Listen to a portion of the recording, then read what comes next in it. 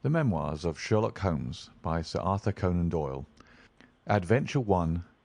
Silver Blaze. "I am afraid, Watson, that I shall have to go," said Holmes, as we sat down together to our breakfast one morning. "Go? Where to?" "To Dartmoor, to King's Pyland." I was not surprised.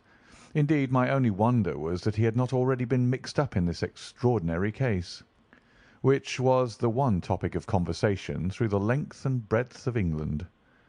For a whole day my companion had rambled about the room with his chin upon his chest and his brows knitted, charging and recharging his pipe with the strongest black tobacco, and absolutely deaf to any of my questions or remarks.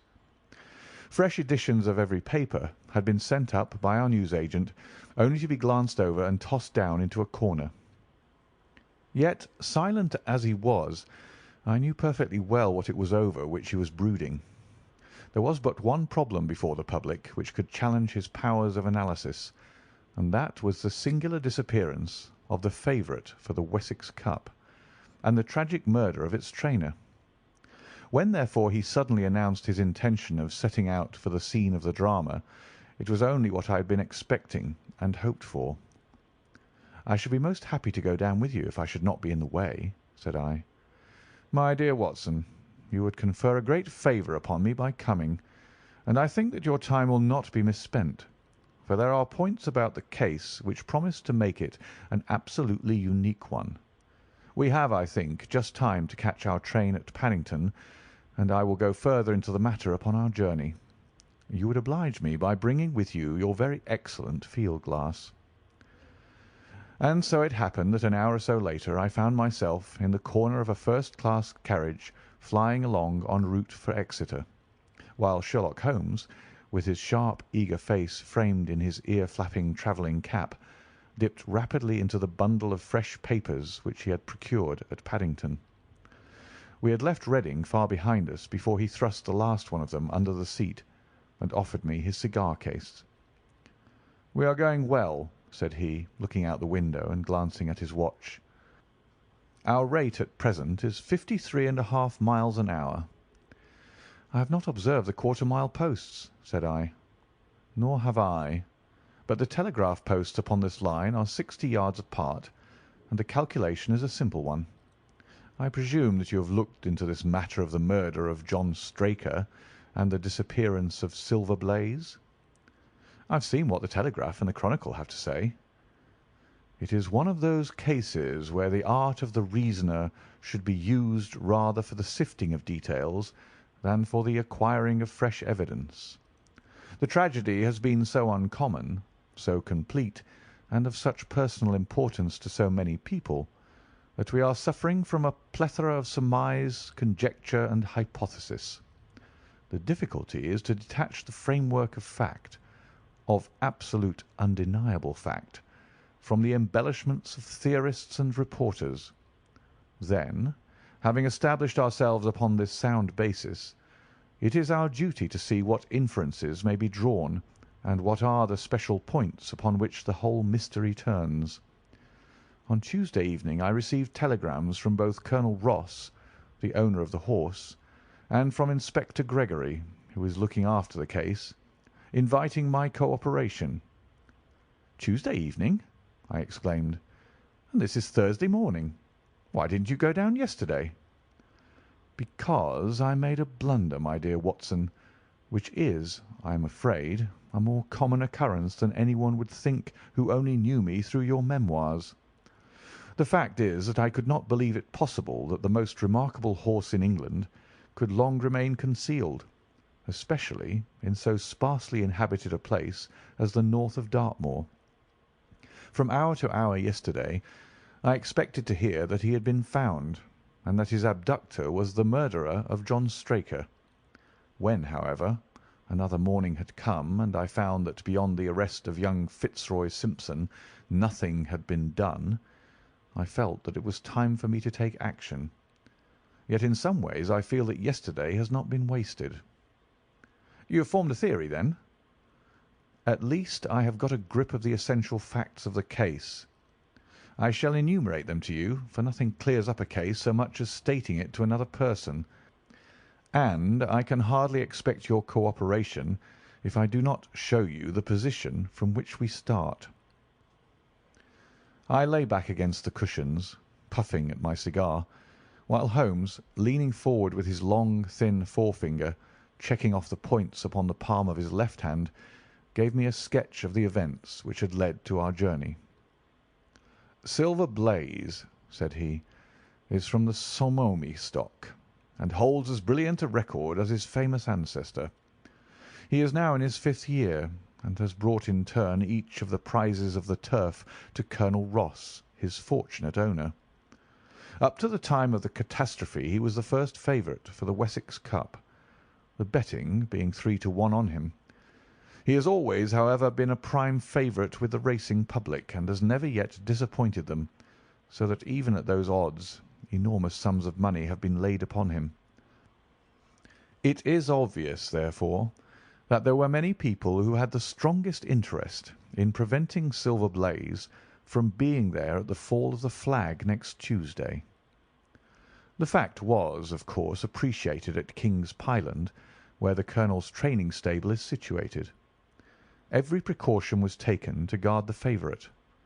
The trainer, John Straker, is a retired jockey who rode in Colonel Ross's colours before he became too heavy for the weighing chair. He has served the colonel for 5 years as jockey and for 7 as trainer, and has always shown himself to be a zealous and honest servant. Under him were 3 lads, for the establishment was a small one, containing only 4 horses in all. One of these lads sat up each night in the stable, while the others slept in the loft. All 3 bore excellent characters. John Straker, who is a married man, lived in a small villa about 200 yards from the stables. He has no children, keeps 1 maidservant, and is comfortably off.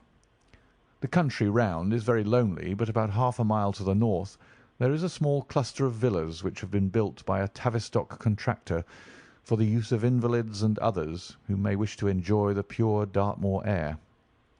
Tavistock itself lies 2 miles to the west, while across the moor, also about 2 miles distant, is the larger training establishment of Mapleton, which belongs to Lord Backwater, and is managed by Silas Brown. In every other direction the moor is a complete wilderness, inhabited only by a few roaming gipsies. Such was the general situation last Monday night, when the catastrophe occurred. On that evening the horses had been exercised and watered as usual, and the stables were locked up at 9 o'clock. 2 of the lads walked up to Trainer's house, where they had supper in the kitchen, while the 3rd, Ned Hunter, remained on guard. At a few minutes after 9, the maid, Edith Baxter, carried down to the stables his supper, which consisted of a dish of curried mutton. She took no liquid, as there was a water tap in the stables, and it was the rule that the lad on duty should drink nothing else. The maid carried a lantern with her, as it was very dark, and the path ran across the open moor. Edith Baxter was within 30 yards of the stables when a man appeared out of the darkness and called to her to stop. As he stepped into the circle of yellow light thrown by the lantern, she saw that he was a person of gentlemanly bearing, dressed in a grey suit of tweeds with a cloth cap. He wore gaiters and carried a heavy stick with a knob to it. She was most impressed, however, by the extreme pallor of his face and by the nervousness of his manner. His age, she thought, would be rather over 30 than under it. "Can you tell me where I am?" he asked. "I had almost made up my mind to sleep on the moor when I saw the light of your lantern." "You are close to the King's Pyland training stables," said she. "Oh, indeed. What a stroke of luck!" he cried. "I understand that a stable boy sleeps there alone every night. Perhaps that is his supper which you are carrying to him. Now, I am sure that you would not be too proud to earn the price of a new dress, would you?" He took a piece of white paper folded up out of his waistcoat pocket. "See that the boy has this to-night, and you shall have the prettiest frock that money can buy." She was frightened by the earnestness of his manner, and ran past him to the window through which she was accustomed to hand the meals. It was already opened, and Hunter was seated at the small table inside. She had begun to tell him of what had happened when the stranger came up again. "Good evening," said he, looking through the window. "I wanted to have a word with you." The girl has sworn that as he spoke she noticed the corner of the little paper packet protruding from his closed hand. "What business have you here?" asked the lad. "It's business that may put something into your pocket," said the other. "You've 2 horses in for the Wessex Cup, Silver Blaze and Bayard. Let me have the straight tip, and you won't be a loser. Is it a fact that at the weights Bayard could give the other 100 yards in 5 furlongs, and that the stable have put their money on him?" "So you're one of those damned touts!" cried the lad. "I'll show you how we serve them in King's Pyland." He sprang up and rushed across the stable to unloose the dog. The girl fled away to the house, but as she ran she looked back and saw that the stranger was leaning through the window. A minute later, however, when Hunter rushed out with the hound, he was gone, and though he ran all round the buildings, he failed to find any trace of him. "One moment," I asked. "Did the stable boy, when he ran out with the dog, leave the door unlocked behind him?" "Excellent, Watson, excellent," murmured my companion. The importance of the point struck me so forcibly that I sent a special wire to Dartmoor yesterday to clear the matter up. The boy locked the door before he left it. The window, I may add, was not large enough for a man to get through. Hunter waited until his fellow grooms had returned, when he sent a message to the trainer and told him what had occurred. Straker was excited at hearing the account, although he does not seem to have quite realized its true significance. It left him, however, vaguely uneasy, and Mrs. Straker, waking at 1 in the morning, found that he was dressing. In reply to her inquiries, he said that he could not sleep on account of his anxiety about the horses, and that he intended to walk down to the stables to see that all was well. She begged him to remain at home, as she could hear the rain pattering against the window, but in spite of her entreaties he pulled on his large mackintosh and left the house. Mrs. Straker awoke at 7 in the morning to find that her husband had not yet returned. She dressed herself hastily, called the maid, and set off for the stables. The door was open. Inside, huddled together upon a chair, Hunter was sunk in a state of absolute stupor. The favourite stall was empty, and there were no signs of his trainer.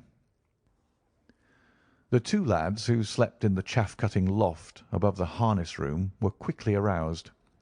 They had heard nothing during the night, for they are both sound sleepers. Hunter was obviously under the influence of some powerful drug, and as no sense could be got out of him, he was left to sleep it off while the 2 lads and the 2 women ran out in search of the absentees. They still had hopes that the trainer had for some reason taken out the horse for early exercise, but on ascending the knoll near the house, from which all the neighbouring moors were visible, they not only could see no signs of the missing favourite, but they perceived something which warned them that they were in the presence of a tragedy. About a quarter of a mile from the stables, John Straker's overcoat was flapping from a furze bush. Immediately beyond there was a bowl-shaped depression in the moor, and at the bottom of this was found the dead body of the unfortunate trainer. His head had been shattered by a savage blow from some heavy weapon, and he was wounded on the thigh, where there was a long, clean cut, inflicted evidently by some very sharp instrument. It was clear, however, that Straker had defended himself vigorously against his assailants, for in his right hand he held a small knife, which was clotted with blood up to the handle, while in his left he clasped a red and black silk cravat, which was recognized by the maid as having been worn on the preceding evening by the stranger who had visited the stables. Hunter, on recovering from his stupor, was also quite positive as to the ownership of the cravat. He was equally certain that the same stranger had, while standing at the window, drugged his curried mutton, and so deprived the stables of their watchman. As to the missing horse, There were abundant proofs in the mud which lay at the bottom of the fatal hollow that he had been there at the time of the struggle. But from that morning he has disappeared, and although a large reward has been offered and all the gipsies of Dartmoor are on the alert, no news has come of him. Finally, an analysis has shown that the remains of his supper left by the stable lad contained an appreciable quantity of powdered opium, while the people at the house partook of the same dish on the same night without any ill effect. Those are the main facts of the case, stripped of all surmise and stated as baldly as possible.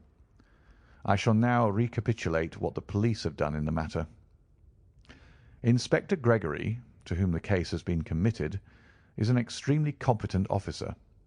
Were he but gifted with imagination, he might rise to great heights in his profession. On his arrival he promptly found and arrested the man upon whom suspicion naturally rested. There was little difficulty in finding him, for he inhabited one of those villas which I have mentioned. His name, it appears, was Fitzroy Simpson.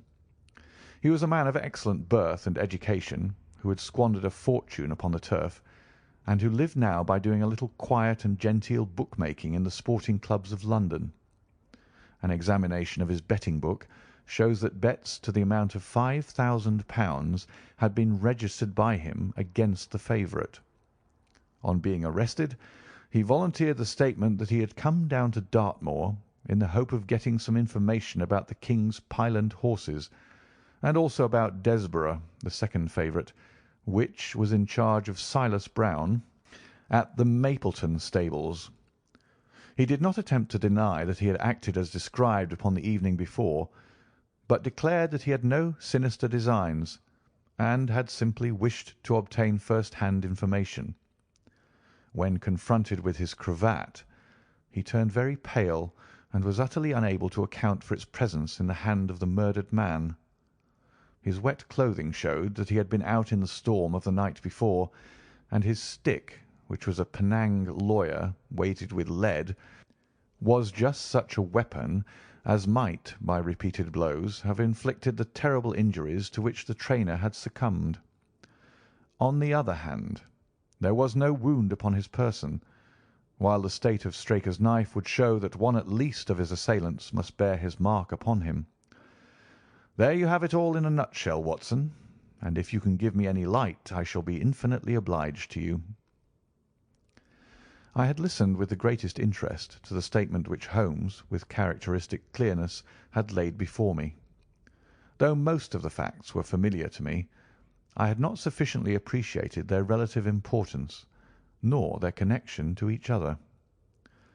"Is it not possible," I suggested, "that the incised wound upon Straker may have been caused by his own knife in the convulsive struggles which follow any brain injury?"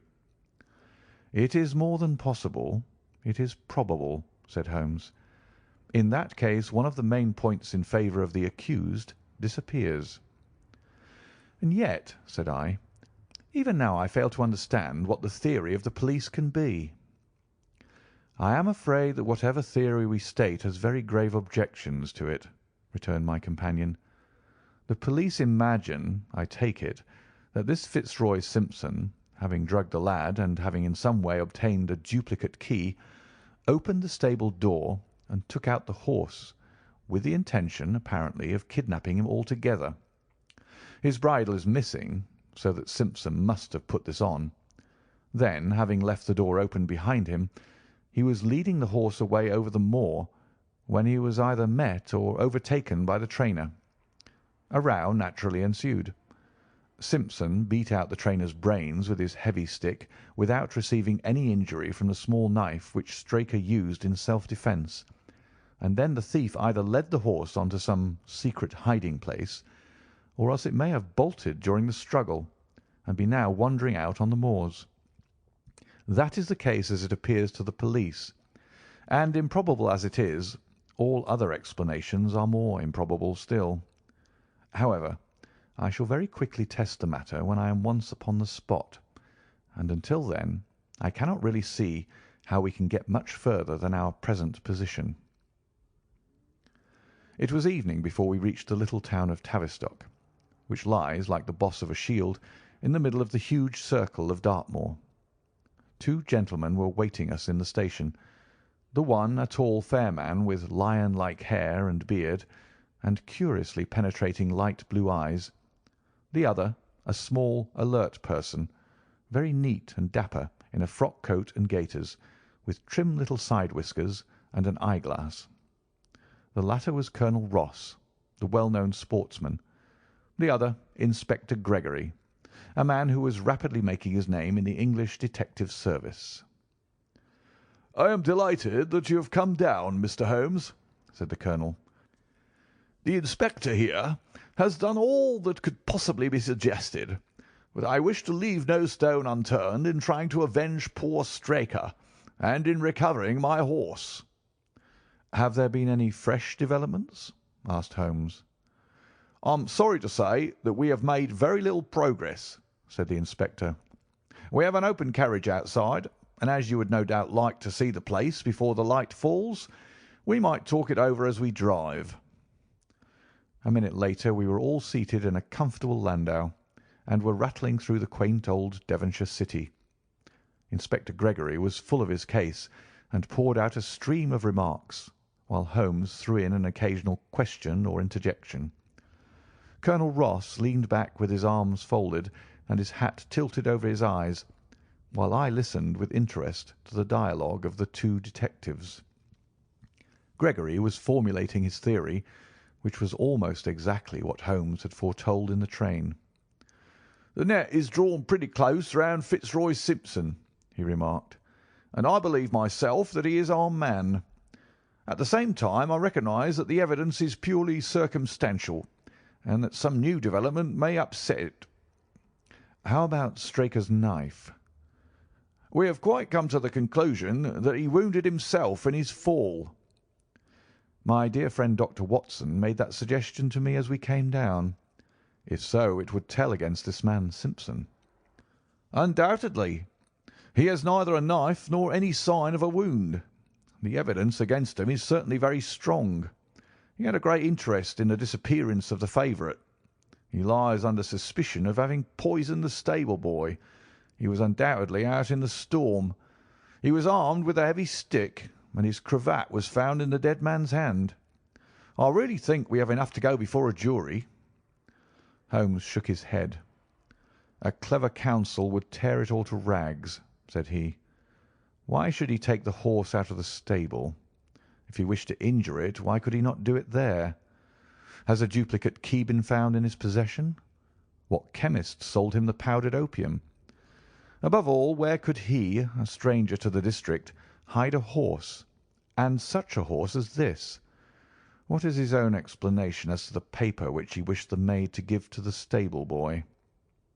"He says that it was a £10 note. One was found in his purse. But your other difficulties are not so formidable as they seem. He is not a stranger to the district. He has twice lodged at Tavistock in the summer. The opium was probably brought from London. The key, having served its purpose, would be hurled away. The horse may be at the bottom of one of the pits or old mines upon the moor." "What does he say about the cravat?"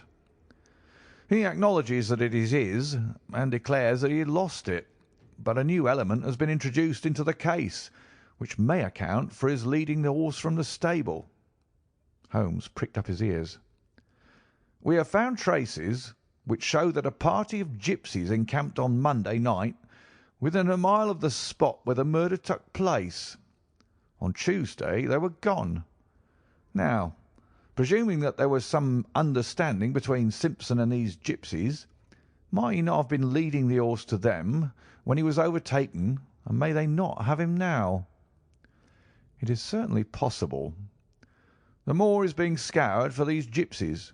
I have also examined every stable and outhouse in Tavistock, and for a radius of 10 miles. "There is another training stable quite close, I understand." "Yes, and that is a factor which we must certainly not neglect. As Desborough, their horse, was second in the betting, they had an interest in the disappearance of the favourite. Silas Brown, the trainer, is known to have had large bets upon the event, and he was no friend to poor Straker. We have, however, examined the stables, and there is nothing to connect him with the affair." "And nothing to connect this man Simpson with the interests of the Mapleton stables?"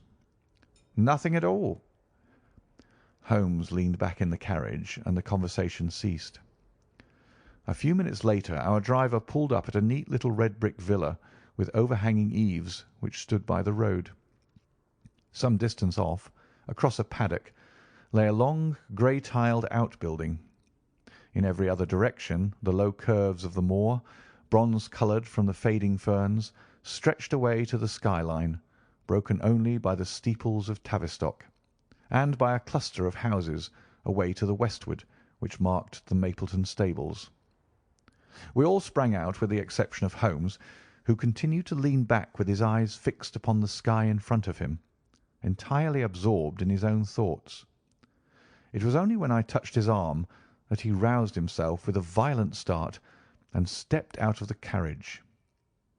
"Excuse me," said he, turning to Colonel Ross, who had looked at him in some surprise. "I was daydreaming." There was a gleam in his eyes and a suppressed excitement in his manner which convinced me, used as I was to his ways, that his hand was upon a clue, though I could not imagine where he had found it.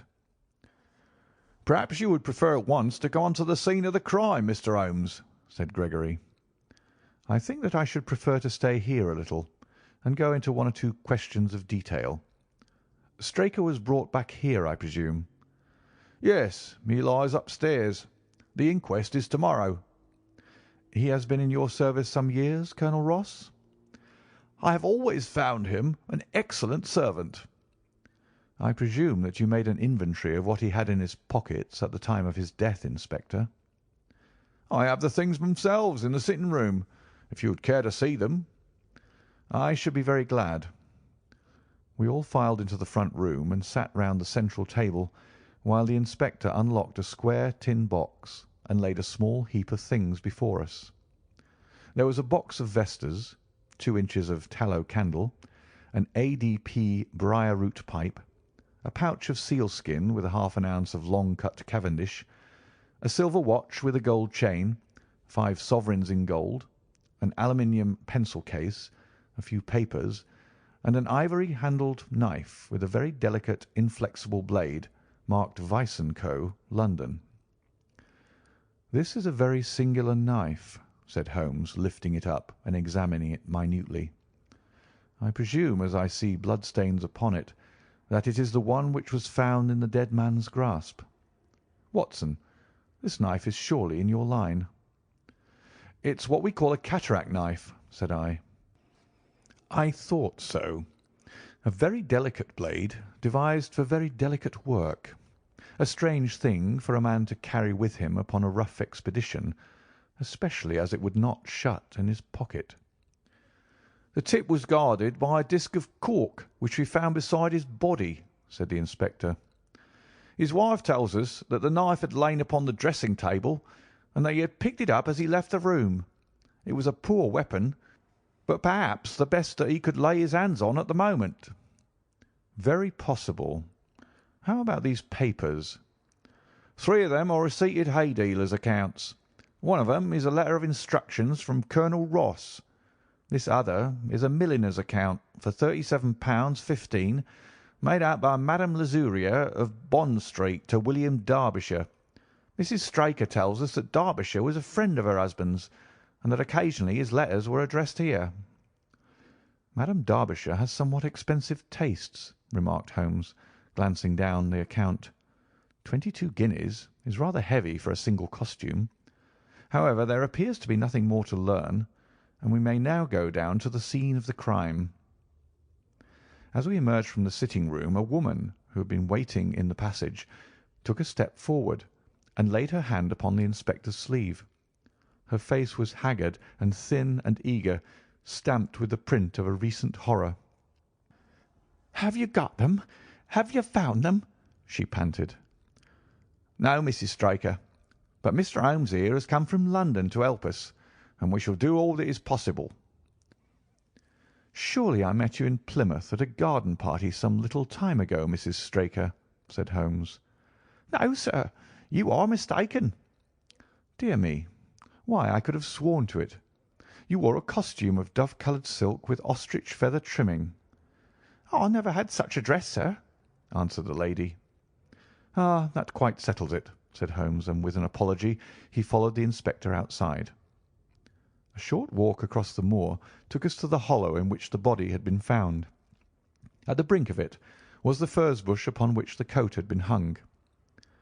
"There was no wind that night, I understand," said Holmes.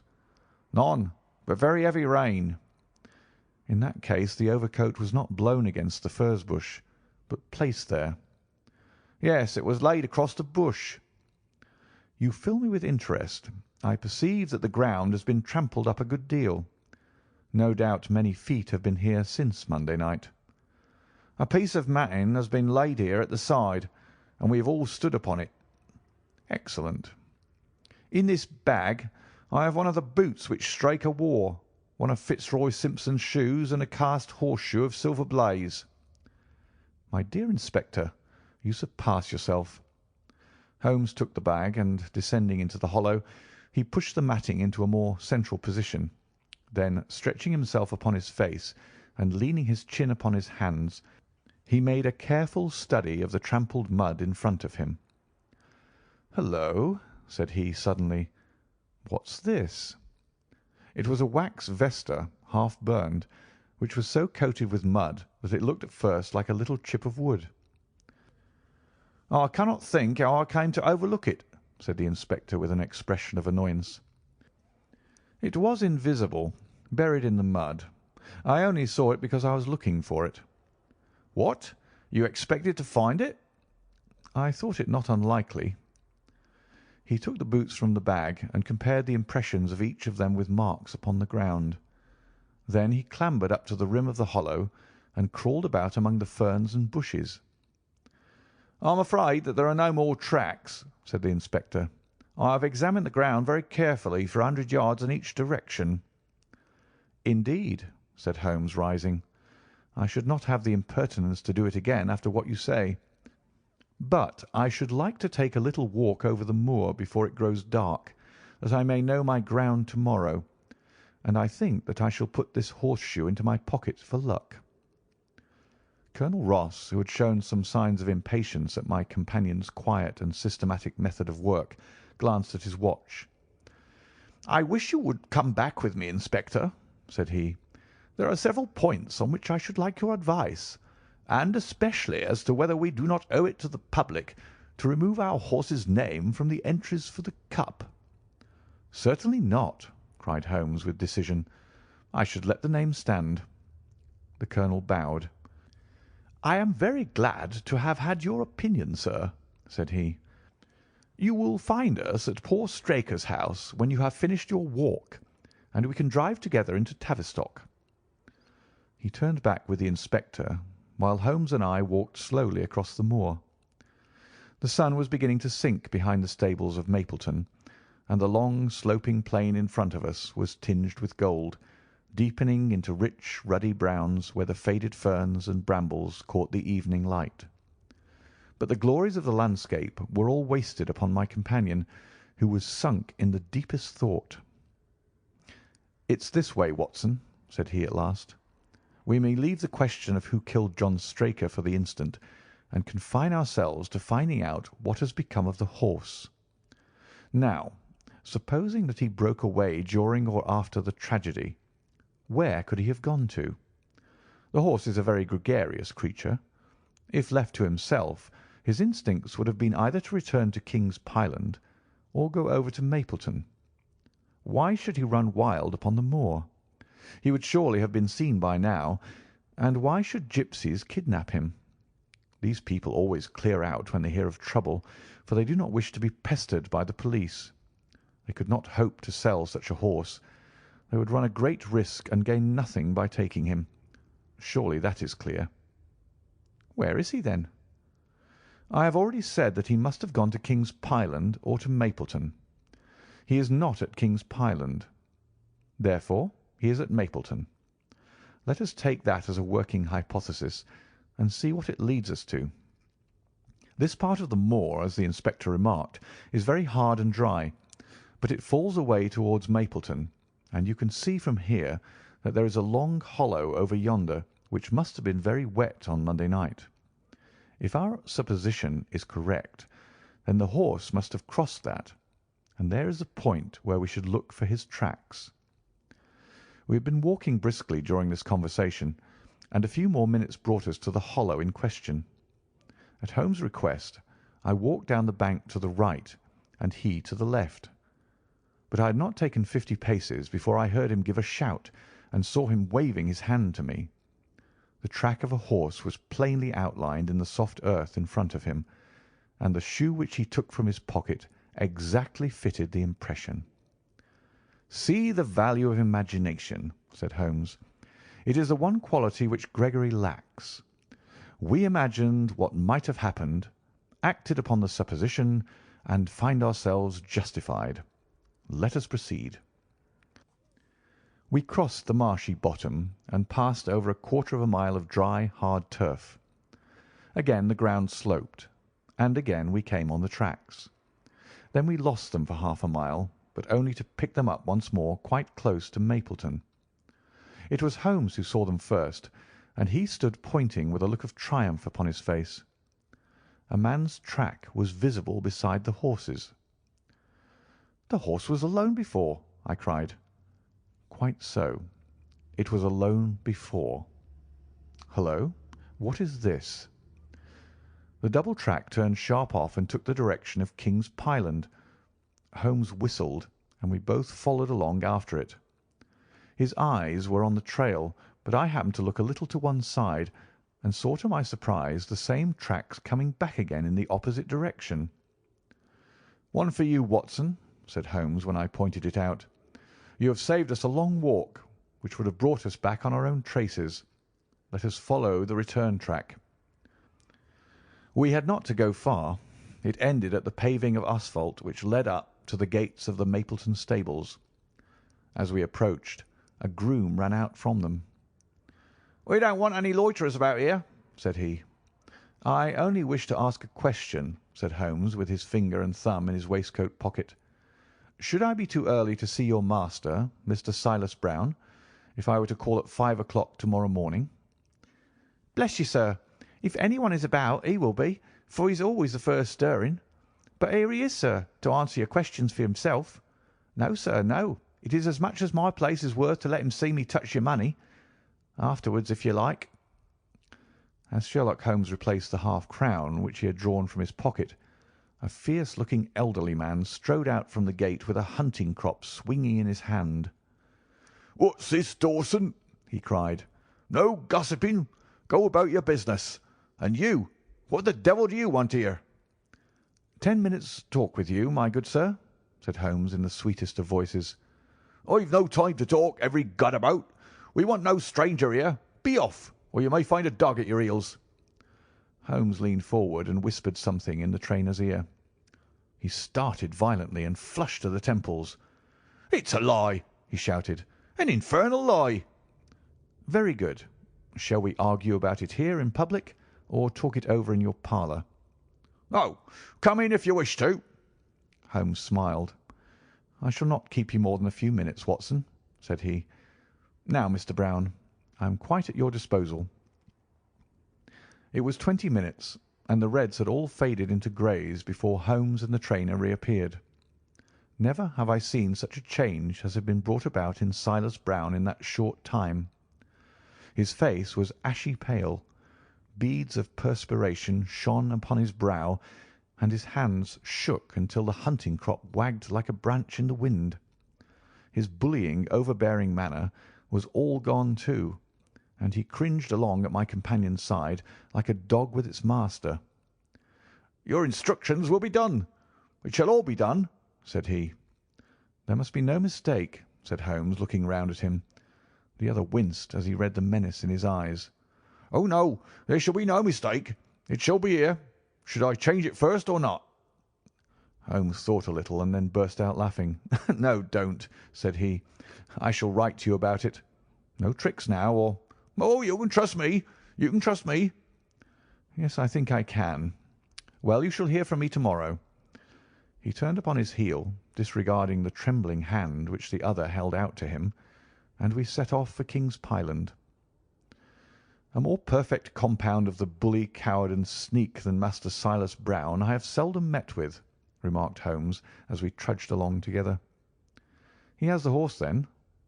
"He tried to bluster out of it, but I described to him so exactly what his actions had been upon that morning that he is convinced that I was watching him. Of course, you observe the peculiarly square toes in the impressions, and that his own boots exactly corresponded to them. Again, of course, no subordinate would have dared to do such a thing.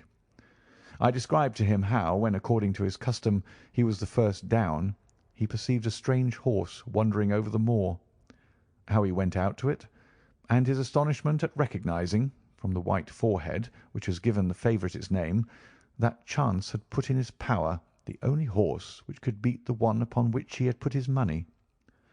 Then I described how his first impulse had been to lead him back to King's Pyland, and how the devil had shown him how he could hide the horse until the race was over, and how he had led it back and concealed it at Mapleton. When I told him every detail, he gave it up and thought only of saving his own skin. But his stables had been searched. Oh, an old horse-faker like him has many a dodge. But are you not afraid to leave the horse in his power now, since he has every interest in injuring it?" "My dear fellow, he will guard it as the apple of his eye. He knows that his only hope of mercy is to produce it safe." "Colonel Ross did not impress me as a man who would be likely to show much mercy in any case." "The matter does not rest with Colonel Ross. I follow my own methods and tell as much or as little as I choose. That is the advantage of being unofficial. I don't know whether you observed it, Watson, but the colonel's manner has been just a trifle cavalier to me.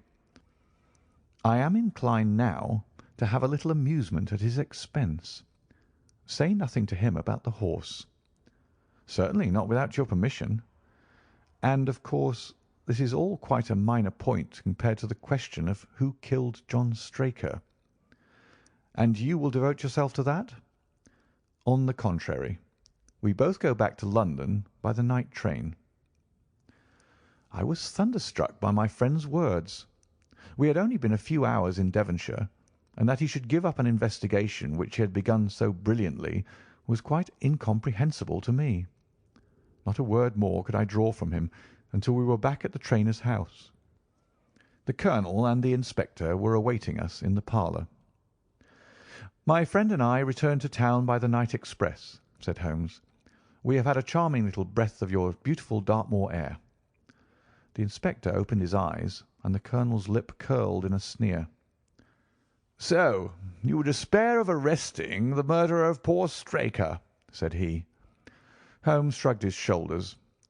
"There are certainly grave difficulties in the way," said he. "I have every hope, however, that your horse will start upon Tuesday, and I beg that you will have your jockey in readiness. Might I ask for a photograph of Mr. John Straker?" The inspector took one from an envelope and handed it to him.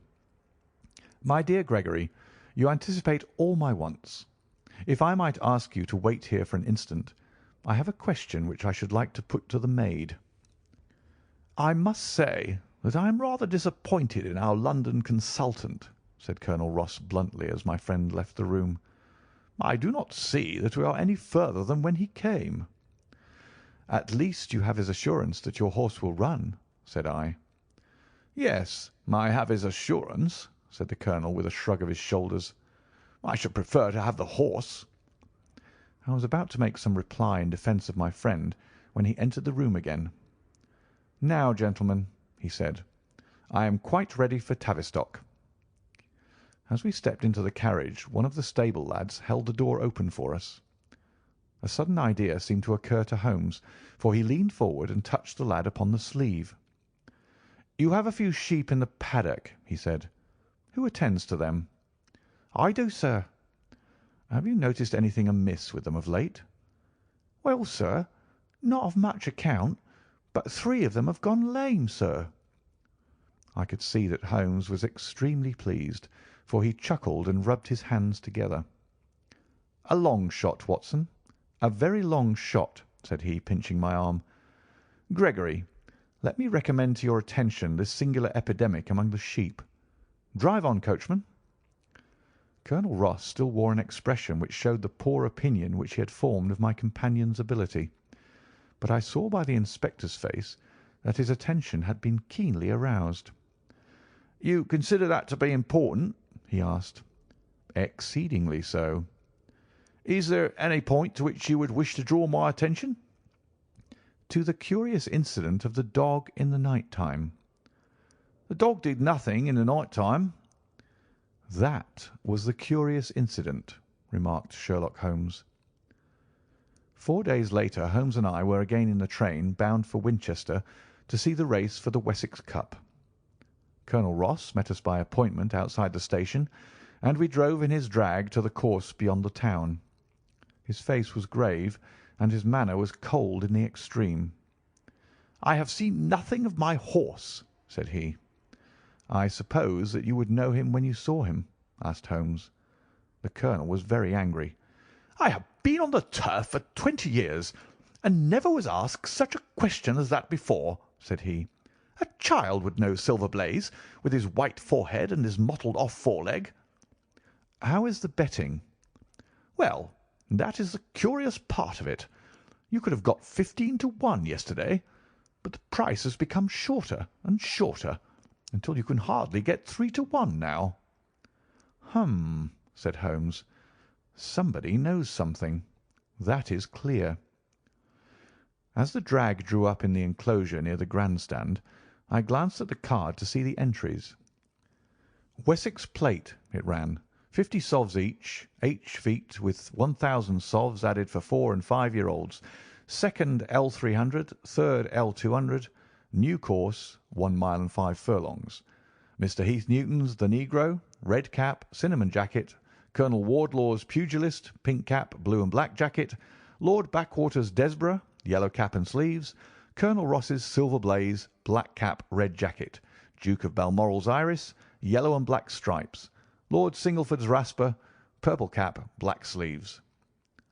"We scratched our other one and put all our hopes on your word," said the colonel. "Why, what is that? Silver Blaze favourite?" 5 to 4 against Silver Blaze," roared the ring. 5 to 4 against Silver Blaze. 5 to 15 against Desborough. 5 to 4 on the field." "There are the numbers up," I cried. "They are all 6 there." "All 6 there? Then my horse is running," cried the colonel in great agitation. "But I don't see him. My colours have not passed." "Only 5 have passed. This must be he."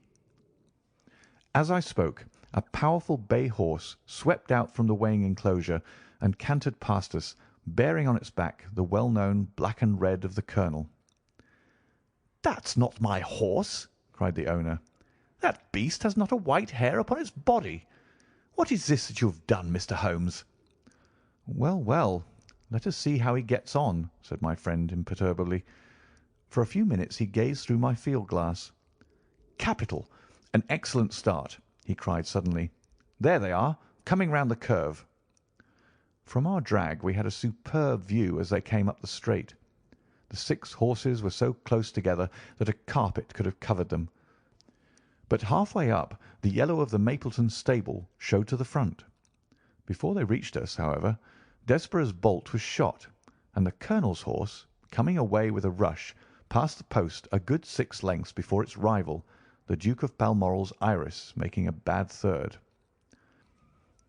"It's my race, anyhow," gasped the colonel, passing his hand over his eyes. "I confess that I can make neither head nor tail of it. Don't you think that you have kept up your mystery long enough, Mr. Holmes?" "Certainly, Colonel. You shall know everything. Let us all go round and have a look at the horse together. Here he is," he continued as we made our way into the weighing enclosure, where only owners and their friends find admittance. "You have only to wash his face and his leg in the spirits of wine, and you will find that he is the same old Silver Blaze as ever." "You take my breath away." "I found him in the hands of a faker, and took the liberty of running him just as he was sent over." "My dear sir, you have done wonders. The horse looks very fit and well. It never went better in his life. I owe you 1,000 apologies for having doubted your ability. You have done me a great service by recovering my horse. You would do me a greater still if you could lay your hands on the murderer of John Straker." "I have done so," said Holmes quietly. The colonel and I stared at him in amazement. "You've got him? Where is he, then?" "He is here." "Here? Where?" "In my company at the present moment." The colonel flushed angrily. "I quite recognise that I am under obligations to you, Mr. Holmes," said he, "but I must regard what you have just said as either a very bad joke or an insult." Sherlock Holmes laughed. "I assure you that I have not associated you with the crime, Colonel," said he. "The real murderer is standing immediately behind you." He stepped past and laid his hand upon the glossy neck of the thoroughbred. "The horse!"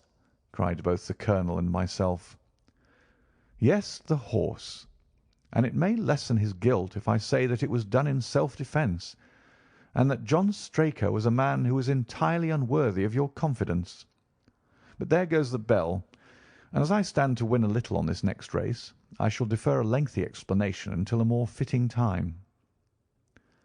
We had the corner of a Pullman car to ourselves that evening as we whirled back to London, and I fancy that the journey was a short one to Colonel Ross as well as to myself, as we listened to our companion's narrative of the events which had occurred at the Dartmoor training stables upon the Monday night, and the means by which he had unravelled them.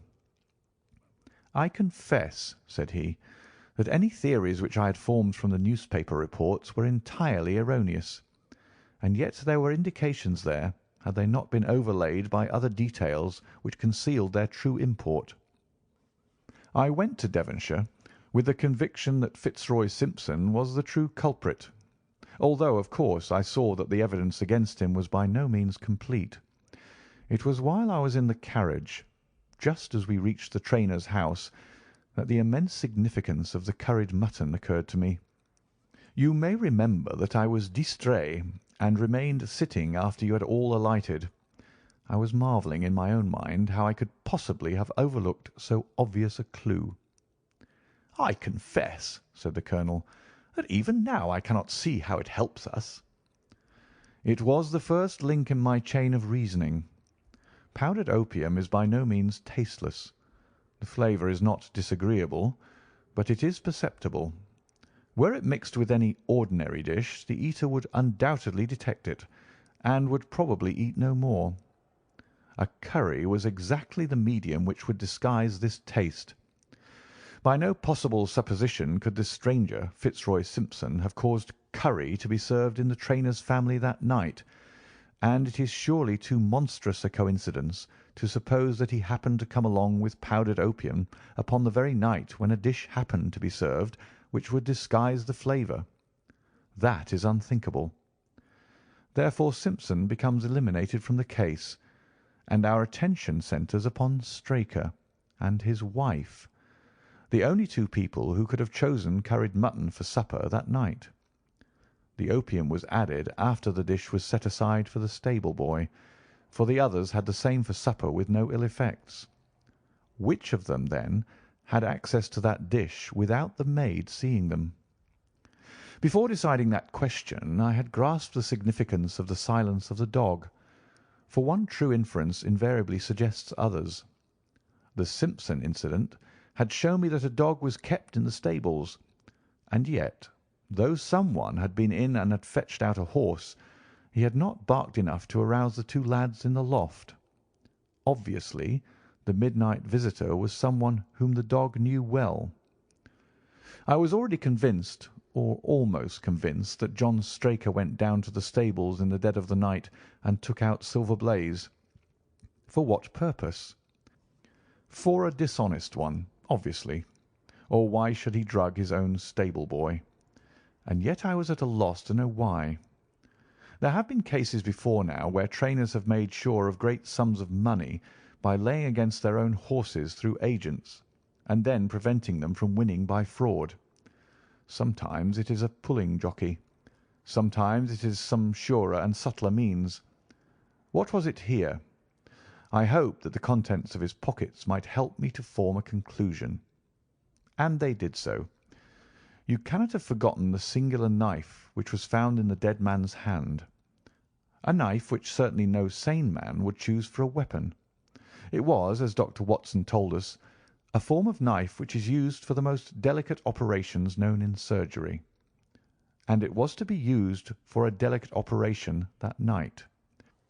You must know, with your wide experience of turf matters, Colonel Ross, that it is possible to make a slight nick upon the tendons of a horse's ham, and to do it subcutaneously, so as to leave absolutely no trace.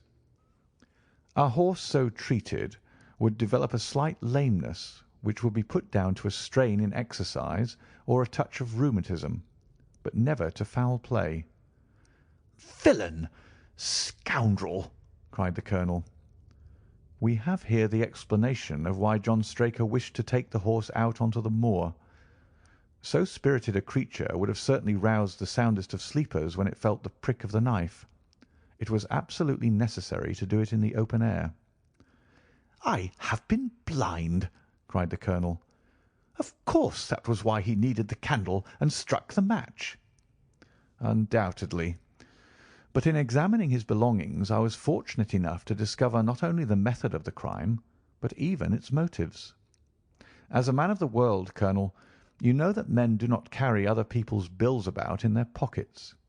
We have, most of us, quite enough to do to settle our own. I at once concluded that Straker was leading a double life, and keeping a second establishment. The nature of the bill showed that there was a lady in the case, and one who had expensive tastes. Liberal as you are with your servants, one can hardly expect that they can buy 20 guineas walking dresses for their ladies.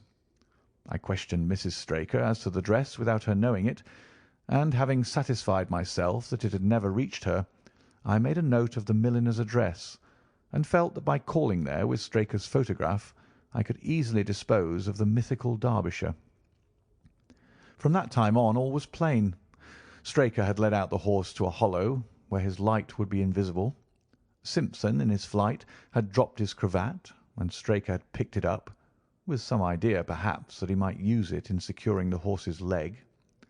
Once in the hollow, he had got behind the horse and had struck a light, but the creature, frightened at the sudden glare, and with a strange instinct of animals feeling that some mischief was intended, had lashed out, and the steel shoe had struck Straker full on the forehead. He had already, in spite of the rain, taken off his overcoat in order to do his delicate task, and so, as he fell, his knife gashed his thigh. Do I make it clear? "Wonderful!" cried the colonel. "Wonderful! You might have been there." My final shot was, I confess, a very long one. It struck me that so astute a man as Straker would not undertake this delicate tendon nicking without a little practice. What could he practise on? My eyes fell upon the sheep, and I asked a question which, rather to my surprise, showed that my surmise was correct. When I returned to London, I called upon the milliner, who had recognised Straker as an excellent customer of the name of Derbyshire, who had a very dashing wife, with a strong partiality for expensive dresses. I have no doubt that this woman had plunged him over head and ears in debt, and so led him into this miserable plot. "You have explained all but one thing," cried the colonel. "Where was the horse?" "Ah, it bolted, and was cared for by one of your neighbours. We must have an amnesty in that direction, I think. This is Clapham Junction, if I am not mistaken, and we shall be in Victoria in less than 10 minutes. If you care to smoke a cigar in our rooms, Colonel, I shall be happy to give you any other details which might interest you." End of Silver Blaze.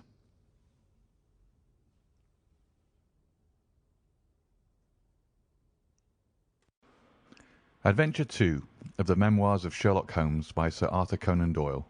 The Yellow Face. In publishing these short sketches based upon the numerous cases in which my companions' singular gifts have made us the listeners to, and eventually the actors in some strange drama, it is only natural that I should dwell rather upon his successes than upon his failures, and this not so much for the sake of his reputation. For, indeed, it was when he was at his wits' end that his energy and his versatility were most admirable, but because where he failed it happened too often that no one else succeeded, and that the tale was left forever without a conclusion. Now and again, however, it chanced that even when he erred, the truth was still discovered. I have noted of some half-dozen cases of the kind. The adventure of the Musgrave Ritual and that which I am about to recount are the two which present the strongest features of interest. Sherlock Holmes was a man who seldom took exercise for exercise's sake. Few men were capable of greater muscular effort, and he was undoubtedly one of the finest boxers of his weight that I have ever seen.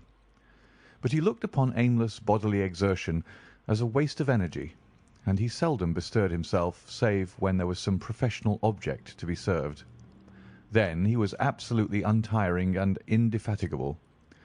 That he should have kept himself in training under such circumstances is remarkable, but his diet was usually of the sparest, and his habits were simple to the verge of austerity.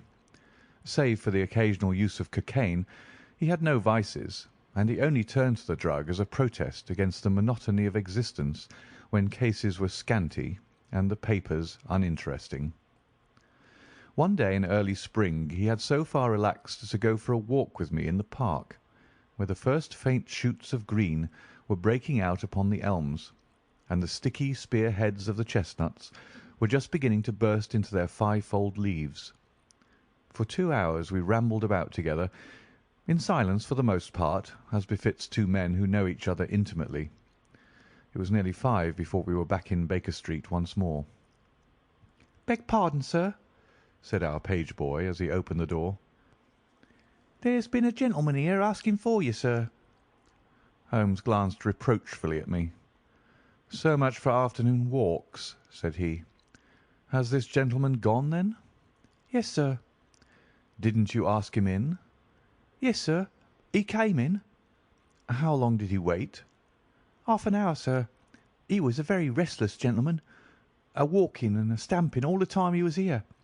I was waiting outside the door, sir, and I could hear him.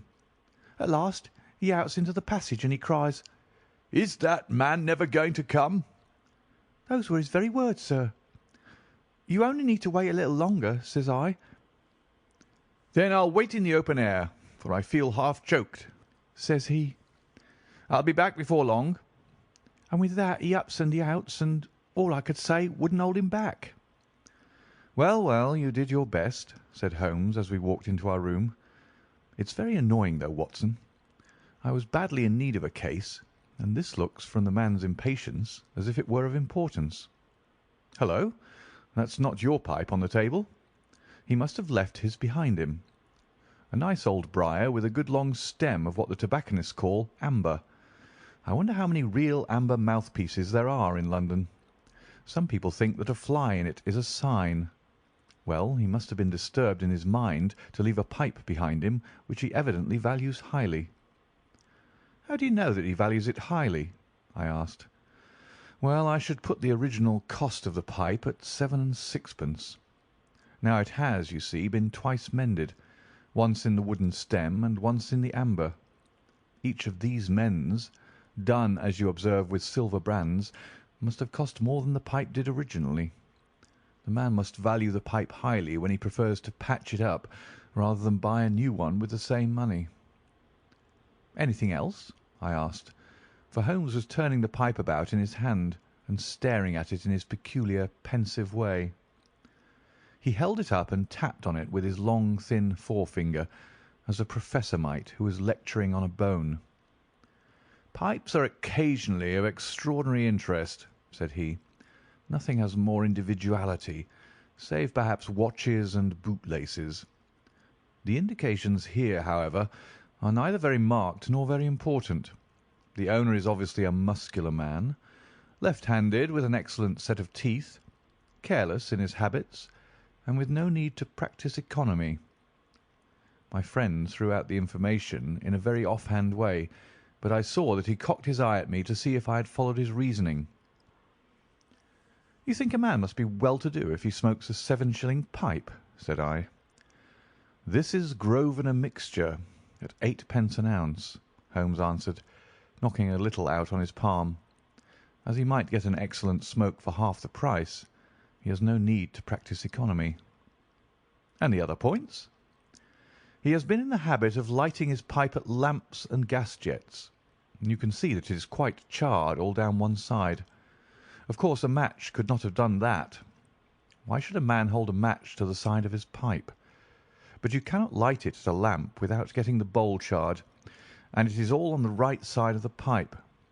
From that I gather that he is a left-handed man.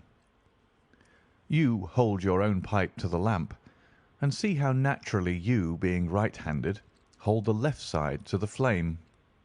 You might do it once the other way, but not as a constancy. This has always been held so. Then he has bitten through his amber. It takes a muscular, energetic fellow, and one with a good set of teeth, to do that. But if I am not mistaken, I hear him upon the stair, so we shall have something more interesting than his pipe to study." An instant later our door opened, and a tall young man entered the room. He was well but quietly dressed in a dark grey suit, and carried a brown wide-awake in his hand. I should have put him at about 30, though he was really some years older. "I beg your pardon," said he, with some embarrassment. "I suppose I should have knocked. Yes, of course I should have knocked. The fact is that I am a little upset, and you must put it all down to that." He passed his hand over his forehead like a man who is half dazed, and then fell rather than sat down upon a chair. "I can see that you have not slept for a night or two," said Holmes, in his easy, genial way. "That tries a man's nerves more than work, and more even than pleasure. May I ask how I can help you?" "I wanted your advice, sir. I don't know what to do, and my whole life seems to have gone to pieces." "You wish to employ me as a consulting detective?" "Not that only. I want your opinion as a judicious man, as a man of the world. I want to know what I ought to do next. I hope to God you'll be able to tell me." He spoke in little sharp, jerky outbursts, and it seemed to me that to speak at all was very painful to him, and that his will all through was overriding his inclinations. "It's a very delicate thing," said he. "One does not like to speak of one's domestic affairs to strangers. It seems dreadful to discuss the conduct of one's wife with two men whom I have never seen before. It's horrible to have to do it, but I've got to the end of my tether, and I must have advice." "My dear Mr. Grant Munro," began Holmes. Our visitor sprang from his chair. "What!" he cried. "You know my name?" "If you wish to preserve your incognito," said Holmes, smiling, "I would suggest that you cease to write your name upon the lining of your hat, or else that you turn the crown towards the person whom you are addressing. I was about to say that my friend and I have listened to a good many strange secrets in this room, and that we have had the good fortune to bring peace to many troubled souls. I trust that we may do as much for you. Might I beg you, as time may prove to be of importance, to furnish me with the facts of your case without further delay?" Our visitor again passed his hand over his forehead, as if he found it bitterly hard. From every gesture and expression I could see that he was a reserved, self-contained man, with a dash of pride in his nature, more likely to hide his wounds than to expose them. Then suddenly, with a fierce gesture of his closed hand, like one who throws reserve to the winds, he began. "The facts are these," said he. "I am a married man, and have been so for 3 years. During that time my wife and I have loved each other as fondly and lived as happily as any two that ever were joined. We have not had a difference, not one, in thought or word or deed. And now, since last Monday, there has suddenly sprung up a barrier between us, and I find that there is something in her life and in her thought of which I know as little as if she were the woman who brushes by me in the street. We are estranged, and I want to know why. Now, there is one thing that I want to impress upon you before I go any further. Mr. Holmes, Effie loves me. Don't let there be any mistake about that. She loves me with her whole heart and soul, and never more than now. I know it. I feel it. I don't want to argue about that. A man can tell easily enough when a woman loves him. But there's this secret between us, and we can never be the same until it is cleared." "Kindly let me have the facts, Mr. Munro," said Holmes with some impatience. "I'll tell you what I know about Effie's history. She was a widow when I met her first, though quite young, only 25. Her name then was Mrs. Hebron. She went out to America when she was young and lived in the town of Atlanta, where she married this Hebron, who was a lawyer with a good practice. They had one child, but the yellow fever broke out badly in the place, and both husband and child died of it. I have seen his death certificate. This sickened her of America, and she came back to live with a maiden aunt at Pinner in Middlesex.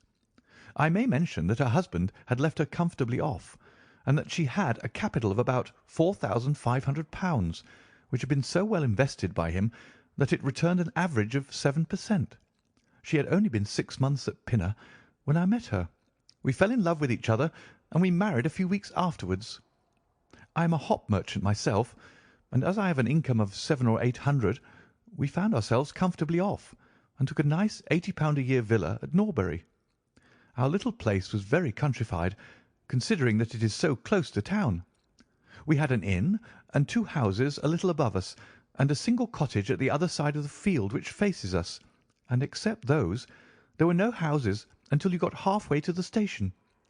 My business took me into town at certain seasons, but in summer I had less to do.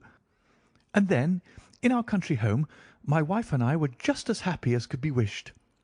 I tell you that there never was a shadow between us until this accursed affair began. There's one thing I ought to tell you before I go further. When we married, my wife made over all her property to me, rather against my will, for I saw how awkward it would be if my business affairs went wrong. However, she would have it so, and it was done. Well, about 6 weeks ago she came to me. "Jack," said she, "when you took my money, you said that if ever I wanted any, I was to ask you for it." "Certainly," said I. "It's all your own." "Well," said she, "I want £100. I was a bit staggered at this, for I had imagined it was simply a new dress or something of the kind that she was after. "What on earth for?" I asked. "Oh," said she, in her playful way, "you said that you were only my banker, and bankers never ask questions, you know." "If you really mean it, of course you shall have the money," said I. "Oh, yes, I really mean it." "And you won't tell me what you want it for?" "Some day, perhaps, but not just at present, Jack." So I had to be content with that, though it was the first time that there had ever been any secret between us. I gave her a cheque, and never thought any more of the matter. It may have nothing to do with what came afterwards, but I thought it only right to mention it. Well, I told you just now that there is a cottage not far from our house. There is just a field between us, but to reach it you have to go along the road and then turn down a lane. Just beyond it is a nice little grove of Scotch firs, and I used to be very fond of strolling down there, for trees are always a neighbourly kind of thing. The cottage had been standing empty this 8 months, and it was a pity, for it was a pretty 2-storied place, with an old-fashioned porch and honeysuckle about it. I have stood many a time and thought what a neat little homestead it would make. Well, last Monday evening I was taking a stroll down that way when I met an empty van coming up the lane, and saw a pile of carpets and things lying about on the grass plot beside the porch. It was clear that the cottage had at last been let. I walked past it and wondered what sort of folk they were who had come to live so near us, and as I looked I suddenly became aware that a face was watching me out of one of the upper windows. I don't know what there was about that face, Mr. Holmes, but it seemed to send a chill right down my back. I was some little way off, so that I could not make out the features, but there was something unnatural and inhuman about the face. That was the impression that I had, and I moved quickly forwards to get a nearer view of the person who was watching me. But as I did so, the face suddenly disappeared, so suddenly that it seemed to have been plucked away into the darkness of the room. I stood for 5 minutes thinking the business over, and trying to analyse my impressions. I could not tell if the face were that of a man or a woman. It had been too far from me for that. But its colour was what had impressed me most. It was of a livid, chalky white, and with something set and rigid about it, which was shockingly unnatural. So disturbed was I that I determined to see a little more of the new inmates of the cottage. I approached and knocked at the door, which was instantly opened by a tall, gaunt woman with a harsh, forbidding face. "What may you be wanting?" she asked in a northern accent. "I am your neighbour over yonder," said I, nodding towards my house. "I see that you have only just moved in, so I thought that if I could be of any help to you in any—" "Aye, we'll just ask you when we want you," said she, and shut the door in my face. Annoyed at the churlish rebuff, I turned my back and walked home. All evening, though I tried to think of other things, my mind would still turn to the apparition at the window and the rudeness of the woman. I determined to say nothing about the former to my wife, for she is a nervous, highly strung woman, and I had no wish that she should share the unpleasant impression which had been produced upon myself. I remarked to her, however, before I fell asleep, that the cottage was now occupied, to which she returned no reply. I am usually an extremely sound sleeper. It has been a standing jest in the family that nothing could ever wake me during the night. And yet somehow, on that particular night, whether it may have been the slight excitement produced by my little adventure or not, I know not, but I slept much more lightly than usual. Half in my dreams I was dimly conscious that something was going on in the room, and gradually became aware that my wife had dressed herself and was slipping on her mantle and her bonnet. My lips were parted to murmur out some sleepy words of surprise or remonstrance at this untimely preparation, when suddenly my half-opened eyes fell upon her face, illuminated by the candlelight, and astonishment held me dumb. She wore an expression such as I had never seen before, such as I should have thought her incapable of assuming. She was deadly pale and breathing fast, glancing furtively towards the bed as she fastened her mantle to see if she had disturbed me. Then, thinking that I was still asleep, she slipped noiselessly from the room, and an instant later I heard a sharp creaking which could only come from the hinges of the front door. I sat up in bed and rapped my knuckles against the rail to make certain that I was truly awake. Then I took my watch from under the pillow. It was 3 in the morning. What on this earth could my wife be doing out on the country road at 3 in the morning? I had sat for about 20 minutes turning the thing over in my mind and trying to find some possible explanation. The more I thought, the more extraordinary and inexplicable did it appear. I was still puzzling over it when I heard the door gently close again and her footsteps coming up the stairs. "Where in the world have you been, Effie?" I asked as she entered. She gave a violent start and a kind of gasping cry when I spoke, and that cry and start troubled me more than all the rest, for there was something indescribably guilty about them. My wife had always been a woman of a frank and open nature, and it gave me a chill to see her slinking into her own room and crying out and wincing when her own husband spoke to her. "You awake, Jack?" she cried with a nervous laugh. "Why, I thought that nothing could wake you." "Where have you been?" I asked more sternly. "I don't wonder that you're surprised," said she, and I could see that her fingers were trembling as she undid the fastenings of her mantle. "Why, I never remember having done such a thing in my life before. The fact is that I felt as though I were choking and had a perfect longing for a breath of fresh air. I really think that I should have fainted if I had not gone out. I stood at the door for a few minutes, and now I am quite myself again." All the time she was telling me this story, she never once looked in my direction, and her voice was quite unlike her usual tones. It was evident to me that she was saying what was false. I said nothing in reply, but turned my face to the wall, sick at heart, with my mind filled with 1,000 venomous doubts and suspicions. What was it that my wife was concealing from me? Where had she been during that strange expedition? I felt that I should have no peace until I knew, and yet I shrank from asking her again, after once she had told me what was false. All the rest of the night I tossed and tumbled, framing theory after theory, each more unlikely than the last. I should have gone to the city that day, but I was too disturbed in my mind to be able to pay attention to business matters. My wife seemed to be as upset as myself, and I could see from the little questioning glances which she kept shooting at me that she understood that I disbelieved her statement, and that she was at her wits' end what to do. We hardly exchanged a word during breakfast, and immediately afterwards I went out for a walk, that I might think the matter out in the fresh morning air. I went as far as the Crystal Palace, spent an hour in the grounds, and was back in Norbury by 1 o'clock.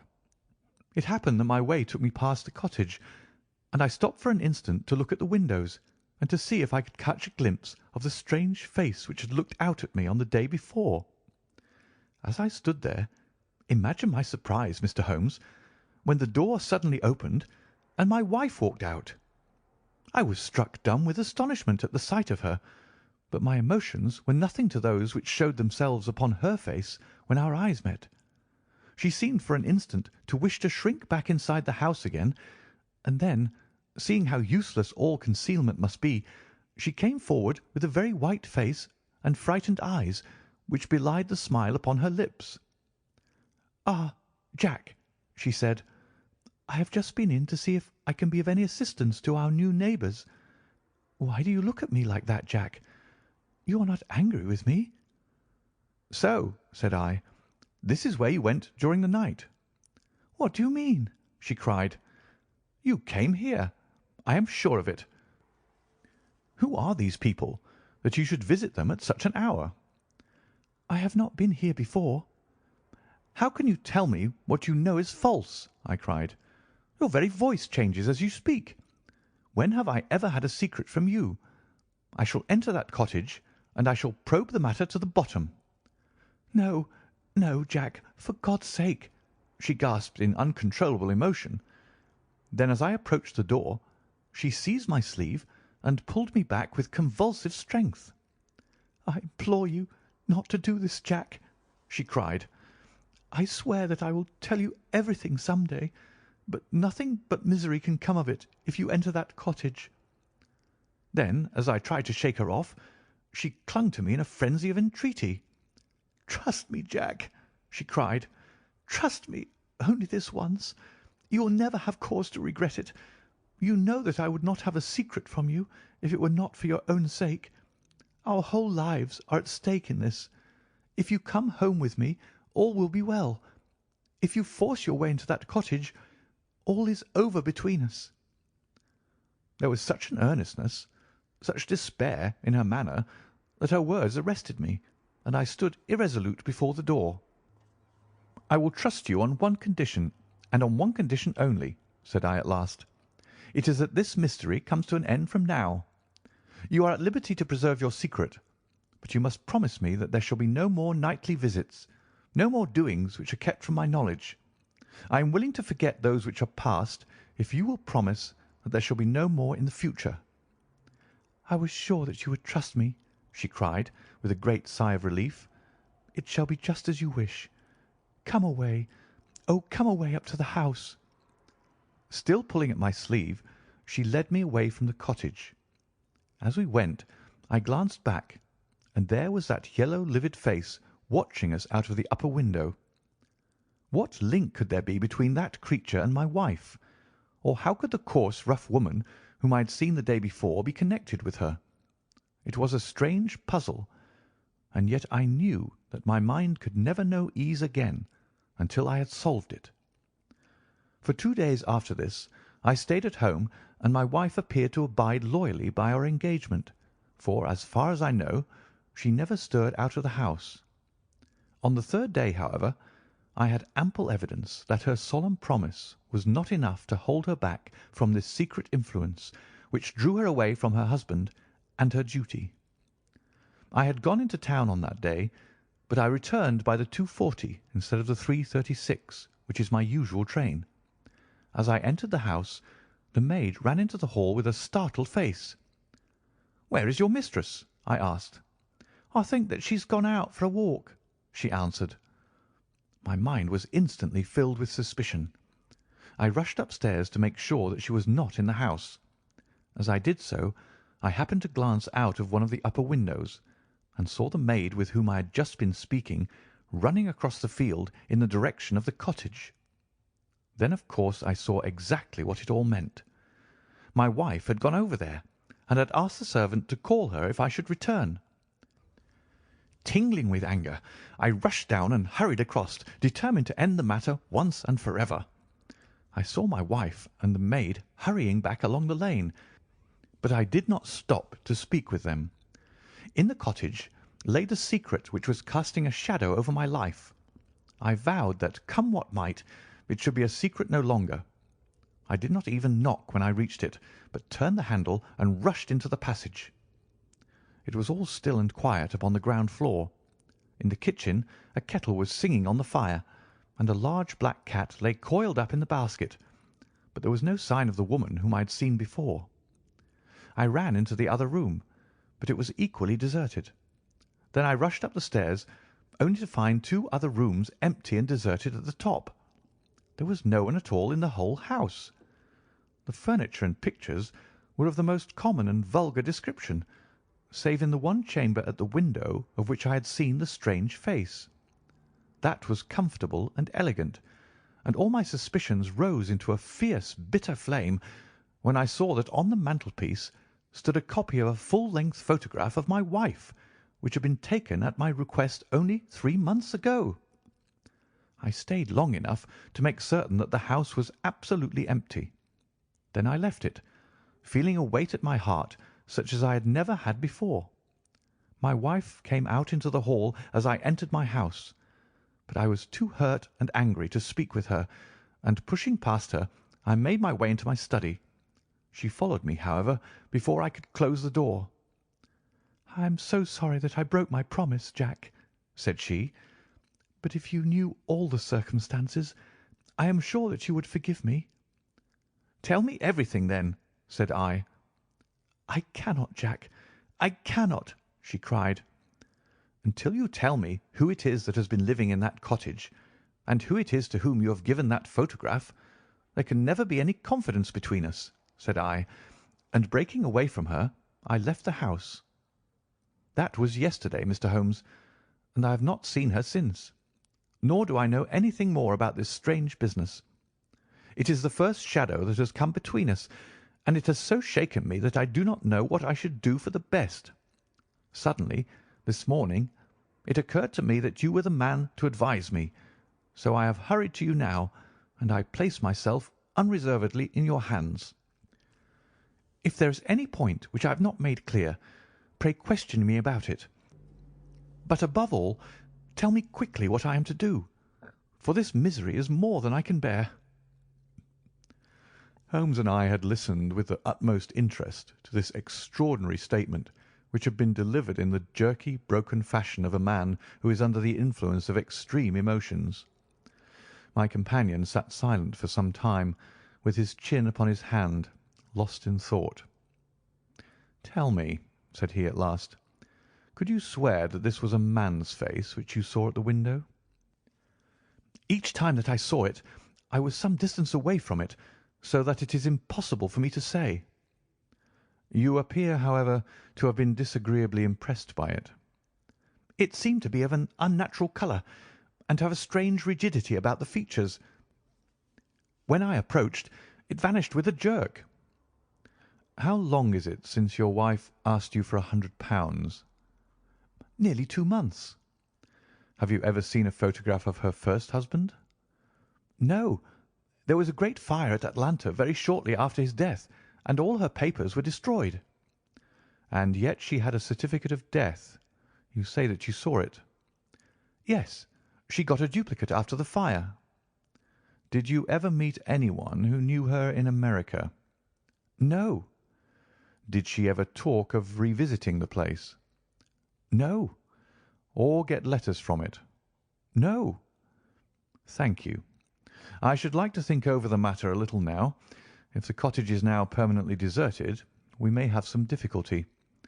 If, on the other hand, as I fancy is more likely, the inmates were warned of your coming and left before you entered yesterday, then they may be back now, and we should clear it all up easily.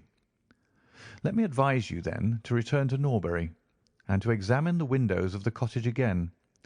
If you have reason to believe that it is inhabited, do not force your way in, but send a wire to my friend and me. We shall be with you within an hour of receiving it, and we shall then very soon get to the bottom of the business." "And if it is still empty?" "In that case I shall come out to-morrow and talk it over with you. Good-bye, and above all, do not fret until you know that you really have a cause for it." "I am afraid that this is a bad business, Watson," said my companion as he returned after accompanying Mr. Grant Munro to the door. "What do you make of it?" "It had an ugly sound," I answered. "Yes, there's blackmail in it, or I am much mistaken." "And who is the blackmailer?" "Well, it must be the creature who lives in the only comfortable room in the place, and has her photograph above his fireplace. Upon my word, Watson, there is something very attractive about that livid face at the window, and I would not have missed the case for worlds." "You have a theory?" "Yes, a provisional one, but I shall be surprised if it does not turn out to be correct. This woman's first husband is in that cottage." "Why do you think so?" "How else can we explain her frenzied anxiety that her second one should not enter it? The facts, as I read them, are something like this. This woman was married in America. Her husband developed some hateful qualities, or shall we say that he contracted some loathsome disease and became a leper or an imbecile. She flies from him at last, returns to England, changes her name, and starts her life, as she thinks, afresh. She has been married 3 years, and believes that her position is quite secure, having shown her husband the death certificate of some man whose name she has assumed, when suddenly her whereabouts is discovered by her first husband, or we may suppose by some unscrupulous woman who has attached herself to the invalid. They write to the wife and threaten to come and expose her.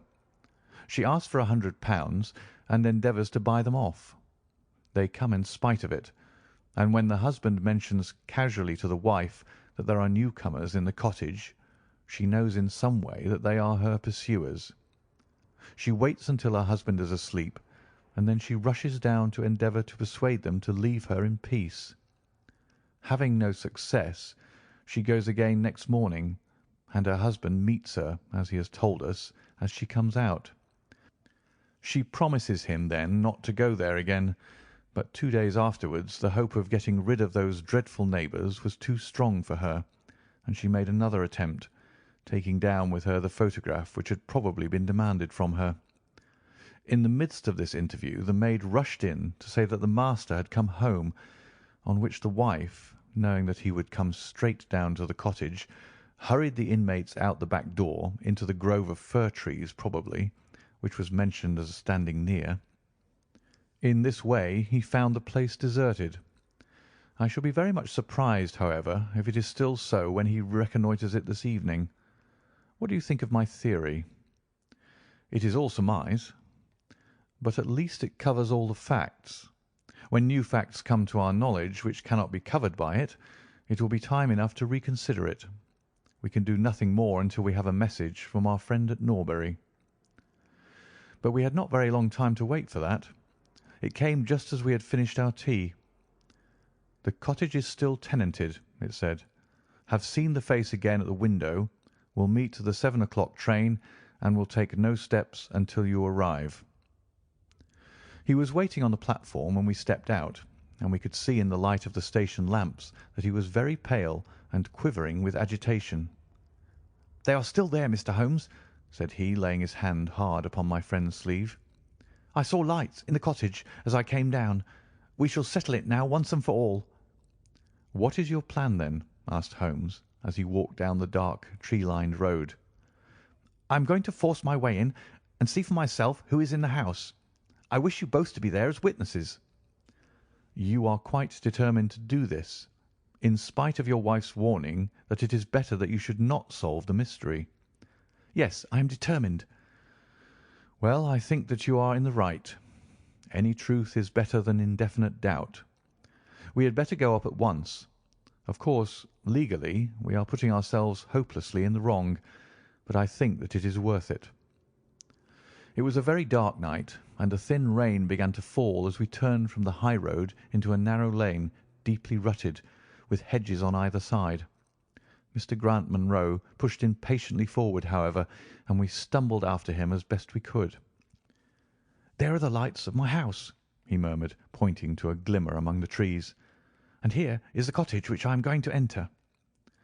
We turned a corner in the lane as he spoke, and there was the building close beside us.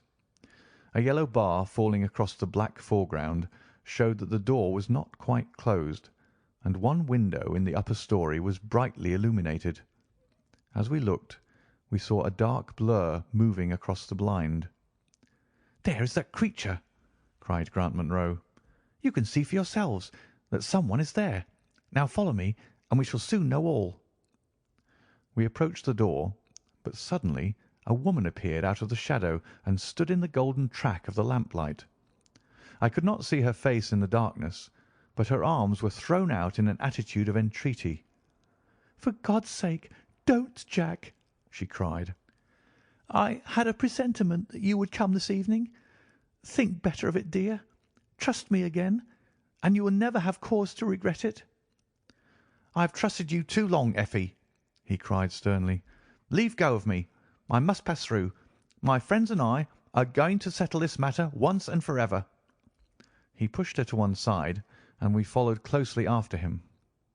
As he threw the door open, an old woman ran out in front of him and tried to bar his passage, but he thrust her back, and an instant afterwards we were all upon the stairs. Grant Munro rushed into the lighted room at the top, and we entered at his heels. It was a cosy, well-furnished apartment, with 2 candles burning upon the table and 2 upon the mantelpiece. In the corner, stooping over a desk, there sat what appeared to be a little girl. Her face was turned away as we entered, but we could see that she was dressed in a red frock and that she had long white gloves on. As she whisked round to us, I gave a cry of surprise and horror. The face which she turned towards us was of the strangest livid tint, and the features were absolutely devoid of any expression. An instant later the mystery was explained. Holmes, with a laugh, passed his hand behind the child's ear. A mask peeled off from her countenance, and there was a little coal-black negress, with all her white teeth flashing in amusement at our amazed faces. I burst out laughing, out of sympathy with her merriment, but Grant Munro stood staring, with his hand clutching his throat. "My God!" he cried, "what can be the meaning of this?" "I will tell you the meaning of it," cried the lady, sweeping into the room with a proud, set face. "You have forced me against my own judgment to tell you, and now we must both make the best of it. My husband died at Atlanta. My child survived." "Your child?" She drew a large silver locket from her bosom. "You have never seen this open." "I understood that it did not open." She touched a spring, and the front hinged back.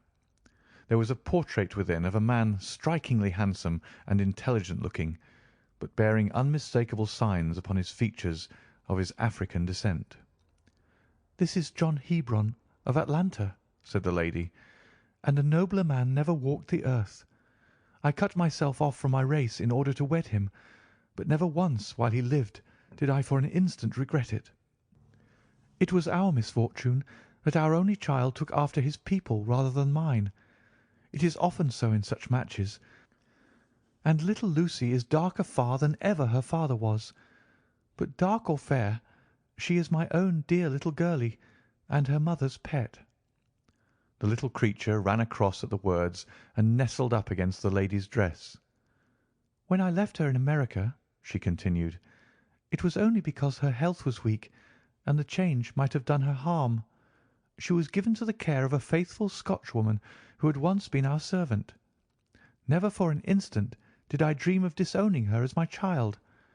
But when chance threw you in my way, Jack, and I learned to love you, I feared to tell you about my child.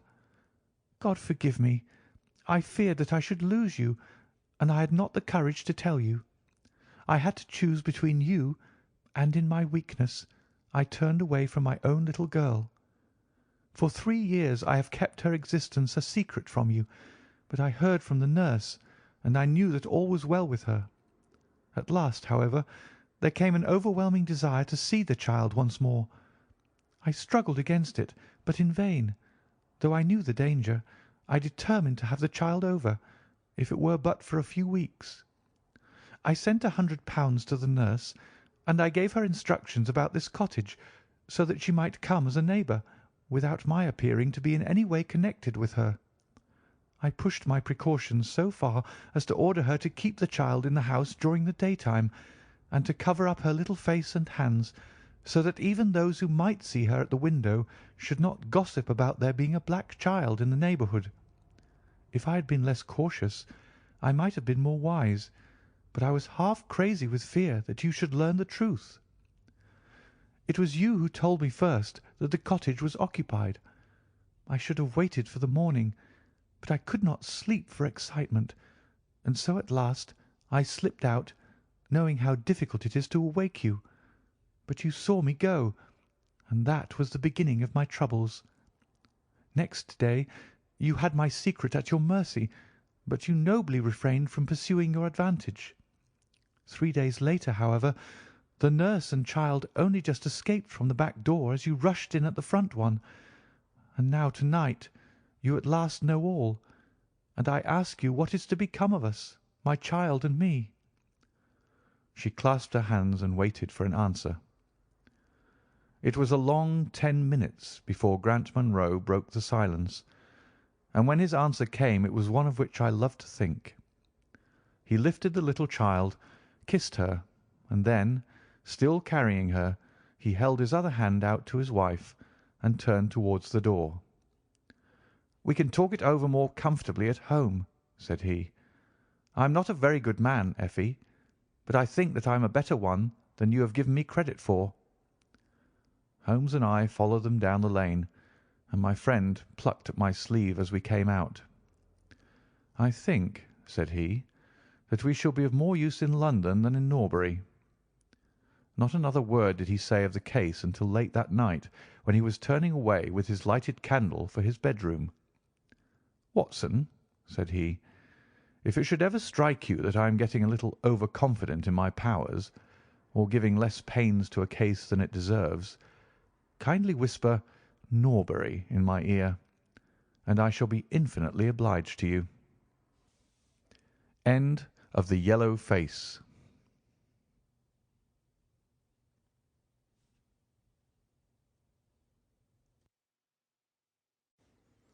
Adventure number 3 in the Memoirs of Sherlock Holmes by Sir Arthur Conan Doyle. The Stockbroker's Clerk.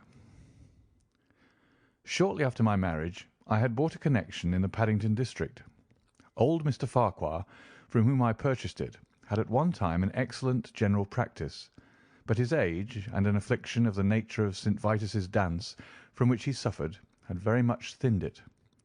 The public, not unnaturally, goes on the principle that he who would heal others must himself be whole, and looks askance at the curative powers of the man whose own case is beyond the reach of his drugs. Thus, as my predecessor weakened, his practice declined, until, when I purchased it from him, it had sunk from 1,200 to little more than 300 a year. I had confidence, however, in my own youth and energy, and was convinced that in a very few years the concern would be as flourishing as ever.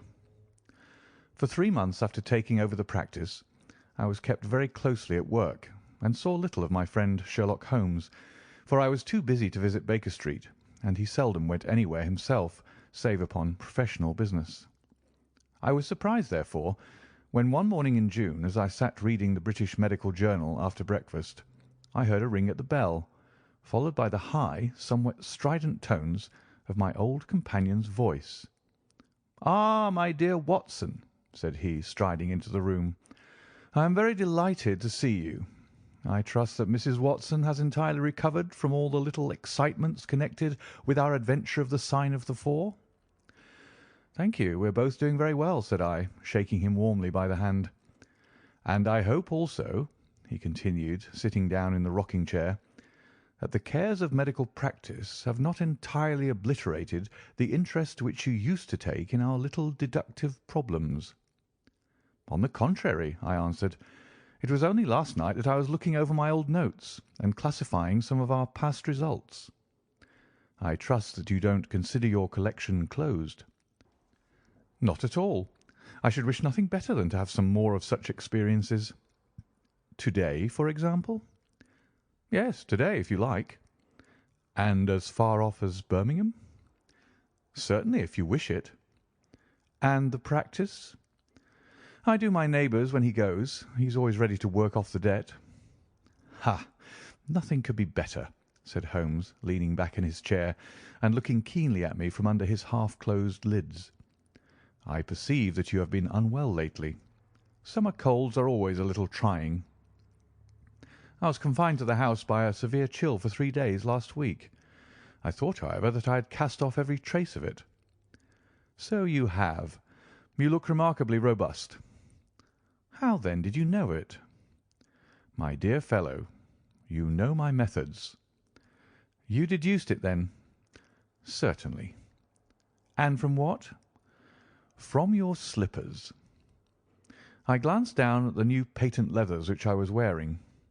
"How on earth—" I began, but Holmes answered my question before it was asked. "Your slippers are new," he said. "You could not have had them more than a few weeks.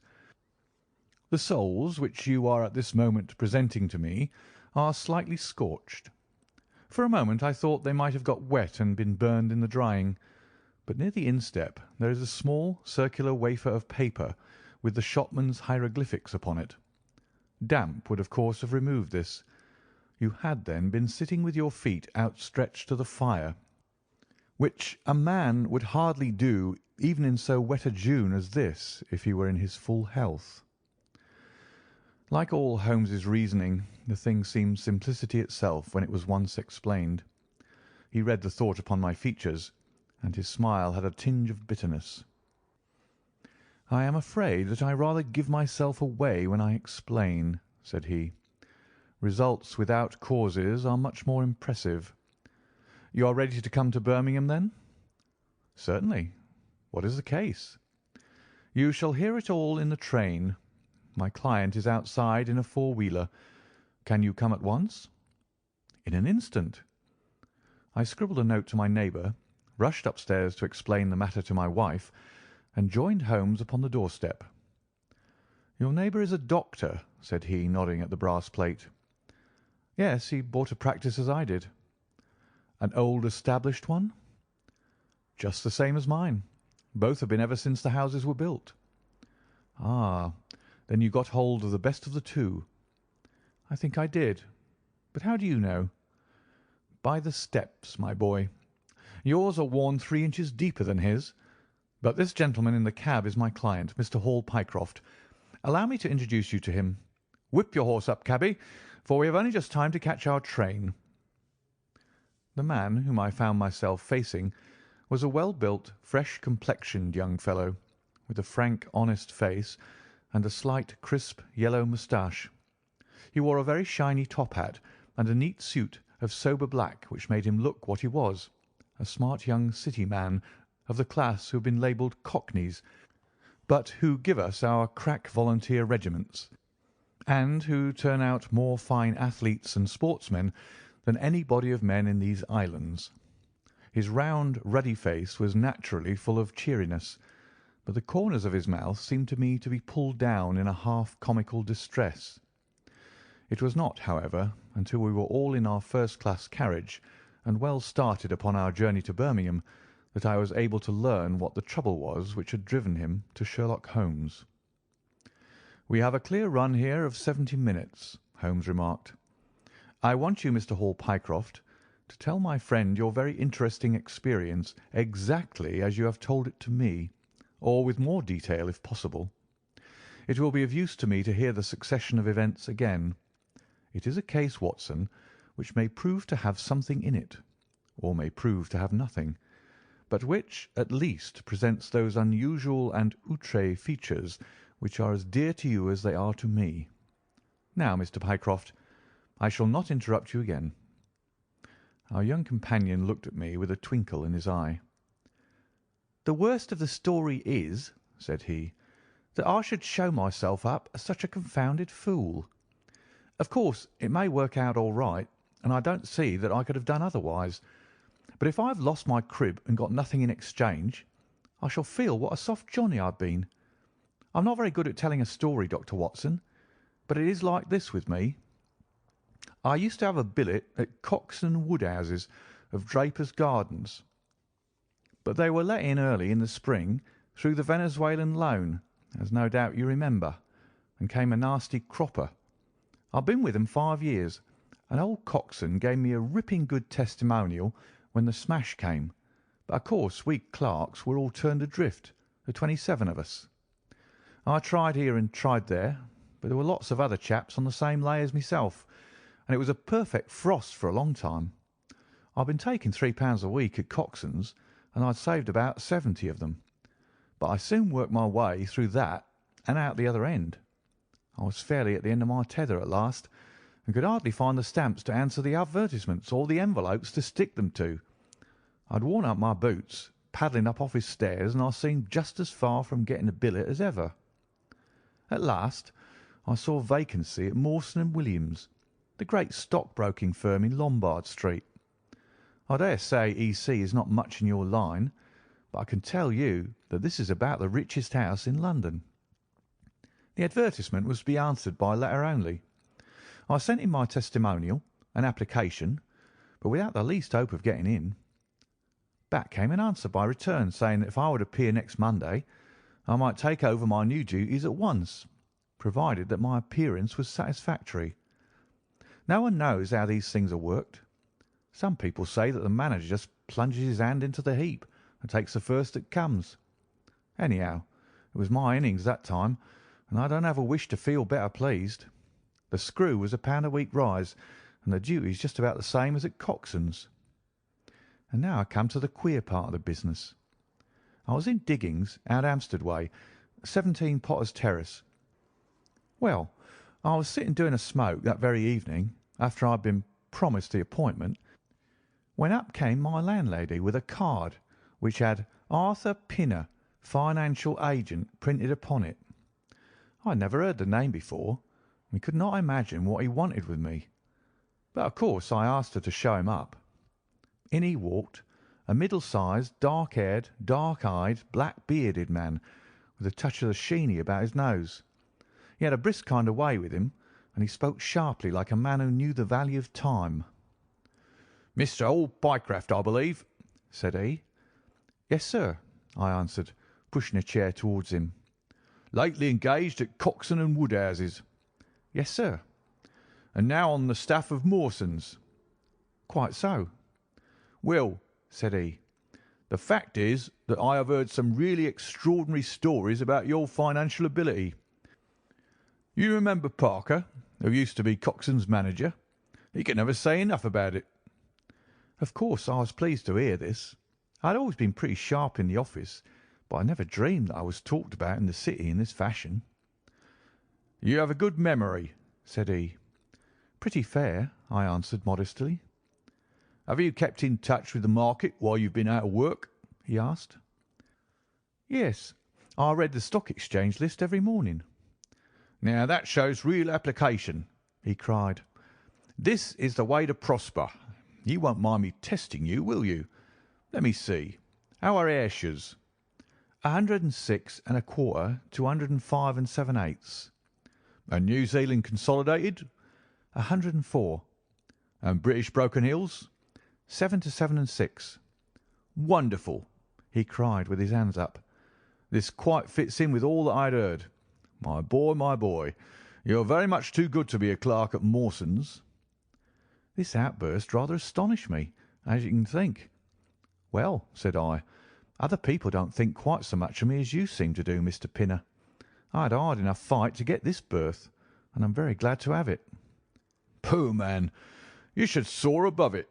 You're not in your true sphere. Now, I'll tell you how it stands with me." What I have to offer is little enough when measured by your ability, but when compared with Mawson's, it's light to dark. Let me see. When do you go to Mawson's?" "On Monday." "Aha! I think I would risk a little sporting flutter that you don't go there at all."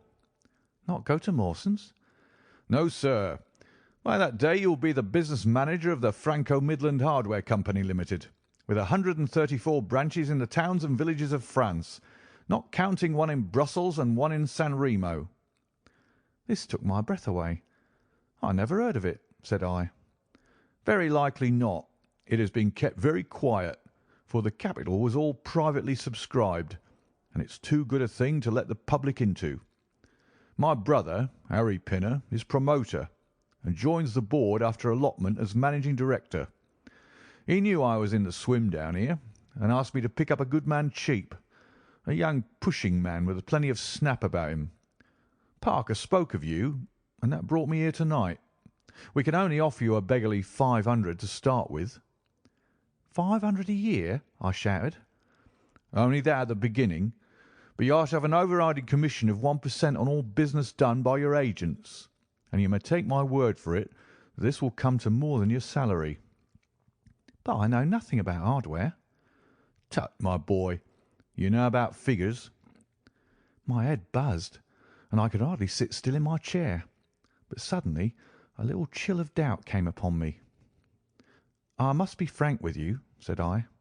"Mawson only gives me 200, but Mawson is safe. Now, really, I know so little about your company that—" "Ah, smart, smart!" he cried in a kind of ecstasy of delight. "You are the very man for us. You're not to be talked over, and quite right too. Now, here's a note for £100, and if you think that we can do business, you may just slip it into your pocket as an advance upon your salary." "This is very handsome," said I. "When should I take over my new duties?"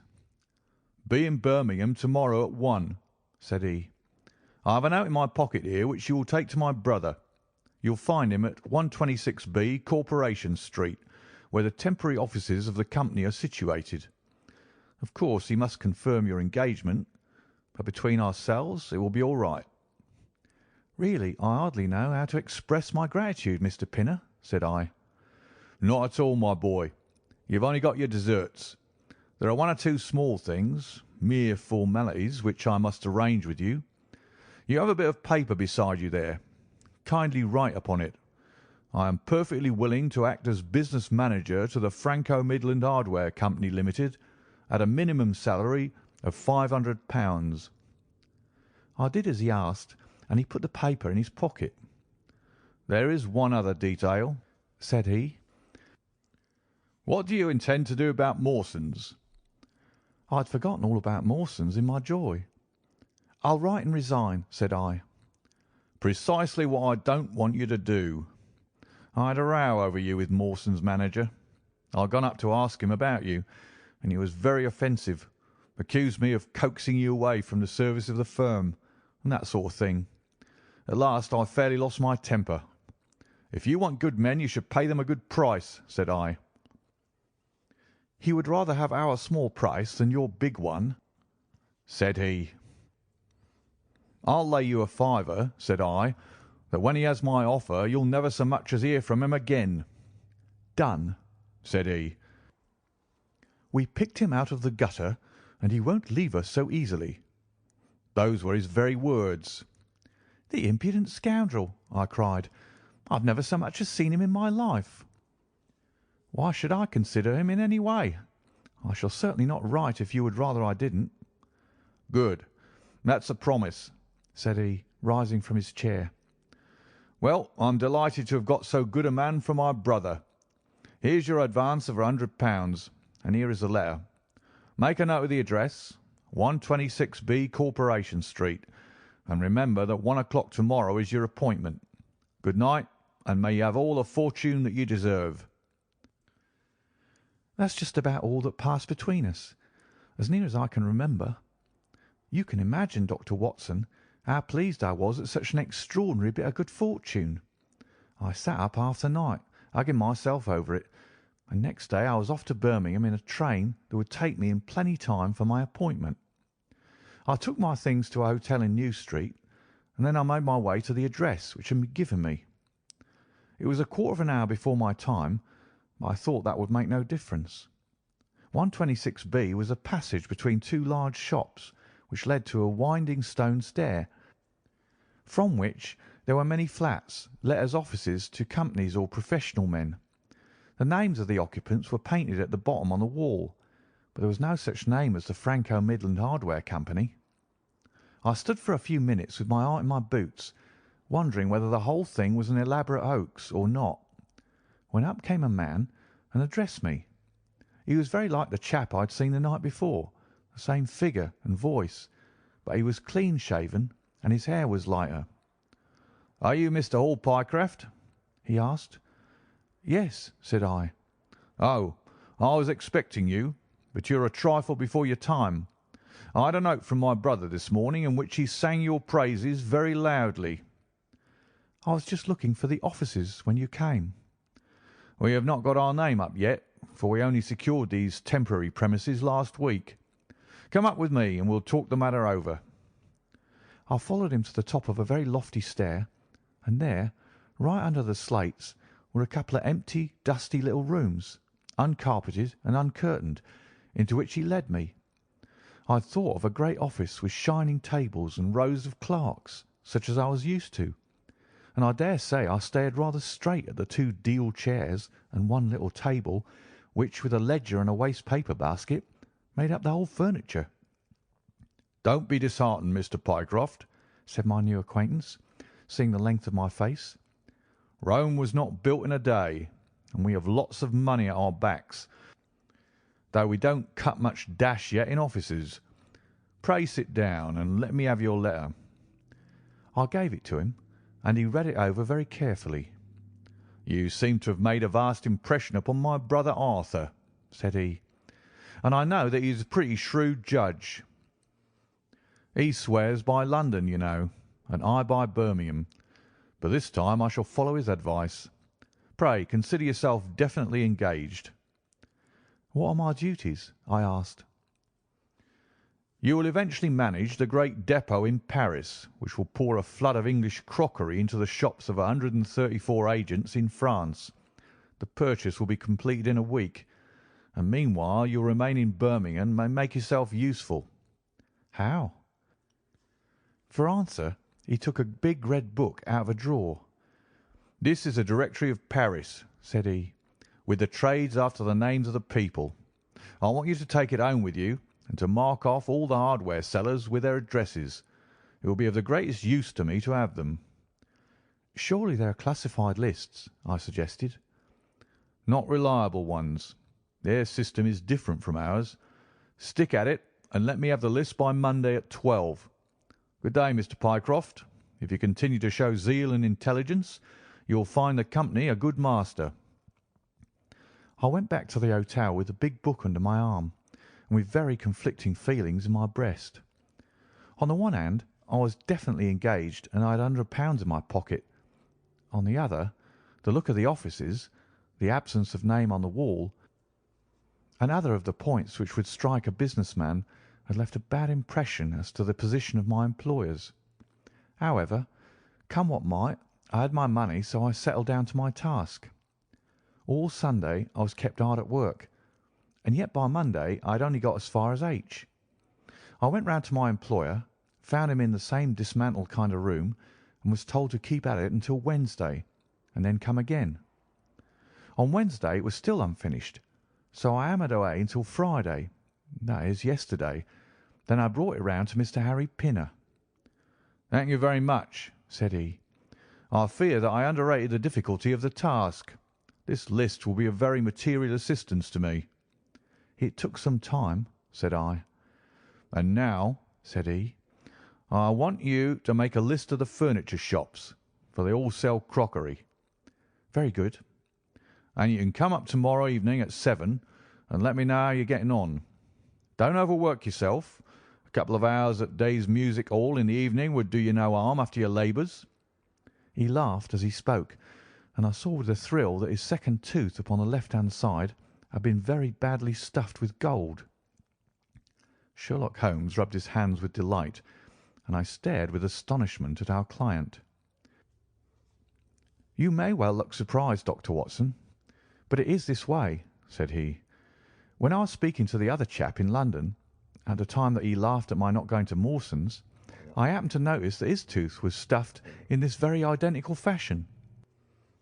The glint of the gold in each case caught my eye, you see. When I put that with the voice and figure being the same, and only those things altered which might be changed by a razor or a wig, I could not doubt that it was the same man.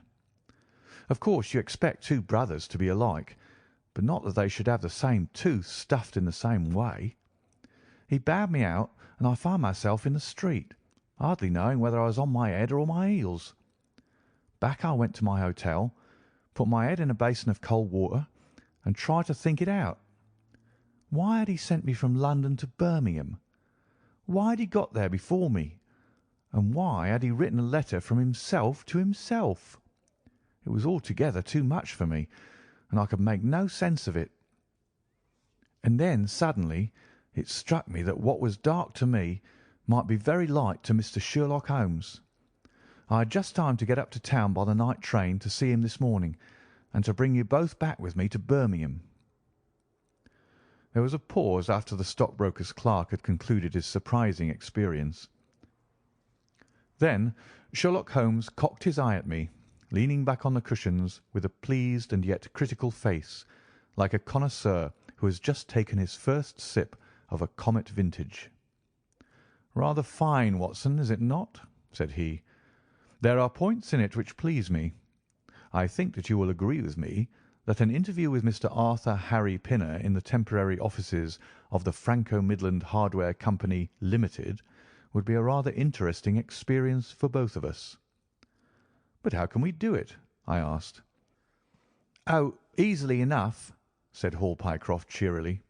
"You are two friends of mine who are in want of a billet, and what could be more natural than that I should bring you both round to the managing director?" "Quite so, of course," said Holmes. "I should like to have a look at the gentleman and see if I can make anything of his little game. What qualities have you, my friend, which would make your services so valuable? Or is it possible that—" He began biting his nails and staring blankly out of the window, and we hardly drew another word from him until we were in New Street. At 7 o'clock that evening we were walking, the three of us, down Corporation Street to the company's offices. "It is no use our being at all before our time," said our client. "He only comes there to see me, apparently, for the place is deserted up to the very hour he names." "That is suggestive," remarked Holmes. "By Jove, I told you so!" cried the clerk. "That's he walking ahead of us there." He pointed to a smallish, dark, well-dressed man who was bustling along the other side of the road. As we watched him, he looked across at a boy who was bawling out the latest edition of the evening paper, and running over among the cabs and buses. He bought one from him. Then, clutching it in his hand, he vanished through a doorway. "There he goes!" cried Hall Pycroft. "These are the company's offices into which he has gone. Come with me, and I'll fix it up as easily as possible." Following his lead, we ascended 5 stories until we found ourselves outside a half-open door, at which our client tapped. A voice within bade us enter, and we entered a bare, unfurnished room such as Hall Pycroft had described. At the single table sat the man whom we had seen in the street, with his evening paper spread out in front of him, and as he looked up at us it seemed to me that I had never looked upon a face which bore such marks of grief, and of something beyond grief, of a horror such as comes to a few men in a lifetime. His brow glistened with perspiration, his cheeks were of the dull, dead white of a fish's belly, and his eyes were wild and staring. He looked at his clerk as though he failed to recognize him, and I could see by the astonishment depicted upon our conductor's face that this was by no means the usual appearance of his employer. "You look ill, Mr. Pinner," he exclaimed. "Yes, I'm not very well," answered the other, making obvious efforts to pull himself together and licking his dry lips before he spoke. "Who are these gentlemen whom you've brought with you?" "One is Mr. Harris of Bermondsey, and the other is Mr. Price of this town," said our clerk glibly.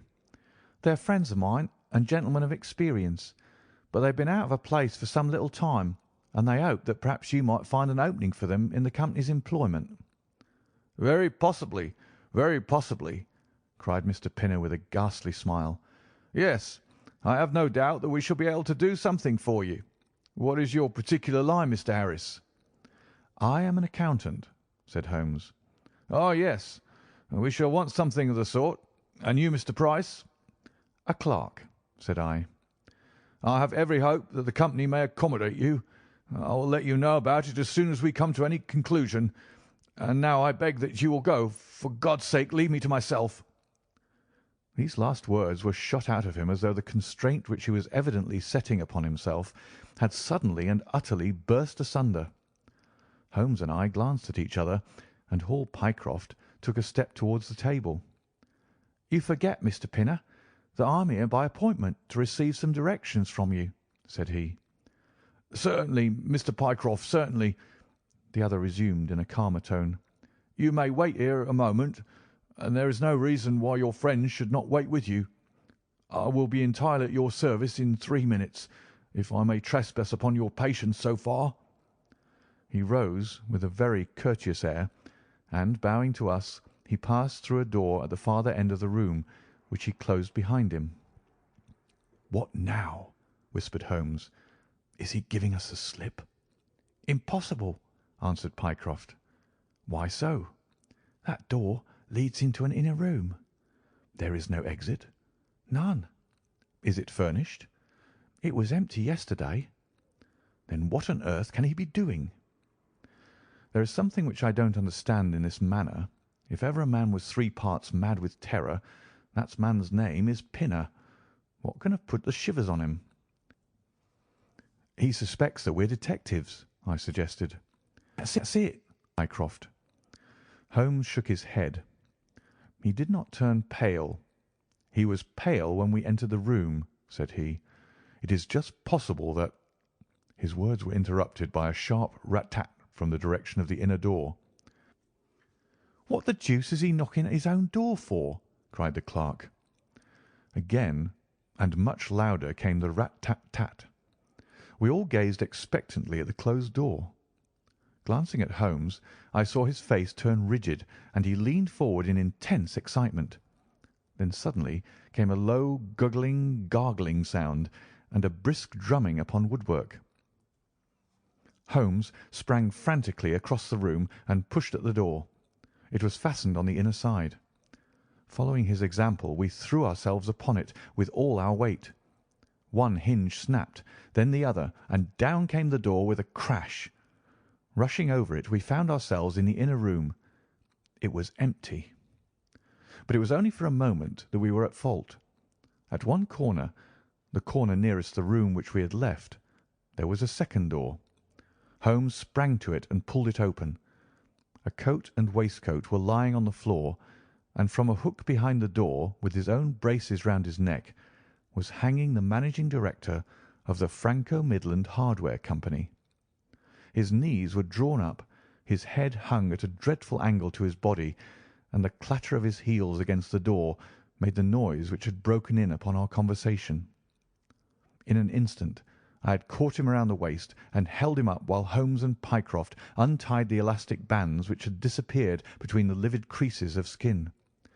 Then we carried him into the other room, where he lay with a clay-coloured face, puffing his purple lips in and out with every breath, a dreadful wreck of all that he had been but 5 minutes before. "What do you think of him, Watson?" asked Holmes. I stooped over him and examined him. His pulse was feeble and intermittent, but his breathing grew longer, and there was a little shivering of his eyelids which showed a thin white slit of ball beneath. "It has been touch and go with him," said I, "but he'll live now. Just open that window and hand me the water carafe." I undid his collar, poured the cold water over his face, and raised and sank his arms until he drew a long, natural breath. "It's only a question of time now," said I, as I turned away from him. Holmes stood by the table with his hands deep in his trousers pockets and his chin upon his breast. "I suppose we ought to call the police in now," said he, "and yet I confess that I'd like to give them a complete case when they come." "It's a blessed mystery to me," cried Pycroft, scratching his head. "Whatever they wanted to bring me all the way up here for, and then—" "Pooh! All that is clear enough," said Holmes impatiently. "It is this last sudden move." "You can understand the rest, then?" "I think that it is fairly obvious. What do you say, Watson?" I shrugged my shoulders. "I must confess that I am out of my depth," said I. "Oh, surely, if you consider the events at first, they can only point to one conclusion." "What do you make of them?" "Well, the whole thing hinges upon 2 points. The first is the making of Pycroft write a declaration by which he entered the service of this preposterous company. Do you not see how very suggestive that is?" "I'm afraid I miss the point." "Well, why did they want him to do it? Not as a business matter, for these arrangements are usually verbal, and there was no earthly business reason why this should be an exception. Don't you see, my young friend, that they were very anxious to obtain a specimen of your handwriting, and had no other way of doing it?" "And why?"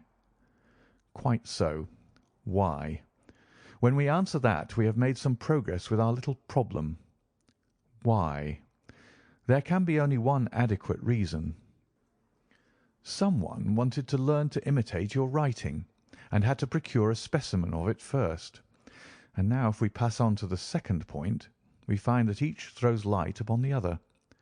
That point is the request made by Pinner that you should not resign your place, but should leave the manager of his important business in the full expectation that a Mr. Hall Pycroft, whom he had never seen, was about to enter the office upon the Monday morning." "My God!" cried our client. "What a blind beetle I've been!" "Now you see the point about the handwriting. Suppose that someone turned up in your place who wrote a completely different hand from that in which you had applied for the vacancy. Of course, the game would have been up. But in the interval the rogue had learned to imitate you, and his position was therefore secure, as I presume that nobody in the office had ever set eyes upon you." "Not a soul," groaned Hall Pycroft. "Very good.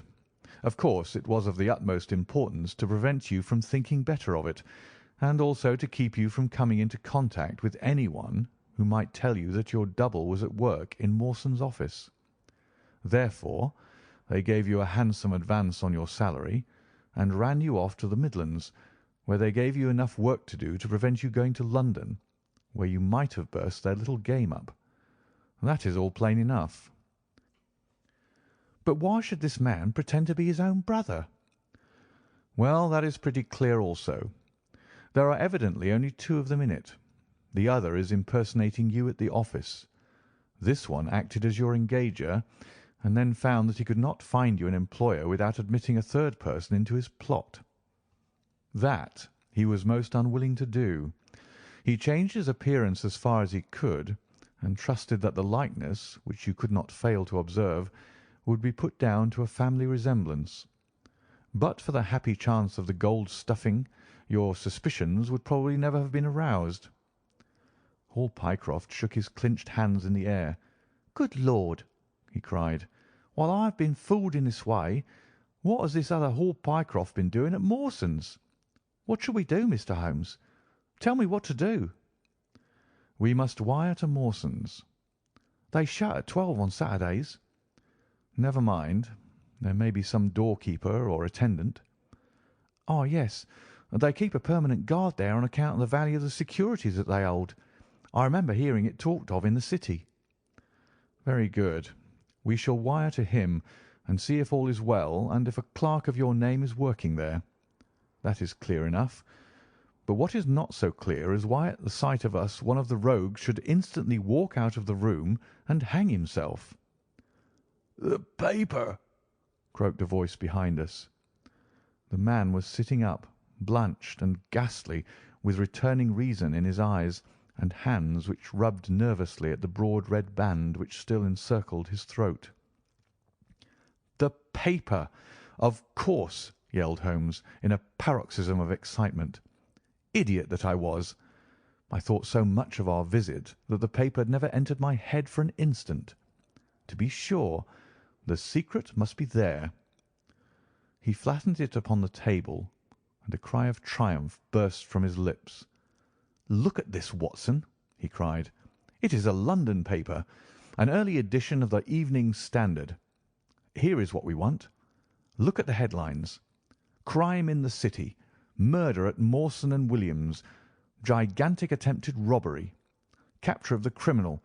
Here, Watson, we are all equally anxious to hear it, so kindly read it aloud to us." It appeared from its position in the paper to have been the one event of importance in town, and the account of it ran in this way: "A desperate attempt at robbery, culminating in the death of one man and the capture of the criminal, occurred this afternoon in the City. For some time back, Mawson and Williams, the famous financial house, have been the guardians of securities which amount, in the aggregate, to a sum of considerably over £1,000,000. So conscious was the manager of the responsibility which devolved upon him in consequence of the great interests at stake, that safes of the very latest construction have been employed, and an armed watchman has been left day and night in the building. It appears that last week a new clerk named Hall Pycroft was engaged by the firm. This person appears to have been none other than Beddington, the famous forger and cracksman, who with his brother had only recently emerged from a 5-year spell of penal servitude. By some means, which are not yet clear, he succeeded in winning, under a false name, this official position in the office, which he utilised in order to obtain mouldings of various locks and a thorough knowledge of the position of the strong-room and the safes. It is customary at Mawson's for the clerks to leave at midday on Saturday. Sergeant Tewson of the City Police was somewhat surprised, therefore, to see a gentleman with a carpet-bag come down the steps at 20 minutes past 1. His suspicions being aroused, the sergeant followed the man, and with the aid of Constable Pollock succeeded, after a most desperate resistance, in arresting him. It was at once clear that a daring and gigantic robbery had been committed. Nearly £100,000 worth of American railway bonds, with a large amount of scrip in mines and other companies, was discovered in the bag. On examining the premises, the body of the unfortunate watchman was found doubled up and thrust into the largest of the safes, where it would not have been discovered until Monday morning had it not been for the prompt action of Sergeant Tewson. The man's skull had been shattered by a blow from a poker delivered from behind. There could be no doubt that Beddington had obtained entrance by pretending that he had left something behind him, and having murdered the watchman, rapidly rifled the large safe, and then made off with his booty. His brother, who usually works with him, has not appeared in this job as far as can at present be ascertained, although the police are making energetic inquiries as to his whereabouts. "Well, we may save the police some little trouble in that direction," said Holmes, glancing at the haggard figure huddled up by the window. "Human nature is a strange mixture, Watson. You see that even a villain and murderer can inspire such affection that his brother turns to suicide when he learns that his neck is forfeited. However, we have no choice as to our action. The doctor and I will remain on guard, Mr. Pycroft, if you will have the kindness to step out for the police." End of The Adventure of the Stockbroker's Clerk.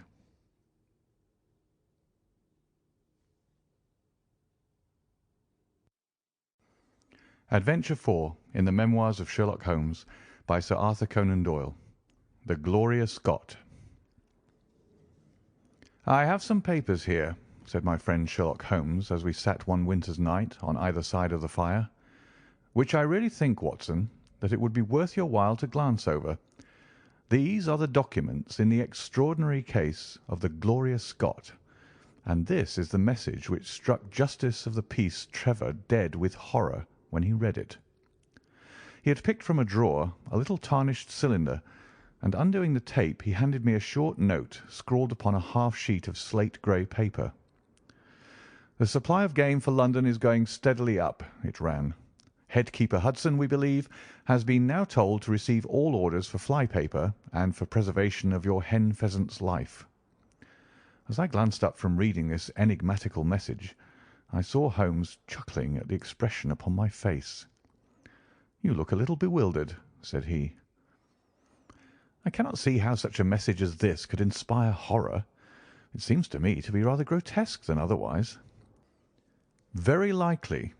Yet the fact remains that the reader, who was a fine, robust old man, was knocked clean down by it as if it had been the butt end of a pistol." "You arouse my curiosity," said I. "But why did you just say now that there were very particular reasons why I should study this case?"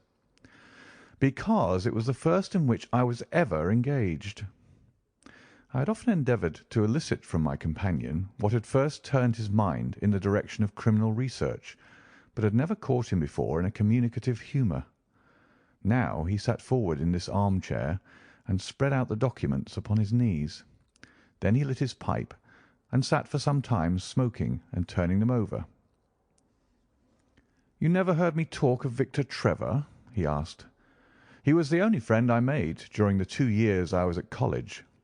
I was never a very sociable fellow, Watson, always rather fond of moping in my rooms and working out my own little methods of thought, so that I never mixed much with the men of my year. Bar fencing and boxing, I had few athletic tastes, and then my line of study was quite distinct from that of the other fellows, so that we had no points of contact at all.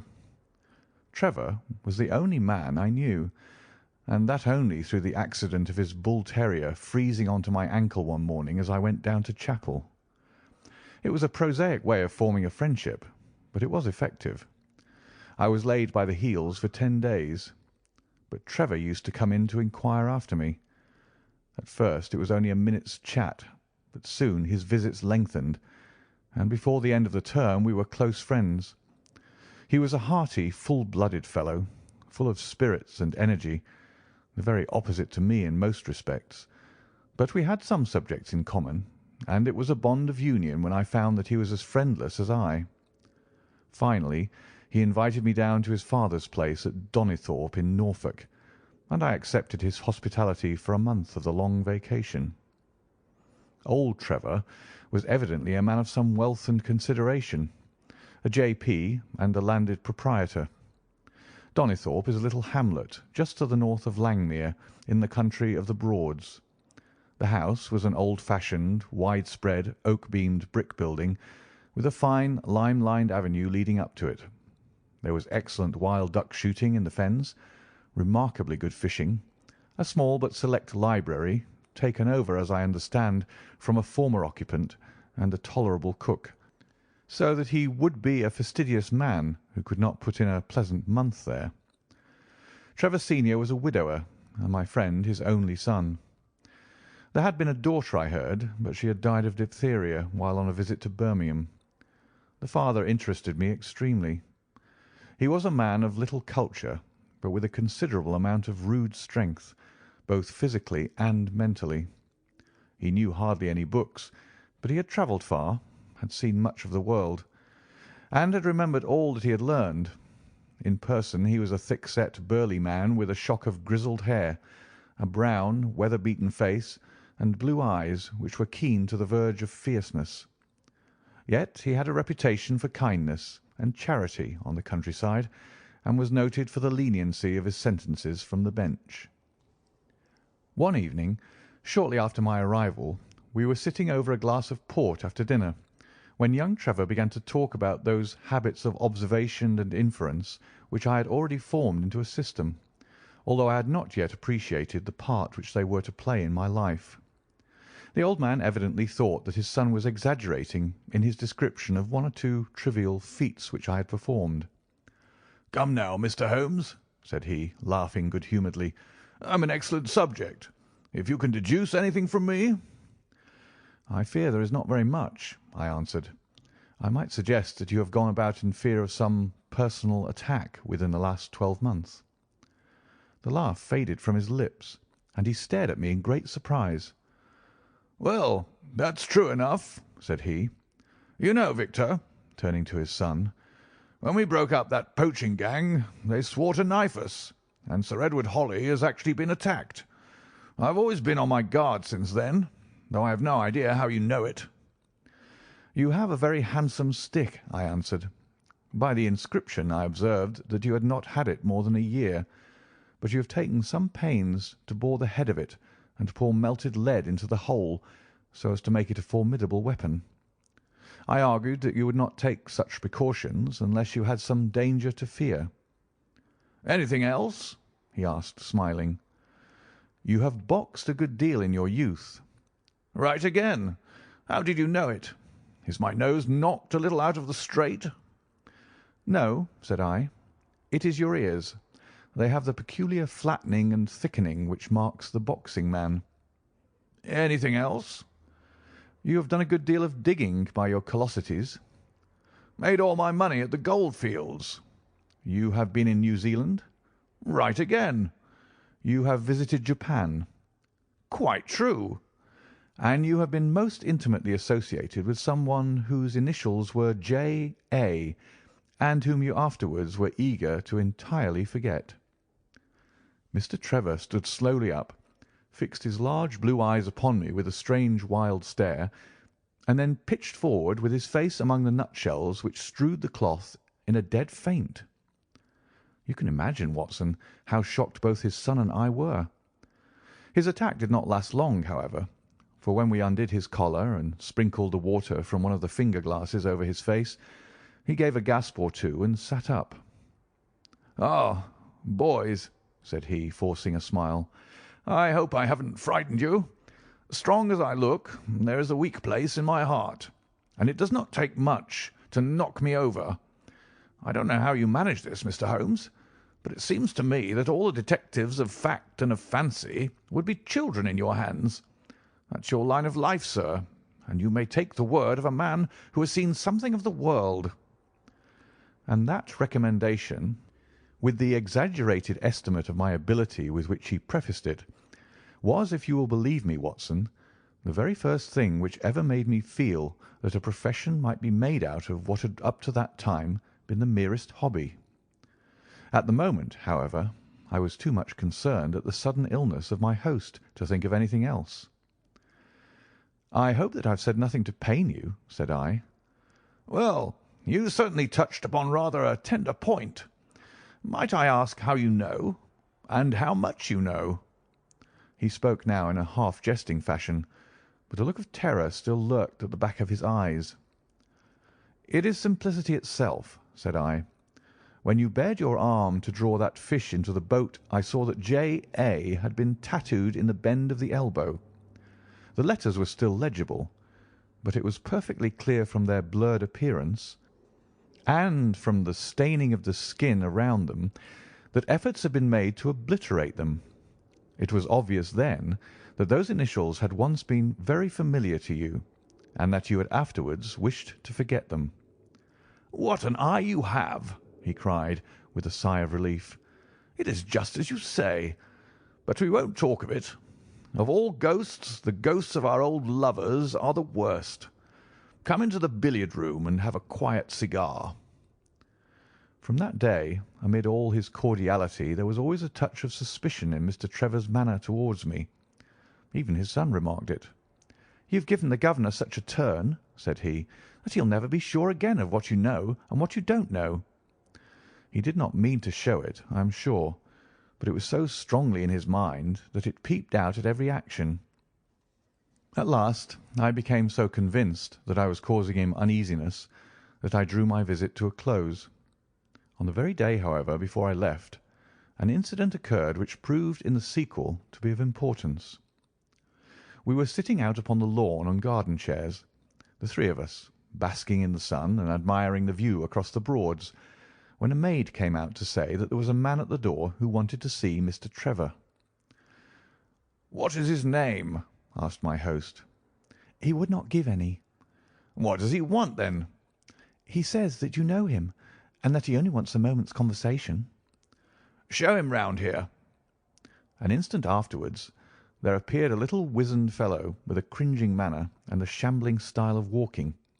He wore an open jacket with a splotch of tar on the sleeve, a red and black check shirt, dungaree trousers, and heavy boots badly worn. His face was thin and brown and crafty, with a perpetual smile upon it, which showed an irregular line of yellow teeth, and his crinkled hands were half closed in a way that is distinctive of sailors. As he came slouching across the lawn, I heard Mr. Trevor made a sort of hiccuping noise in his throat, and jumping out of his chair, he ran into the house. He was back in a moment, and I smelt a strong reek of brandy as he passed me. "Well, my man," said he, "what can I do for you?" The sailor stood looking at him with puckered eyes and with the same loose-lipped smile upon his face. "You don't know me?" he asked. "Why, dear me, it is surely Hudson," said Mr. Trevor in a tone of surprise. "Hudson it is, sir," said the seaman. "Why, it's 30 year and more since I saw you last. Here you are in your house, and me still picking my salt meat out of the harness cask." "Tut, you will find that I have not forgotten old times," cried Mr. Trevor, and walking towards the sailor, he said something in a low voice. "Go into the kitchen," he continued out loud, "and you will get food and drink. I have no doubt that I shall find you a situation." "Thank you, sir," said the seaman, touching his forelock. "I'm just off a 2-yearer in an 8-knot tramp, short-handed at that, and I wants a rest. I thought I'd get it either with Mr. Beddoes or with you." "Ah!" cried Trevor. "You know where Mr. Beddoes is?" "Bless you, sir, I know where all my old friends are," said the fellow with a sinister smile, and he slouched off after the maid to the kitchen. Mr. Trevor mumbled something to us about having been shipmate with the man when he was going back to the diggings, and then, leaving us on the lawn, he went indoors. An hour later, when we entered the house, we found him stretched dead drunk upon the dining-room sofa. The whole incident left a most ugly impression upon my mind, and I was not sorry next day to leave Donnithorpe behind me, for I felt that my presence must be a source of embarrassment to my friend. All this occurred during the first month of the long vacation. I went up to my London rooms, where I spent 7 weeks working out a few experiments in organic chemistry. One day, however, when the autumn was far advanced and the vacation drawing to a close, I received a telegram from my friend imploring me to return to Donnithorpe, and saying that he was in great need of my advice and assistance. Of course, I dropped everything and set out for the north once more. He met me with the dog-cart at the station, and I saw at a glance that the last 2 months had been very trying ones for him. He had grown thin and careworn, and had lost the loud, cheery manner for which he had been remarkable. "The governor is dying," were the first words he said. "Impossible!" I cried. "What is the matter?" "Apoplexy. Nervous shock. He's been on the verge all day. I doubt if we shall find him alive." I was, as you may think, Watson, horrified at this unexpected news. "What has caused it?" I asked. "Ah, that is the point. Jump in, and we can talk it over while we drive.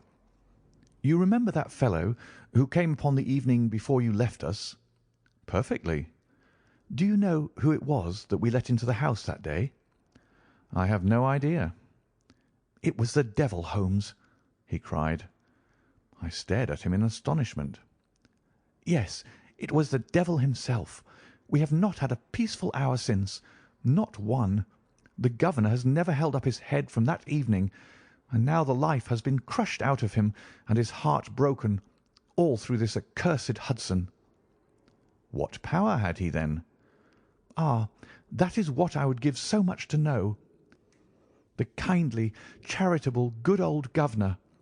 How could he have fallen into the clutches of such a ruffian? But I am so glad that you have come, Holmes. I trust very much to your judgment and discretion, and I know that you will advise me for the best." We were dashing along the smooth white country road, with the long stretch of the Broads in front of us glimmering in the red light of the setting sun. From a grove upon our left I could already see the high chimneys and the flagstaff which marked the squire's dwelling. "My father made the fellow gardener," said my companion, "and then, As that did not satisfy him, he was promoted to be butler.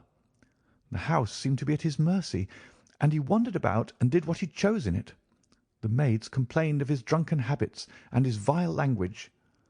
The dad raised their wages all round to recompense them for the annoyance.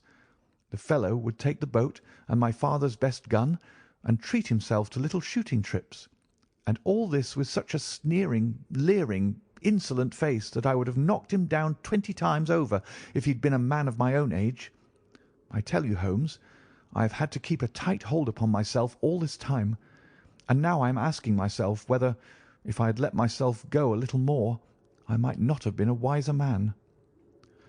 Well, matters went from bad to worse with us, and this animal Hudson became more and more intrusive, until at last, on making some insolent reply to my father in my presence one day, I took him by the shoulders and turned him out of the room. He slunk away with a livid face and 2 venomous eyes which uttered more threats than his tongue could do. I don't know what passed between the poor dad and him after that, but the dad came to me next day and asked me whether I would mind apologizing to Hudson.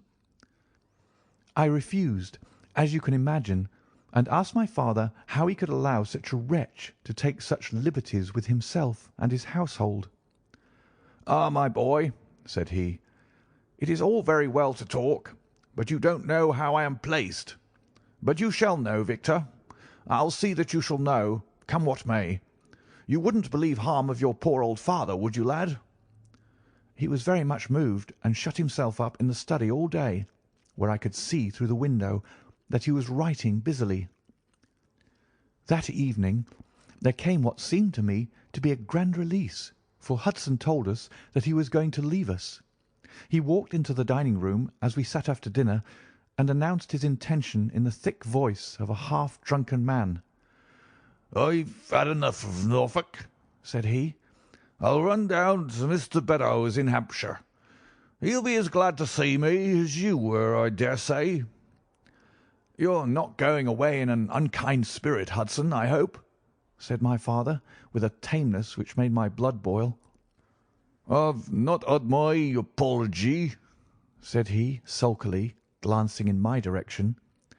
"Victor, you will acknowledge that you have used this worthy fellow rather roughly," said the dad, turning to me. "On the contrary, I think that we have both shown extraordinary patience towards him," I answered. "Oh, you do you?" he snarls. "Very good, mate.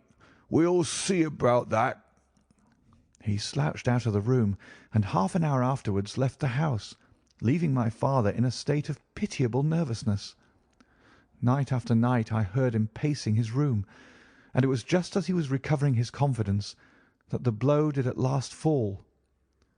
"And how?" I asked eagerly. "In a most extraordinary fashion. A letter arrived for my father yesterday evening, bearing the Fordingbridge postmark. My father read it, clapped both his hands to his head, and began running around the room in little circles, like a man who has been driven out of his senses. When I at last drew him down onto the sofa, his mouth and eyelids were all puckered on one side, and I saw that he had a stroke. Dr. Fordham came over at once. We put him to bed, but the paralysis has spread. He has shown no sign of returning consciousness, and I think that we shall hardly find him alive." "You horrify me, Trevor," I cried. "What then could have been in this letter to cause so dreadful a result?" "Nothing. There lies the inexplicable part of it. The message was absurd and trivial. Oh, my God! It is as I feared." As he spoke we came round the curve of the avenue, and saw in the fading light that every blind in the house had been drawn down. As we dashed up to the door, my friend's face convulsed with grief. A gentleman in black emerged from it. "When did it happen, Doctor?" asked Trevor. "Almost immediately after you left." "Did he recover consciousness?" "For an instant before the end." "Any message for me?" "Only that the papers were in the back drawer of the Japanese cabinet." My friend ascended with the doctor to the chamber of death, while I remained in the study, turning the whole matter over and over in my head, and feeling as sombre as ever I had done in my life. What was the past of this Trevor, pugilist, traveller, and gold-digger, and how had he placed himself in the power of this acid-faced seaman? Why, too, should he faint at an allusion to the half-effaced initials upon his arm, and die of fright when he had a letter from Fordingham? Then I remembered that Fordingham was in Hampshire, and that this Mr. Beddoes, whom the seaman had gone to visit and presumably to blackmail, had also been mentioned as living in Hampshire. The letter, then, might either come from Hudson, the seaman, saying that he had betrayed the guilty secret which appeared to exist, or it might come from Beddoes, warning an old confederate that such a betrayal was imminent. So far it seemed clear enough. But then how could this letter be trivial and grotesque, as described by the son? He must have misread it. If so, it must have been one of those ingenious secret codes which mean one thing while they seem to mean another. I must see this letter. If there were a hidden meaning in it, I was confident that I could pluck it forth. For an hour I sat pondering over it in the gloom, until at last a weeping maid brought in a lamp, and close at her heels came my friend Trevor, pale but composed, with these very papers which lie upon my knee held in his grasp. He sat down opposite to me, drew the lamp to the edge of the table, and handed me a short note, scribbled, as you see, upon a single sheet of grey paper. "The supply of game for London is going steadily up," it ran. "Headkeeper Hudson, we believe, has been now told to receive all orders for fly paper and for preservation of your hen pheasant's life." I dare say my face looked as bewildered as yours did just now when first I read this message. Then I reread it very carefully. It was evidently as I had thought, and some secret meaning must lie buried in this strange combination of words. Or could it be that there was a prearranged significance to such phrases as fly paper and hen pheasant? Such a meaning would be arbitrary and could not be deduced in any way. And yet I was loath to believe that this was the case, and the presence of the word Hudson seemed to show that the subject of the message was as I had guessed, and that it was from Beddoes rather than the sailor. I tried it backwards, but the combination life pheasant's hen was not encouraging. Then I tried alternate words, but neither the or for nor supply game London promised to throw any light upon it. And then, in an instant, the key of the riddle was in my hands, and I saw that every third word, beginning with the first, would give a message which might well drive old Trevor to despair.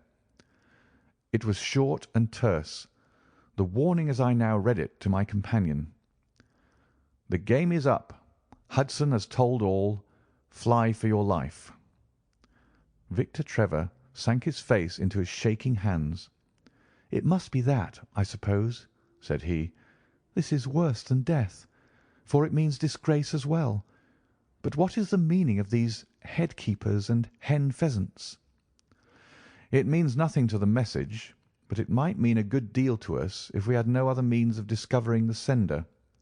You see that he has begun by writing 'the game is,' and so on. Afterwards he had, to fulfil the prearranged cipher, to fill in any two words in each space. He would naturally use the first words which came to his mind, and if there were so many which referred to sport among them, you may be tolerably sure that he is either an ardent shot or interested in breeding. Do you know anything of this Beddoes?" "Why, now that you mention it," said he, "I remember that my poor father used to have an invitation from him to shoot over his preserves every autumn." "Then it is undoubtedly from him that the note comes," said I. "It only remains for us to find out what this secret was which the sailor Hudson seems to have held over the heads of these two wealthy and respected men." "Alas, Holmes, I fear that it is one of sin and shame," cried my friend. "But from you I shall have no secrets. Here is the statement which was drawn up by my father when he knew that the danger from Hudson had become imminent. I found it in the Japanese cabinet, as he told the doctor. Take it and read it to me, for I have neither the strength nor the courage to do it myself." These are the very papers, Watson, which he handed to me, and I will read them to you as I read them in the old study that night to him. They are endorsed outside, as you see. Some particulars of the voyage of the barque Gloria Scott, from her leaving Falmouth on the 8th of October, 1855, to her destruction in north latitude 15 degrees 20 west long 25 degrees 14 on November 6th. It is in the form of a letter, and runs in this way: My dear, dear son, now that approaching disgrace begins to darken the closing years of my life, I can write with all truth and honesty that it is not the terror of the law, it is not the loss of my position in the county, nor is it my fall in the eyes of all who have known me, which cuts me to the heart. But it is the thought that you should come to blush for me. You who love me and who have seldom, I hope, had reason to do other than respect me. But if the blow falls which is for ever hanging over me, then I should wish you to read this, that you may know straight from me how far I have been to blame. On the other hand, if all should go well, which may kind God Almighty grant, then if by any chance this paper should be still undestroyed and should fall into your hands, I conjure you by all you hold sacred, by the memory of your dear mother, and by the love which had been between us, to hurl it into the fire, and to never give one thought to it again. If then your eye goes on to read this line, I know that I shall already have been exposed and dragged from my home, or, as is more likely, for you know that my heart is weak, by lying with my tongue sealed for ever in death. In either case, the time for suppression is past, and every word which I tell you is the naked truth, and this I swear, as I hope, for mercy. My name, dear lad, is not Trevor. I was James Armitage in my younger days, and you can understand now the shock that it was to me a few weeks ago when your college friend addressed me in words which seemed to imply that he had surprised my secret. As Armitage it was that I entered a London banking house, and as Armitage I was convicted of breaking my country's laws, and was sentenced to transportation. Do not think very harshly of me, laddie. It was a debt of honour, so called, which I had to pay, and I used money which was not my own to do it, in the certainty that I could replace it before there could be any possibility of its being missed. But the most dreadful ill luck pursued me. The money which I had reckoned upon never came to hand, and a premature examination of accounts exposed my deficit. The case might have been dealt leniently with, but the laws were more harshly administered 30 years ago than now, and on my 23rd birthday I found myself chained as a felon with 37 other convicts in 'tween decks of the barque Gloria Scott, bound for Australia. It was the year '55, when the Crimean War was at its height, and the old convict ships had been largely used as transports in the Black Sea. The government was compelled, therefore, to use smaller and less suitable vessels for sending out their prisoners. The Gloria Scott had been in the Chinese tea trade, but she was an old-fashioned, heavy-bowed, broad-beamed craft, and the new clippers had cut her out. She was a 500-ton boat, and besides her 38 jailbirds, she carried 26 of a crew, 18 soldiers, a captain, 3 mates, a doctor, a chaplain, and 4 warders. Nearly 100 souls were in her, all told, when we set sail from Falmouth. The partitions between the cells of the convicts, instead of being of thick oak, as is usual in convict ships, were quite thin and frail. The man next to me, upon the aft side, was one whom I had particularly noticed when we were led down the quay. He was a young man with a clear, hairless face, a long, thin nose, and rather nut-cracker jaws. He carried his head very jauntily in the air, had a swaggering style of walking, and was, above all else, remarkable for his extraordinary height. I don't think any of our heads would have come up to his shoulder, and I am sure that he could not have measured less than 6½ feet. It was strange among so many sad and weary faces to see one which was full of energy and resolution. The sight of it was to me like a fire in a snowstorm. I was glad, then, to find that he was my neighbour, and gladder still when, in the dead of night, I heard a whisper close to my ear, and found that he had managed to cut an opening in the board which separated us. "Hello, chummy," said he. "What's your name, and what are you here for?" I answered him, and asked in turn who I was talking with. "I am Jack Prendergast," said he, "and by God, you'll learn to bless my name before you've done with me." I remembered hearing of his case, for it was one which had made an immense sensation throughout the country some time before my own arrest. He was a man of good family and of great ability, but of incurably vicious habits, who had by an ingenious system of fraud obtained huge sums of money from the leading London merchants. "Ha, ha, you remember my case," said he proudly. "Very well indeed." "Then maybe you remember something queer about it." "What was that, then?" "I'd had nearly $250,000, hadn't I?" "So it was said." "But none was recovered, eh?" "No." "Well, where do you suppose the balance is?" he asked. "I have no idea," said I.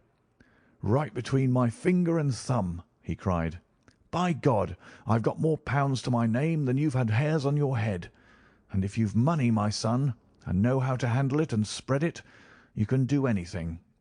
Now, you don't think it likely that a man who could do anything is going to wear his breeches out sitting in the stinking hold of a rat-gutted, beetle-ridden, mouldy old coffin of a China coaster. No, sir. Such a man will look after himself and will look after his chums. You may lay to that. You hold on to him, and you may kiss the book that he'll haul you through." That was his style of talk, and at first I thought it meant nothing. But after a while, when he had tested me and sworn me in with all possible solemnity, he let me understand that there really was a plot to gain command of the vessel. A dozen of the prisoners had hatched it before they came aboard. Prendergast was the leader, and his money was the motive power. "I'd a partner," said he, "a rare good man, as true as a stock to a barrel. He's got the dibs, he has, and where do you think he is at this moment? Why, he's the chaplain of this ship. The chaplain, no less. He came aboard with a black coat and his papers right, and money enough in his box to buy the thing right up from keel to main truck. The crew are his, body and soul. He could buy 'em at so much a gross with a cash discount, and he did it before ever they signed on.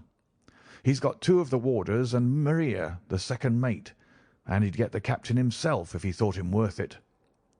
"What are we to do, then?" I asked. "What do you think?" said he.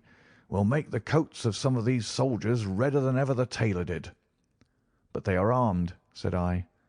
"And so shall we be, my boy.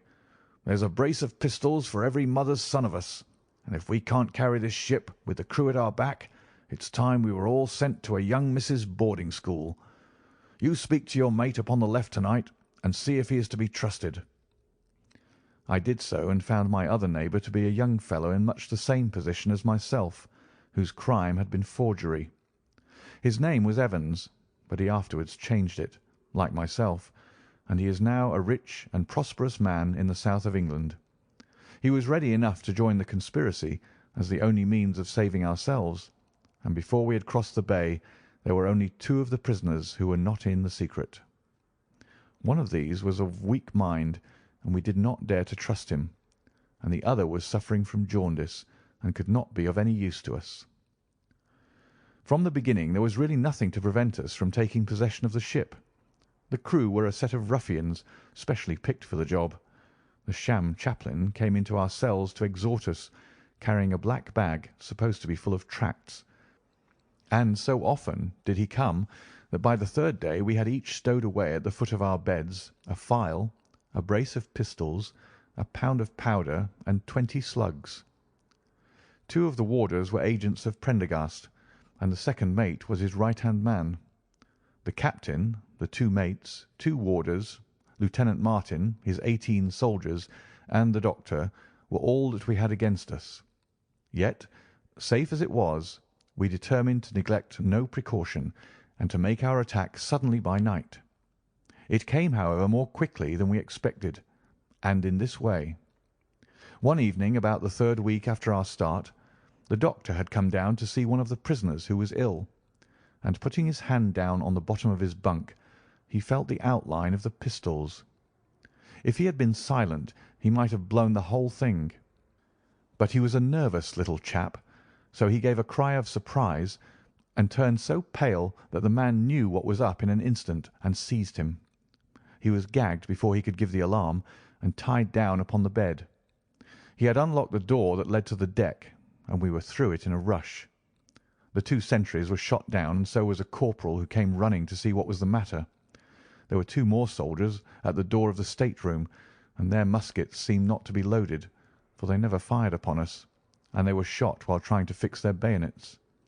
Then we rushed on into the captain's cabin, but as we pushed open the door, there was an explosion from within, and there he lay with his brains smeared over the chart of the Atlantic, which was pinned upon the table, while the chaplain stood with a smoking pistol in his hand at his elbow. The 2 mates had both been seized by the crew, and the whole business seemed to be settled. The state-room was next to the cabin, and we flocked in there and flopped down on the settees, all speaking together, for we were just mad with the feeling that we were free once more.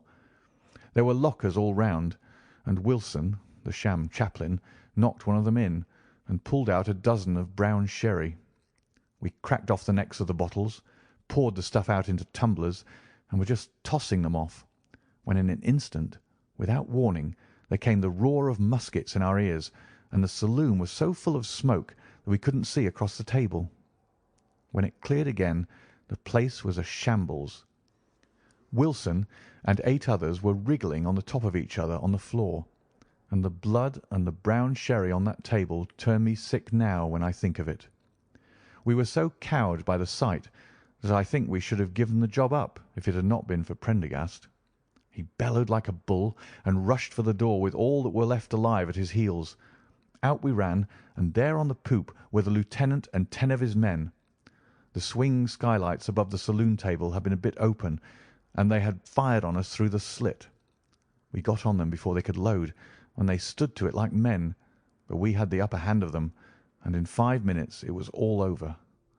My God, was there ever a slaughter-house like that ship? Prendergast was like a raging devil, and he picked the soldiers up as if they had been children and threw them overboard alive or dead. There was one sergeant that was horribly wounded, and yet kept on swimming for a surprising time, until someone in mercy blew out his brains. When the fighting was over, there was no one left of our enemies except just the warders, the mates, and the doctor. It was over them that the great quarrel arose. There were many of us who were glad enough to win back our freedom, and yet who had no wish to have murder on our souls. It was one thing to knock the soldiers over with their muskets in their hands, and it was another to stand by while men were being killed in cold blood. 8 of us, 5 convicts and 3 sailors, said that we would not see it done. But there was no moving Prendergast and those who were with him. Our only chance of safety lay in making a clean job of it, said he, and he would not leave a tongue with power to wag in a witness box. It nearly came to our sharing the fate of the prisoners, but at last he said that if we wished we might take a boat and go. We jumped at the offer, for we were already sick of these bloodthirsty doings, and we saw that there would be worse before it was done. We were given a suit of sailor togs each, a barrel of water, 2 casks, one of junk and one of biscuits, and a compass. Prendergast threw us over a chart, told us that we were shipwrecked mariners whose ship had foundered in latitude 15 degrees and long 25 degrees west, and then cut the painter and let us go. And now I come to the most surprising part of my story, my dear son. The seamen had hauled the foreyard aback during the rising, but now, as we left them, they brought it square again, and as there was a light wind from the north and east, the bark began to draw slowly away from us. Our boat lay rising and falling upon the long, smooth rollers, and Evans and I, who were the most educated of the party, were sitting in the sheets working out our position and planning what coast we should make for. It was a nice question, for the Cape de Verdes were about 500 miles to the north of us, and the African coast about 700 to the east. On the whole, as the wind was coming round to the north, we thought that Sierra Leone might be best, and turned our head in that direction, the bark being at that time nearly hull down on our starboard quarter. Suddenly, As we looked at her we saw a dense black cloud of smoke shoot up from her, which hung like a monstrous tree upon the skyline. A few seconds later a roar like thunder burst upon our ears, and as the smoke thinned away there was no sign left of the Gloria Scott. In an instant we swept the boat's head round again and pulled with all our strength for the place where the haze still trailing over the water marked the scene of this catastrophe. It was a long hour before we reached it, and at first we feared that we had come too late to save anyone. A splintered boat and a number of crates and fragments of spars rising and falling on the waves showed us where the vessel had foundered, but there was no sign of life, and we had turned away in despair when we heard a cry for help and saw at some distance a piece of wreckage with a man lying stretched across it. When we pulled him aboard the boat, he proved to be a young seaman of the name of Hudson, who was so burned and exhausted that he could give us no account of what had happened until the following morning.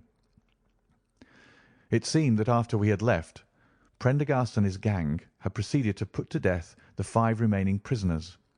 The 2 warders had been shot and thrown overboard, and so also had the 3rd mate. Prendergast then descended into the 'tween decks, and with his own hands cut the throat of the unfortunate surgeon. There only remained the 1st mate, who was a bold and active man.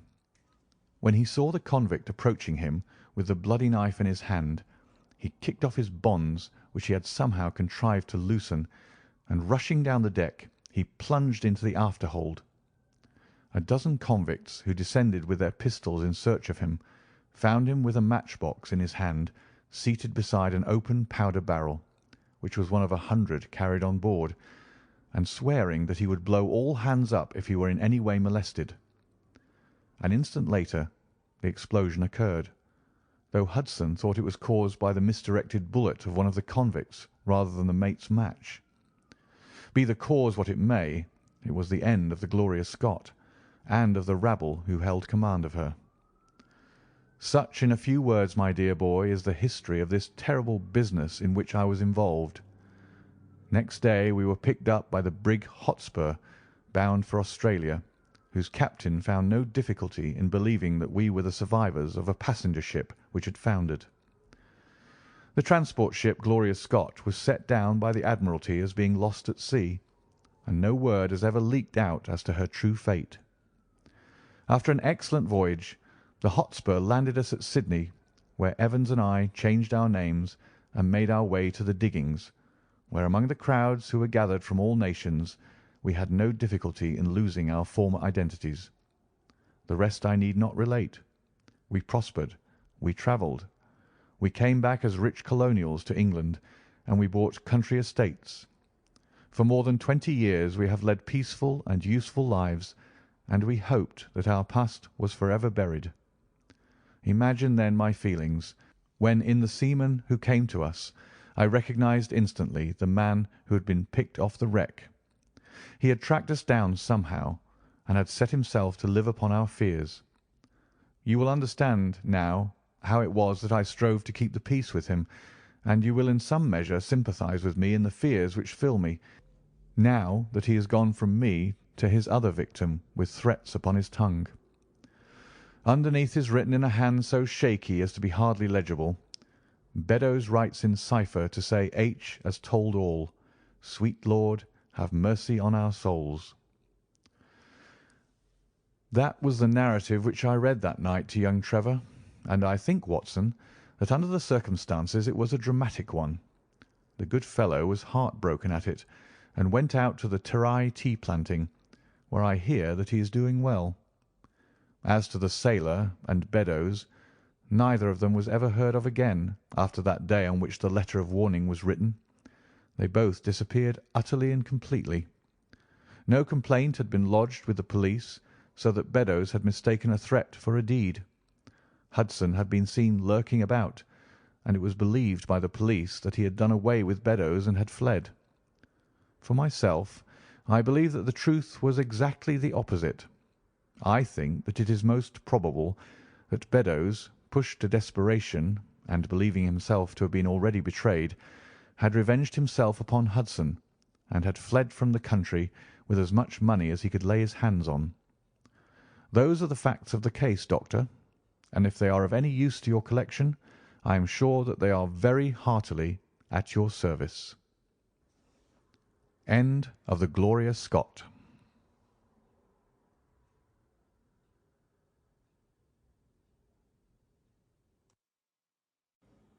Adventure 5 in the Memoirs of Sherlock Holmes by Sir Arthur Conan Doyle, The Musgrave Ritual. An anomaly which often struck me in the character of my friend Sherlock Holmes was that although in his methods of thought he was the neatest and most methodical of mankind, and although also he affected a certain quiet primness of dress, he was none the less in his personal habits one of the most untidy men that ever drove a fellow lodger to distraction. Not that I am in the least conventional in that respect myself. The rough-and-tumble work in Afghanistan, coming on the top of a natural bohemianism of disposition, has made me rather more lax than befits a medical man. But with me there is a limit, and when I find a man who keeps his cigars in the coal scuttle, his tobacco in the toe end of a Persian slipper, and his unanswered correspondence transfixed by a jackknife into the very centre of his wooden mantelpiece, then I begin to give myself virtuous airs. I have always held, too, that pistol practice should be distinctly an open-air pastime, and when Holmes, in one of his queer humours, would sit in an armchair with his hair trigger and 100 Boxer cartridges, and proceed to adorn the opposite wall with a patriotic V.R. done in bullet pocks, I felt strongly that neither the atmosphere nor the appearance of our room was improved by it. Our chambers were always full of chemicals and of criminal relics which had a way of wandering into unlikely positions and of turning up in the butter dish or in even less desirable places. But his papers were my great crux. He had a horror of destroying documents, especially those which were connected with his past cases, and yet it was only once in every year or two that he would muster energy to docket and arrange them. For, as I have mentioned somewhere in these incoherent memoirs, the outbursts of passionate energy when he performed the remarkable feats with which his name is associated were followed by reactions of lethargy during which he would lie about with his violin and his books, hardly moving save from the sofa to the table.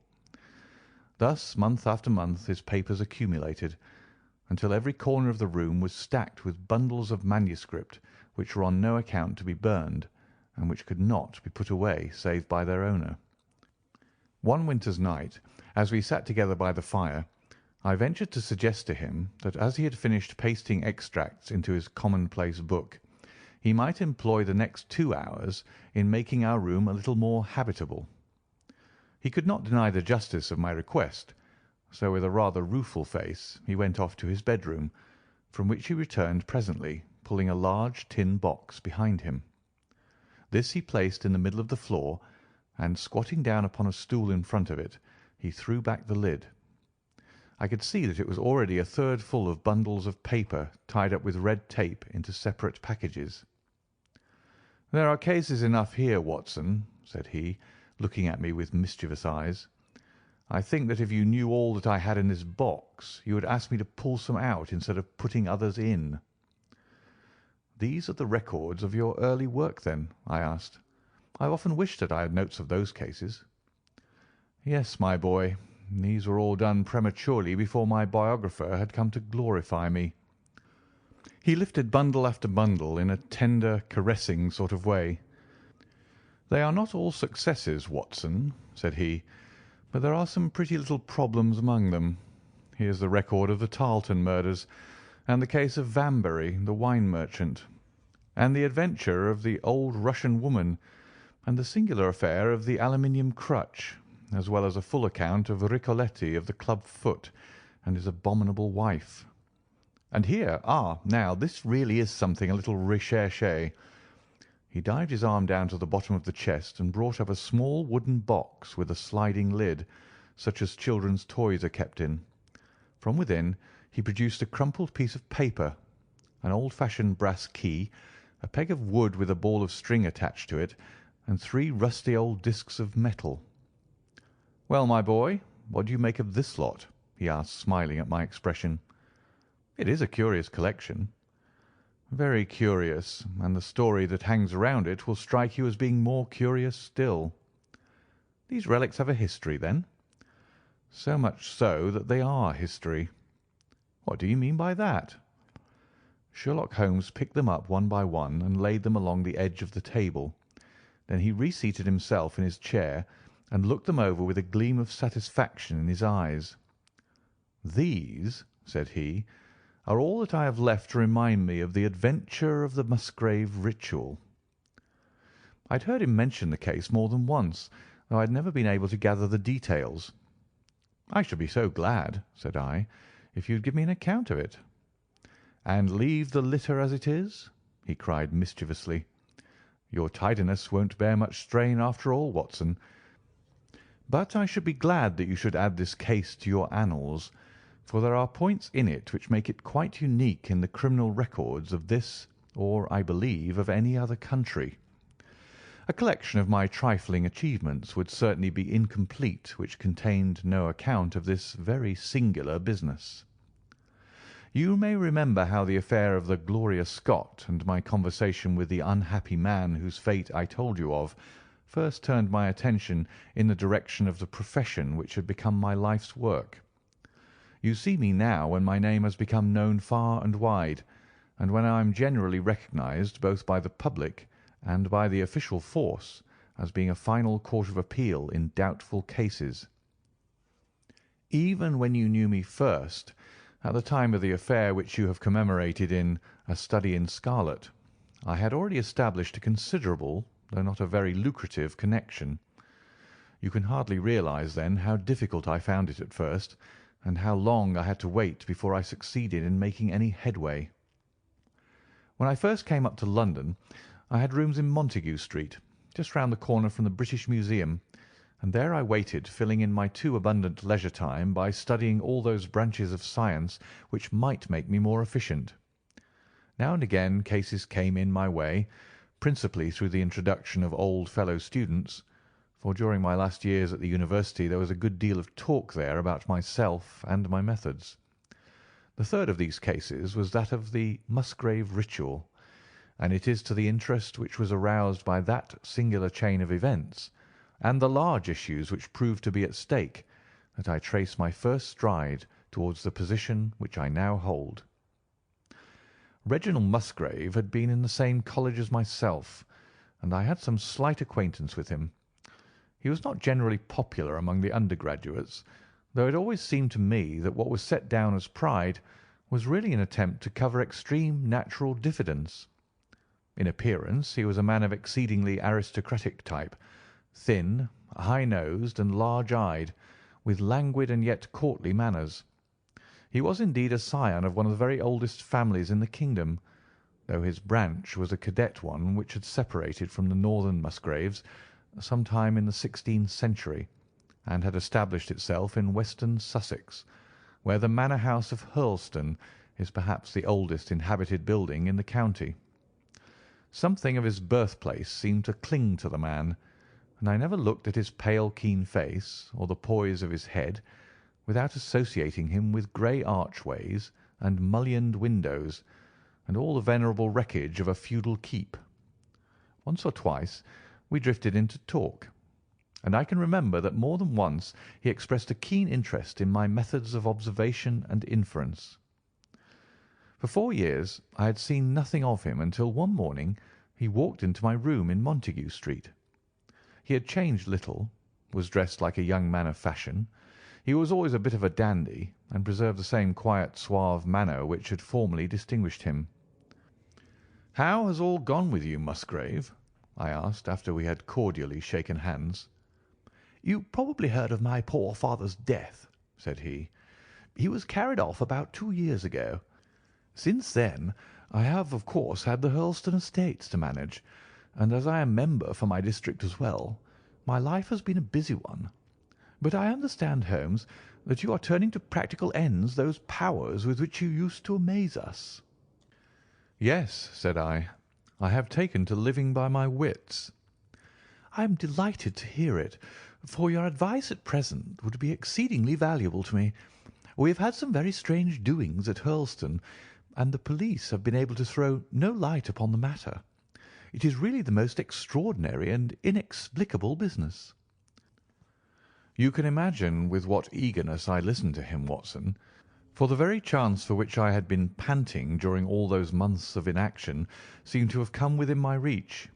In my inmost heart I believed that I could succeed where others failed, and now I had the opportunity to test myself. "Pray let me have the details," I cried. Reginald Musgrave sat down opposite to me and lit the cigarette which I had pushed towards him.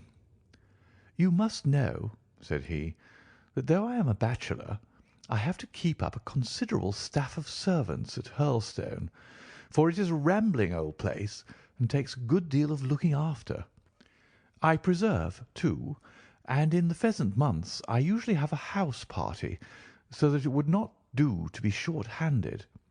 Altogether there are 8 maids, the cook, the butler, 2 footmen, and a boy. The garden and the stables, of course, have a separate staff. Of those servants, the one who had been longest in our service was Brunton the butler. He was a young schoolmaster out of place when he first taken up by my father, but he was a man of great energy and character, and he soon became quite invaluable in the household. He was a well-grown, handsome man with a splendid forehead, and though he has been with us for 20 years, he cannot be more than 40 now. With his personal advantages and his extraordinary gifts, for he can speak several languages and play nearly every musical instrument, it is wonderful that he should have been satisfied so long in such a position. But I suppose that he was comfortable and lacked energy to make any change. The butler of Hurlstone is always a thing that is remembered by all who visit us. But this paragon has one fault. He is a bit of a Don Juan, and you can imagine that for a man like him it is not a very difficult part to play in a quiet country district.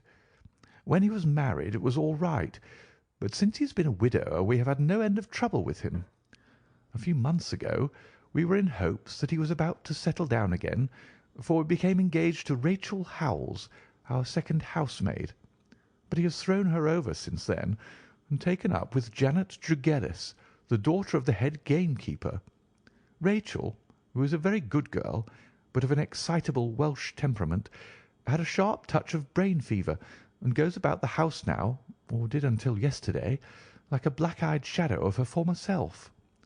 That was our first drama at Hurlstone, but a second one came to drive it from our minds, and it was prefaced by the disgrace and dismissal of Butler Brunton. This is how it came about. I have said that the man was intelligent, and this very intelligence has caused his ruin, for it seems to have led to an insatiable curiosity about things which did not in the least concern him. I had no idea of the lengths to which this would carry him until the merest accident opened my eyes to it. I have said that the house is a rambling one. One day last week, on Thursday night to be more exact, I found that I could not sleep, having foolishly taken a cup of strong café noir after my dinner. After struggling against it until 2 in the morning, I felt that it was quite hopeless, so I rose and lit the candle with the intention of continuing a novel which I was reading. The book, however, had been left in the billiard-room, so I pulled on my dressing-gown and started off to get it. In order to reach the billiard-room, I had to descend a flight of stairs, and then to cross the head of a passage which led to the library and the gun-room. You can imagine my surprise when, as I looked down this corridor, I saw a glimmer of light coming from the open door of the library. I had myself extinguished the lamp and closed the door before coming to bed. Naturally, my first thought was of burglars. The corridors at Hurlstone have their walls largely decorated with trophies of old weapons. From one of these I picked a battle-axe, and then, leaving my candle behind me, I crept on tiptoe down the passage and peeped in at the open door.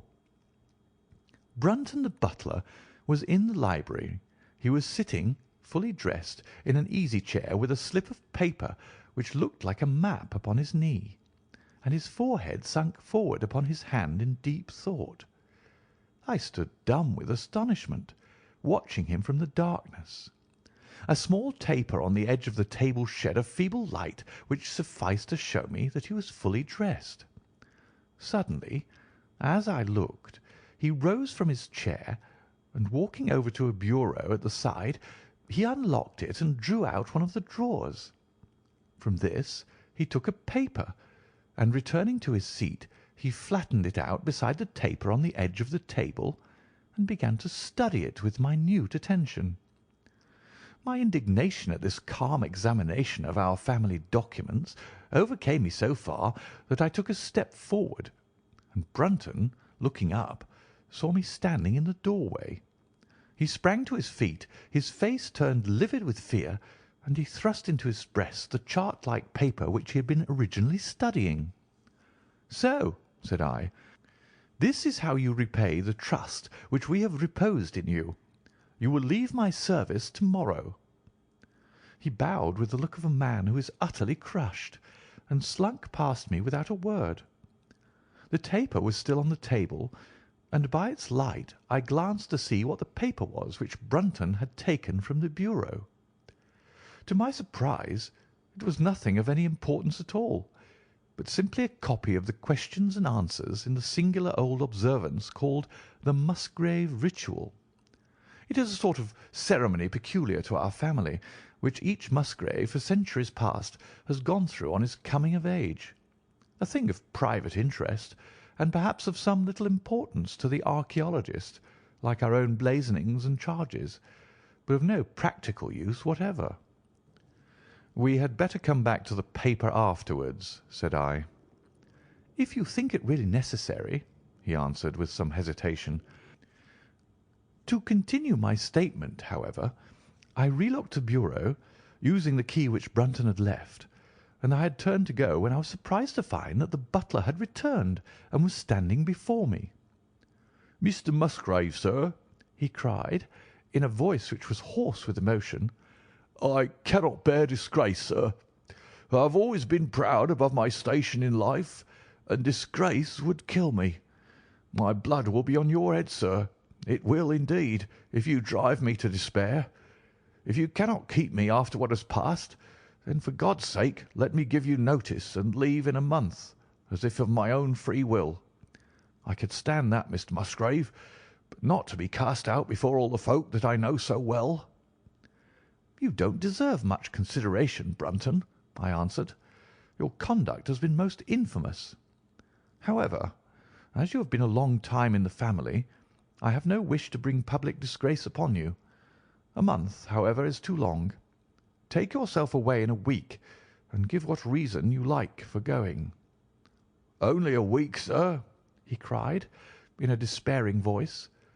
"A fortnight, say at least a fortnight." "A week," I repeated, "and you may consider yourself to have been very leniently dealt with." He crept away, his face sunk upon his breast like a broken man, while I put out the light and returned to my room. For 2 days after this, Brunton was most assiduous in his attention to his duties. I made no allusion to what had passed, and waited with some curiosity to see how he would cover his disgrace. On the third morning, however, he did not appear, as was his custom after breakfast, to receive my instructions for the day. As I left the dining-room, I happened to meet Rachel Howells, the maid. I have told you that she had only recently recovered from an illness, and was looking so wretchedly pale and wan that I remonstrated with her for being at work. "You should be in bed," I said. "Come back to your duties when you are stronger." She looked at me with so strange an expression that I began to suspect that her brain was affected. "I am strong enough, Mr. Musgrave," said she. "We will see what the doctor says," I answered. "You must stop work now, and when you go downstairs, just say that I wish to see Brunton." "The butler is gone," said she. "Gone? Gone where?" "He is gone. No one has seen him. He's not in his room. Oh, yes, he's gone. He's gone." She fell back against the wall with shriek after shriek of laughter, while I, horrified at this sudden hysterical attack, rushed to the bell to summon help. The girl was taken to her room, still screaming and sobbing, while I made inquiries about Brunton. There was no doubt about it that he had disappeared. His bed had not been slept in. He had been seen by no one since he had retired to his room the night before, and yet it was difficult to see how he could have left the house, as both windows and doors were found to be fastened in the morning. His clothes, his watch, and even his money were in his room, but the black suit which he usually wore was missing. His slippers, too, were gone, but his boots were left behind. Where, then, could butler Brunton have gone in the night, and what could have become of him now? Of course, we searched the house from cellar to garret, but there was no trace of him.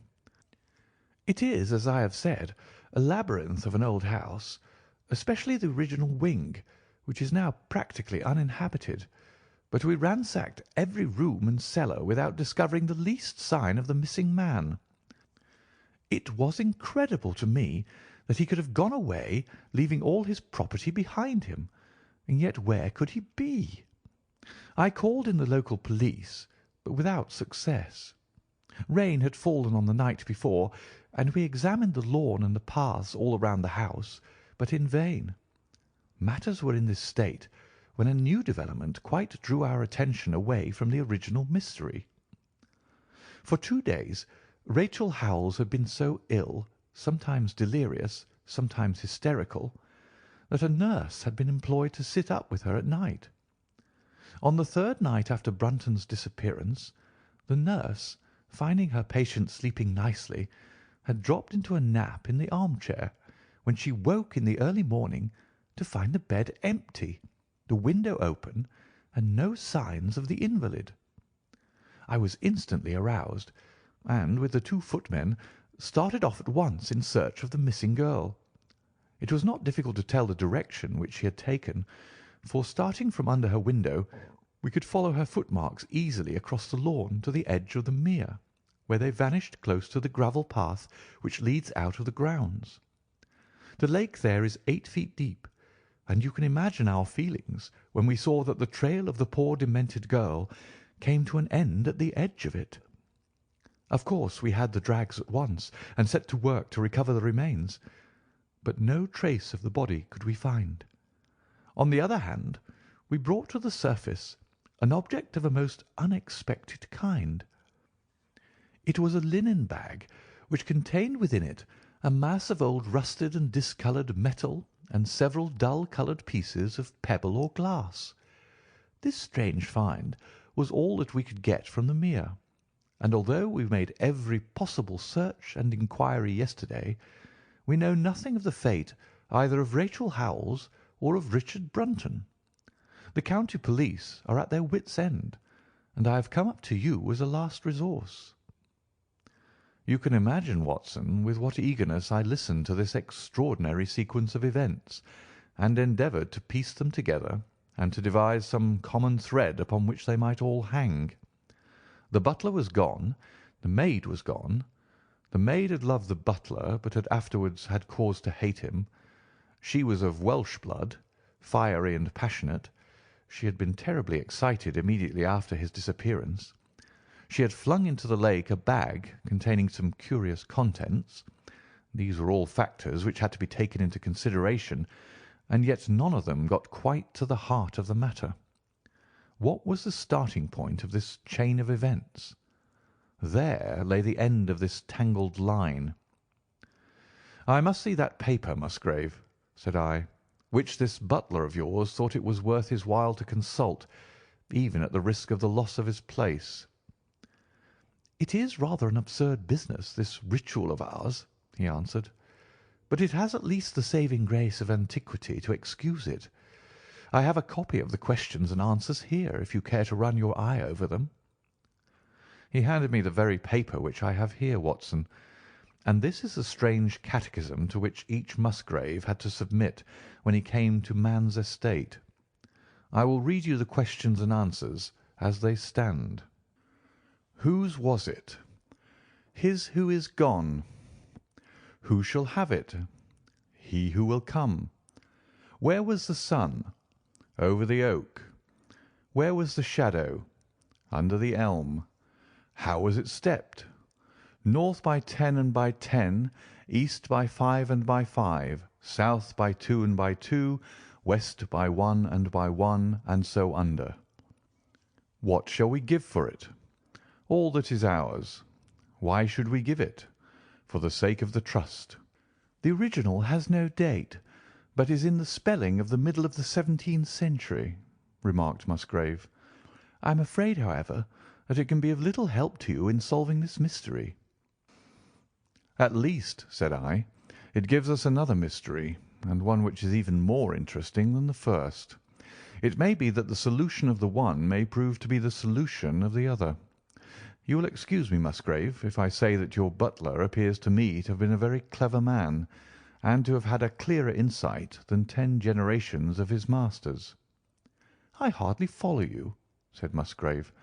The paper seems to me to be of no practical importance. But to me it seems immensely practical, and I fancy that Brunton took the same view. He had probably seen it before that night on which you caught him. It is very possible. We took no pains to hide it. He simply wished, I should imagine, to refresh his memory upon that last occasion.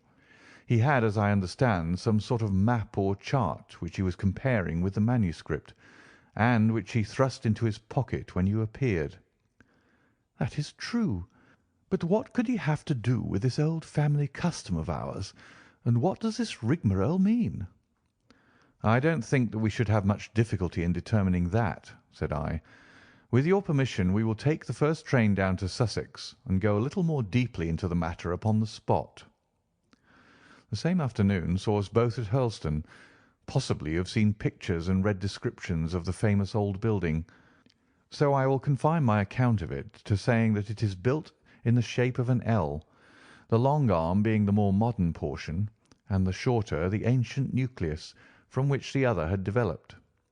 Over the low, heavily linteled door in the centre of this old part is chiselled the date 1607, but experts are agreed that the beams and stonework are really much older than this. The enormously thick walls and tiny windows of this part had in the last century driven the family into building the new wing, and the old one was used now as a storehouse and a cellar, when it was used at all. A splendid park with fine old timber surrounds the house, and the lake to which my client had referred lay close to the avenue about 200 yards from the building. I was already firmly convinced, Watson, that there were not 3 separate mysteries here, but only one, and that if I could read the Musgrave Ritual aright, I should hold in my hand the clue which would lead me to the truth concerning both the butler Brunton and the maid Howells. To that, then, I turned all my energies. Why should this servant be so anxious to master this old formula? Evidently because he saw something in it which had escaped all those generations of country squires, and from which he expected some personal advantage. What was it, then, and how had it affected his fate? It was perfectly obvious to me, on reading the ritual, that the measurements must refer to some spot to which the rest of the document alluded, and that if we could find that spot, we should be in a fair way towards finding what the secret was which the old Musgraves had thought it necessary to embalm in so curious a fashion. There were 2 guides given us to start with, an oak and an elm. As to the oak, there could be no question at all. Right in front of the house, upon the left-hand side of the drive, there stood a patriarch among oaks, one of the most magnificent trees that I have ever seen. "That was there when your ritual was drawn up," said I, as we drove past it. "It was there at the Norman Conquest in all probability," he answered. "It has a girth of 23 feet." "Have you any old elms?" I asked. "There used to be a very old one over yonder, but it was struck by lightning 10 years ago, and we cut down the stump." "You can see where it used to be?" "Oh, yes." "There are no other elms?" "No old ones, but plenty of beeches." "I should like to see where it grew."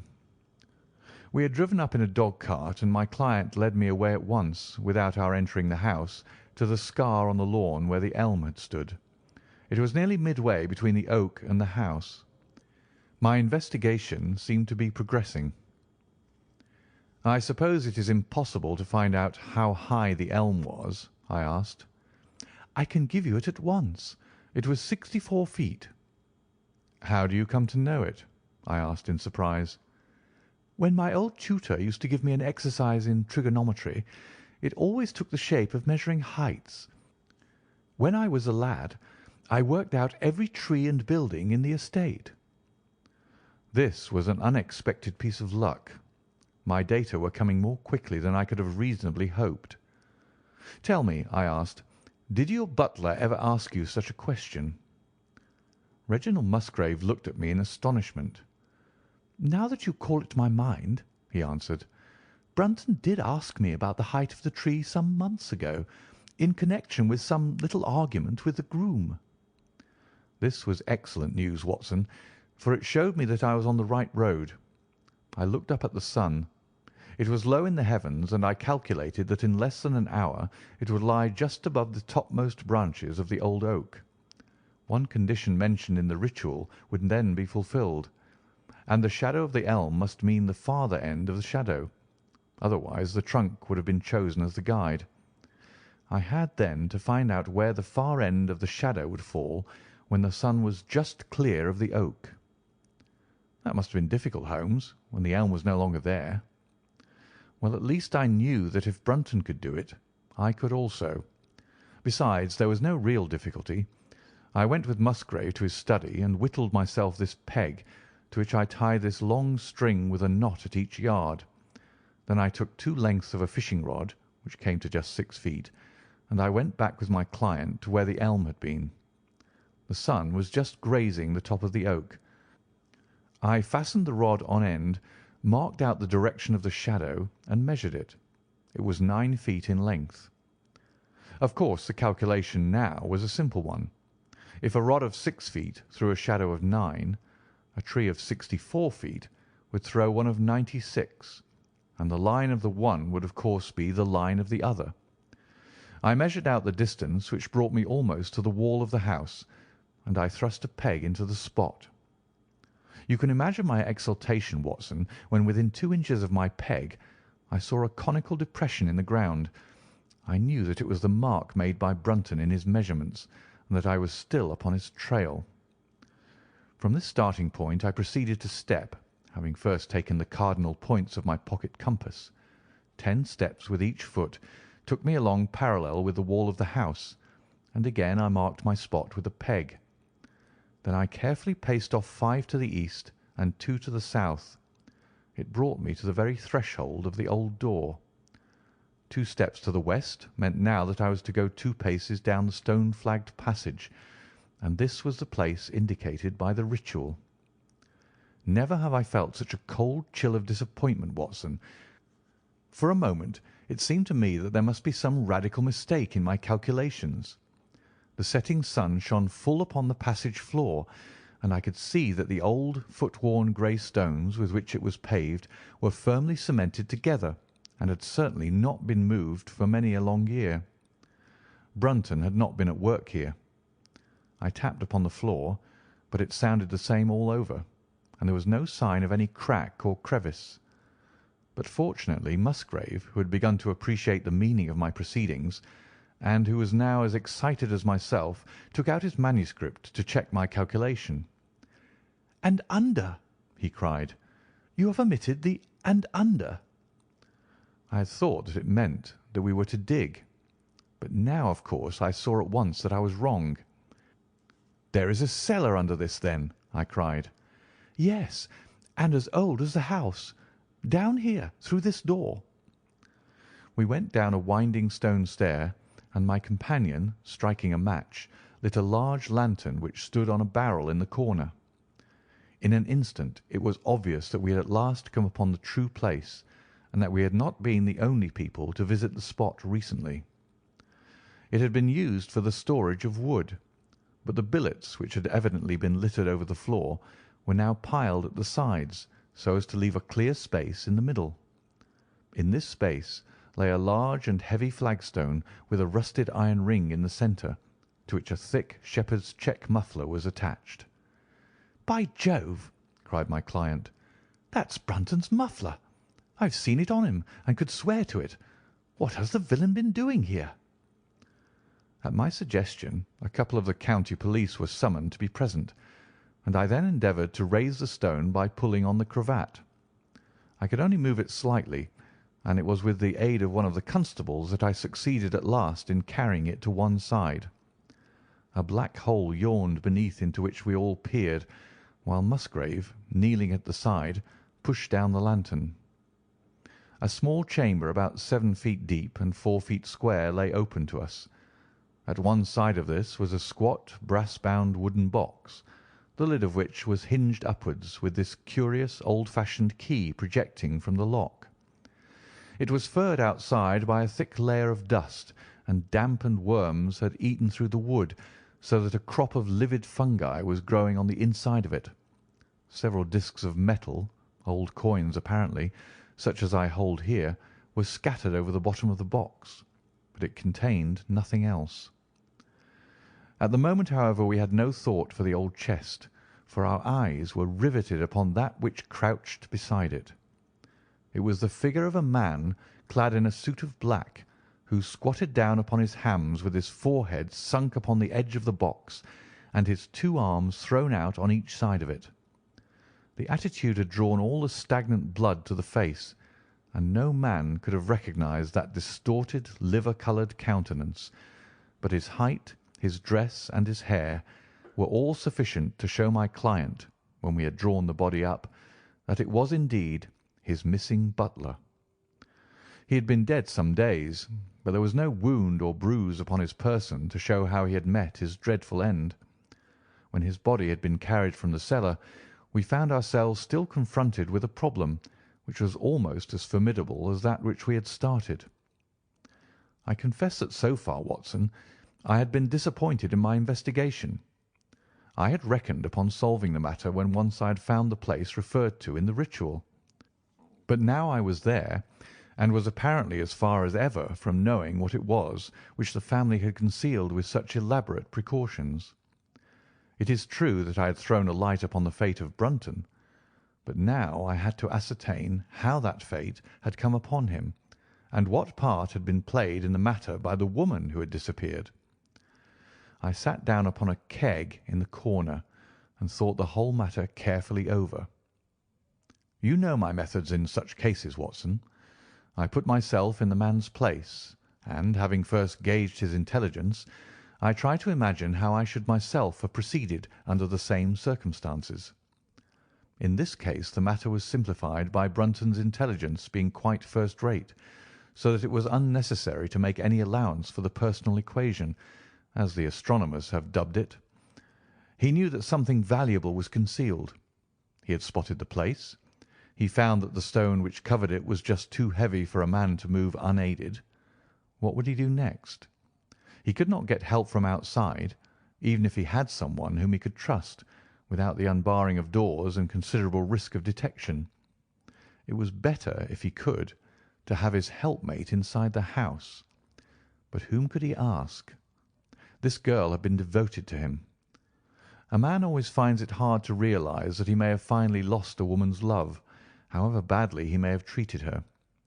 He would try by a few attentions to make his peace with the girl Howells, and then would engage her as his accomplice.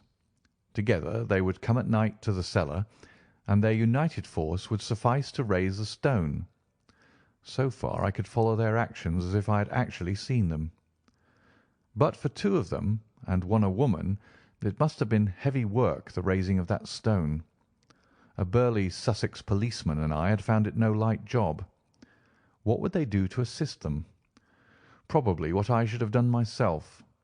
I rose and examined carefully the different billets of wood which were scattered round the floor. Almost at once I came upon what I expected. One piece, about 3 feet in length, had a very marked indentation at one end, while several were flattened at the sides as if they had been compressed by some considerable weight. Evidently, as they had dragged the stone up, they had thrust the chunks of wood into the chink, until at last, when the opening was large enough to crawl through, they would hold it open by a billet placed lengthwise, which might very well become indented at the lower end, since the whole weight of the stone would press it down to the edge of this other slab. So far I was still on safe ground. And now how was I to proceed to reconstruct this midnight drama? Clearly only one could fit into the hole, and that one was Brunton. The girl must have waited above. Brunton then unlocked the box, handed up the contents, presumably, since they were not to be found, and then what happened? What smouldering fire of vengeance had suddenly sprung into flame in this passionate Celtic woman's soul when she saw the man who had wronged her perhaps far more than we suspected, in her power? Was it a chance that the wood had slipped and that the stone had shut Brunton into what had become his sepulchre? Had she only been guilty of silence as to his fate? Or had some sudden blow from her hand dashed the support away and sent the slab crashing down into its place? Be that as it might, I seemed to see that woman's figure still clutching at her treasure trove and flying wildly up the winding stair, with her ears ringing perhaps with the muffled screams from behind her and with the drumming of frenzied hands against the slab of stone which was choking her faithless lover's life out. Here was the secret of her blanched face, her shaken nerves, her peals of hysterical laughter on the next morning. But what had been in the box? What had she done with that? Of course, it must have been the old metal and pebbles which my client had dragged from the mere. She had thrown them in there at the first opportunity to remove the last trace of her crime. For 20 minutes I had sat motionless, thinking the matter out. Musgrave still stood with a very pale face, swinging his lantern and peering down into the hole. "These are the coins of Charles I," said he, holding out the few which had been in the box. "You see we were right in fixing our date for the ritual." "We may find something else of Charles I," I cried, as the probable meaning of the first two questions of the ritual broke suddenly upon me. "Let me see the contents of the bag which you fished from the mere." We ascended to his study, and he laid the débris before me. I could understand his regarding it as of small importance when I looked at it, for the metal was almost black and the stones lustreless and dull. I rubbed one of them on my sleeve, however, and it glowed afterwards like a spark in the dark hollow of my hand. The metalwork was in the form of a double ring, but it had been bent and twisted out of its original shape.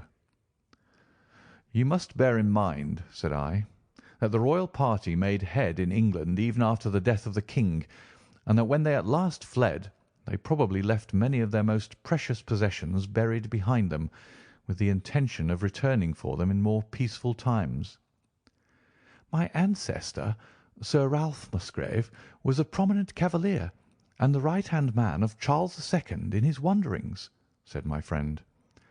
"Ah, indeed," I answered.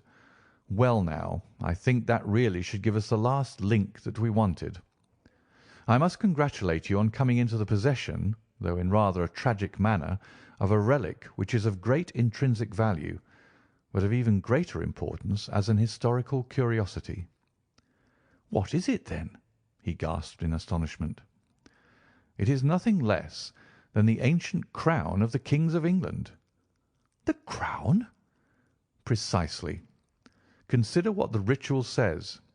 How does it run? Whose was it? His who is gone. That was after the execution of Charles. Then, who shall have it? He who will come. That was Charles II, whose advent was already foreseen. There can, I think, be no doubt that this battered and shapeless diadem once encircled the brows of the royal Stuarts." "And how came it in the pond?" "Ah, that is a question that will take some time to answer." And with that I sketched out to him the whole long chain of surmise and of proof which I had constructed. The twilight had closed in, and the moon was shining brightly in the sky before my narrative was finished. "And how was it, then, that Charles did not get his crown when he returned?" asked Musgrave, pushing back the relic into its linen bag. "Ah, there you lay your finger upon the one point which we shall probably never be able to clear up. It is likely that the Musgrave who held the secret died in the interval, and by some oversight left this guide to his descendant without explaining the meaning of it. From that day to this it has been handed down from father to son, until at last it came within reach of a man who tore its secret out of it and lost his life in the venture. And that's the story of the Musgrave Ritual, Watson.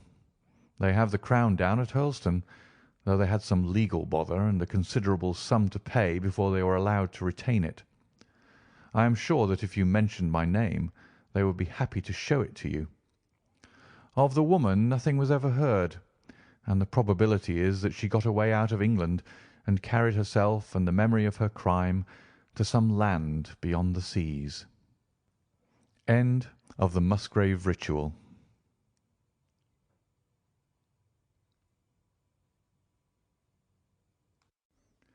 Adventure 6 in the Memoirs of Sherlock Holmes by Sir Arthur Conan Doyle. The Reigate Puzzle. It was some time before the health of my friend Mr. Sherlock Holmes recovered from the strain caused by his immense exertions in the spring of '87. The whole question of the Netherlands Sumatra Company and of the colossal schemes of Baron Maupertuis are too recent in the minds of the public, and are too intimately concerned with politics and finance to be fitting subjects for this series of sketches. They led, however, in an indirect fashion to a singular and complex problem which gave my friend an opportunity of demonstrating the value of a fresh weapon among the many with which he waged his lifelong battle against crime. On referring to my notes, I see that it was upon the 14th of April that I received a telegram from Lyons, which informed me that Holmes was lying ill in the Hôtel Dulong. Within 24 hours I was in his sick room, and was relieved to find that there was nothing formidable in his symptoms.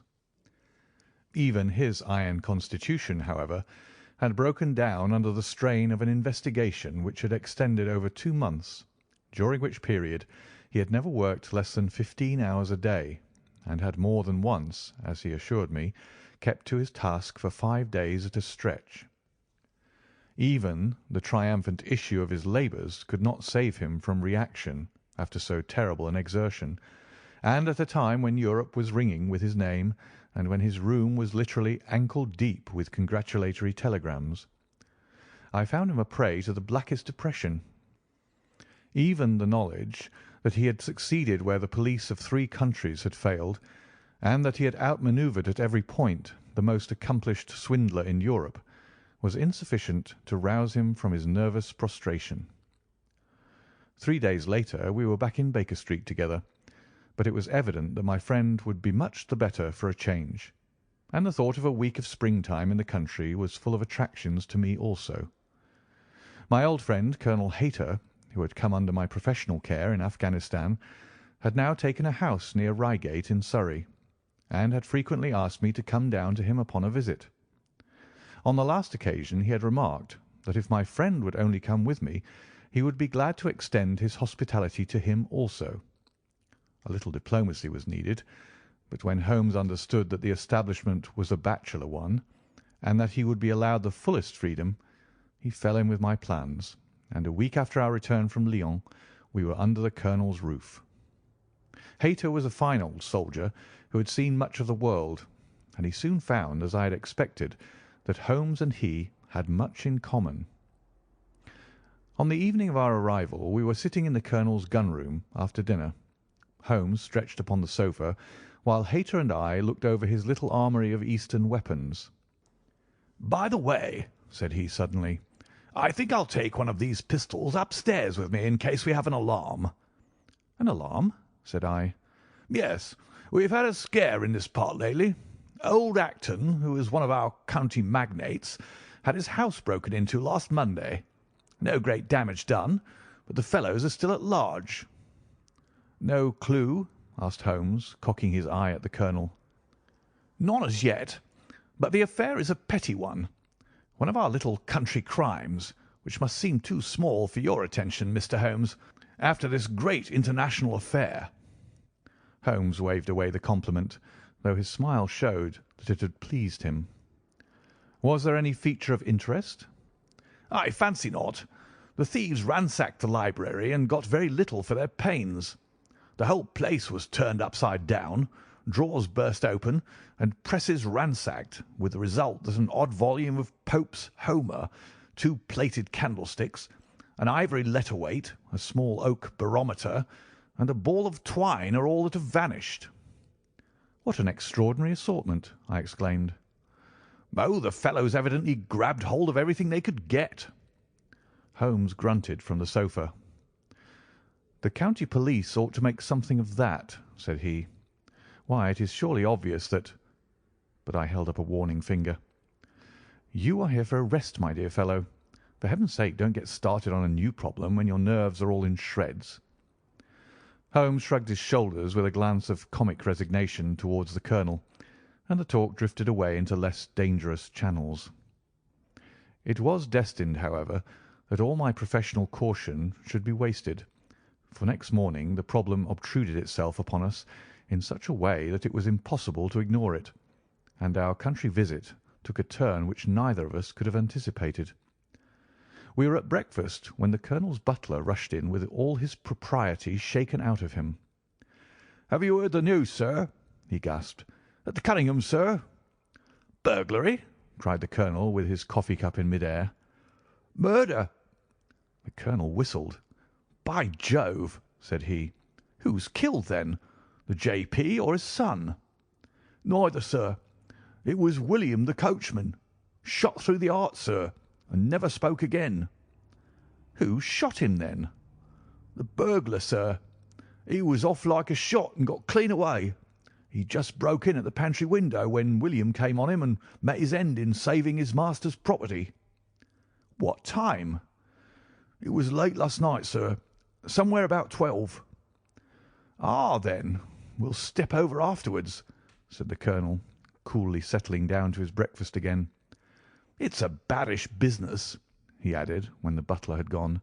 "He's our leading man about here, is old Cunningham, and a very decent fellow, too. He'll be cut up over this, for the man has been in his service for years, and was a good servant. It's evidently the same villains who broke into Acton's." "And stole that very singular collection," said Holmes thoughtfully. "Precisely." It may prove the simplest matter in the world, but all the same, at first glance, this is just a little curious, is it not? A gang of burglars acting in the country might be expected to vary the scene of their operations, and not to crack 2 cribs in the same district within a few days. When you spoke last night of taking precautions, I remember that it passed through my mind that this was probably the last parish in England to which the thief or thieves would be likely to turn their attention, which shows that I have still much to learn. "I fancy it's some local practitioner," said the colonel. "In that case, of course, Acton's and Cunningham's are just the places he would go for, since they are far the largest about here." "And richest?" "Well, they ought to be, but they've had a lawsuit for some years which has sucked the blood out of both of them, I fancy.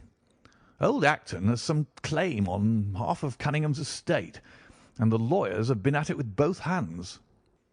"If it's a local villain, there should not be much difficulty in running him down," said Holmes with a yawn. "All right, Watson. I don't intend to meddle." "Inspector Forrester, sir," said the butler, throwing open the door. The official, a smart, keen-faced young fellow, stepped into the room. "Good morning, Colonel," said he. "I hope I don't intrude, but we hear that Mr. Holmes of Baker Street is here." The colonel waved his hand towards my friend, and the inspector bowed. "We thought that perhaps you would care to step across, Mr. Holmes." "The fates are against you, Watson," said he, laughing.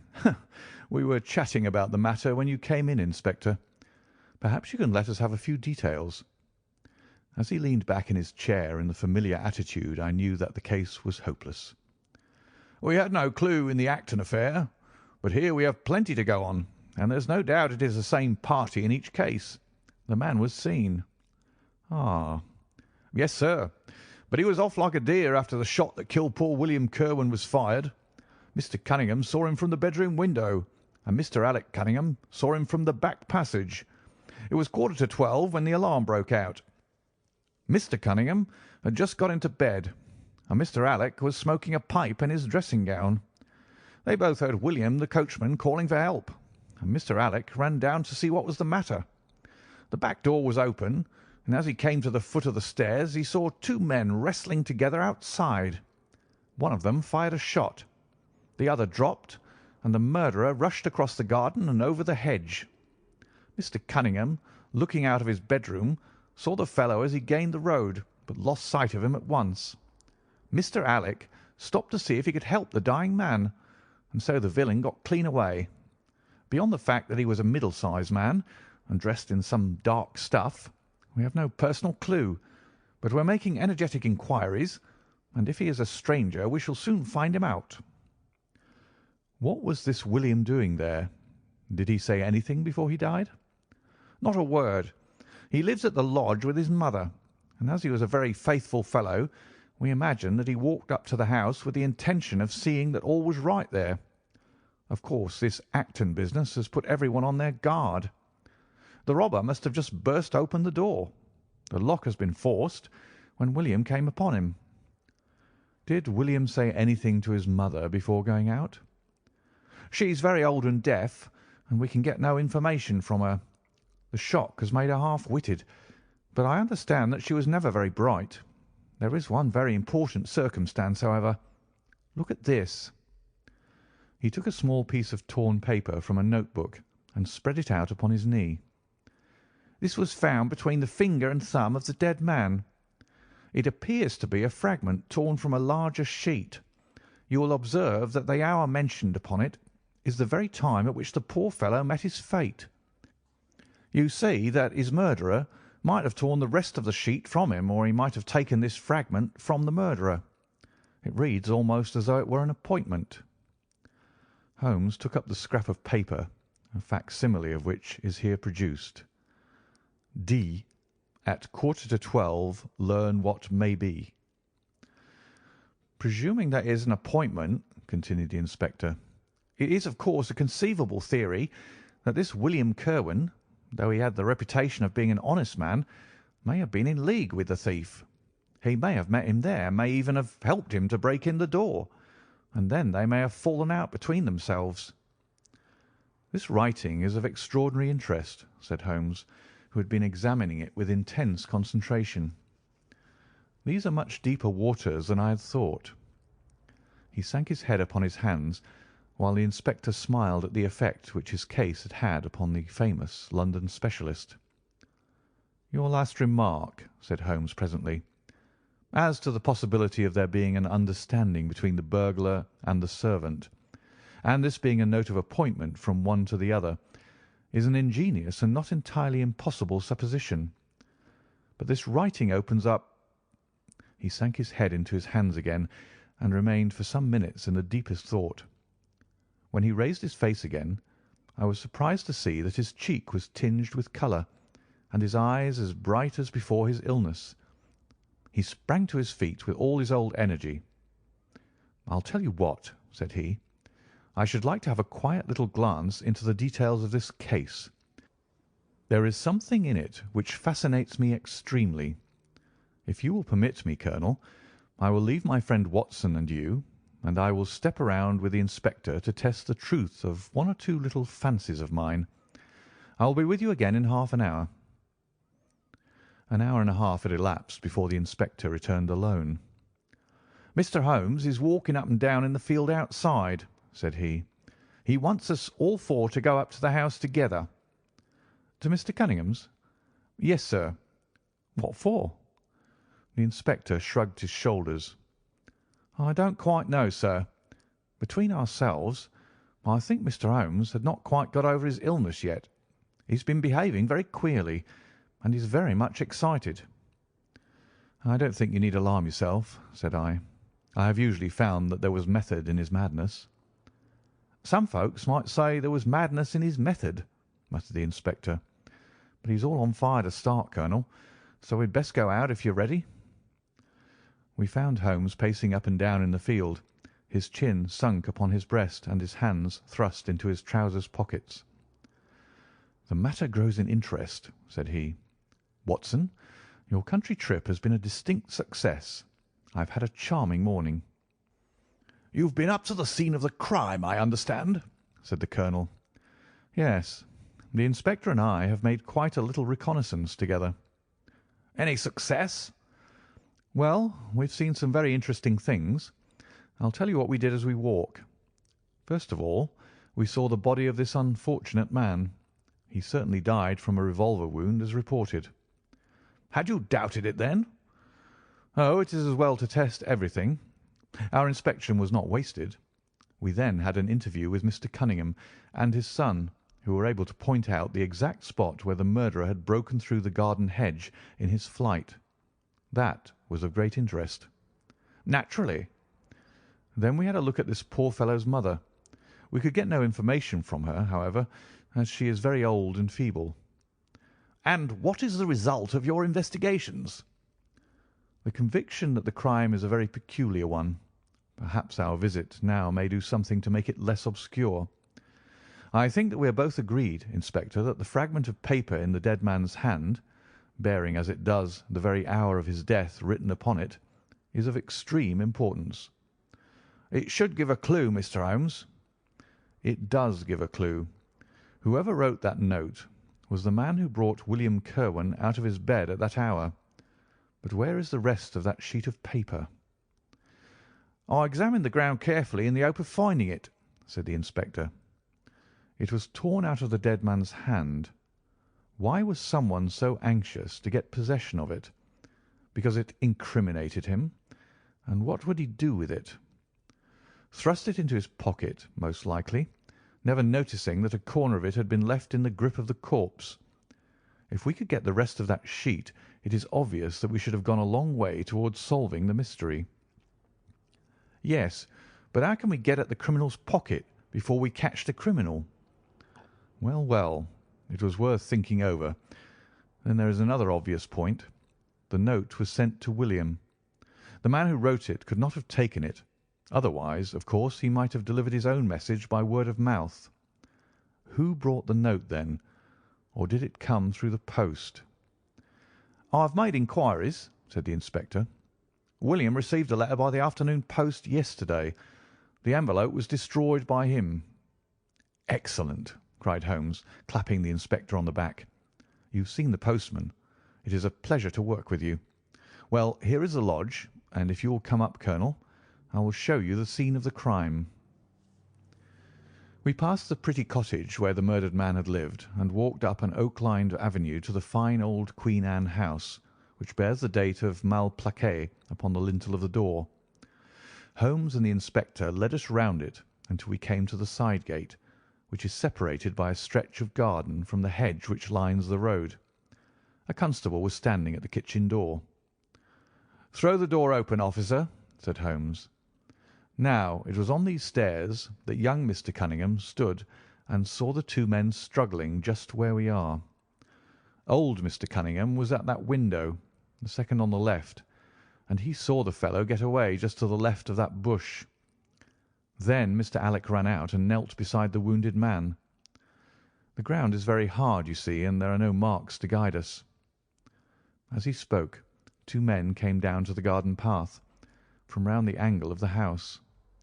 The one was an elderly man with a strong, deep-lined, heavy-eyed face. The other a dashing young fellow, whose bright, smiling expression and showy dress were in strange contrast with the business which had brought us there. "Still at it, then?" said he to Holmes. "I thought you Londoners were never at fault. You don't seem to be so very quick, after all." "Ah, you must give us a little time," said Holmes good-humouredly. "You'll want it," said young Alec Cunningham. "Why, I don't see that we have any clue at all." "There's only one," answered the inspector. "We thought that if we could only find— Good heavens, Mr. Holmes, what is the matter?" My poor friend's face had suddenly assumed the most dreadful expression.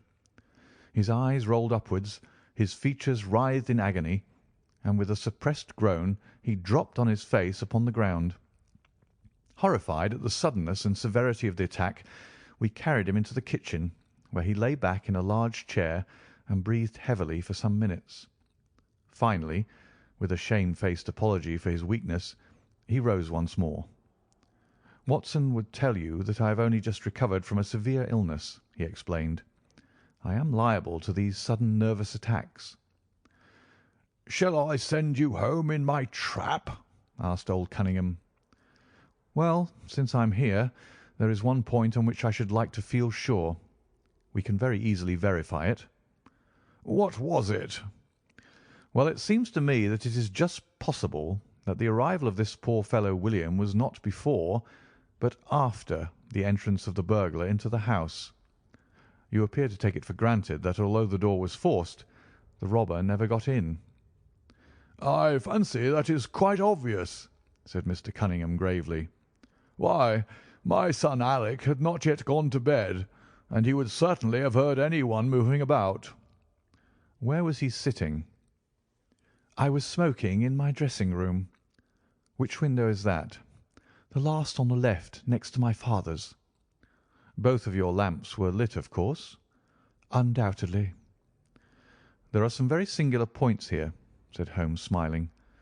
"Is it not extraordinary that a burglar, and a burglar who had had some previous experience, should deliberately break into a house at a time when he could see from the lights that two of the family were still afoot?" "He must have been a cool hand."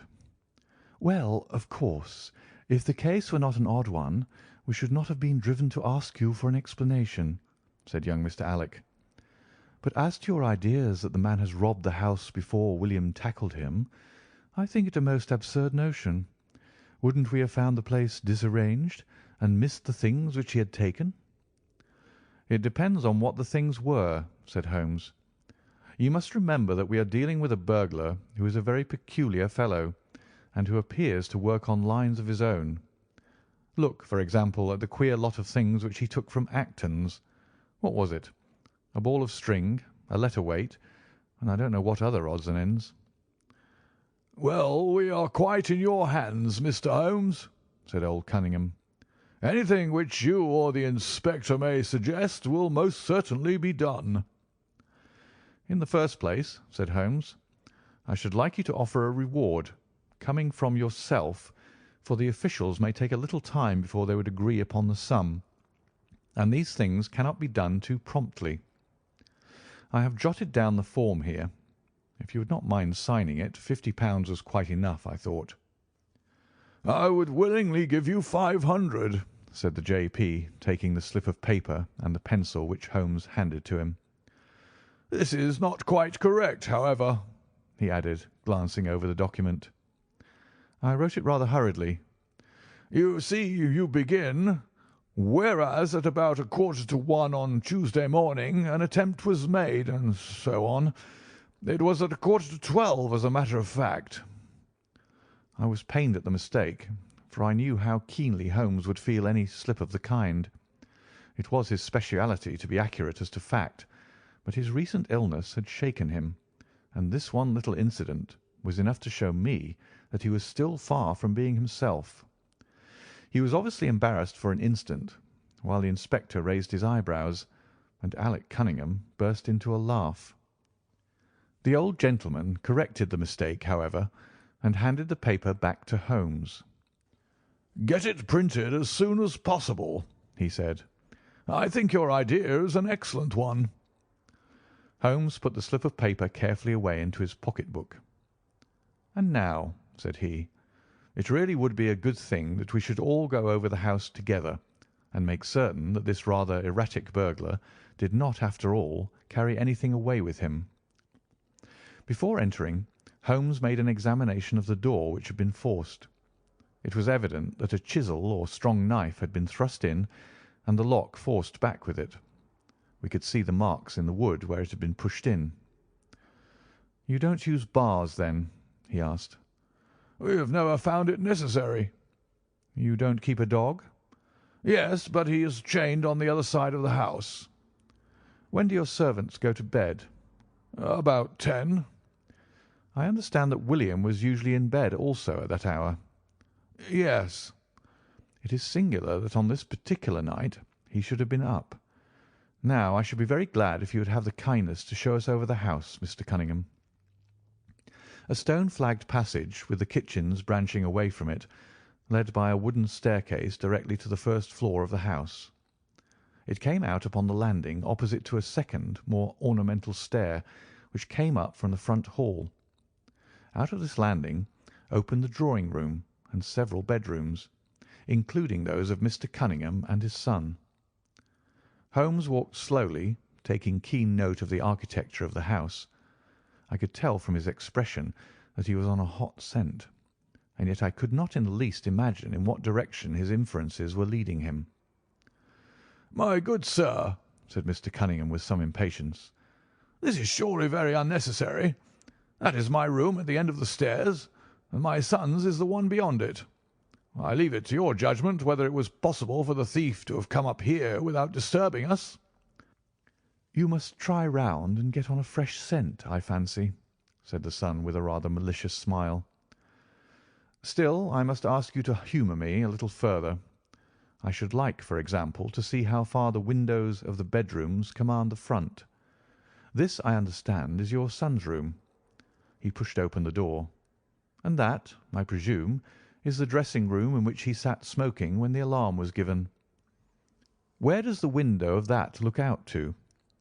He stepped across the bedroom, pushed open the door, and glanced around the other chamber. "I hope that you are satisfied now," said Mr. Cunningham tartly.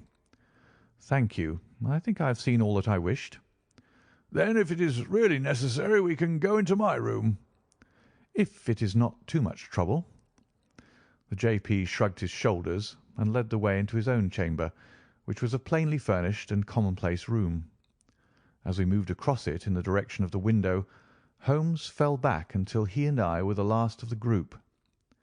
Near the foot of the bed stood a dish of oranges and a carafe of water. As we passed it, Holmes, to my unutterable astonishment, leaned over in front of me and deliberately knocked the whole thing over. The glass smashed into 1,000 pieces, and the fruit rolled about into every corner of the room. "You've done it now, Watson," said he coolly. "A pretty mess you've made of the carpet." I stooped in some confusion and began to pick up the fruit, understanding for some reason my companion desired me to take the blame upon myself. The others did the same, and set the table on its legs again. "Hullo!" cried the inspector. "Where's he got to?" Holmes had disappeared. "Wait here an instant," said young Alec Cunningham. "The fellow is off his head, in my opinion. Come with me, father, and see where he has got to."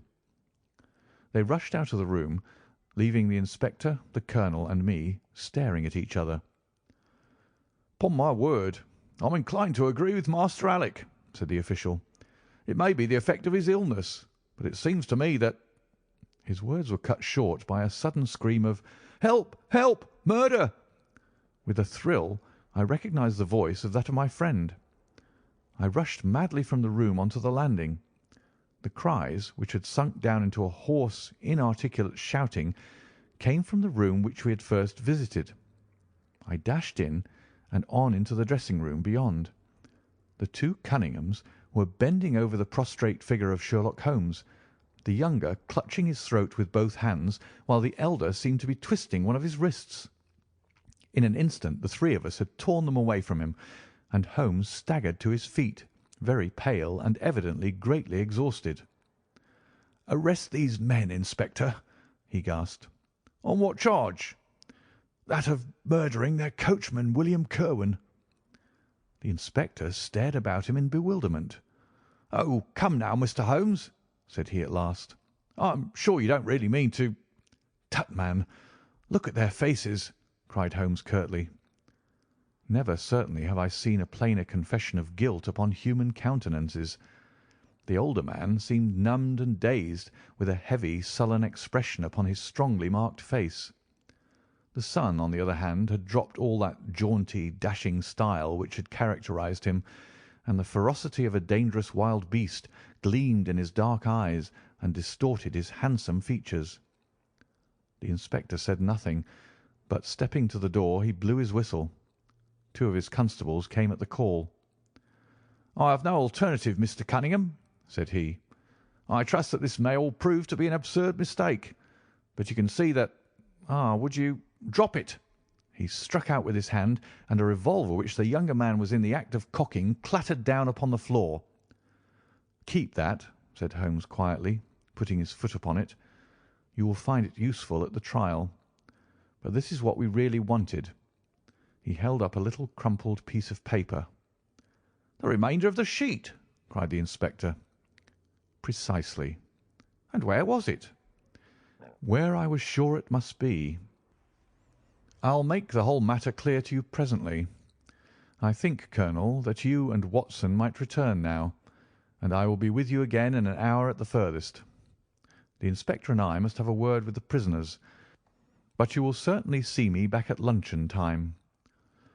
Sherlock Holmes was as good as his word, for about 1 o'clock he rejoined us in the Colonel's smoking room. He was accompanied by a little elderly gentleman, who was introduced to me as the Mr. Acton whose house had been the scene of the original burglary. "I wish Mr. Acton to be present while I demonstrated this small matter to you," said Holmes, "for it is natural that he should take a keen interest in the details. I am afraid, my dear Colonel, that you must regret the hour that you took in such a stormy petrel as I am." "On the contrary," answered the Colonel warmly, "I consider it the greatest privilege to have been permitted to study your methods of working. I confess that they quite surpass my expectations, and that I am utterly unable to account for your result. I have not yet seen the vestige of a clue." "I am afraid that my explanation may disillusion you, but it has always been my habit to hide none of my methods, either from my friend Watson or from anyone who might take an intelligent interest in them. But first, as I am rather shaken by the knocking about which I had in the dressing-room, I think that I shall help myself to a dash of your brandy, Colonel. My strength had been rather tried of late." "I trust that you had no more of those nervous attacks." Sherlock Holmes laughed heartily. "We will come to that in its turn," said he. "I will lay an account of the case before you in its due order, showing you the various points which guided me in my decision. Pray interrupt me if there is any inference which is not perfectly clear to you. It is of the highest importance in the art of detection to be able to recognize, out of a number of facts, which are incidental and which vital. Otherwise your energy and attention must be dissipated instead of being concentrated. Now, in this case, there was not the slightest doubt in my mind from the first that the key of the whole matter must be looked for in the scrap of paper in the dead man's hand. Before going into this, I would draw your attention to the fact that if Alec Cunningham's narrative was correct, and if the assailant, after shooting William Kirwan, had instantly fled, then it obviously could not be he who tore the paper from the dead man's hand. But if it was not he, it must have been Alec Cunningham himself, for by the time that the old man had descended, several servants were upon the scene. The point is a simple one, but the inspector had overlooked it because he had started with the supposition that these county magnates had had nothing to do with the matter. Now, I make a point of never having any prejudices, and of following docilely wherever fact may lead me, and so, in the very first stage of the investigation, I found myself looking a little askance at the part which had been played by Mr. Alec Cunningham. And now I made a very careful examination of the corner of paper which the inspector had submitted to us. It was at once clear to me that it formed part of a very remarkable document. Here it is. Do you not now observe something very suggestive about it? "It has a very irregular look," said the Colonel. "My dear sir," cried Holmes, "there cannot be the least doubt in the world that it has been written by two persons doing alternate words. When I draw your attention to the strong T's of at and to, and ask you to compare them with the weak ones of quarter and 12, you will instantly recognize the fact. A very brief analysis of these four words would enable you to say with the utmost confidence that the learn and the maybe are written in the stronger hand, and that the what in the weaker." "By Jove, it's as clear as day," cried the Colonel. "Why on earth should two men write a letter in such a fashion?" Obviously the business was a bad one, and one of the men who distrusted the other was determined that whatever was done, each should have an equal hand in it. Now, of the two men, it is clear that the one who wrote the at and to was the ringleader. How do you get at that? We might deduce it from the mere character of the one hand as compared with the other, but we have more assured reasons than that for supposing it. If you examine this scrap with attention, you will come to the conclusion that the man with the stronger hand wrote all his words first, leaving blanks for the other to fill up. These blanks were not always sufficient, and you can see that the second man had a squeeze to fit his quarter in between the at and the to, showing that the latter was already written. The man who wrote all his words first is undoubtedly the man who planned the affair." "Excellent!" cried Mr. Acton. "But very superficial," said Holmes. "We come now, however, to a point which is of importance. You may not be aware that the deduction of a man's age from his writing is one which has been brought to considerable accuracy by experts. In normal cases one can place a man in his true decade with tolerable confidence. I say normal cases, because ill health and physical weakness reproduce the signs of old age, even when the invalid is a youth. In this case, looking at the bold, strong hand of the one, and the rather broken-backed appearance of the other, which still retains its legibility although the T's have begun to lose their crossing, we can say that the one was a young man and the other was advanced in years without being positively decrepit." "Excellent!" cried Mr. Acton again. "There is a further point, however, which is subtler and of greater interest. There is something in common between these hands. They belong to men who are blood relatives. It may be most obvious to you in the Greek E's, but to me there are many small points which indicate the same thing. I have no doubt at all that a family mannerism can be traced in these two specimens of writing. I am only, of course, giving you the leading results now of my examination of the paper. There were 23 other deductions which would be of more interest to experts than to you. They all tend to deepen the impression upon my mind that the Cunninghams, father and son, had written this letter. Having got so far, my next step was, of course, to examine into the details of the crime, and to see how far they would help us. I went up to the house with the inspector and saw all that was to be seen. The wound upon the dead man was, as I was able to determine with absolute confidence, fired from a revolver at the distance of something over 4 yards. There was no powder blackening on the clothes. Evidently, therefore, Alec Cunningham had lied when he said that the two men were struggling when the shot was fired. Again, both father and son agreed as to the place where the man escaped into the road. At that point, however, as it happens, there is a broadish ditch, moist at the bottom. As there were no indications of boot marks about this ditch, I was absolutely sure not only that the Cunninghams had again lied, but that there had never been any unknown man upon the scene at all. And now I have to consider the motive of this singular crime. To get at this, I endeavoured first of all to solve the reason of the original burglary at Mr. Acton's. I understood from something which the colonel told us that a lawsuit had been going on between you, Mr. Acton, and the Cunninghams. Of course, it instantly occurred to me that they had broken into your library with the intention of getting at some document which might be of importance in the case. "Precisely so," said Mr. Acton. "There can be no possible doubt as to their intentions. I have the clearest claim upon half of their present estate, and if they could have found a single paper, which fortunately was in the strong box of my solicitors, they would undoubtedly have crippled our case." "There you are," said Holmes, smiling. "It was a dangerous, reckless attempt in which I seemed to trace the influence of young Alec. Having found nothing, they tried to divert suspicion by making it appear to be an ordinary burglary, to which end they carried off whatever they could lay their hands upon. That is all clear enough, but there was much that was still obscure. What I wanted above all was to get the missing part of that note. I was certain that Alec had torn it out of the dead man's hand, and almost certain that he must have thrust it into the pocket of his dressing gown. Where else could he have put it? The only question was whether it was still there. It was worth an effort to find out, and for that object we all went up to the house. The Cunninghams joined us, as you doubtless remember, outside the kitchen door. It was, of course, of the very first importance that they should not be reminded of the existence of this paper. Otherwise they would naturally destroy it without delay. The inspector was about to tell them the importance which we attached to it, when by the luckiest chance in the world I tumbled down in a sort of fit, and so changed the conversation. "Good heavens!" cried the colonel, laughing. "Do you mean to say all our sympathy was wasted, and your fit an imposture?"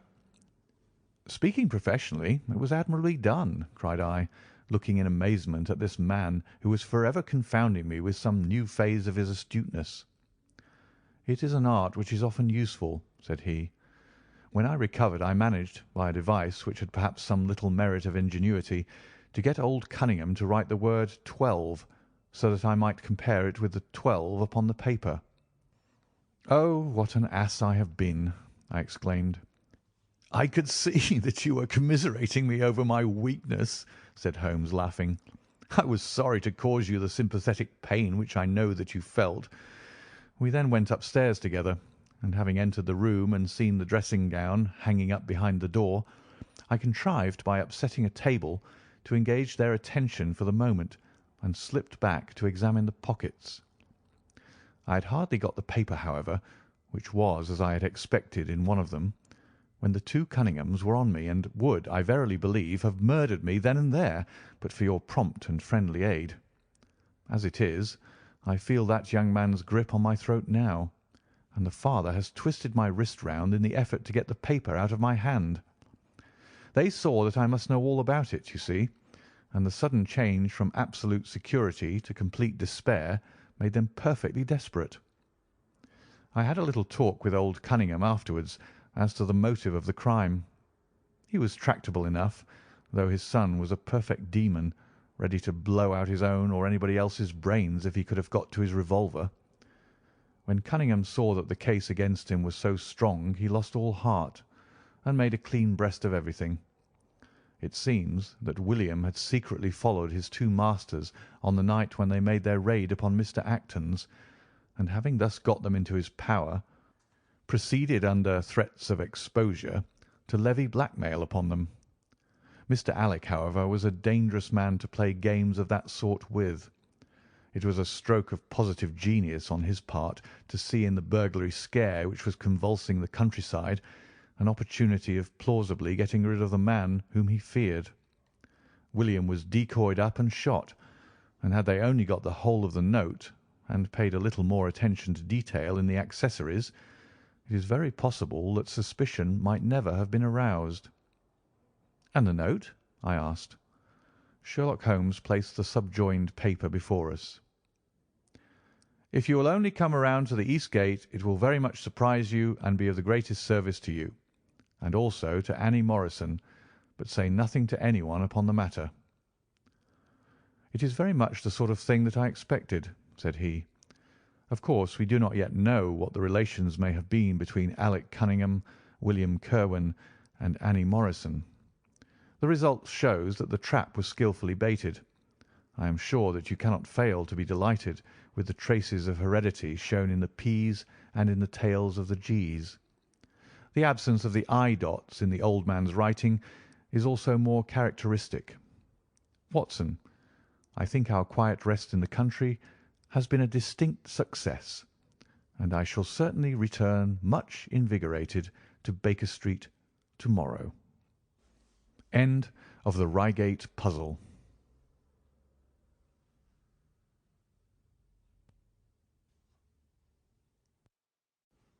Adventure 7 in the Memoirs of Sherlock Holmes by Sir Arthur Conan Doyle.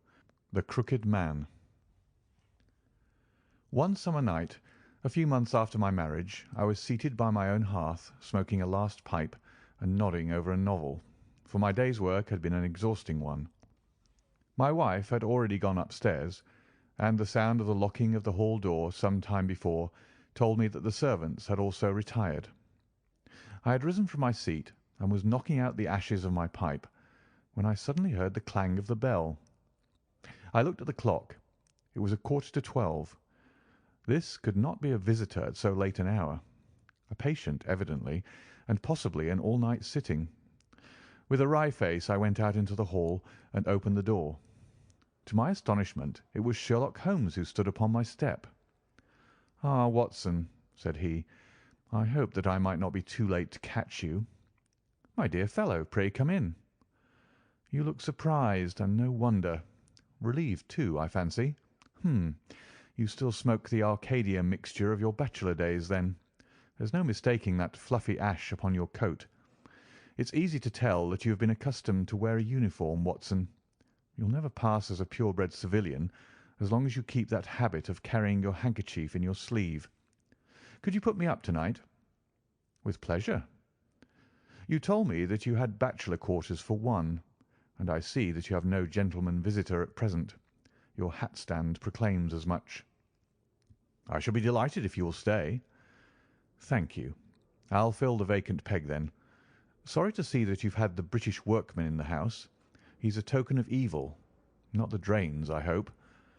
"No, the gas." "Ah, he has left 2 nail marks from his boot upon your linoleum, just where the light strikes it. No, thank you. I had some supper at Waterloo, but I'll smoke a pipe with you with pleasure."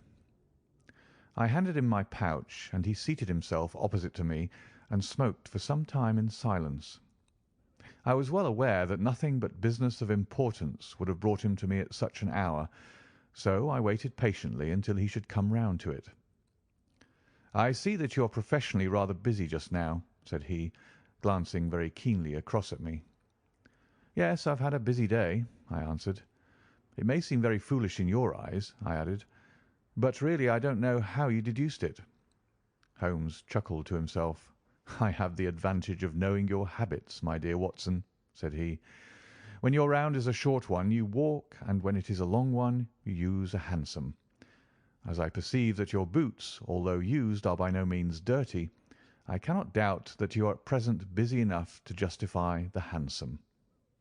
"Excellent!" I cried. "Elementary," said he. "It is one of those instances where the reasoner can produce an effect which seems remarkable to his neighbour, because the latter has missed the one little point which is the basis of the deduction. The same may be said, my dear fellow, for the effect of some of these little sketches of yours, which is entirely meretricious, depending as it does upon your retaining in your own hands some factors in the problem which are never imparted to the reader. Now, at present, I am in the position of these same readers, for I hold in this hand several threads of one of the strangest cases which ever perplexed a man's brain, and yet I lack the one or two which are needful to complete my theory. But I'll have them, Watson. I'll have them." His eyes kindled, and a slight flush sprang into his thin cheeks. For an instant only. When I glanced again his face had resumed that Red Indian composure which had made so many regard him as a machine rather than a man. "The problem presents features of interest," said he. "I may even say exceptional features of interest. I have already looked into the matter, and have come, as I think, within sight of my solution. If you could accompany me in the last step, you might be of considerable service to me." "I should be delighted." "Could you go as far as Aldershot to-morrow?" "I have no doubt Jackson would take my practice." "Very good. I want to start by the 11:10 from Waterloo." "That would give me time." "Then, if you're not too sleepy, I will give you a sketch of what has happened and of what remains to be done." "I was sleepy before you came. I'm quite wakeful now." "I will compress the story as far as may be done without omitting anything vital to the case. It is conceivable that you may even have read some account of the matter. It is the supposed murder of Colonel Berkeley of the Royal Mallows at Aldershot which I am investigating." "I've heard nothing of it." "It has not excited much attention yet, except locally. The facts are only 2 days old. Briefly, they are these. The Royal Mallows is, as you know, one of the most famous Irish regiments in the British Army. It did wonders both in the Crimea and the Mutiny, and has since that time distinguished itself upon every possible occasion. It was commanded up to Monday night by James Barclay, a gallant veteran who started as a full private, was raised to commissioned rank for his bravery at the time of the mutiny, and so lived to command the regiment in which he had once carried a musket. Colonel Barclay had married at the time when he was a sergeant, and his wife, whose maiden name was Miss Nancy Devoy, was the daughter of a former colour sergeant in the same corps. There was, therefore, as can be imagined, some little social friction when the young couple, for they were still young, found themselves in their new surroundings. They appear, however, to have quickly adapted themselves, and Mrs. Barclay has always, I understand, been as popular with the ladies of the regiment as her husband was with his brother officers. I may add that she was a woman of great beauty, and that even now, when she has been married for upwards of 30 years, she is still of a striking and queenly appearance. Colonel Barclay's family life appears to have been a uniformly happy one. Major Murphy, to whom I owe most of my facts, assures me that he has never heard of any misunderstanding between the pair. On the whole, he thinks that Barclay's devotion to his wife was greater than his wife's to Barclay. He was acutely uneasy if he were absent from her for a day. She, on the other hand, though devoted and faithful, was less obtrusively affectionate. But they were regarded in the regiment as the very model of a middle-aged couple. There was absolutely nothing in their mutual relations to prepare people for the tragedy which was to follow.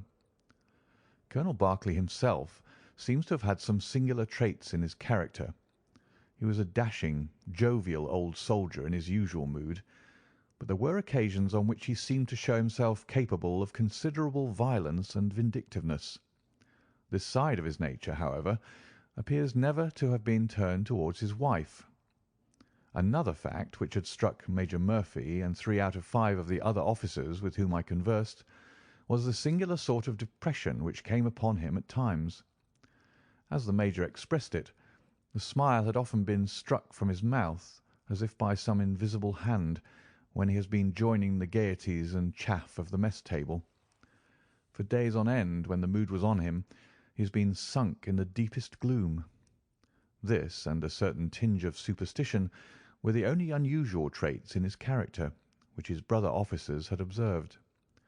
The latter peculiarity took the form of a dislike to being left alone, especially after dark.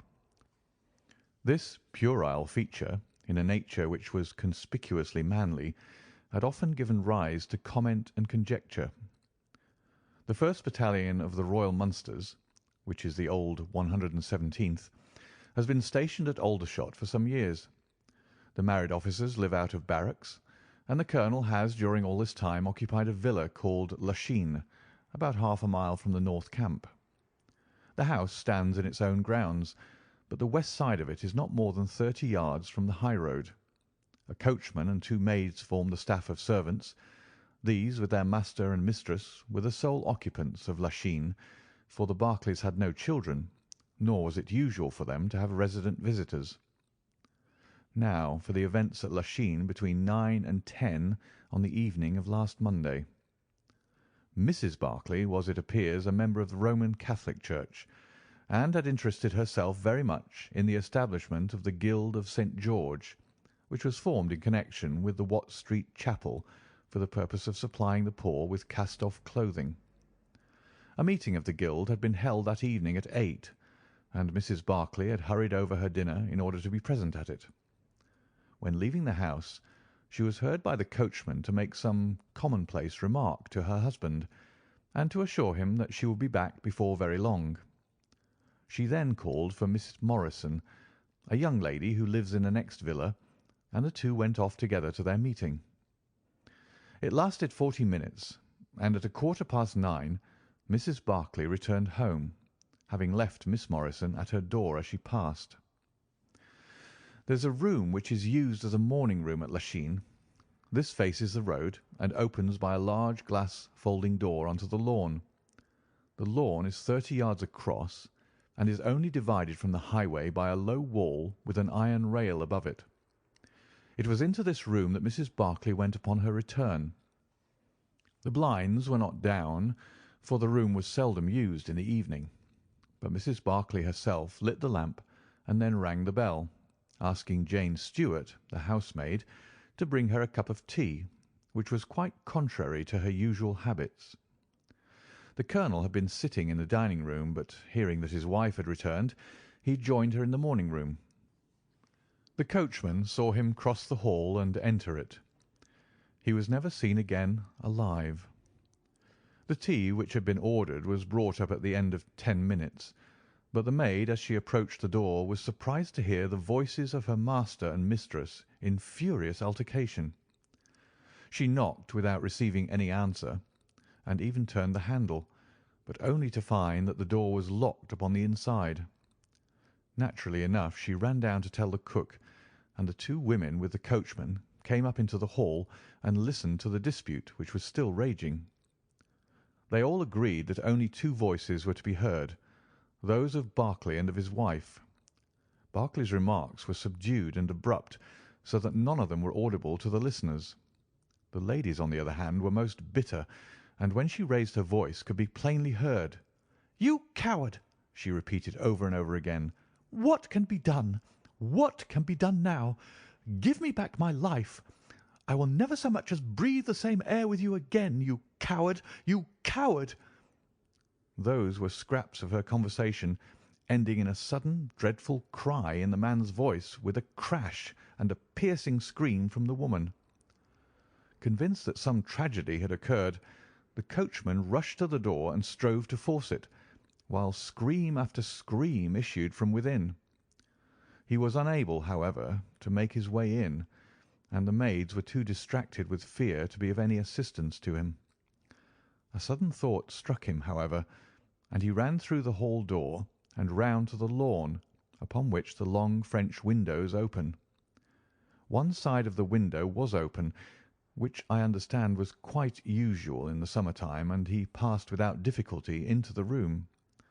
His mistress had ceased to scream, and was stretched insensible upon a couch, while with his feet tilted over the side of an armchair, and his head upon the ground near the corner of the fender, was lying the unfortunate soldier, stone dead, in a pool of his own blood. Naturally, the coachman's first thought, on finding that he could do nothing for his master, was to open the door. But here an unexpected and singular difficulty presented itself. The key was not in the inner side of the door, nor could he find it anywhere in the room. He went out again, therefore, through the window, and having obtained the help of a policeman and of a medical man, he returned. The lady, against whom naturally the strongest suspicion rested, was removed to her room, still in a state of insensibility. The colonel's body was then placed upon the sofa, and a careful examination made of the scene of the tragedy. The injury from which the unfortunate veteran was suffering was found to be a jagged cut some 2 inches long at the back part of his head, which had evidently been caused by a violent blow from a blunt weapon. Nor was it difficult to guess what that weapon may have been. Upon the floor, close to the body, was lying a singular club of hard carved wood with a bone handle. The colonel possessed a varied collection of weapons brought from the different countries in which he had fought, and it is conjectured by the police that his club was among his trophies. The servants deny having seen it before, but among the numerous curiosities in the house it is possible that it may have been overlooked. Nothing else of importance was discovered in the room by the police, save the inexplicable fact that neither upon Mrs. Barclay's person, nor upon that of the victim, nor in any part of the room, was the missing key to be found. The door had eventually to be opened by a locksmith from Aldershot. That was the state of things, Watson, when upon the Tuesday morning I, at the request of Major Murphy, went down to Aldershot to supplement the efforts of the police. I think that you will acknowledge that the problem was already one of interest, but my observations soon made me realize that it was in truth much more extraordinary than would at first sight appear. Before examining the room, I cross-questioned the servants, but only succeeded in eliciting the facts which I have already stated. One other detail of interest was remembered by Jane Stewart, the housemaid. You'll remember that on hearing the sound of the quarrel, she descended and returned with the other servants. On that first occasion, when she was alone, she says that the voices of her master and mistress were sunk so low that she could hear hardly anything, and judged by their tones rather than their words that they had fallen out. On my pressing her, however, she remembered that she heard the word David uttered twice by the lady. The point is of the utmost importance as guiding us towards the reason of the sudden quarrel. The colonel's name, you remember, was James. There was one thing in the case which had made the deepest impression both upon the servants and the police. This was the contortion of the colonel's face. It had set, according to their account, into the most dreadful expression of fear and horror which a human countenance is capable of assuming. More than one person fainted at the mere sight of him, so terrible was the effect. It was quite certain that he had foreseen his fate, and that it had caused him the utmost horror. This, of course, fitted in well enough with the police theory. If the colonel could have seen his wife making a murderous attack upon him. Nor was the fact of the wound being on the back of his head a fatal objection to this, as he might have turned to avoid the blow. No information could be got from the lady herself, who was temporarily insane from an acute attack of brain fever. From the police I learned that Miss Morrison, who you remember went out that evening with Mrs. Barclay, denied having any knowledge of what it was which had caused the ill humour in which her companion had returned. Having gathered these facts, Watson, I smoked several pipes over them, trying to separate those which were crucial from others which were merely incidental. There could be no question that the most distinctive and suggestive point in the case was the singular disappearance of the door key. A most careful search had failed to discover it in the room. Therefore, it must have been taken from it. But neither the colonel nor the colonel's wife could have taken it. That was perfectly clear. Therefore, a third person must have entered the room, and that third person could only have come in through the window. It seemed to me that a careful examination of the room and the lawn might possibly reveal some traces of this mysterious individual. You know my methods, Watson. There was not one of them which I did not apply to the inquiry, and it ended by my discovering traces, but very different ones from those which I had expected. There had been a man in the room, and he had crossed the lawn coming from the road. I was able to obtain 5 very clear impressions of his footmarks, one in the roadway itself, at the point where he had climbed the low wall, 2 on the lawn, and 2 very faint ones upon the stained boards near the window where he had entered. He had apparently rushed across the lawn, for his toe marks were much deeper than his heels. But it was not the man who surprised me. It was his companion. His companion? Holmes pulled a large sheet of tissue paper out of his pocket and carefully unfolded it upon his knee. "What do you make of that?" he asked. The paper was covered with the tracings of the footmarks of some small animal. It had 5 well-marked footpads, an indication of long nails, and the whole print might be nearly as large as a dessert spoon. "It's a dog," said I. "Did you ever hear of a dog running up a curtain?" I found distinct traces that this creature had done so. "A monkey, then?" "But it is not the print of a monkey." "What can it be, then?" "Neither dog nor cat nor monkey nor any creature that we are familiar with. I have tried to reconstruct it from the measurements. Here are 4 prints where the beast has been standing motionless. You see that it is no less than 15 inches from forefoot to hind. Add to that the length of neck and head, and you get a creature not much less than 2 feet long, probably more if there is any tail. But now observe this other measurement. The animal has been moving, and we have the length of its stride. In each case it is only about 3 inches. You have an indication, you see, of a long body with very short legs attached to it. It has not been considerate enough to leave any of its hair behind it. but its general shape must be what I have indicated, and it can run up a curtain, and it is carnivorous." "How do you deduce that?" "Because it ran up the curtain. A canary's cage was hanging in the window, and its aim seems to have been to get at the bird." "Then what was the beast?" "Ah, if I could give it a name it might go a long way towards solving the case. On the whole, it was probably some creature of the weasel and stoat tribe, and yet it is larger than any of these that I have seen." "But what had it to do with the crime?" "That also is still obscure, but we have learned a good deal, you perceive. We know that a man stood in the road looking at the quarrel between the Barclays. The blinds were up and the room lighted. We know also that he ran across the lawn, entered the room, accompanied by a strange animal, and that he either struck the colonel or, as is equally possible, that the colonel fell down from sheer fright at the sight of him and cut his head on the corner of the fender. Finally, we have the curious fact that the intruder carried away the key with him when he left." "Your discoveries seem to have left the business more obscure than it was before," said I. "Quite so. They undoubtedly showed that the affair was much deeper than was at first conjectured. I thought the matter over, and I came to the conclusion that I must approach the case from another aspect. But really, Watson, I'm keeping you up, and I might just as well tell you all this on our way to Aldershot to-morrow." "Thank you. You have gone rather too far to stop."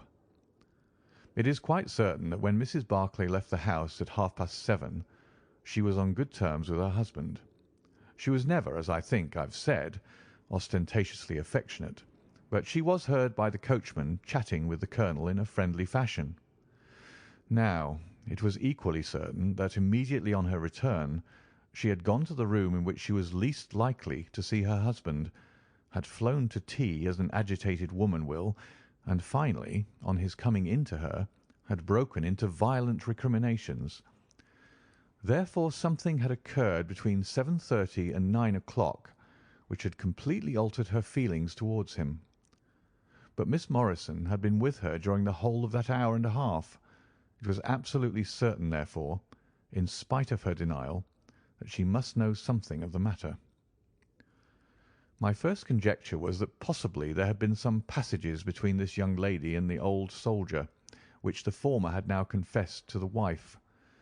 That would account for the angry return, and also for the girl's denial that anything had occurred. Nor would it be entirely incompatible with most of the words overheard. But there was the reference to David, and there was the known affection of the colonel for his wife to weigh against it, to say nothing of the tragic intrusion of this other man, which might of course be entirely disconnected with what had gone before. It was not easy to pick one's steps, but on the whole I was inclined to dismiss the idea that there had been anything between the colonel and Miss Morrison, but more than ever convinced that the young lady held the clue as to what it was which had turned Mrs. Barclay to hatred of her husband. I took the obvious course, therefore, of calling upon Miss M., of explaining to her that I was perfectly certain that she held the facts in her possession, and of assuring her that her friend Mrs. Barclay might find herself in the dock upon a capital charge unless the matter were cleared up. Miss Morrison is a little ethereal slip of a girl, with timid eyes and blonde hair, but I found her by no means wanting in shrewdness and common sense. She sat thinking for some time after I had spoken, and then turning to me with a brisk air of resolution, she broke into a remarkable statement, which I will condense for your benefit. "I promised my friend that I would say nothing of the matter, and a promise is a promise," said she. "But if I can really help her when so serious a charge is laid against her, and when her own mouth, poor darling, is closed by illness, then I think I am absolved from my promise. I will tell you exactly what happened upon Monday evening. We were returning from the Watt Street Mission about 8:45 o'clock. On our way we had to pass through Hudson Street, which is a very quiet thoroughfare. There is only one lamp in it, upon the left-hand side, and as we approached this lamp I saw a man coming towards us with his back very bent, and something like a box slung over one of his shoulders. He appeared to be deformed, for he carried his head low and walked with his knees bent. We were passing him when he raised his face to look at us in the circle of light thrown by the lamp, and as he did so he stopped and screamed out in a dreadful voice, "My God, it's Nancy!" Mrs. Barclay turned as white as death, and would have fallen down had the dreadful-looking creature not caught hold of her. I was going to call for the police, but she, to my surprise, spoke quite civilly to the fellow. "I thought you had been dead this 30 years, Henry," said she, in a shaking voice. "So I have," said he, and it was awful to hear the tones that he said it in. He had a very dark, fearsome face, and a gleam in his eyes that comes back to me in my dreams. His hair and whiskers were shot with grey, and his face was all crinkled and puckered like a withered apple. "Just walk on a little way, dear," said Mrs. Barclay. "I want to have a word with this man. There's nothing to be afraid of." She tried to speak boldly, but she was still deadly pale, and could hardly get her words out for the trembling of her lips. I did as she asked me, and they talked together for a few minutes. Then she came down the street with her eyes blazing, and I saw the crippled wretch standing by the lamp-post and shaking his clenched fists in the air as if he were mad with rage. She never said a word until we were at the door again, when she took me by the hand and begged me to tell no one what had happened. "It's an old acquaintance of mine who has come down in the world," said she. When I promised her I would say nothing, she kissed me, and I have never seen her since. I have told you now the whole truth, and if I withheld it from the police, it is because I did not realize then the danger in which my dear friend stood. I know that it can only be to her advantage that everything should be known." There was her statement, Watson, and to me, as you can imagine, it was like a light on a dark night. Everything which had been disconnected before began at once to assume its true place, and I had a shadowy presentiment of the whole sequence of events. My next step, obviously, was to find the man who had produced such a remarkable impression upon Mrs. Barclay. If he was still in Aldershot, it should not be a very difficult matter. There are not such a very great number of civilians, and a deformed man was sure to have attracted attention. I spent a day in the search, and by evening, this very evening, Watson, I had run him down. The man's name is Henry Wood, and he lives in lodgings in this same street in which the ladies met him. He has only been 5 days in the place. In the character of a registration agent, I had a most interesting gossip with his landlady. The man is by trade a conjurer and performer, going round the canteens after nightfall and giving a little entertainment at each. He carries some creature about with him in that box, about which the landlady seemed to be in considerable trepidation, for she had never seen an animal like it. He uses it in some of his tricks, according to her account. So much the woman was able to tell me, and also that it was a wonder the man lived, seeing how twisted he was, and that he spoke in a strange tongue sometimes, and that for the last 2 nights she had heard him groaning and weeping in his bedroom. He was all right as far as money went, but in his deposit he had given her what looked like a bad florin. She showed it to me, Watson, and it was an Indian rupee. So now, my dear fellow, you see exactly how we stand and why it is I want you. It is perfectly plain that after the ladies parted from this man he followed them at a distance, that he saw the quarrel between husband and wife through the window, that he rushed in, and that the creature which he carried in his box got loose. That is all very certain, but he is the only person in this world who can tell us exactly what happened in that room." "And you intend to ask him?" "Most certainly, but in the presence of a witness." "And I am the witness?" "If you will be so good. If he can clear the matter up, well and good. If he refuses, we have no alternative but to apply for a warrant." "But how do you know he'll be there when we return?" "You may be sure that I took some precautions. I have one of my Baker Street boys mounting guard over him who would stick to him like a burr, go where he might. We shall find him in Hudson Street tomorrow, Watson, and meanwhile I should be the criminal myself if I kept you out of bed any longer." It was midday when we found ourselves at the scene of the tragedy, and under my companion's guidance we made our way at once to Hudson Street. In spite of his capacity for concealing his emotions, I could easily see that Holmes was in a state of suppressed excitement, while I was myself tingling with that half-sporting, half-intellectual pleasure which I invariably experienced when I associated myself with him in his investigations. "This is the street," said he, as we turned into a short thoroughfare lined with plain two-storied brick houses. "Ah, here is Simpson to report." "He's in all right, Mr. Holmes," cried a small street Arab running up to us. "Good, Simpson," said Holmes, patting him on the head. "Come along, Watson. This is the house." He sent in his card with a message that he had come on important business, and a moment later we were face to face with the man whom we had come to see. In spite of the warm weather, he was crouching over a fire, and the little room was like an oven.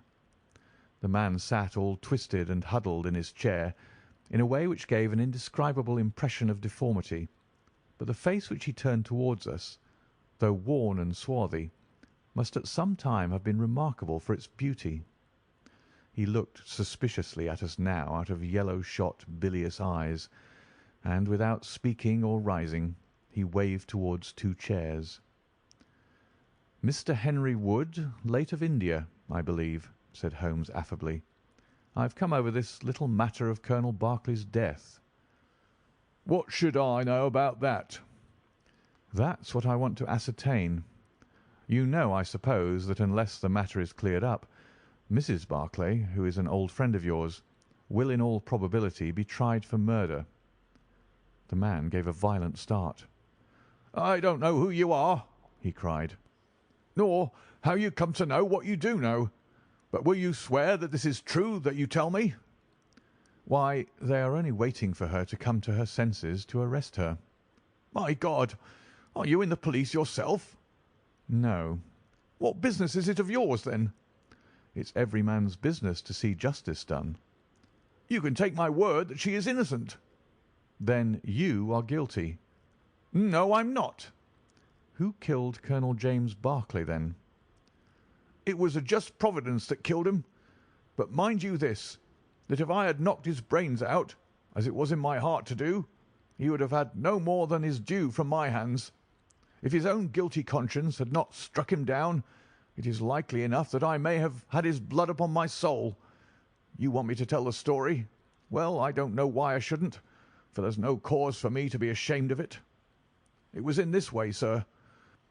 You see me now, with my back like a camel and my ribs all awry, but there was a time when Corporal Henry Wood was the smartest man in the 117th foot. We were in India then, in cantonments, at a place we'll call Moriarty. Berkeley, who died the other day, was sergeant in the same company as myself.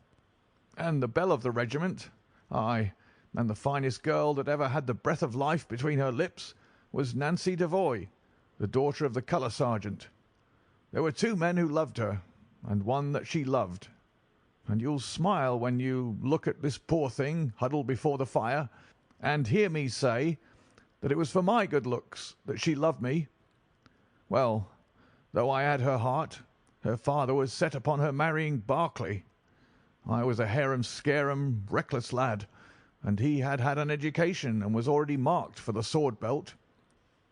But the girl held true to me, and it seemed that I would have had her when the mutiny broke out, and all hell was loose in the country. We were shut up in Bertie, the regiment of us with half a battery of artillery, a company of Sikhs, and a lot of civilians and women folk. There were 10,000 rebels around us, and they were as keen as a set of terriers round a rat cage. About the second week of it our water gave out, and it was a question whether we could communicate with General Neill's column, which was moving up country. It was our only chance, for we could not hope to fight our way out with all the women and children. so I volunteered to go out and to warn General Neil of our danger. My offer was accepted, and I talked it over with Sergeant Barclay, who was supposed to know the ground better than any other man, and who drew up a route by which I might get through the rebel lines. At 10 o'clock the same night I started off upon my journey. There were 1,000 lives to save, but it was of only one that I was thinking when I dropped over the wall that night. My way ran down a dried-up watercourse, which we hoped would screen me from the enemy's sentries. But as I crept round the corner of it, I walked right into 6 of them, who were crouching down in the dark, waiting for me. In an instant I was stunned with a blow and bound hand and foot. But the real blow was to my heart and not to my head. For as I came to and listened to as much as I could understand of their talk, I heard enough to tell me that my comrade, the very man who had arranged the way that I was to take, had betrayed me by means of a native servant into the hands of the enemy. Well, there's no need for me to dwell on that part of it. You know now what James Barclay was capable of. Bertie was relieved by Neil next day, but the rebels took me away with them in their retreat, and it was many a long year before ever I saw a white face again. I was tortured and tried to get away, and was captured and tortured again. You can see for yourselves the state in which I was left. Some of them that fled into Nepal took me with them, and then afterwards I was up past Darjeeling. The hill folk up there murdered the rebels who had me, and I became their slave for a time until I escaped. But instead of going south, I had to go north until I found myself among the Afghans. There I wandered about for many a year, and at last came back to the Punjab, where I lived mostly among the natives, and picked up a living by the conjuring tricks that I had learned. What use was it for me, a wretched cripple, to go back to England or to make myself known to my old comrades? Even my wish for revenge would not make me do that. I had rather that Nancy and my old pals should think of Harry Wood as having died with a straight back, than see him living and crawling with a stick like a chimpanzee. They never doubted that I was dead, and I meant that they never should. I heard that Barclay had married Nancy, and that he was rising rapidly in the regiment, but even that did not make me speak. But when one gets old, one has a longing for home. For years I've been dreaming of the bright green fields and the hedges of England. At last I determined to see them before I died. I saved enough to bring me across, and then I came here where the soldiers are, for I know their ways and how to amuse them, and so earn enough to keep me." "Your narrative is most interesting," said Sherlock Holmes. "I have already heard of your meeting with Mrs. Barclay and your mutual recognition. You then, as I understand, followed her home and saw through the window an altercation between her husband and her, in which she doubtless cast his conduct to you in his teeth. Your own feelings overcame you, and you ran across the lawn and broke in upon them." "I did, sir, and at the sight of me he looked as I have never seen a man look before, and over he went with his head on the fender. But he was dead before he fell. I read death on his face as plain as I can read that text over the fire. The bare sight of me was like a bullet through his guilty heart." "And then?" "Then Nancy fainted, and I caught up the key of the door from her hand, intending to unlock it and get help. But as I was doing it, it seemed to me better to leave it alone and get away, for the thing might look black against me, and anyway my secret would be out if I were taken. In my haste I thrust the key into my pocket and dropped my stick while I was chasing Teddy, who had run up the curtain. When I got him into his box, from which he had slipped, I was off as fast as I could run." "Who's Teddy?" asked Holmes. The man leaned over and pulled up the front of a kind of hutch in the corner.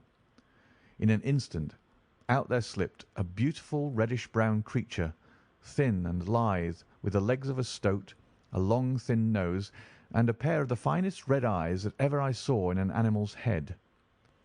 "It's a mongoose!" I cried. "Well, some call them that, and some call them ichneumon," said the man. Snake catcher is what I call them, and Teddy is amazing quick on cobras. I have one here without the fangs, and Teddy catches it every night to please the folk in the canteen. Any other point, sir?" "Well, we may have to apply to you again if Mrs. Barclay should prove to be in serious trouble." "In that case, of course, I'd come forward." "But if not, there is no object in raking up this scandal against a dead man, foully as he has acted. You have at least the satisfaction of knowing that for 30 years of his life his conscience bitterly reproached him for this wicked deed. Ah, there goes Major Murphy on the other side of the street. Good-bye, Wood. I want to learn if anything has happened since yesterday." We were in time to overtake the Major before he reached the corner. "Ah, Holmes," he said, "I suppose you've heard that all this fuss has come to nothing." "What then?" "The inquest is just over. The medical evidence shows conclusively that death was due to apoplexy. You see, it was quite a simple case after all." "Oh, remarkably superficial," said Holmes, smiling. "Come, Watson, I don't think we shall be wanted in Aldershot any more." "There's one thing," said I, as we walked down to the station. "If the husband's name was James and the other was Henry, what was this talk about David?" "That one word, my dear Watson, should have told me the whole story had I been the ideal reasoner which you are so fond of depicting. It was evidently a term of reproach." "Of reproach?" "Yes. David strayed a little occasionally, you know, and on one occasion in the same direction as Sergeant James Barclay. You remember the small affair of Uriah and Bathsheba.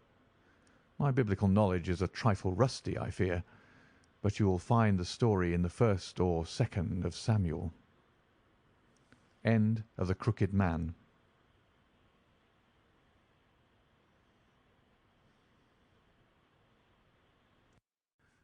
Adventure 8 in the Memoirs of Sherlock Holmes by Sir Arthur Conan Doyle. The Resident Patient. Glancing over the somewhat incoherent series of memoirs with which I have endeavoured to illustrate a few of the mental peculiarities of my friend Mr. Sherlock Holmes, I have been struck by the difficulty which I have experienced in picking out examples which shall in every way answer my purpose. For in those cases in which Holmes has performed some tour de force of analytical reasoning, and has demonstrated the value of his peculiar methods of investigation, the facts themselves have often been so slight or so commonplace that I could not feel justified in laying them before the public. On the other hand, it has frequently happened that he has been concerned in some research where the facts have been of the most remarkable and dramatic character, but where the share which he has himself taken in determining their causes has been less pronounced than I, as his biographer, could wish. The small matter which I have chronicled under the heading of A Study in Scarlet, and that other later one connected with the loss of the Gloria Scott, may serve as examples of this Scylla and Charybdis which are forever threatening the historian. It may be that in the business of which I am now about to write the part which my friend played is not sufficiently accentuated, and yet the whole train of circumstances is so remarkable that I cannot bring myself to omit it entirely from this series. It had been a close, rainy day in October. Our blinds were half drawn, and Holmes lay curled upon the sofa, reading and rereading a letter which he had received by the morning post. For myself, my term of service in India had trained me to stand heat better than cold, and a thermometer of 90 was no hardship. But the paper was uninteresting. Parliament had risen, everybody was out of town, and I yearned for the glades of the New Forest or the shingle of Southsea. A depleted bank account had caused me to postpone my holiday, and as to my companion, neither the country nor the sea presented the slightest attraction to him. He loved to lie in the very centre of 5 millions of people, with his filaments stretching out and running through them, responsive to every little rumour or suspicion of unsolved crime. Appreciation of nature found no place among his many gifts, and his only change was when he turned his mind from the evil-doer of the town to track down his brother of the country. Finding that Holmes was too absorbed for conversation, I had tossed aside the barren paper, and leaning back in my chair, I fell into a brown study. Suddenly, my companion's voice broke in upon my thoughts. "You are right, Watson," said he. "It does seem a very preposterous way of settling a dispute." "Most preposterous!" I exclaimed, and then, suddenly realizing how he had echoed the inmost thought of my soul, I sat up in my chair and stared at him in blank amazement. "What is this, Holmes?" I cried. "This is beyond anything which I could have imagined." He laughed heartily at my perplexity. "You remember," said he, "that some little time ago, when I read you the passage in one of Poe's sketches, in which a close reasoner follows the unspoken thought of his companion, you were inclined to treat the matter as a mere tour de force of the author. On my remarking that I was constantly in the habit of doing the same thing, you expressed incredulity." "Oh, no." "Perhaps not with your tongue, my dear Watson, but certainly with your eyebrows. So when I saw you throw down your paper and enter upon a train of thought, I was very happy to have the opportunity of reading it off, and eventually of breaking into it, as a proof that I had been in rapport with you. But I was still far from satisfied. In the example which you read to me," said I, "the reasoner drew his conclusions from the actions of the man whom he observed. If I remember right, he stumbled over a heap of stones, looked up at the stars, and so on. But I have been seated quietly in my chair, and what clues can I have given you?" "You do yourself an injustice. The features are given to man as the means by which he shall express his emotions, and yours are faithful servants." "Do you mean to say that you read my train of thoughts from my features?" "Your features, and especially your eyes. Perhaps you cannot yourself recall how your reverie commenced?" "No, I cannot." "Then I will tell you. After throwing down your paper, which was the action which drew my attention to you, you sat for half a minute with a vacant expression. Then your eyes fixed themselves upon your newly framed picture of General Gordon, and I saw by the alteration in your face that a train of thought had been started. But it did not lead very far. Your eyes turned across to the unframed portrait of Henry Ward Beecher, which stands upon the top of your books. You then glanced up at the wall, and of course your meaning was obvious. You were thinking that if the portrait were framed, it would just cover that bare space and correspond with Gordon's picture over there." "You followed me wonderfully," I exclaimed. "So far I could hardly have gone astray. But now your thoughts went back to Beecher, and you looked hard across as if you were studying the character in his features. Then your eyes ceased to pucker, but you continued to look across, and your face was thoughtful. You were recalling the incidents of Beecher's career. I was well aware that you could not do this without thinking of the mission which he undertook on behalf of the North at the time of the Civil War, for I remember you expressing your passionate indignation at the way in which he was received by the more turbulent of our people. You felt so strongly about it that I knew you could not think of Beecher without thinking of that also. When a moment later I saw your eyes wander away from the picture, I suspected that your mind had now turned to the Civil War, and when I observed that your lips set, your eyes sparkled, and your hands clinched, I was positive that you were indeed thinking of the gallantry which was shown by both sides in that desperate struggle. But then again your face grew sadder. You shook your head. You were dwelling upon the sadness and horror and useless waste of life. Your hand stole towards your own old wound, and a smile quivered on your lips, which showed me that the ridiculous side of this method of settling international questions had forced itself upon your mind. At this point I agreed with you that it was preposterous, and was glad to find that all my deductions had been correct." "Absolutely," said I, "and now that you've explained it, I confess that I am as amazed as before." "It was very superficial, my dear Watson, I assure you. I should not have intruded it upon your attention had you not shown some incredulity the other day. but the evening has brought a breeze with it. What do you say to a ramble through London?" I was weary of our little sitting-room and gladly acquiesced. For 3 hours we strolled about together, watching the ever-changing kaleidoscope of life as it ebbs and flows through Fleet Street and the Strand. His characteristic talk, with its keen observance of detail and subtle power of inference, held me amused and enthralled. It was 10 o'clock before we reached Baker Street again.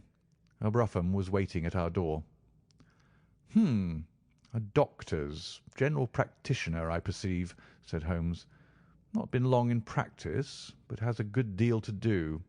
Come to consult us, I fancy. Lucky we came back." I was sufficiently conversant with Holmes's methods to be able to follow his reasoning, and to see that the nature and state of the various medical instruments in the wicker basket which hung in the lamplight inside the brougham had given him the data for his swift deduction.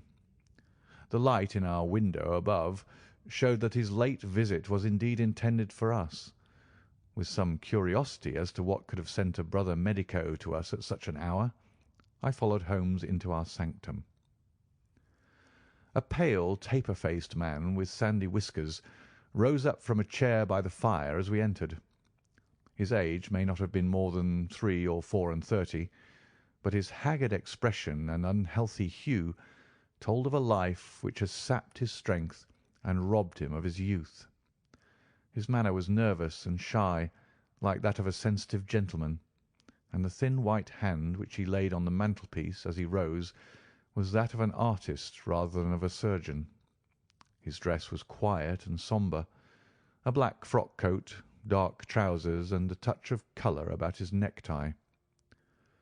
"Good evening, Doctor," said Holmes cheerily. "I am glad to see that you have only been waiting a very few minutes." "You spoke to my coachman, then?" "No, it was the candle on the side table that told me. Pray resume your seat and let me know how I can serve you."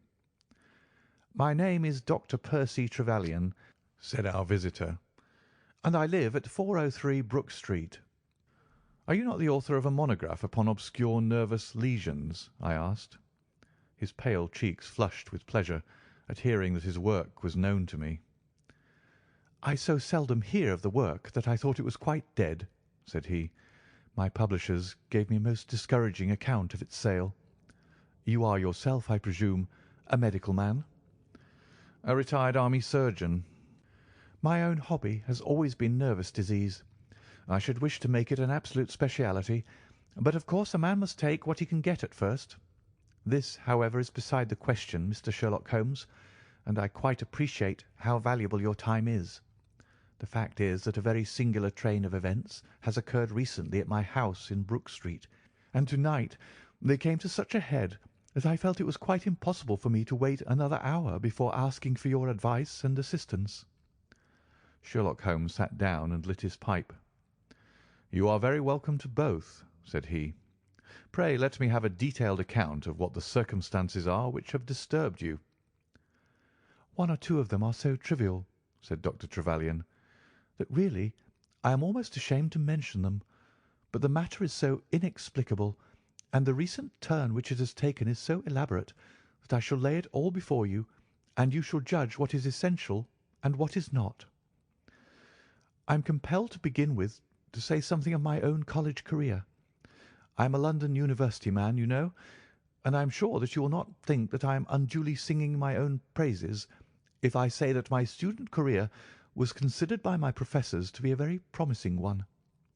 After I graduated, I continued to devote myself to research, occupying a minor position in King's College Hospital, and I was fortunate enough to excite considerable interest by my research into the pathology of catalepsy, and finally to win the Bruce Pinkerton Prize and medal by the monograph on nervous lesions to which your friend has just alluded. I should not go too far if I were to say that there was a general impression at the time that a distinguished career lay before me. But the one great stumbling block lay in my want of capital. As you will readily understand, a specialist who aims high is compelled to start in one of a dozen streets in the Cavendish Square quarter, all of which entail enormous rents and furnishing expenses. Besides this preliminary outlay, he must be prepared to keep himself for some years, and to hire a presentable carriage and horse. To do this was quite beyond my power, and I could only hope that by economy I might in 10 years' time save enough to enable me to put up my plate. Suddenly, however, an unexpected incident opened up quite a new prospect to me. This was a visit from a gentleman of the name of Blessington, who was a complete stranger to me. He came up to my room one morning and plunged into business in an instant. "You are the same Percy Trevelyan who has had so distinguished a career and won a great prize lately?" said he. I bowed. "Answer me frankly," he continued, "for you'll find it to your interest to do so. You have all the cleverness which makes a successful man. Have you the tact?" I could not help smiling at the abruptness of the question. "I trust that I have my share," I said. "Any bad habits? Not drawn towards drink, eh?" "Really, sir?" I cried. "Quite right. That's all right. But I was bound to ask, with all these qualities, why are you not in practice?" I shrugged my shoulders. "Come, come," said he, in his bustling way. "It's the old story. More in your brains than in your pocket, eh? What would you say if I were to start you in Brook Street?" I stared at him in astonishment. "Oh, it's for my sake, not for yours," he cried. "I'll be perfectly frank with you, and if it suits you, it'll suit me very well. I have a few thousands to invest, do you see, and I think I'll sink them in you." "But why?" I gasped. "Well, it's just like any other speculation, and safer than most." "What am I to do, then?" "I'll tell you. I'll take the house, furnish it, pay the maids, and run the whole place. All you have to do is just to wear out your chair in the consulting room. I'll let you have pocket money and everything. And you hand over to me 3/4 of what you earn, and you keep the other quarter for yourself." This was the strange proposal, Mr. Holmes, with which the man Blessington approached me. I won't weary you with the account of how we bargained and negotiated. It ended in my moving into the house next Lady Day and starting in practice on very much the same conditions as he had suggested. He came himself to live with me in the character of a resident patient. His heart was weak, it appears, and he needed constant medical supervision. He turned the 2 best rooms of the first floor into a sitting room and bedroom for himself. He was a man of singular habits, shunning company and very seldom going out. His life was irregular, but in one respect he was regularity itself. Every evening, at the same hour, he walked into the consulting room, examined the books, put down 5 and 3d for every guinea that I had earned, and carried the rest off to the strong box in his own room. I may say with confidence that he never had occasion to regret his speculation. From the first it was a success. A few good cases and the reputation which I had won in the hospital brought me rapidly to the front, and during the last few years I have made him a rich man. So much, Mr. Holmes, for my past history and my relations with Mr. Blessington. It only remains for me now to tell you what has occurred to bring me here to-night. Some weeks ago Mr. Blessington came down to me in, as it seemed to me, a state of considerable agitation. He spoke of some burglary which, he said, had been committed in the West End, and he appeared, I remember, to be quite unnecessarily excited about it, declaring that a day should not pass before we should add stronger bolts to our windows and doors. For a week he continued to be in a peculiar state of restlessness, peering continually out of the windows and ceasing to take the short walk which had usually been the prelude to his dinner. From his manner it struck me that he was in mortal dread of something or somebody, but when I questioned him upon the point, he became so offensive that I was compelled to drop the subject. Gradually, as time passed, his fears appeared to die away, and he had renewed his former habits, when a fresh event reduced him to the pitiable state of prostration in which he now lies. What happened was this. 2 days ago I received the letter which I now read to you. Neither address nor date is attached to it. A Russian nobleman who is now resident in England, it runs, would be glad to avail himself of the professional assistance of Dr. Percy Trevelyan. He has been for some years a victim to cataleptic attacks, on which, as is well known, Dr. Trevelyan is an authority. He proposes to call at about 6:15 tomorrow evening, if Dr. Trevelyan will make it convenient to be at home. This letter interested me deeply, because the chief difficulty in the study of catalepsy is the rareness of the disease. You may believe, then, that I was in my consulting room when, at the appointed hour, the page showed in the patient. He was an elderly man, thin, demure, and commonplace. By no means the conception one forms of a Russian nobleman. I was much more struck by the appearance of his companion. This was a tall young man, surprisingly handsome, with a dark, fierce face, and the lips and chest of a Hercules. He had his hand under the other's arm as they entered, and helped him to a chair with a tenderness which one would hardly have expected from his appearance. "You will excuse me coming in, doctor," said he to me, speaking English with a slight lisp. "This is my father, and his health is a matter of the most overwhelming importance to me." I was touched by his filial anxiety. "You would perhaps care to remain during the consultation?" said I. "Not for the world," he cried with a gesture of horror. "It is more painful to me than I can express. If I were to see my father in one of those dreadful seizures, I am convinced that I should never survive it. My own nervous system is an exceptionally sensitive one. With your permission, I will remain in the waiting room while you go into my father's case." To this, of course, I assented, and the young man withdrew. The patient and I then plunged into a discussion of his case, of which I took exhaustive notes. He was not remarkable for intelligence, and his answers were frequently obscure, which I attributed to his limited acquaintance with our language.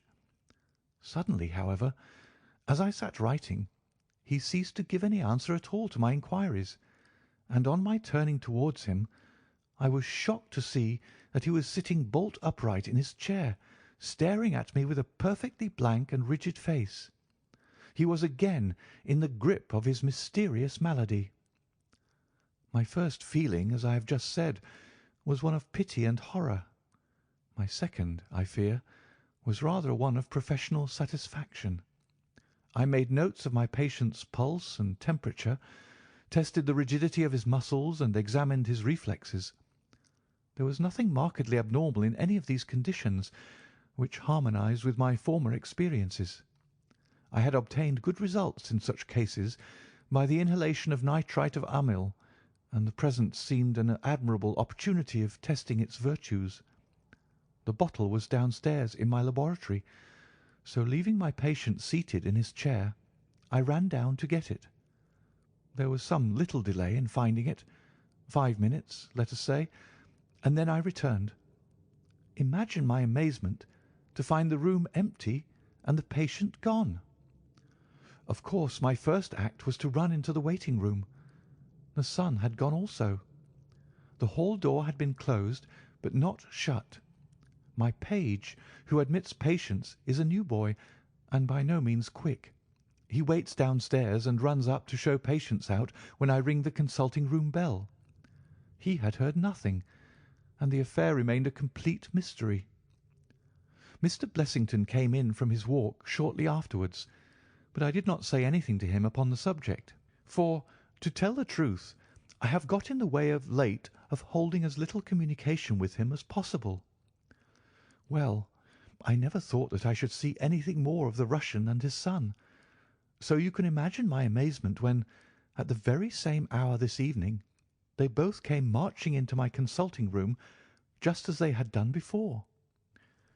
"I feel that I owe you a great many apologies for my abrupt departure yesterday, doctor," said my patient.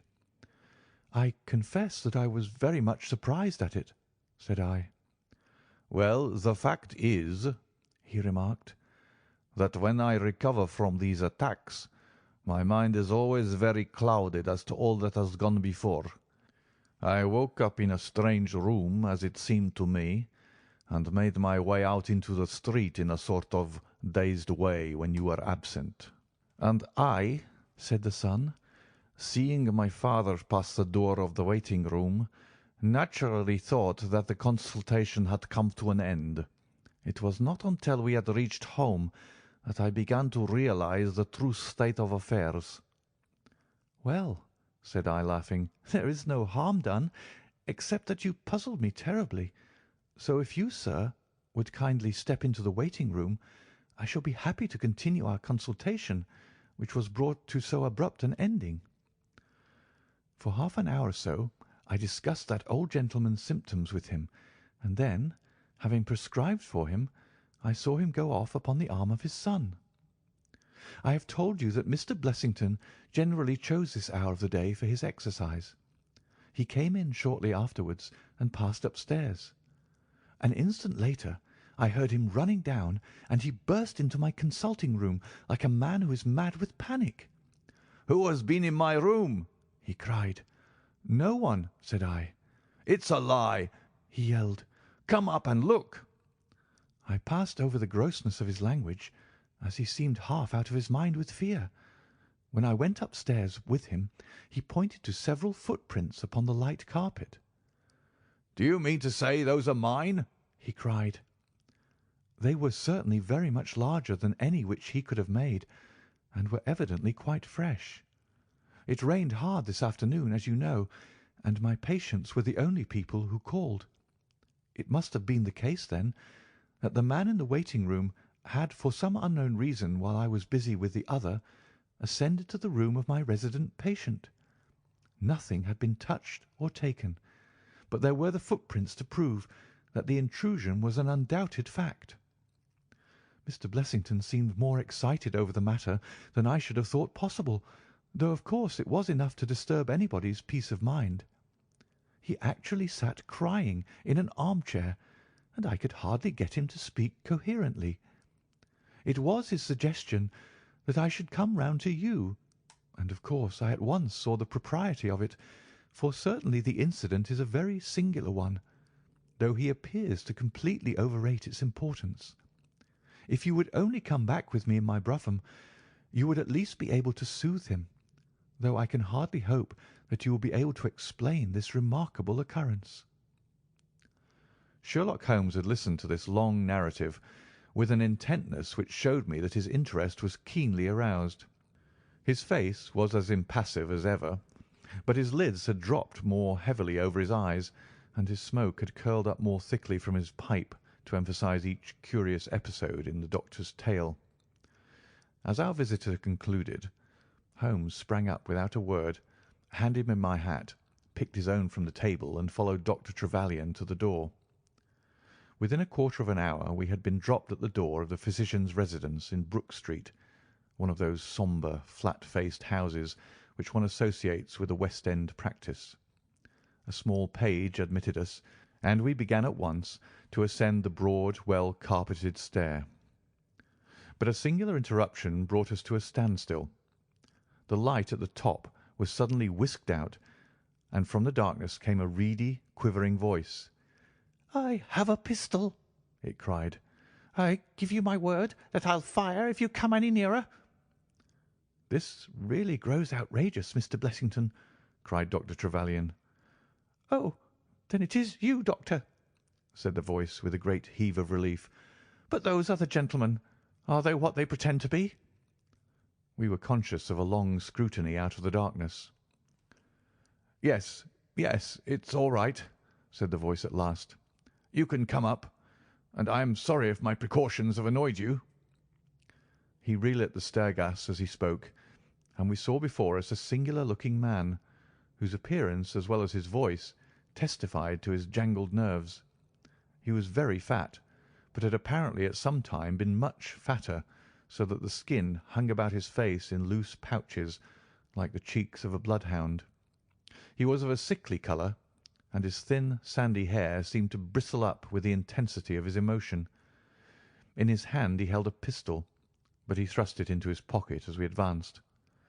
"Good evening, Mr. Holmes," said he. I am sure I am very much obliged to you for coming round. No one ever needed your advice more than I do. I suppose that Dr. Trevelyan has told you of this most unwarrantable intrusion into my rooms?" "Quite so," said Holmes. "Who are these two men, Mr. Blessington, and why do they wish to molest you?" "Well, well," said the resident patient in a nervous fashion, "of course it is hard to say that. You can hardly expect me to answer that, Mr. Holmes." "Do you mean that you don't know?" "Come in here, if you please. Just have the kindness to step in here." He led the way into his bedroom, which was large and comfortably furnished. "You see that?" said he, pointing to a big black box at the end of his bed. "I have never been a very rich man, Mr. Holmes. Never made but one investment in my life, as Dr. Trevelyan would tell you. But I don't believe in bankers. I would never trust a banker, Mr. Holmes. Between ourselves, what little I have is in that box. So you can understand what it means to me when unknown people force themselves into my rooms." Holmes looked at Blessington in his questioning way and shook his head. "I cannot possibly advise you if you try to deceive me," said he. "But I have told you everything." Holmes turned on his heel with a gesture of disgust. "Good night, Dr. Trevelyan," said he. "And no advice for me?" cried Blessington in a breaking voice. "My advice to you, sir, is to speak the truth." A minute later we were in the street and walking for home. We had crossed Oxford Street and were half-way down Harley Street before I could get a word from my companion. "Sorry to bring you out on such a fool's errand, Watson," he said at last. "It is an interesting case, too, at the bottom of it." "I can make little of it," I confessed. "Well, it is quite evident that there are two men, more perhaps, but at least two, who are determined for some reason to get at this fellow Blessington. I have no doubt in my mind that both on the first and on the second occasion that young man penetrated to Blessington's room, while his confederate, by an ingenious device, kept the doctor from interfering." "And the catalepsy?" "A fraudulent imitation, Watson, though I should hardly dare to hint as much to our specialist. It is a very easy complaint to imitate. I have done it myself." "And then?" "By the purest chance Blessington was out on each occasion. Their reason for choosing so unusual an hour for a consultation was obviously to ensure that there should be no other patient in the waiting room. It just happened, however, that this hour coincided with Blessington's constitutional, which seems to show that they were not very well acquainted with his daily routine. Of course, if they had been merely after plunder, they would at least have made some attempt to search for it. Besides, I can read in a man's eye when it is his own skin that he is frightened for. It is inconceivable that this fellow could have made two such vindictive enemies as these appear to be without knowing of it. I hold it, therefore, to be certain that he does know who these men are, and that for reasons of his own he suppresses it. It is just possible that to-morrow may find him in a more communicative mood." "Is there not one alternative?" I suggested. "Grotesquely improbable, no doubt, but still just conceivable. Might the whole story of the cataleptic Russian and his son be a concoction of Dr. Trevelyan's, who has, for his own purposes, been in Blessington's rooms?" I saw in the gaslight that Holmes wore an amused smile at this brilliant departure of mine. "My dear fellow," said he, "it was one of the first solutions which occurred to me, but I was soon able to corroborate the doctor's tale. This young man has left prints upon the stair carpet, which made it quite superfluous for me to ask to see those which he had made in the room. When I tell you that his shoes were square-toed, instead of being pointed like Blessington's, and were quite an inch and a third longer than the doctor's, you will acknowledge that there can be no doubt as to his individuality. But we may sleep on it now, for I shall be surprised if we do not hear something further from Brook Street in the morning." Sherlock Holmes's prophecy was soon fulfilled, and in a dramatic fashion. At 7:30 next morning, in the first glimmer of daylight, I found him standing by my bedside in his dressing gown. "There's a brougham waiting for us, Watson," said he. What's the matter, then? The Brook Street business. Any fresh news? Tragic, but ambiguous, said he, pulling up the blind. Look at this. A sheet from a notebook with, "For God's sake, come at once. P.T." scrawled upon it in pencil. Our friend the doctor was hard put to it when he wrote this. Come along, my dear fellow, for it's an urgent call. In a quarter of an hour or so we were back at the physician's house. He came running out to meet us with a face of horror. "Oh, such a business!" he cried, with his hands to his temples. What then? "Blessington has committed suicide." Holmes whistled. "Yes, he hanged himself during the night." We had entered, and the doctor had preceded us into what was evidently his waiting room. "I really hardly know what I'm doing," he cried. "The police are already upstairs. It has shaken me most dreadfully." When did you find out? "He has a cup of tea taken in to him early every morning. When the maid entered about 7, there the unfortunate fellow was hanging in the middle of the room. He had tied his cord to the hook on which the heavy lamp used to hang, and he had jumped off from the top of the very box that he showed us yesterday." Holmes stood for a moment in deep thought. "With your permission," said he at last, "I should like to go upstairs and look into the matter." We both ascended, followed by the doctor. It was a dreadful sight which met us as we entered the bedroom door. I have spoken of the impression of flabbiness which this man Blessington conveyed. As he dangled from the hook, it was exaggerated and intensified until he was scarce human in his appearance. The neck was drawn out like a plucked chicken's, making the rest of him seem the more obese and unnatural by contrast. He was clad only in his long nightdress, and his swollen ankles and ungainly feet protruded starkly from beneath it. Beside him stood a smart-looking police inspector, who was taking notes in a pocket-book. "Ah, Mr. Holmes," said he heartily as my friend entered. "I'm delighted to see you." "Good morning, Lanner," answered Holmes. "You won't think me an intruder, I am sure. Have you heard of the events which led up to this affair?" "Yes, I heard something of them." "Have you formed any opinion?" "As far as I can see, the man has been driven out of his senses by fright. The bed has been well slept in, you see. There's his impression deep enough. It's about 5 in the morning, you know, that suicides are most common. That would be about his time for hanging himself. It seems to have been a very deliberate affair." "I should say that he has been dead about 3 hours, judging by the rigidity of the muscles," said I. "Noticed anything peculiar about the room?" asked Holmes. "Found a screwdriver and some screws on the wash-hand stand. Seems to have smoked heavily during the night, too. Here are 4 cigar ends that I picked out of the fireplace." Said Holmes. "Have you got his cigar holder?" "No, I've seen none." "His cigar case, then?" "Yes, it was in his coat pocket." Holmes opened it and smelled the single cigar which it contained. "Oh, this is an Havana, and these others are cigars of the peculiar sort which are imported by the Dutch from their East Indian colonies. They're usually wrapped in straw, you know, and are thinner for their length than any other brand." He picked up the 4 ends and examined them with his pocket lens. "2 of these have been smoked from a holder and 2 without," said he. "2 have been cut by a not very sharp knife, and 2 have had the ends bitten off by a set of excellent teeth. This is no suicide, Mr. Lanner.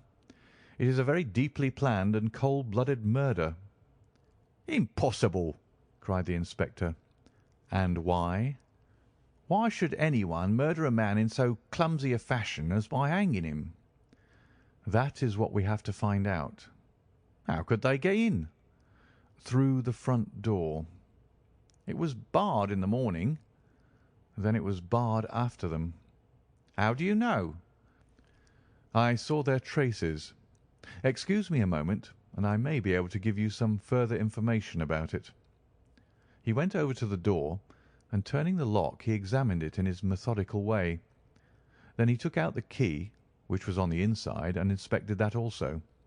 The bed, the carpet, the chairs, the mantelpiece, the dead body, and the rope were each in turn examined, until at last he professed himself satisfied, and with my aid and that of the inspector cut down the wretched object and laid it reverently under a sheet. "How about this rope?" he asked. "It is cut off this," said Dr. Trevelyan, drawing a large coil from under the bed.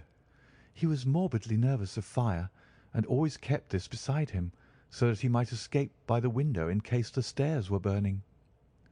"That must have saved them trouble," said Holmes thoughtfully. "Yes, the actual facts are very plain, and I shall be surprised if by the afternoon I cannot give you the reasons for them as well. I will take this photograph of Blessington, which I see upon the mantelpiece, as it may help me in my inquiries." "But you have told us nothing," cried the doctor. "Oh, there can be no doubt as to the sequence of events," said Holmes. "There were three of them in it, the young man, the old man, and a third to whose identity I have no clue. The first two, I need hardly remark, are the same who masqueraded as the Russian count and his son, so we can give a very full description of them. They were admitted by a confederate inside the house. If I might offer you a word of advice, Inspector, it would be to arrest the page, who, as I understand, has only recently come into your service, Doctor." "The young imp cannot be found," said Dr. Trevelyan. "The maid and the cook have just been searching for him." Holmes shrugged his shoulders. "He has played a not unimportant part in this drama," said he, "the three men having ascended the stairs, which they did on tiptoe, the elder man first, the younger man second, and the unknown man in the rear." "My dear Holmes!" I ejaculated. "Oh, there could be no question as to the superimposing of the footmarks. I had the advantage of learning which was which last night. They ascended, then, to Mr. Blessington's room, the door of which they found to be locked. With the help of a wire, however, they forced round the key, even without the lens you will perceive by the scratches on this ward, where the pressure was applied. On entering the room, their first proceeding must have been to gag Mr. Blessington. He may have been asleep, or he may have been so paralysed with terror as to have been unable to cry out. These walls are thick, and it is conceivable that his shriek, if he had time to utter one, was unheard. Having secured him, it is evident to me that a consultation of some sort was held. Probably it was something in the nature of a judicial proceeding.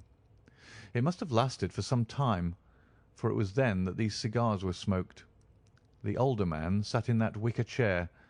It was he who used the cigar holder. The younger man sat over yonder. He knocked his ash off against the chest of drawers. The third fellow paced up and down. Blessington, I think, sat upright in the bed, but of that I cannot be absolutely certain. Well, it ended by their taking Blessington and hanging him. The matter was so prearranged that it is my belief that they brought with them some sort of block or pulley which might serve as a gallows. That screwdriver, and those screws were, as I conceive, for fixing it up. Seeing the hook, however, they naturally saved themselves the trouble. Having finished their work, they made off, and the door was barred behind them by their confederate. We had all listened with the deepest interest to this sketch of the night's doings, which Holmes had deduced from signs so subtle and minute that even when he had pointed them out to us, we could scarcely follow him in his reasoning. The inspector hurried away on the instant to make inquiries about the page, while Holmes and I returned to Baker Street for breakfast. "I'll be back by 3:00, said he, when we had finished our meal. "Both the inspector and the doctor will meet me here at that hour, and I hope by that time to have cleared up any little obscurity which the case may still present." Our visitors arrived at the appointed time, but it was 3:45 before my friend put in an appearance. From his expression as he entered, however, I could see that all had gone well with him. "Any news, Inspector?" "We've got the boy, sir." "Excellent. And I have got the men." "You have got them?" we cried all three. "Well, at least I have got their identity. This so-called Blessington is, as I expected, well known at headquarters, and so are his assailants. Their names are Biddle, Haywood, and Moffat. "The Worthington Bank gang!" cried the inspector. "Precisely," said Holmes. "Then Blessington must have been Sutton." "Exactly," said Holmes. "Why, that makes it as clear as crystal," said the inspector. But Trevelyan and I looked at each other in bewilderment. "You must surely remember the great Worthington Bank business," said Holmes. "5 men were in it. These 4, and a fifth called Cartwright. Tobin, the caretaker, was murdered, and the thieves got away with £7,000. This was in 1875. They were all 5 arrested, but the evidence against them was by no means conclusive. This Blessington, or Sutton, who was the worst of the gang, turned informer. On his evidence Cartwright was hanged, and the other 3 got 15 years apiece. When they got out the other day, which was some years before their full term, they set themselves, as you perceive, to hunt down the traitor and to avenge the death of their comrade upon him. Twice they tried to get at him and failed. A third time, you see, it came off. Is there anything further which I can explain, Dr. Trevelyan?" "I think you've made it all remarkably clear," said the doctor. "No doubt the day on which he was perturbed was the day when he had seen of their release in the newspapers." "Quite so. His talk about a burglary was the merest blind." "But why could he not tell you this?" "Well, my dear sir, knowing the vindictive character of his old associates, he was trying to hide his own identity from everybody as long as he could. His secret was a shameful one, and he could not bring himself to divulge it. However, wretch as he was still living under the shield of British law, and I have no doubt, Inspector, that you will see that though that shield might fail to guard, the sword of justice is still there to avenge. Such were the singular circumstances in connection with the resident patient and the Brook Street doctor. From that night nothing has been seen of the 3 murderers by the police, and it is surmised at Scotland Yard that they were among the passengers of the ill-fated steamer Nora Creina, which was lost some years ago with all hands upon the Portuguese coast, some leagues to the north of Oporto. The proceedings against the page broke down for want of evidence, and the Brook Street mystery, as it was called, has never until now been fully dealt with in any public print. End of The Resident Patient.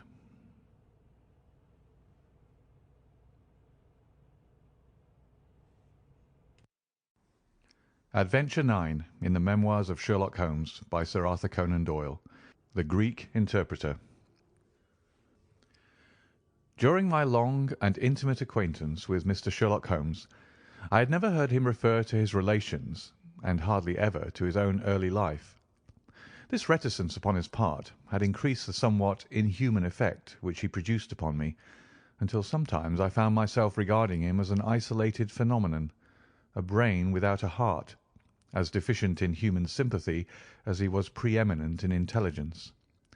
His aversion to women and his disinclination to form new friendships were both typical of his unemotional character, but not more so than his complete suppression of every reference to his own people. I had come to believe that he was an orphan with no relatives living, but one day, to my very great surprise, he began to talk to me about his brother. It was after tea on a summer evening, and the conversation, which had roamed in a desultory, spasmodic fashion from golf clubs to the causes of the change in the obliquity of the ecliptic, came round at last to the question of atavism and hereditary aptitudes. The point under discussion was how far any singular gift in an individual was due to his ancestry, and how far to his own early training. "In your own case," said I, "from all that you've told me, it seems obvious that your faculty of observation and your peculiar facility for deduction are due to your own systematic training." "To some extent," he answered thoughtfully. "My ancestors were country squires, who appear to have led much the same life as is natural to their class, but none the less my turn that way is in my veins, and may have come with my grandmother, who was the sister of Vernet, the French artist. Art in the blood is liable to take the strangest forms." But how do you know that it's hereditary? Because my brother Mycroft possesses it in a larger degree than I do. This was news to me indeed. If there were another man with such singular powers in England, how was it that neither police nor public had heard of him? I put the question, with a hint that it was my companion's modesty which made him acknowledge his brother as his superior. Holmes laughed at my suggestion. "My dear Watson," said he, "I cannot agree with those who rank modesty among the virtues. To the logician, all things should be seen exactly as they are, and to underestimate oneself is as much a departure from truth as to exaggerate one's own powers. When I say, therefore, that Mycroft has better powers of observation than I, you may take it that I am speaking the exact and literal truth." "Is he your junior?" "7 years my senior." "How comes it that he's unknown?" "Oh, he's very well known in his own circle." "Where, then?" "Well, in the Diogenes Club, for example." I had never heard of the institution, and my face must have proclaimed as much, for Sherlock Holmes pulled out his watch. "The Diogenes Club is the queerest club in London, and Mycroft one of the queerest men. He's always there from 5:15 to 8:20. It's 6 now, so if you care for a stroll this beautiful evening, I shall be very happy to introduce you to 2 curiosities." 5 minutes later we were in the street, walking towards Regent Circus. "You wonder," said my companion, "why it is that Mycroft does not use his powers for detective work. He is incapable of it." "But I thought you said—" "I said that he was my superior in observation and deduction. If the art of the detective began and ended in reasoning from an armchair, my brother would be the greatest criminal agent that ever lived. But he has no ambition and no energy. He will not even go out of his way to verify his own solutions, and would rather be considered wrong than take the trouble to prove himself right. Again and again I have taken a problem to him, and have received an explanation which has afterwards proved to be the correct one. And yet he was absolutely incapable of working out the practical points which must be gone into before a case could be laid before a judge or jury." "It is not his profession, then?" "By no means. What is to me a means of livelihood is to him the merest hobby of a dilettante. He has an extraordinary faculty for figures, and audits the books in some of the government departments. Mycroft lodges in Pall Mall, and he walks round the corner into Whitehall every morning and back every evening. From year's end to year's end he takes no other exercise, and is seen nowhere else, except only in the Diogenes Club, which is just opposite his rooms." "I cannot recall the name." "Very likely not. There are many men in London, you know, who, some from shyness, some from misanthropy, have no wish for the company of their fellows, yet they are not averse to comfortable chairs and the latest periodicals. It is for the convenience of these that the Diogenes Club was started, and it now contains the most unsociable and unclubbable men in town. No member is permitted to take the least notice of any other one. Save in the strangers' room, no talking is, under any circumstances, allowed, and 3 offences, if brought to the notice of the committee, render the talker liable to expulsion. My brother was one of the founders, and I have myself found it a very soothing atmosphere." We had reached Pall Mall as we talked, and were walking down it from the St. James's end. Sherlock Holmes stopped at a door some little distance from the Carlton, and, cautioning me not to speak, he led the way into the hall. Through the glass panelling I caught a glimpse of a large and luxurious room, in which a considerable number of men were sitting about and reading papers, each in his own little nook. Holmes showed me into a small chamber which looked out into Pall Mall, and then, leaving me for a minute, he came back with a companion, whom I knew could only be his brother. Mycroft Holmes was a much larger and stouter man than Sherlock. His body was absolutely corpulent, but his face, though massive, had preserved something of the sharpness of expression which was so remarkable in that of his brother. His eyes, which were of a peculiarly light watery grey, seemed to have always retained that far-away introspective look which I had only observed in Sherlock's when he was exerting his full powers. "I am glad to meet you, sir," said he, putting out a broad, fat hand like the flipper of a seal. "I hear of Sherlock everywhere since you became his chronicler. By the way, Sherlock, I expected to see you round last week to consult me over that Manor House case. I thought you might be a little out of your depth." "No, I solved it," said my friend, smiling. "It was Adams, of course?" "Yes, it was Adams." "I was sure of it from the first." The two sat down together in the bow window of the club. "To anyone who wishes to study mankind, this is the spot," said Mycroft. "Look at the magnificent types. Look at those two men who are coming towards us, for example." "The billiard marker and the other?" "Precisely. What do you make of the other?" The two men had stopped opposite the window. Some chalk marks over the waistcoat pocket were the only signs of billiards which I could see in one of them. The other was a very small, dark fellow, with his hat pushed back and several packages under his arm. "An old soldier, I perceive," said Sherlock. "And very recently discharged," remarked the brother. "Served in India, I see." "And a non-commissioned officer." "Royal Artillery, I fancy," said Sherlock. "And a widower." "But with a child." "Children, my dear boy, children." "Come," said I, laughing, "this is a little too much."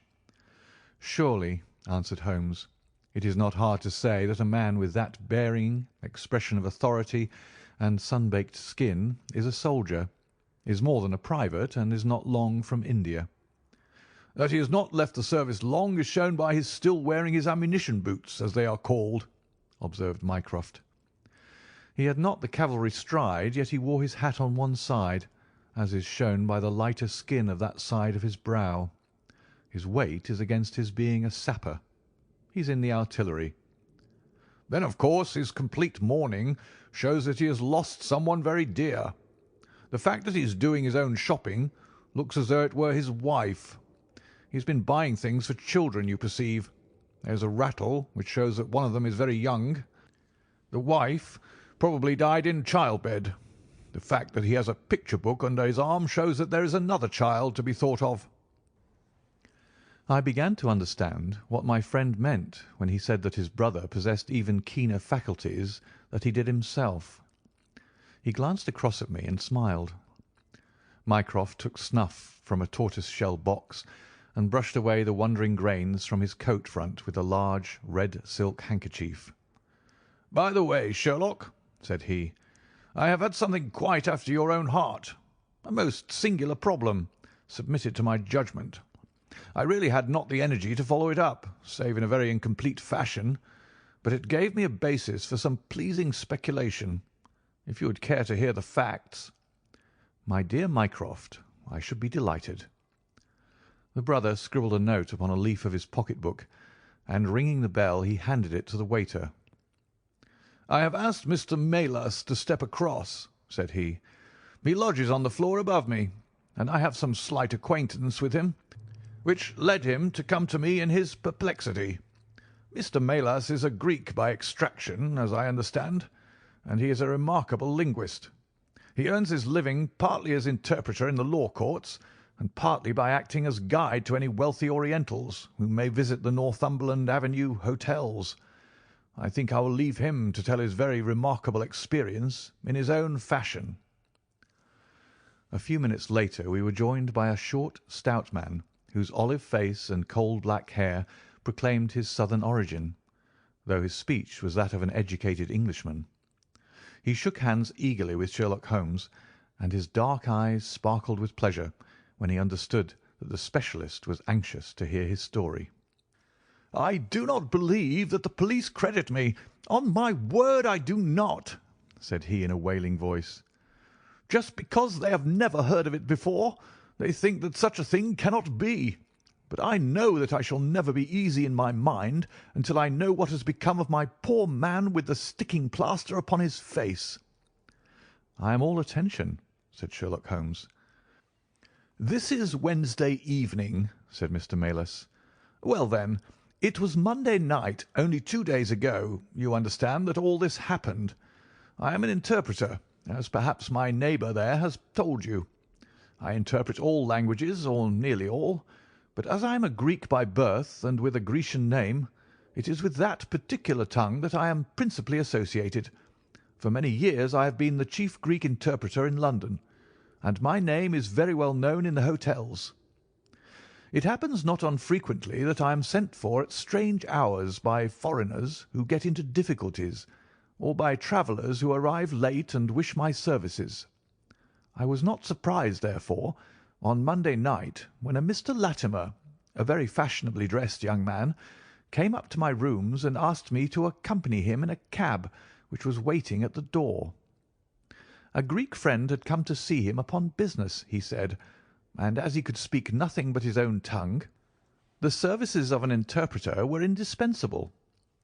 He gave me to understand that his house was some little distance off in Kensington, and he seemed to be in a great hurry, bustling me rapidly into the cab when we had descended to the street. I say into the cab, but I soon became doubtful as to whether it was not a carriage in which I found myself. It was certainly more roomy than the ordinary four-wheeled disgrace to London, and the fittings, though frayed, were of rich quality. Mr. Latimer seated himself opposite to me, and we started off through Charing Cross and up the Shaftesbury Avenue. We had come out upon Oxford Street, and I had ventured some remark as to this being a roundabout way to Kensington, when my words were arrested by the extraordinary conduct of my companion. He began by drawing a most formidable-looking bludgeon loaded with lead from his pocket, and switching it backward and forward several times, as if to test its weight and strength. Then he placed it without a word upon the seat beside him. Having done this, he drew up the windows on each side, and I found to my astonishment that they were covered with paper, so as to prevent my seeing through them. "I am sorry to cut off your view, Mr. Maylis," said he. "The fact is that I have no intention that you should see what the place is to which we are driving. It might possibly be inconvenient to me if you could find your way there again." As you can imagine, I was utterly taken aback by such an address. My companion was a powerful, broad-shouldered young fellow, and apart from the weapon, I should not have had the slightest chance in a struggle with him. "This is a very extraordinary conduct, Mr. Latimer," I stammered. "You must be aware that what you are doing is quite illegal." "It is something of a liberty, no doubt," said he, "but we'll make it up to you. I must warn you, however, Mr. Maylis, that if at any time to-night you attempt to raise an alarm, or do anything which is against my interests, you will find it a very serious thing. I beg you to remember that no one knows where you are, and that whether you are in this carriage or in my house, you are equally in my power." His words were quiet, but he had a rasping way of saying them which was very menacing. I sat in silence, wondering what on earth could be his reason for kidnapping me in this extraordinary fashion. Whatever it might be, it was perfectly clear that there was no possible use in my resisting, and that I could only wait to see what might befall. For nearly 2 hours we drove without my having the least clue as to where we were going. Sometimes the rattle of the stones told of a paved causeway, and at others our smooth, silent course suggested asphalt. But save by this variation in sound, there was nothing at all which could in the remotest way help me to form a guess as to where we were. The paper over each window was impenetrable to light, and a blue curtain was drawn across the glasswork in front. It was 7:15 when we left Pall Mall, and my watch showed me that it was 10 minutes to 9 when we at last came to a standstill. My companion let down the window, and I caught a glimpse of a low, arched doorway with a lamp burning above it. As I was hurried from the carriage, it swung open, and I found myself inside the house, with a vague impression of a lawn and trees on each side of me as I entered. Whether these were private grounds, however, or bona fide country, was more than I could possibly venture to say. There was a coloured gas lamp inside, which was turned so low that I could see little, save that the hall was of some size and hung with pictures. In the dim light I could make out that the person who had opened the door was a small, mean-looking, middle-aged man with rounded shoulders. As he turned towards us, the glint of the light showed me that he was wearing glasses. "Is this Mr. Melas, Harold?" said he. "Yes." "Well done, well done. No ill will, Mr. Melas, I hope, but we could not get on without you. If you deal fair with us, you'll not regret it, but if you try any tricks, God help you."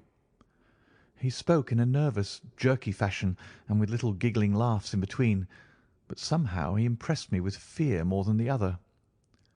"What do you want with me?" I asked. "Only to ask a few questions of a Greek gentleman who is visiting us, and to let us have the answers. But say no more than you are told to say, or—" Here came the nervous giggle again. "You had better never have been born." As he spoke, he opened a door and showed the way into a room which appeared to be very richly furnished, but again the only light was afforded by a single lamp half turned down. The chamber was certainly large, and the way in which my feet sank into the carpet as I stepped across it told me of its richness. I caught glimpses of velvet chairs, a high white marble mantelpiece, and what seemed to be a suit of Japanese armour at one side of it. There was a chair just under the lamp, and the elderly man motioned that I should sit in it. The younger had left us, but he suddenly returned through another door, leading with him a gentleman clad in some sort of loose dressing-gown, who moved slowly towards us.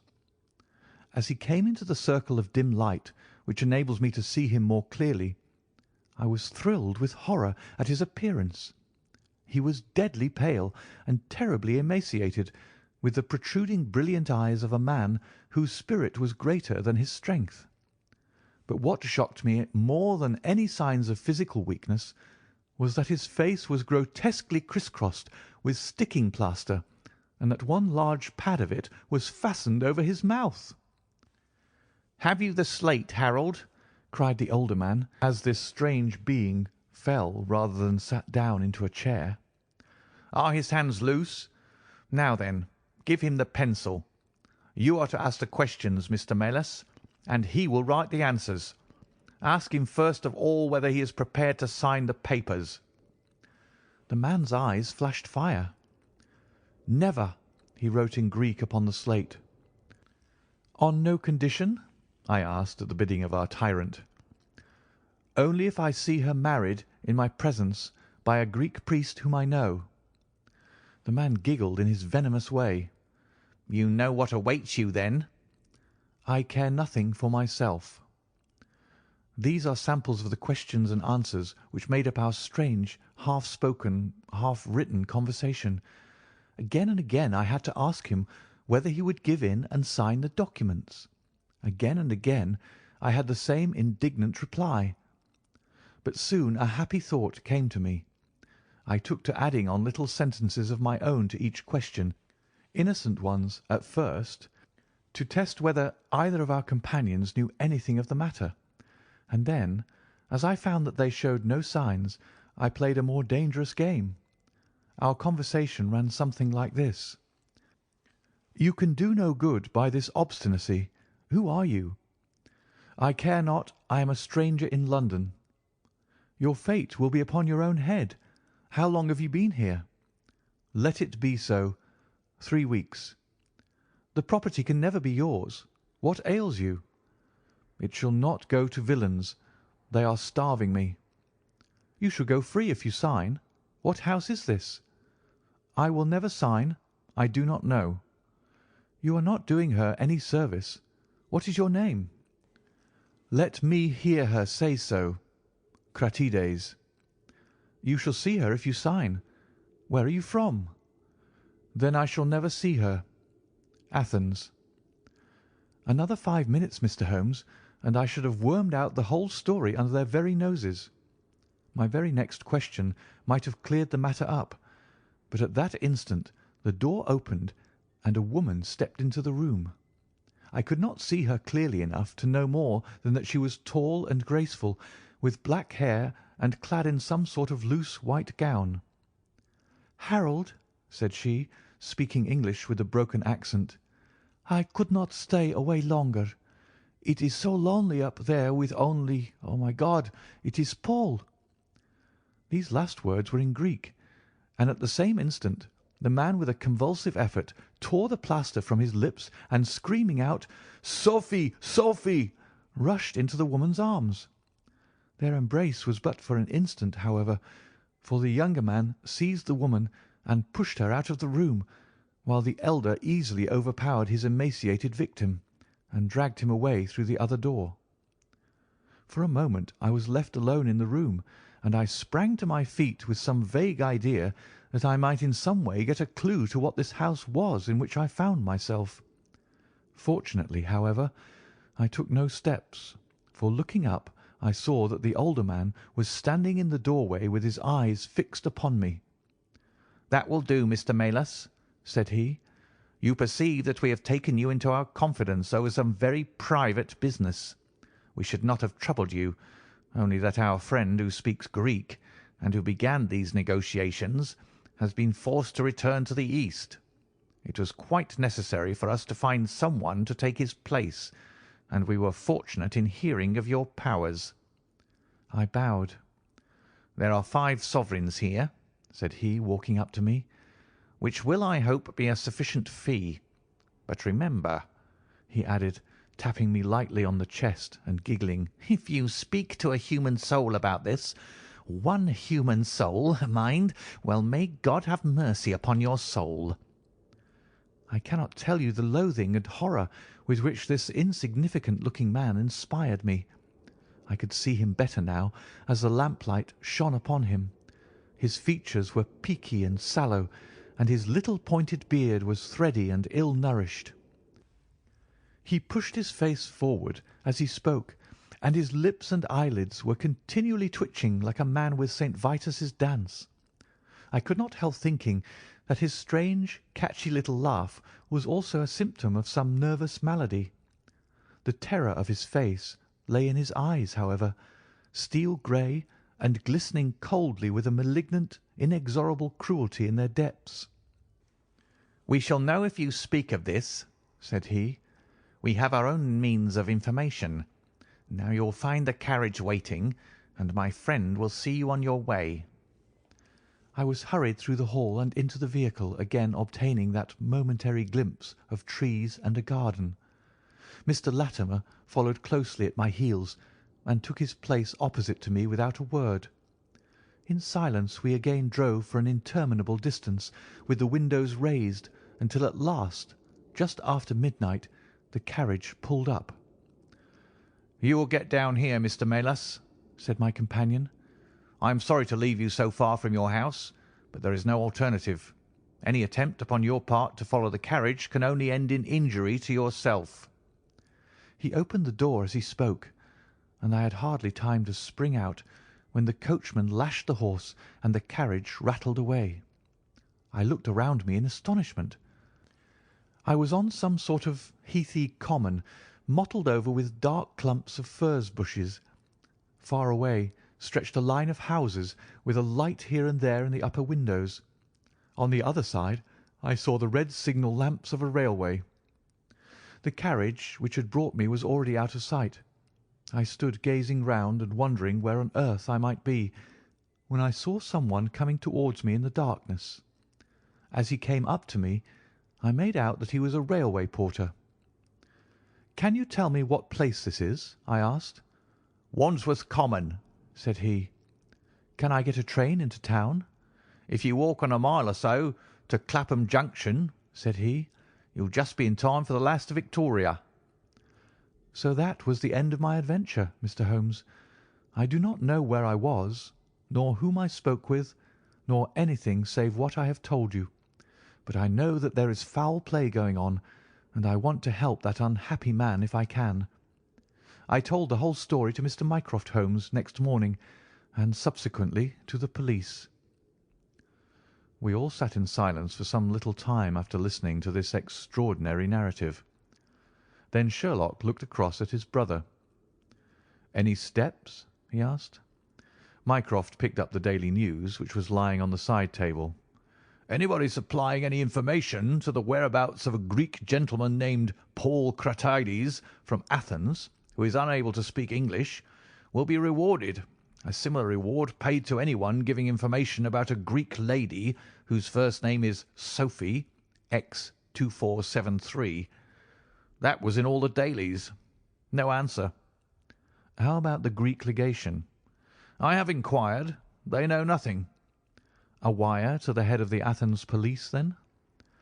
"Sherlock has all the energy of the family," said Mycroft, turning to me. "Well, you take the case up by all means, and let me know if you do any good."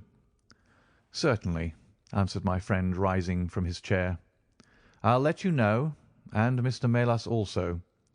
In the meantime, Mr. Melas, I should certainly be on my guard if I were you, for of course they must know through these advertisements that you have betrayed them." As we walked home together, Holmes stopped at a telegraph office and sent off several wires. "You see, Watson," he remarked, "our evening has been by no means wasted. Some of my most interesting cases have come to me in this way through Mycroft. The problem which we have just listened to, although it can admit of but one explanation, has still some distinguishing features. You have hopes of solving it?" "Well, knowing as much as we do, it will be singular indeed if we fail to discover the rest. You must yourself have formed some theory which will explain the facts to which we have listened?" "In a vague way, yes." "What was your idea, then?" "It seemed to me to be obvious that this Greek girl had been carried off by the young Englishman named Harold Latimer." "Carried off from where?" "Athens, perhaps." Sherlock Holmes shook his head. This young man could not talk a word of Greek. The lady could talk English fairly well. Inference, that she had been in England some little time, but he had not been in Greece. Well, then, we will presume that she had come on a visit to England, and that this Harold had persuaded her to fly with him. That is more probable. Then the brother, for that I fancy must be the relationship, comes over from Greece to interfere. He imprudently puts himself into the power of the young man and his older associate. They seize him and use violence towards him in order to make him sign some papers to make over the girl's fortune, of which he may be trustee, to them. This he refuses to do. In order to negotiate with him they have to get an interpreter, and they pitch upon this Mr. Melas, having used some other one before. The girl is not told of the arrival of her brother, and finds it out by the merest accident." "Excellent, Watson!" cried Holmes. "I really fancy that you are not far from the truth. You see that we hold all the cards, and we have only to fear some sudden act of violence on their part. If they give us time, we must have them. But how can we find where this house lies?" "Well, if our conjecture is correct, and the girl's name is or was Sophie Catrides, we should have no difficulty in tracing her. That must be our main hope, for the brother is, of course, a complete stranger. It is clear that some time has elapsed since this Harold established these relations with the girl, some weeks, at any rate, since the brother in Greece has had time to hear of it and come across. If they have been living in the same place during this time, it is probable that we shall have some answer to Mycroft's advertisement." We had reached our house in Baker Street while we had been talking. Holmes ascended the stair first, and as he opened the door of our room he gave a start of surprise. Looking over his shoulder, I was equally astonished. His brother Mycroft was sitting smoking in the armchair. "Come in, Sherlock. Come in, sir," said he blandly, smiling at our surprised faces. "You don't expect such energy from me, do you, Sherlock? But somehow this case attracts me." "How did you get here?" "I passed you in a hansom." "There has been some new development?" "I had an answer to my advertisement." "Ah." "Yes, it came within a few minutes of your leaving." "And to what effect?" Mycroft Holmes took out a sheet of paper. "Here it is," said he, "written with a J pen on royal cream paper by a middle-aged man with a weak constitution. 'Sir,' he says, 'in answer to your advertisement of today's date, I beg to inform you that I know the young lady in question very well. If you should care to call upon me, I could give you some particulars as to her painful history. She is living at present at the Myrtles, Beckenham. Yours faithfully, J. Davenport.'"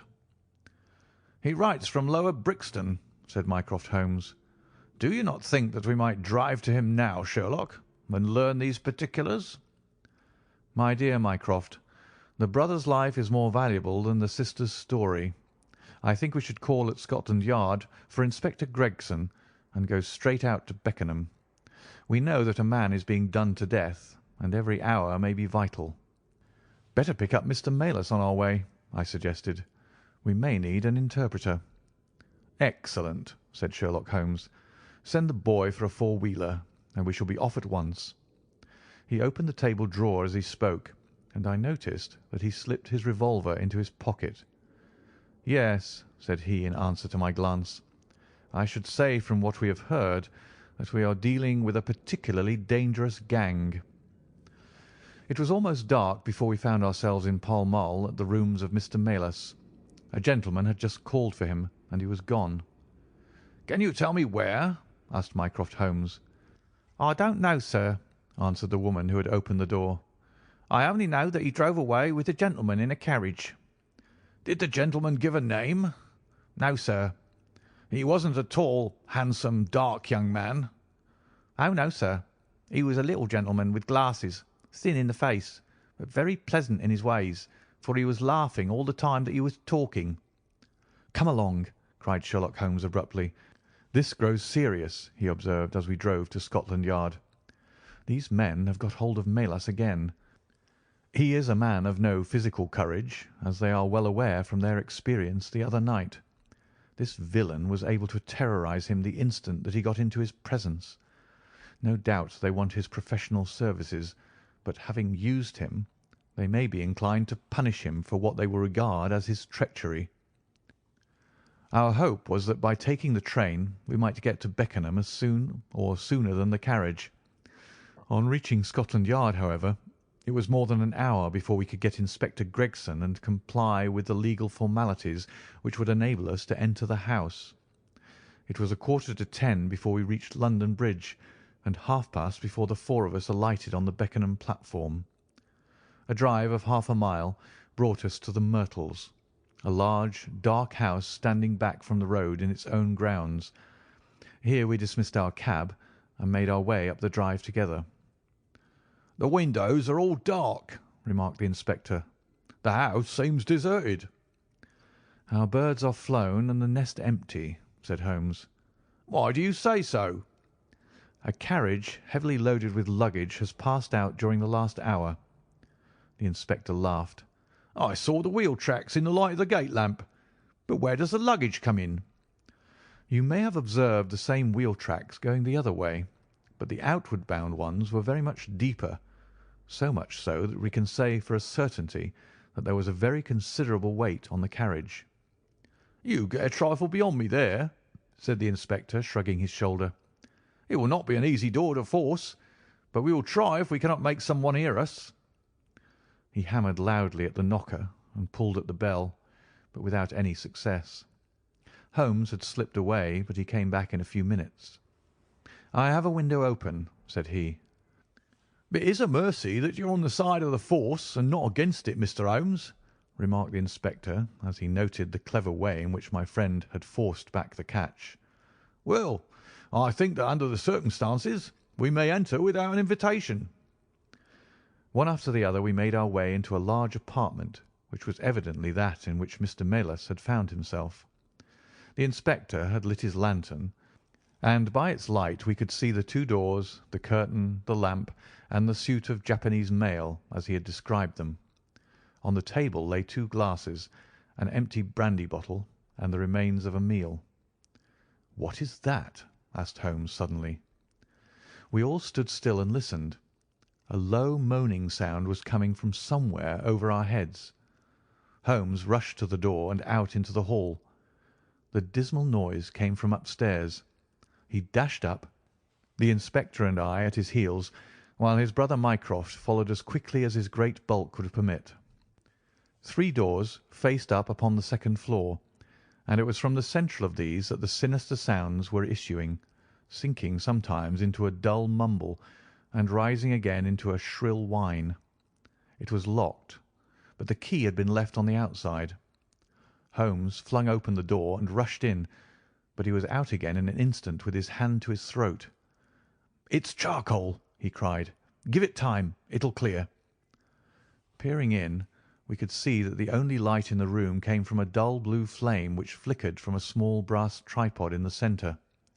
It threw a livid, unnatural circle upon the floor, while in the shadows beyond we saw the vague loom of 2 figures which crouched against the wall. From the open door there reeked a horrible poisonous exhalation which set us gasping and coughing. Holmes rushed to the top of the stairs to draw in the fresh air, and then, dashing into the room, he threw up the window and hurled the brazen tripod out into the garden. "We can enter in a minute," he gasped, darting out again. "Where is a candle? I doubt if we could strike a match in that atmosphere. Hold the light at the door, and we shall get them out, Mycroft. Now!" With a rush we got to the poisoned men and dragged them out into the well-lit hall. Both of them were blue-lipped and insensible, with swollen, congested faces and protruding eyes. Indeed, so distorted were their features that, save for his black beard and stout figure, we might have failed to recognize in one of them the Greek interpreter who had parted from us only a few hours before at the Diogenes Club. His hands and feet were securely strapped together, and he bore over one eye the marks of a violent blow. The other, who was secured in a similar fashion, was a tall man in the last stage of emaciation, with several strips of sticking plaster arranged in a grotesque pattern over his face. He had ceased to moan as we laid him down, and a glance showed me that for him at least our aid had come too late. Mr. Melas, however, still lived, and in less than an hour, with the aid of ammonia and brandy, I had the satisfaction of seeing him open his eyes, and of knowing that my hand had drawn him back from that dark valley in which all paths meet. It was a simple story which we had to tell, and one which did not but confirm our own deductions. His visitor, on entering his rooms, had drawn a life-preserver from his sleeve, and had so impressed him with the fear of instant and inevitable death that he had kidnapped him for the second time. Indeed, it was almost mesmeric, the effect which this giggling ruffian had produced upon the unfortunate linguist, for he could not speak of him save with trembling hands and a blanched cheek. He had been taken swiftly to Beckenham, and had acted as interpreter in a second interview, even more dramatic than the first, in which the 2 Englishmen had menaced their prisoner with instant death if he did not comply with their demands. Finally, finding him proof against every threat, they had hurled him back into his prison, and after reproaching Melas with his treachery, which appeared from the newspaper advertisement, they had stunned him with a blow from a stick, and he remembered nothing more until he found us bending over him. And this was a singular case of the Grecian interpreter, the explanation of which is still involved in some mystery. We were able to find out, by communicating with the gentleman who had answered the advertisement, that the unfortunate young lady came of a wealthy Grecian family, and that she had been on a visit to some friends in England. While there, she had met a young man named Harold Latimer, who had acquired an ascendancy over her and had eventually persuaded her to fly with him. Her friends, shocked at the event, had contented themselves with informing her brother at Athens, and had then washed their hands of the matter. The brother, on his arrival in England, had imprudently placed himself in the power of Latimer and of his associate, whose name was Wilson Kemp, a man of the foulest antecedents. These 2, finding that through his ignorance of the language he was helpless in their hands, had kept him a prisoner, and had endeavoured by cruelty and starvation to make him sign away his own and his sister's property. They had kept him in the house without the girl's knowledge, and the plaster over the face had been for the purpose of making recognition difficult in case she should ever catch a glimpse of him. Her feminine perception, however, had instantly seen through the disguise when, on the occasion of the interpreter's visit, she had seen him for the first time. The poor girl, however, was herself a prisoner, for there was no one about the house except the man who acted as coachman and his wife, both of whom were tools of the conspirators.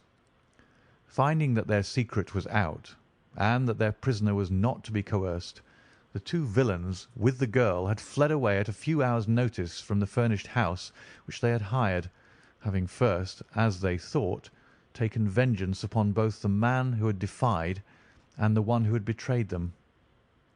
Months afterwards, a curious newspaper cutting reached us from Buda Pest. It told how two Englishmen who had been travelling with a woman had met with a tragic end. They had each been stabbed, it seems, and the Hungarian police were of opinion that they had quarrelled and had inflicted mortal injuries upon each other. Holmes, however, is, I fancy, of a different way of thinking, and holds to this day that if one could find the Grecian girl, one might learn how the wrongs of herself and her brother came to be avenged. End of The Greek Interpreter.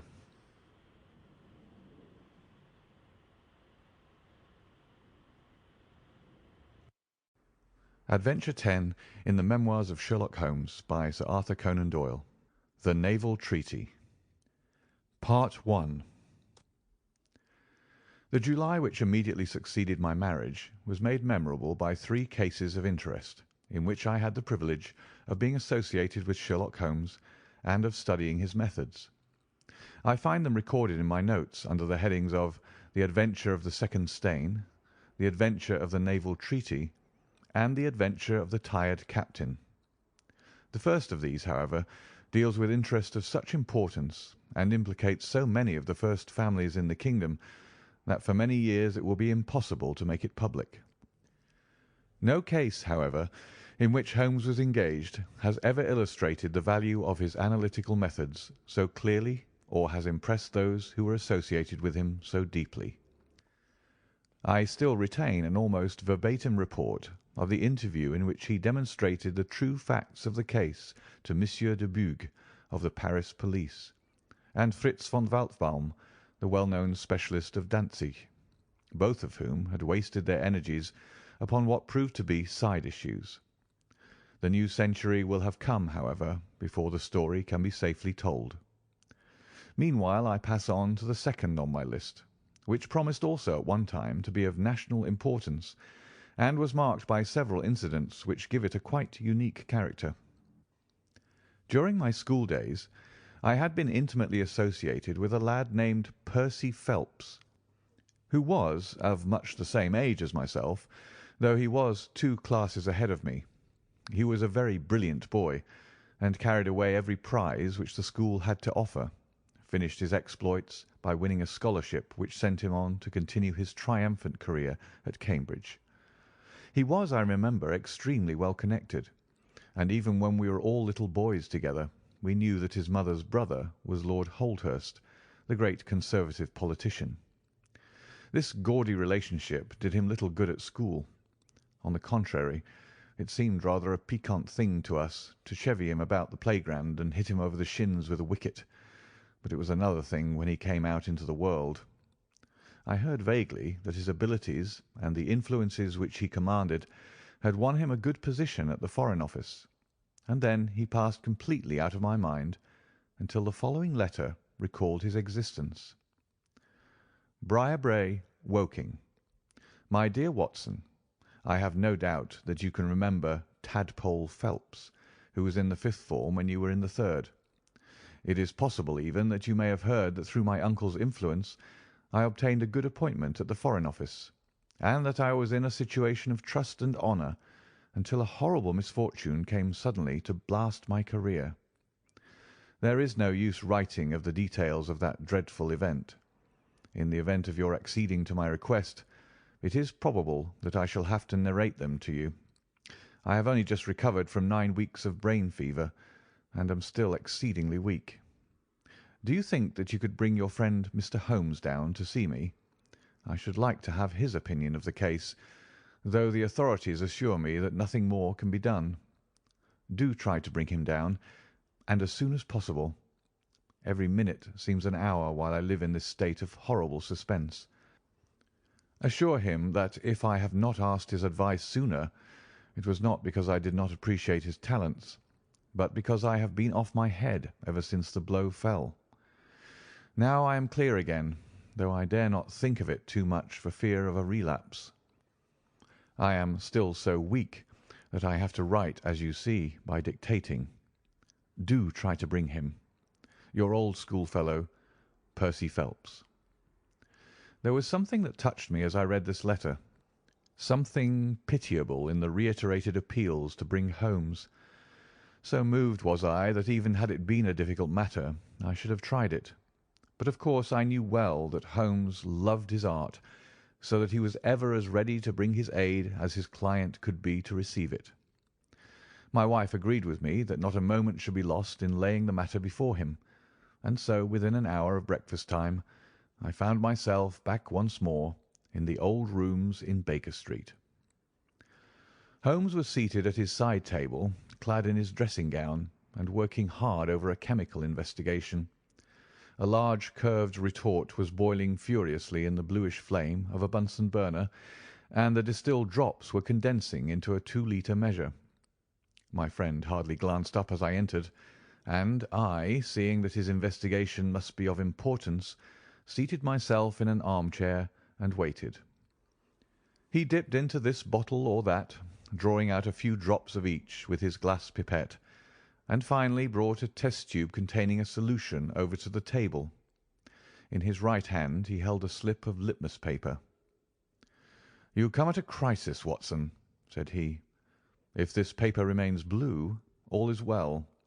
If it turns red, it means a man's life." He dipped it into the test tube, and it flushed at once into a dull, dirty crimson. I thought as much," he cried. "I will be at your service in an instant, Watson. You will find tobacco in the Persian slipper." He turned to his desk and scribbled off several telegrams, which were handed over to the page boy.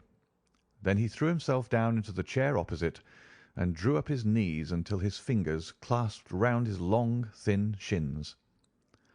"A very commonplace little murder," said he. "You've got something better, I fancy. You are the stormy petrel of crime, Watson. What is it?" I handed him the letter, which he read with the most concentrated attention. "It does not tell us very much, does it?" he remarked as he handed it back to me. "Hardly anything. And yet the writing is of interest. But the writing is not his own." "Precisely. It is a woman's." "A man's, surely," I cried. "No, a woman's, and a woman of rare character. You see, at the commencement of an investigation, it is something to know that your client is in close contact with someone who, for good or evil, has an exceptional nature. My interest is already awakened in the case. If you are ready, we will start at once for Woking, and see this diplomatist who is in such evil case, and the lady to whom he dictates his letter." We were fortunate enough to catch an early train at Waterloo, and in a little under an hour we found ourselves among the fir woods and the heather of Woking. Briarbrae proved to be a large, detached house standing in extensive grounds within a few minutes' walk of the station. On sending in our cards we were shown into an elegantly appointed drawing-room, where we were joined in a few minutes by a rather stout man, who received us with much hospitality. His age may have been nearer 40 than 30, but his cheeks were so ruddy and his eyes so merry that he still conveyed the impression of a plump and mischievous boy. "I am so glad that you've come," said he, shaking our hands with effusion. "Percy has been inquiring for you all morning.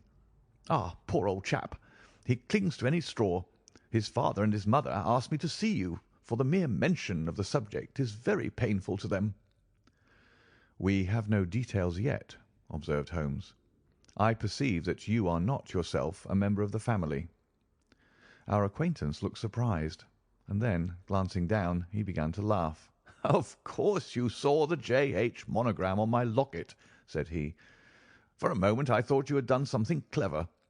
Joseph Harrison is my name, and as Percy is to marry my sister Annie, I shall at least be a relation by marriage. You will find my sister in his room, for she has nursed him hand and foot this 2 months back. Perhaps we'd better go in at once, for I know how impatient he is." The chamber in which we were shown was on the same floor as the drawing-room. It was furnished partly as a sitting and partly as a bedroom, with flowers arranged daintily in every nook and corner. A young man, very pale and worn, was lying upon a sofa near the open window, through which came the rich scent of the garden and the balmy summer air. A woman was sitting beside him, who rose as we entered. "Shall I leave, Percy?" she asked. He clutched her hand to detain her. "How are you, Watson?" said he cordially. "I should never have known you under that moustache, and I dare say you would not be prepared to swear to me. This, I presume, is your celebrated friend, Mr. Sherlock Holmes." I introduced him in a few words, and we both sat down. The stout young man had left us, but his sister still remained with her hand in that of the invalid. She was a striking-looking woman, a little short and thick for symmetry, but with a beautiful olive complexion, large, dark Italian eyes, and a wealth of deep black hair. Her rich tints made the white face of her companion the more worn and haggard by the contrast. "I won't waste your time," said he, raising himself upon the sofa. "I'll plunge into the matter without further preamble. I was a happy and successful man, Mr. Holmes, and on the eve of being married, when a sudden and dreadful misfortune wrecked all my prospects in life. I was, as Watson may have told you, in the Foreign Office, and through the influences of my uncle, Lord Holdhurst, I rose rapidly to a responsible position. When my uncle became Foreign Minister in this administration, he gave me several missions of trust, and as I always brought them to a successful conclusion, he came at last to have the utmost confidence in my ability and tact. Nearly 10 weeks ago, to be more accurate, on the 23rd of May, he called me into his private room, and after complimenting me on the good work which I had done, he informed me that he had a new commission of trust for me to execute. "This," said he, taking a grey roll of paper from his bureau, "is the original of that secret treaty between England and Italy, of which, I regret to say, some rumours have already got into the public press. It is of enormous importance that nothing further should leak out. The French or the Russian embassy would pay an immense sum to learn the contents of these papers. They should not leave my bureau, were it not that it is absolutely necessary to have them copied. You have a desk in your office?" "Yes, sir." "Then take the treaty and lock it up there. I shall give directions that you may remain behind when the others go, so that you may copy it at your leisure without fear of being overlooked. When you have finished, relock both the original and the draft in the desk, and hand them over to me personally tomorrow morning." I took the papers and— "Excuse me an instant," said Holmes. "Were you alone during this conversation?" "Absolutely." "In a large room?" 30 feet each way." "In the centre?" "Yes, about it." "And speaking low?" "My uncle's voice is always remarkably low. I hardly spoke at all." "Thank you," said Holmes, shutting his eyes. "Pray go on." "I did exactly what he indicated, and waited until the other clerks had departed. One of them in my room, Charles Gorrow, had some arrears of work to make up, so I left him there and went out to dine. When I returned he was gone. I was anxious to hurry my work, for I knew that Joseph, the Mr. Harrison whom you saw just now, was in town, and that he would travel down to Woking by the 11 o'clock train, and I wanted, if possible, to catch it. When I came to re-examine the treaty, I saw at once that it was of such importance that my uncle had been guilty of no exaggeration in what he had said. Without going into details, I may say that it defined the position of Great Britain towards the Triple Alliance, and foreshadowed the policy which this country would pursue in the event of a French fleet gaining a complete ascendancy over that of Italy in the Mediterranean. The questions treated in it were purely naval. At the end were the signatures of the high dignitaries who had signed it. I glanced my eyes over it, and then settled down to make my task of copying. It was a long document, written in the French language, and containing 26 separate articles. I copied as quickly as I could, but at 9 o'clock I had only done 9 articles, and it seemed hopeless for me to attempt to catch my train. I was feeling drowsy and stupid, partly from my dinner and also from the effects of a long day's work.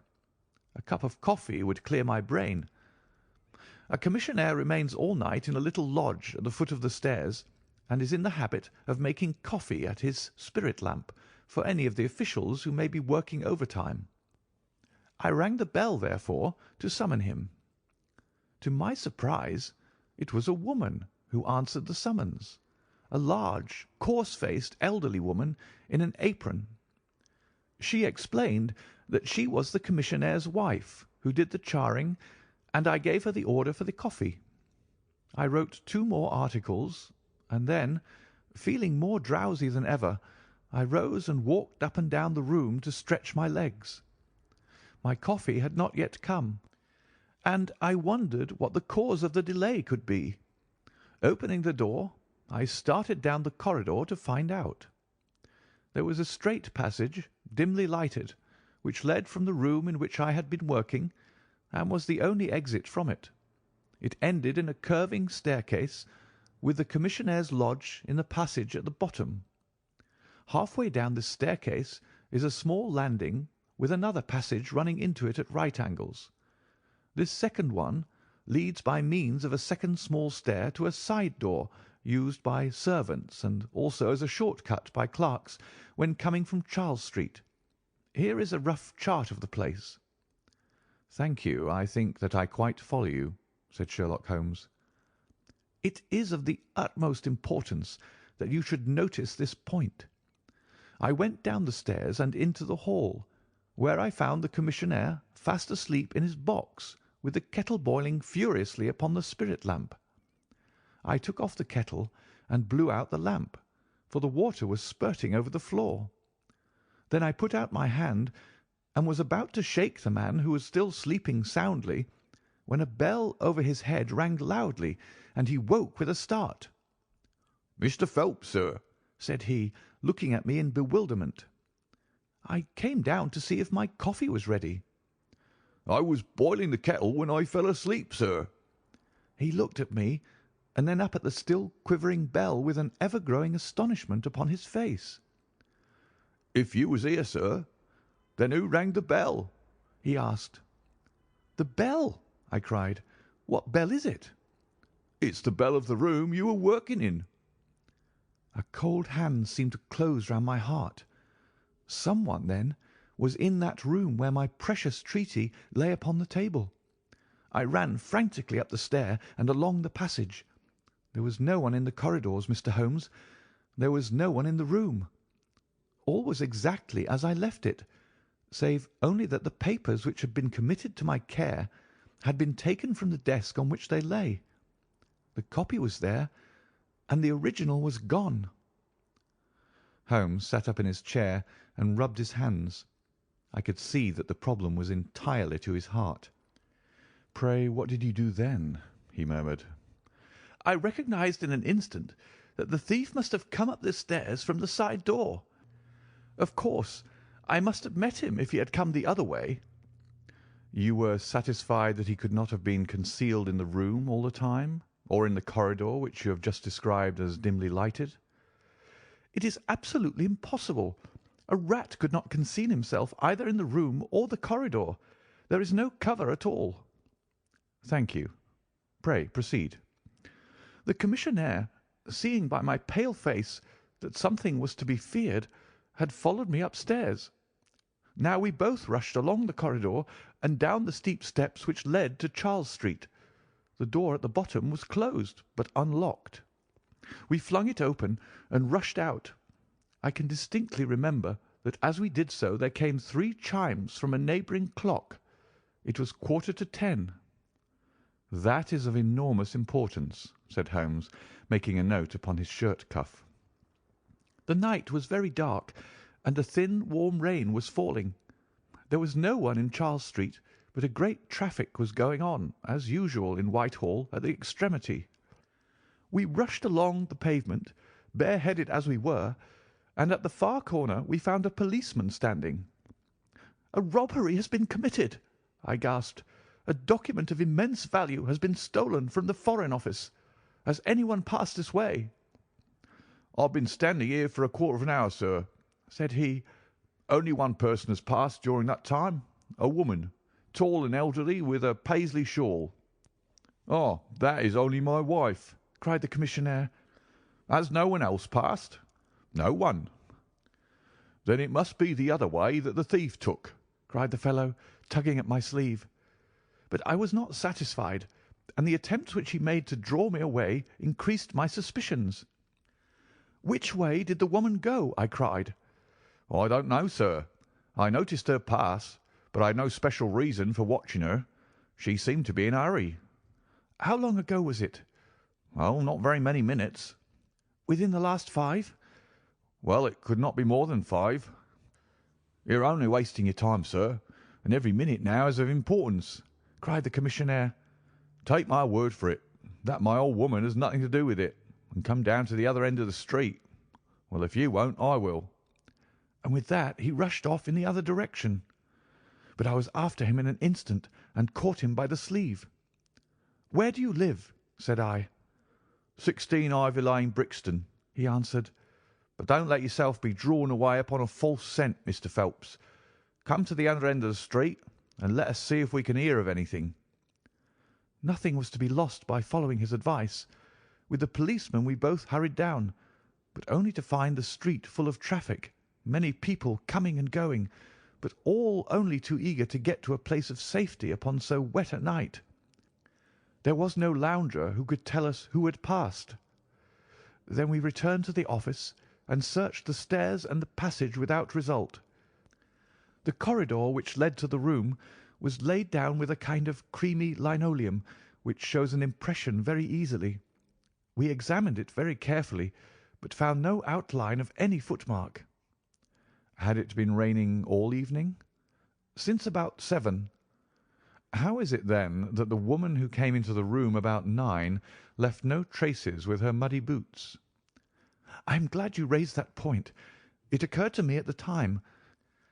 The charwomen are in the habit of taking off their boots at the commissionnaire's office and putting on list slippers." "That is very clear. There were no marks, then, though the night was a wet one. The chain of events is certainly one of extraordinary interest. What did you do next?" "We examined the room also. There is no possibility of a secret door, and the windows are quite 30 feet from the ground. Both of them were fastened on the inside. The carpet prevents any possibility of a trapdoor, and the ceiling is of the ordinary whitewashed kind. I will pledge my life that whoever stole my papers could only have come through the door." "How about the fireplace?" "They use none. There is a stove. The bell rope hangs from the wire just to the right of my desk. Whoever rang it must have come right up to the desk to do it. But why should any criminal wish to ring the bell? It is a most insoluble mystery." "Certainly the incident was unusual. What were your next steps? You examined the room, I presume, to see if the intruder had left any traces, any cigar end, or dropped glove, or hairpin, or other trifle?"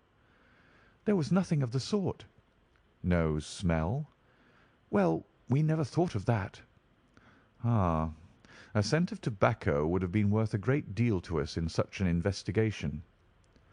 "I never smoke myself, so I think I should have observed if there had been any smell of tobacco.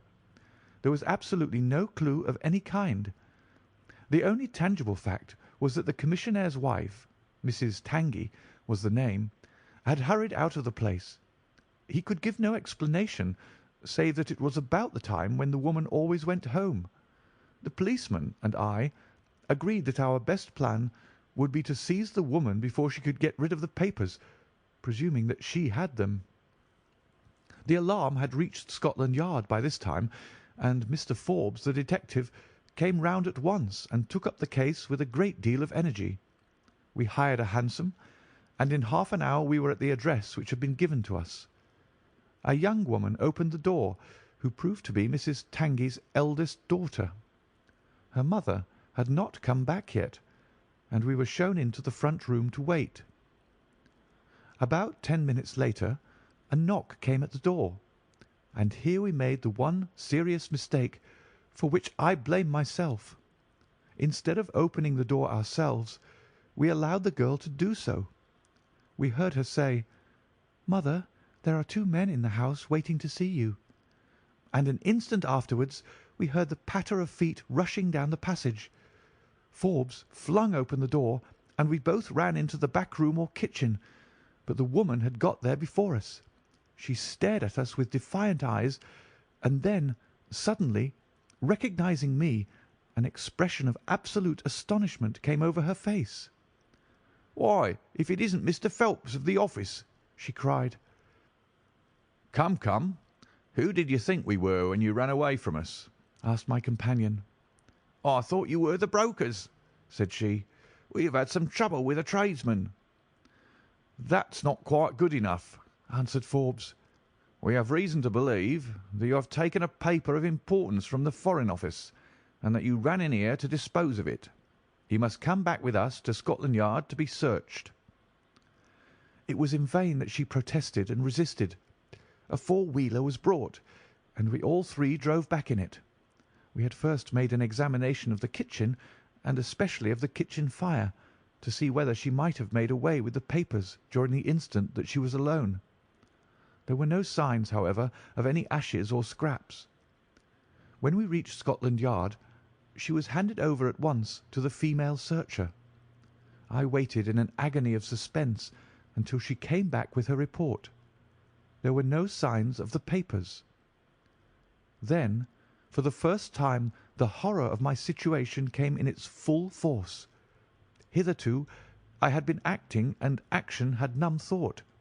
I had been so confident of regaining the treaty at once that I had not dared to think of what would be the consequence if I failed to do so. But now there was nothing more to be done, and I had leisure to realize my position. It was horrible. Watson there would tell you that I was a nervous, sensitive boy at school. It is my nature.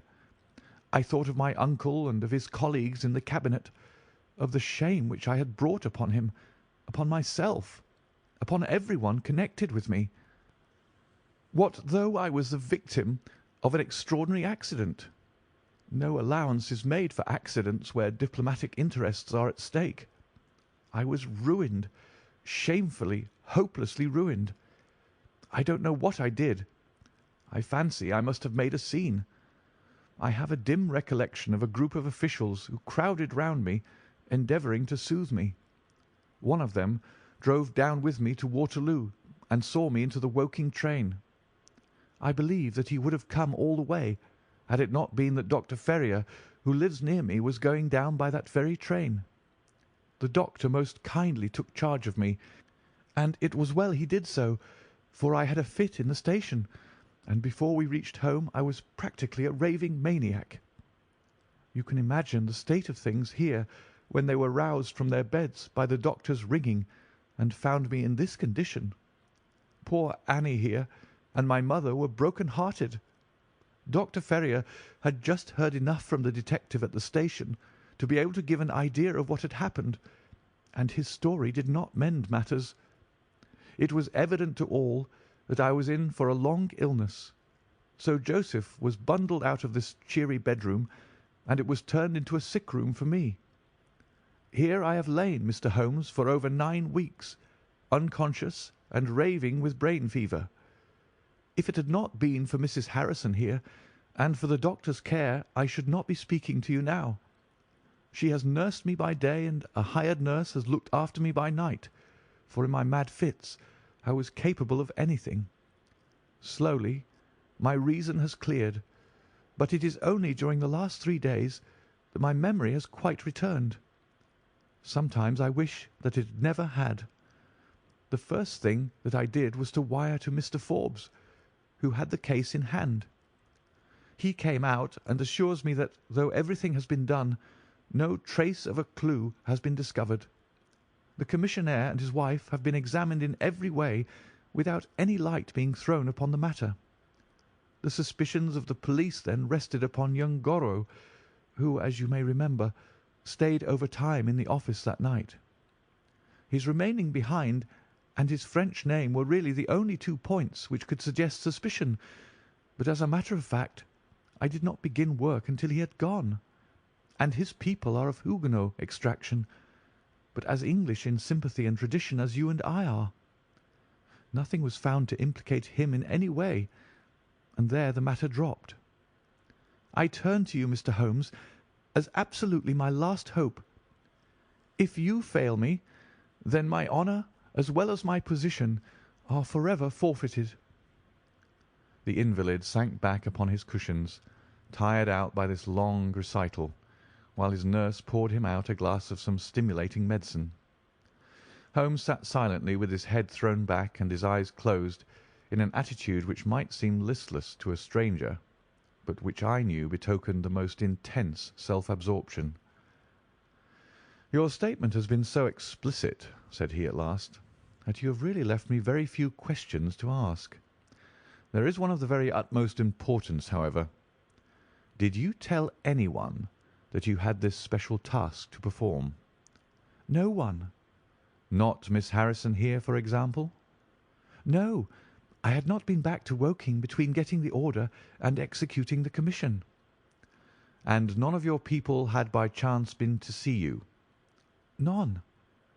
"Did any of them know their way about in the office?" "Oh, yes. All of them had been shown over it." "Still, of course, if you said nothing to anyone about the treaty, these inquiries are irrelevant." "I said nothing." "Do you know anything of the commissionaire?" "Nothing except that he is an old soldier." "What regiment?" "Oh, I have heard Coldstream Guards." "Thank you. I have no doubt I can get details from Forbes. The authorities are excellent at amassing facts, though they do not always use them to advantage. What a lovely thing a rose is!" He walked past the couch to the open window and held up the drooping stalk of a moss rose, looking down at the dainty blend of crimson and green. It was a new phase of his character to me, for I had never seen him show any keen interest in natural objects. "There is nothing in which deduction is so necessary as in religion," said he, leaning with his back against the shutters. "It can be built up as an exact science by the reasoner. Our highest assurance of the goodness of Providence seems to me to rest in the flowers. All other things, our powers, our desires, our food, are all really necessary for our existence in the first instance. But this rose is an extra. Its smell and its colour are an embellishment of life, not a condition of it. It is only goodness which gives extras, and so I say again that we have much to hope from the flowers." Percy Phelps and his nurse looked at Holmes during this demonstration with surprise and a good deal of disappointment written upon their faces. He had fallen into a reverie, with the moss rose between his fingers. It had lasted some minutes before the young lady broke in upon it. "Do you see any prospect of solving this mystery, Mr. Holmes?" she asked, with a touch of asperity in her voice. "Oh, the mystery!" he answered, coming back with a start to the realities of life. "Well, it would be absurd to deny that the case is a very abstruse and complicated one, but I can promise you that I will look into the matter and let you know any points which may strike me." "Do you see any clue?" "You have furnished me with 7. But of course I must test them before I can pronounce upon their value." "You suspect someone?" "I suspect myself." "What?" "Of coming to conclusions too rapidly." Then go to London and test your conclusions." "Your advice is very excellent, Miss Harrison," said Holmes, rising. "I think, Watson, we cannot do better. Do not allow yourself to indulge in false hopes, Mr. Phelps. The affair is a very tangled one." "I shall be in a fever until I see you again," cried the diplomatist. "Well, I'll come out by the same train to-morrow, though it's more than likely that my report will be a negative one." "God bless you for promising to come," cried our client. "It gives me fresh life to know that something is being done. By the way, I have had a letter from Lord Holdhurst." "Ha! What did he say?" "He was cold, but not harsh. I dare say my severe illness prevented him from being that. He repeated that the matter was of the utmost importance, and added that no steps would be taken about my future, by which he means, of course, my dismissal, until my health was restored and I had an opportunity of repairing my misfortune." "Well, that was reasonable and considerate," said Holmes. "Come, Watson, for we have a good day's work before us in town." Mr. Joseph Harrison drove us down to the station, and we were soon whirling up in a Portsmouth train. Holmes was sunk in profound thought, and hardly opened his mouth until we had passed Clapham Junction. "It's a very cheery thing to come into London by any of these lines which run high, and allow you to look down upon the houses like this." I thought he was joking, for the view was sordid enough, but he soon explained himself. "Look at those big isolated clumps of building rising up above the slates like brick islands in a lead-coloured sea. The board schools? Lighthouses, my boy, beacons of the future, capsules with hundreds of bright little seeds in each, out of which will spring the wise, better England of the future. I suppose that man Phelps does not drink?" "I should not think so." "Nor should I, but we are bound to take every possibility into account. The poor devil has certainly got himself into very deep water, and it's a question whether we shall ever be able to get him ashore. What did you think of Miss Harrison?" "A girl of strong character." "Yes, but she is a good sort, or I am mistaken. She and her brother are the only children of an ironmaster somewhere up Northumberland way. He got engaged to her when travelling last winter, and she came down to be introduced to his people with her brother as escort. Then came the smash, and she stayed on to nurse her lover, while brother Joseph, finding himself pretty snug, stayed on too. I've been making a few independent inquiries, you see, but to-day must be a day of inquiries." "My practice," I began. "Oh, if you find your own cases more interesting than mine," said Holmes with some asperity. "I was going to say that my practice could get along very well for a day or two, since it is the slackest time in the year." "Excellent," said he, recovering his good humour. "Then we'll look into this matter together. I think that we should begin by seeing Forbes. He can probably tell us all the details we want until we know from what side the case is to be approached." "You said you had a clue?" "Well, we have several, but we can only test their value by further inquiry. The most difficult crime to track is the one which is purposeless. Now, this is not purposeless. Who is it who profits by it? There is the French ambassador, there is the Russian, there is whoever might sell it to either of these, and there is Lord Holdhurst." "Lord Holdhurst?" "Well, it is just conceivable that a statesman might find himself in a position where he was not sorry to have such a document accidentally destroyed." "Not a statesman with the honourable record of Lord Holdhurst." "It is a possibility, and we cannot afford to disregard it. We shall see the noble lord to-day, and find out if he can tell us anything. Meanwhile, I have already set inquiries on foot." "Already?" "Yes, I sent wires from Woking Station to every evening paper in London. This advertisement will appear in each of them." He handed over a sheet torn from a notebook. On it was scribbled in pencil, £10 reward, the number of the cab which dropped a fare at or about the door of the Foreign Office in Charles Street at 10:15 in the evening of May 23rd. Apply 221B, Baker Street. "You're confident that the thief came in a cab?" If not, there is no harm done. But if Mr. Phelps is correct in stating that there is no hiding place, either in the room or the corridors, then the person must have come from outside. If he came from outside on so wet a night, and yet left no trace of damp upon the linoleum, which was examined within a few minutes of his passing, then it is exceeding probable that he came in a cab. Yes, I think that we may safely deduce a cab. It sounds plausible. That is one of the clues of which I spoke. It may lead us to something. And then, of course, there is the bell, which is the most distinctive feature of the case. Why should the bell ring? Was it the thief who did it out of bravado? Or was it someone who was with the thief who did it in order to prevent the crime? Or was it an accident? Or was it— He sank back into the state of intense and silent thought from which he had emerged, but it seemed to me, accustomed as I was to his every mood, that some new possibility had dawned suddenly upon him. End of Part 1 of the Naval Treaty.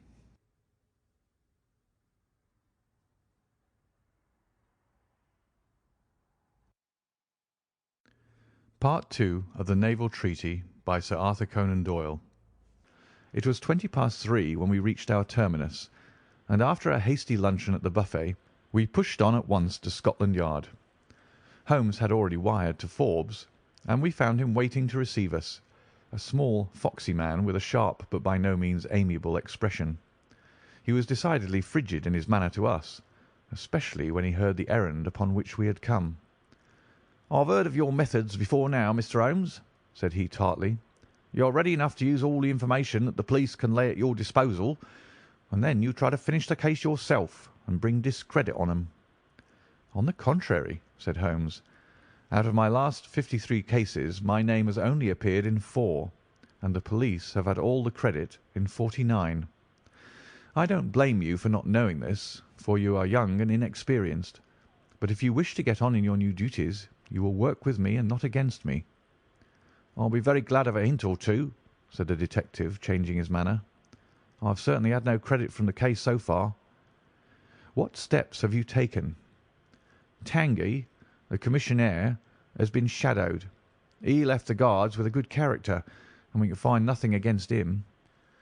His wife is a bad lot, though. I fancy she knows more about this than appears." "Have you shadowed her?" "We have set one of our women on to her. Mrs. Tangey drinks, and our woman has been with her twice when she was well on, but she could get nothing out of her." "I understand that they have brokers in the house." "Yes, but they were paid off." "Where did the money come from?" "That was all right. His pension was due. They have not shown any sign of being in funds." "What explanation did she give of having answered the bell when Mr. Phelps rang for the coffee?" "She said that her husband was very tired and she wished to relieve him." "Well, certainly that would agree with his being found a little later asleep in his chair. There is nothing against them, then, but the woman's character. Did you ask her why she hurried away that night? Her haste attracted the attention of the police constable." "She was later than usual and wanted to get home." "Did you point out to her that you and Mr. Phelps, who started at least 20 minutes after her, got home before her?" "She explains that by the difference between a bus and a hansom." "Did she make it clear why, on reaching her house, she ran into the back kitchen?" "Because she had the money there with which to pay off the brokers." "She has at least an answer for everything. Did you ask her whether in leaving she met anyone or saw anyone loitering about Charles Street?" "She saw no one but the constable." "Well, you seem to have cross-examined her pretty thoroughly. What else have you done?" "The clerk, Gorrow, has been shadowed all these 9 weeks, but without result. We can show nothing against him." "Anything else?" "Well, we have nothing else to go upon. No evidence of any kind." "Have you formed a theory about how that bell rang?" "Well, I must confess that it beats me. It was a cool hand, whoever it was, to go and give the alarm like that." "Yes, it was a queer thing to do. Many thanks to you for what you've told me. If I can put the man into your hands, you shall hear from me. Come along, Watson." "Where are we going to now?" I asked as we left the office. "We are now going to interview Lord Holdhurst, the Cabinet Minister and future Premier of England." We were fortunate in finding that Lord Holdhurst was still in his chambers in Downing Street, and on Holmes sending in his card we were instantly shown up. The statesman received us with that old-fashioned courtesy for which he is remarkable, and seated us on the two luxuriant loungers on either side of the fireplace. Standing on the rug between us, with his slight, tall figure, his sharp features, thoughtful face, and curling hair prematurely tinged with grey, he seemed to represent that not too common type, a nobleman who is in truth noble. "Your name is very familiar to me, Mr. Holmes," said he, smiling, "and of course I cannot pretend to be ignorant of the object of your visit. There has only been one occurrence in these offices which could call for your attention. In whose interest are you acting, may I ask?" "In that of Mr. Percy Phelps," answered Holmes. "Ah, my unfortunate nephew.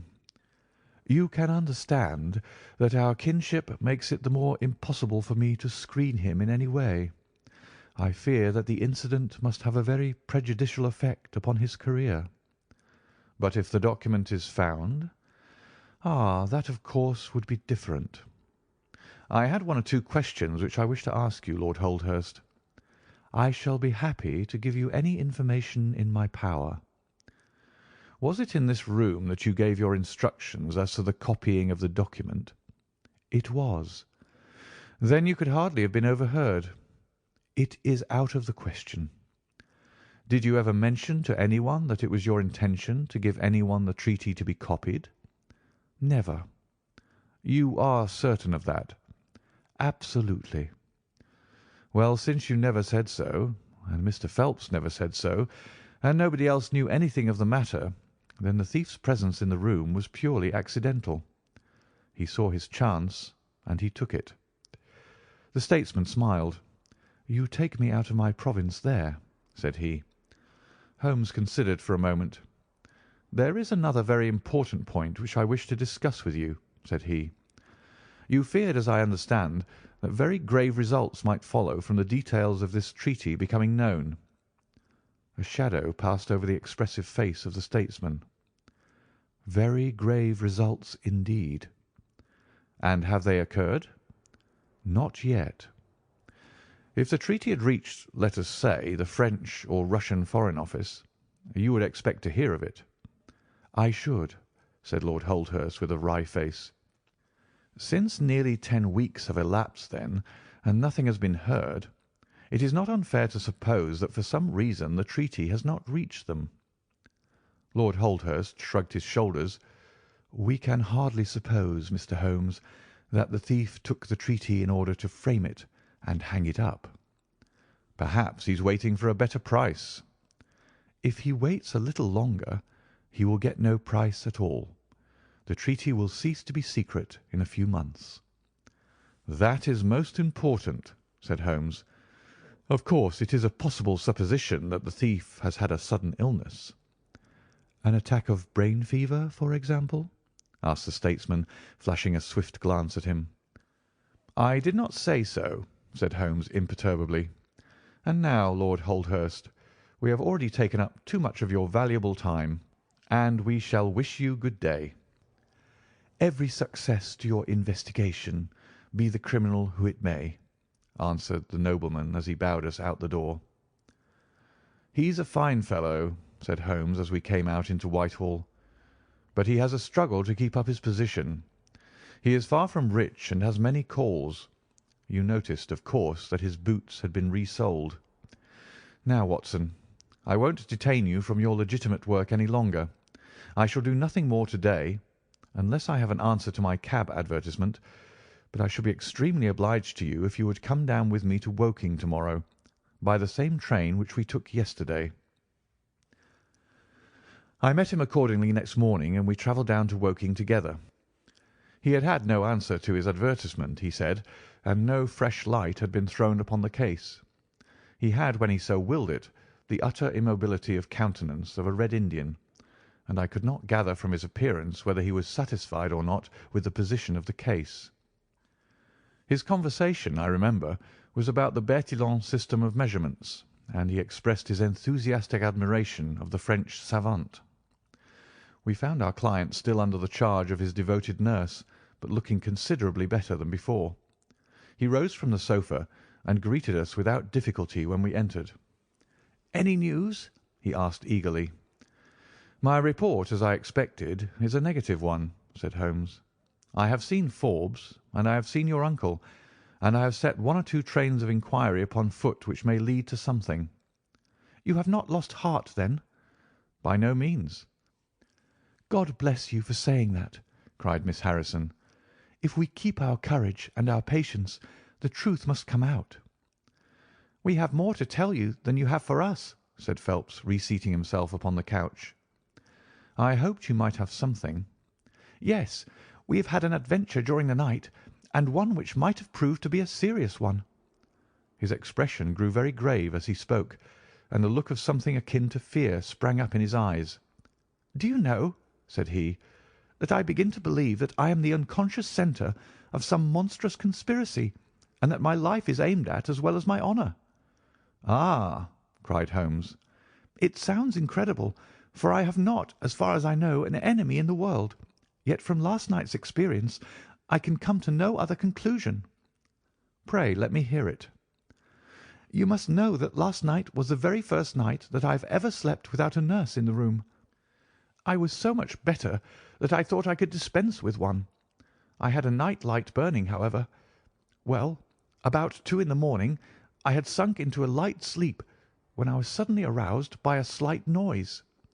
It was like the sound which a mouse makes when it is gnawing a plank, and I lay listening to it for some time, under the impression that it must come from that cause. Then it grew louder, and suddenly there came from the window a sharp metallic snick. I sat up in amazement. There could be no doubt what the sounds were now. The first ones had been caused by someone forcing an instrument through the slit between the sashes, and the second by the catch being pressed back. There was a pause then for about 10 minutes, as if the person were waiting to see whether the noise had awakened me. Then I heard a gentle creaking as the window was very slowly opened. I could stand it no longer, for my nerves are not what they used to be. I sprang out of bed and flung open the shutters. A man was crouching at the window. I could see little of him, for he was gone like a flash. He was wrapped in some sort of cloak which came across the lower part of his face. One thing only I am sure of, and that is he had some weapon in his hand. It looked to me like a long knife. I distinctly saw the gleam of it as he turned to run." "This is most interesting," said Holmes. "Pray, what did you do then?" "I should have followed him through the open window if I had been stronger. As it was, I rang the bell and roused the house. It took me some little time, for the bell rings in the kitchen, and the servants are all asleep upstairs. I shouted, however, and that brought Joseph down, and he roused the others. Joseph and the groom found marks on the bed outside the window, but the weather has been so dry lately that they found it hopeless to follow the trail across the grass. There's a place, however, on the wooden fence which skirts the road which shows signs, they tell me, as if someone had got over and had snapped the top of the rail in doing so. I have said nothing to the local police yet, for I thought I had best have your opinion first." This tale of our client's appeared to have an extraordinary effect upon Sherlock Holmes. He rose from his chair and paced about the room in uncontrollable excitement. "Misfortunes never come single," said Phelps, smiling, though it was evident that his adventure had somewhat shaken him. "You have certainly had your share," said Holmes. "Do you think you could walk round the house with me?" "Oh, yes. I should like a little sunshine. Joseph will come too." "And I also," said Miss Harrison. "I am afraid not," said Holmes, shaking his head. "I think I must ask you to remain sitting exactly where you are." The young lady resumed her seat with an air of displeasure. Her brother, however, had joined us, and we set off all four together. We passed round the lawn to the outside of the young diplomatist's window. There were, as he had said, marks upon the bed, but they were hopelessly blurred and vague. Holmes stooped over them for an instant, and then rose, shrugging his shoulders. "I don't think anyone could make much of this," said he. "Let us go round the house and see why this particular room was chosen by the burglar. I should have thought those larger windows of the drawing-room and dining-room would have had more attractions for him." "They are more visible from the road," suggested Mr. Joseph Harrison. "Ah, yes, of course. There is a door here which he might have attempted. What is it for?" "It is a side entrance for tradespeople. Of course, it is locked at night." "Have you ever had an alarm like this before?" "Never," said our client. "Do you keep plate in the house, or anything to attract burglars?" "Nothing of value." Holmes strolled round the house with his hands in his pockets and a negligent air which was unusual with him. "By the way," said he to Joseph Harrison, "you found some place, I understand, where the fellow scaled the fence. Let us have a look at it."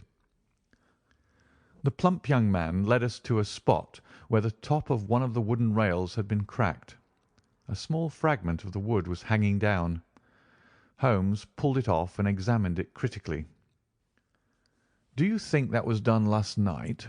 It looks rather old, does it not?" "Well, possibly so." "There are no marks of anyone jumping down upon the other side. No, I fancy we shall get no help here. Let us go back to the bedroom and talk the matter over." Percy Phelps was walking very slowly, leaning upon the arm of his future brother-in-law. Holmes walked swiftly across the lawn, and we were at the open window of the bedroom long before the others came. "Miss Harrison," said Holmes, speaking with the utmost intensity of manner, "you must stay where you are all day. Let nothing prevent you from staying where you are all day. It is of the utmost importance." "Certainly, if you wish it, Mr. Holmes," said the girl in astonishment. "When you go to bed, lock the door of this room on the outside and keep the key. Promise to do this." "But Percy—" "He will come to London with us." "And am I to remain here?" "It is for his sake. You can serve him. Quick, promise." She gave a quick nod of assent, just as the other two came up. "Why do you sit moping there, Annie?" cried her brother. "Come out into the sunshine." "No, thank you, Joseph. I have a slight headache, and this room is deliciously cool and soothing." "What do you propose now, Mr. Holmes?" asked our client. "Well, in investigating this minor affair, we must not lose sight of our main inquiry. It would be a very great help to me if you would come up to London with us." "At once?" "Well, as soon as you conveniently can. Say in an hour." "I feel quite strong enough. If I can really be of any help." "The greatest possible." "Perhaps you would like me to stay there to-night?" "I was just going to propose it." "Then, if my friend of the night comes to revisit me, he will find the bird flown. We are all in your hands, Mr. Holmes, and you must tell us exactly what you would like done. Perhaps you would prefer that Joseph came with us so as to look after me." "Oh, no. My friend Watson is a medical man, you know, and he'll look after you.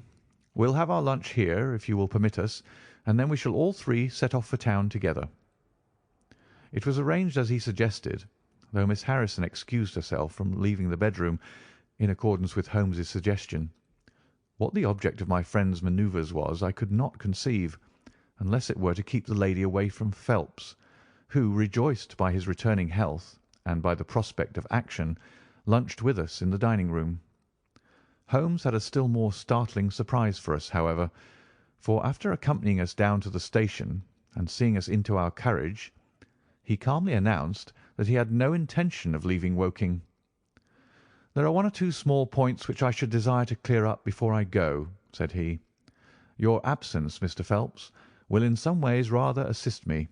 Watson, when you reach London, you would oblige me by driving at once to Baker Street with our friend here, and remaining with him until I see you again. It is fortunate that you are old schoolfellows, as you must have much to talk over.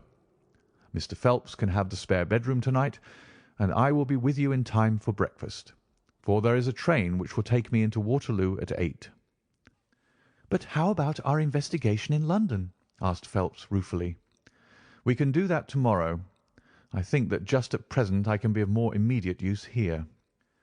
"You might tell them at Briarbrae that I hope to be back to-morrow night," cried Phelps as we began to move from the platform. "I hardly expect to go back to Briarbrae," answered Holmes, and waved his hand to us cheerily as we shot out from the station. Phelps and I talked it over on our journey, but neither of us could devise a satisfactory reason for this new development. "I suppose he wants to find out some clue as to the burglary last night, if a burglar it was. For myself, I don't believe it was an ordinary thief." "What is your own idea, then?" "Upon my word, you may put it down to my weak nerves or not, but I believe there is some deep political intrigue going on around me, and that for some reason that passes my understanding, my life is aimed at by the conspirators. It sounds high-flown and absurd, but consider the facts. Why should a thief try to break in at a bedroom window where there could be no hope of any plunder? And why should he come with a long knife in his hand?" "You're sure it was not a housebreaker's jimmy?" "Oh, no, it was a knife. I saw the flash of the blade quite distinctly." "But why on earth should you be pursued with such animosity?" "Ah, that is the question." "Well, if Holmes takes the same view, that would account for his action, would it not? Presuming that your theory is correct, if he can lay his hands upon the man who threatened you last night, he will have gone a long way toward finding who took the naval treaty. It is absurd to suppose that you have two enemies, one of whom robs you while the other threatens your life."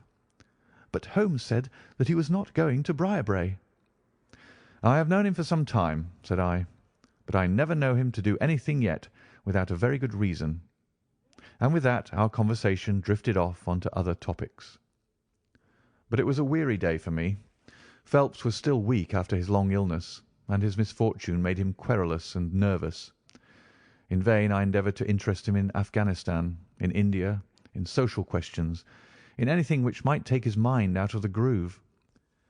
He would always come back to his lost treaty, wondering, guessing, speculating as to what Holmes was doing, what steps Lord Holdhurst was taking, what news we should have in the morning. As the evening wore on, his excitement became quite painful. "You have implicit faith in Holmes?" he asked. "I have seen him do some remarkable things."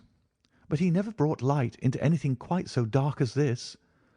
"Oh, yes, I have known him solve questions which presented fewer clues than yours." "But not where such large interests are at stake." "I don't know that. To my certain knowledge he has acted on behalf of 3 of the reigning houses of Europe in very vital matters." "But you know him well, Watson. He is such an inscrutable fellow that I never quite know what to make of him. Do you think he is hopeful? Do you think he expects to make a success of it?" "He has said nothing." "That is a bad sign." "On the contrary, I have noticed that when he is off the trail he generally says so. It is when he is on a scent and is not quite absolutely sure yet that it is the right one that he is most taciturn. Now, my dear fellow, we can't help matters by making ourselves nervous about them, so let me implore you to go to bed and so be fresh for whatever may await us tomorrow." I was able at last to persuade my companion to take my advice, though I knew from his excited manner that there was not much hope of sleep for him. Indeed, his mood was infectious, for I lay tossing half the night myself, brooding over this strange problem and inventing 100 theories, each of which was more impossible than the last. Why had Holmes remained at Woking? Why had he asked Miss Harrison to remain in the sick room all day? Why had he been so careful not to inform the people at Briarbrae that he intended to remain near them? I cudgelled my brains until I fell asleep in the endeavour to find some explanation which would cover all these facts. It was 7 o'clock when I awoke, and I set off at once for Phelps's room, to find him haggard and spent after a sleepless night. His first question was whether Holmes had arrived yet. "He'll be here when he promised," said I, "and not an instant sooner or later." And my words were true, for shortly after 8 a hansom dashed up to the door and our friend got out of it. Standing in the window, we saw that his left hand was swathed in a bandage, and that his face was very grim and pale. He entered the house, but it was some little time before he came upstairs. "He looks like a beaten man," cried Phelps. I was forced to confess that he was right. "After all," said I, "the clue of the matter lies probably here in town." Phelps gave a groan. "I don't know how it is," said he, "but I had hoped for so much from his return. But surely his hand was not tied up like that yesterday. What can be the matter?" "You are not wounded, Holmes?" I asked as my friend entered the room. "Tut, it is only a scratch through my own clumsiness," he answered, nodding his good mornings to us. "This case of yours, Mr. Phelps, is certainly one of the darkest which I have ever investigated." "I feared that you would find it beyond you." "It has been a most remarkable experience." "That bandage tells of adventures," said I. "Won't you tell us what has happened?" "After breakfast, my dear Watson. Remember that I have breathed 30 miles of Surrey air this morning. I suppose that there has been no answer from my cabman advertisement. Well, well, we cannot expect to score every time." The table was all laid, and just as I was about to ring, Mrs. Hudson entered with the tea and coffee. A few minutes later she brought in 3 covers, and we all drew up to the table. Holmes ravenous, I curious, and Phelps in the gloomiest state of depression. "Mrs. Hudson has risen to the occasion," said Holmes, uncovering a dish of curried chicken. "Her cuisine is a little limited, but she has as good an idea of breakfast as a Scotchwoman. What have you here, Watson?" "Ham and eggs," I answered. "Good. What are you going to take, Mr. Phelps? Curried fowl or eggs? Or will you help yourself?" "Thank you. I can eat nothing," said Phelps. "Oh, come, try the dish before you." "Thank you. I would really rather not." "Well, then," said Holmes with a mischievous twinkle, "I suppose that you have no objection to helping me?" Phelps raised the cover, and as he did so he uttered a scream, and sat there staring with a face as white as the plate upon which he looked. Across the centre of it was lying a little cylinder of blue-grey paper. He caught it up, devoured it with his eyes, and then danced madly about the room, pressing it to his bosom and shrieking out in his delight. Then he fell back into an armchair, so limp and exhausted with his own emotions that we had to pour brandy down his throat to keep him from fainting. "There, there," said Holmes, soothing, patting him upon the shoulder. "It was too bad to spring it on you like this, but Watson here will tell you that I never can resist a touch of the dramatic." Phelps seized his hand and kissed it. "God bless you!" he cried. "You have saved my honour." "Well, my own was at stake, you know," said Holmes. "I assure you it is just as hateful to me to fail in a case as it can be to you to blunder over a commission." Phelps thrust away the precious document into the innermost pocket of his coat. "I have not the heart to interrupt your breakfast any further, and yet I am dying to know how you got it and where it was." Sherlock Holmes swallowed a cup of coffee and turned his attention to the ham and eggs. Then he rose, lit his pipe, and settled himself down into his chair. "I'll tell you what I did first, and how I came to do it afterwards," said he. "After leaving you at the station, I went for a charming walk through some admirable Surrey scenery to a pretty little village called Ripley, where I had my tea at an inn, and took the precaution of filling my flask and of putting a paper of sandwiches in my pocket. There I remained until evening, when I set off for Woking again, and found myself in the high road outside Briarbrae just after sunset. Well, I waited until the road was clear. It is never a very frequent one at any time, I fancy, and then I clambered over the fence into the grounds." "Surely the gate was open?" ejaculated Phelps. "Yes, but I have a peculiar taste in these matters. I chose the place where the 3 fir trees stand, and behind their screen I got over without the least chance of anyone in the house being able to see me. I crouched down among the bushes on the other side, and crawled from one to the other, witness the disreputable state of my trouser knees, until I had reached the clump of rhododendrons just opposite to your bedroom window. There I squatted down and awaited developments. The blind was not down in your room, and I could see Miss Harrison sitting there, reading by the table. It was 10:15 when she closed her book, fastened the shutters, and retired.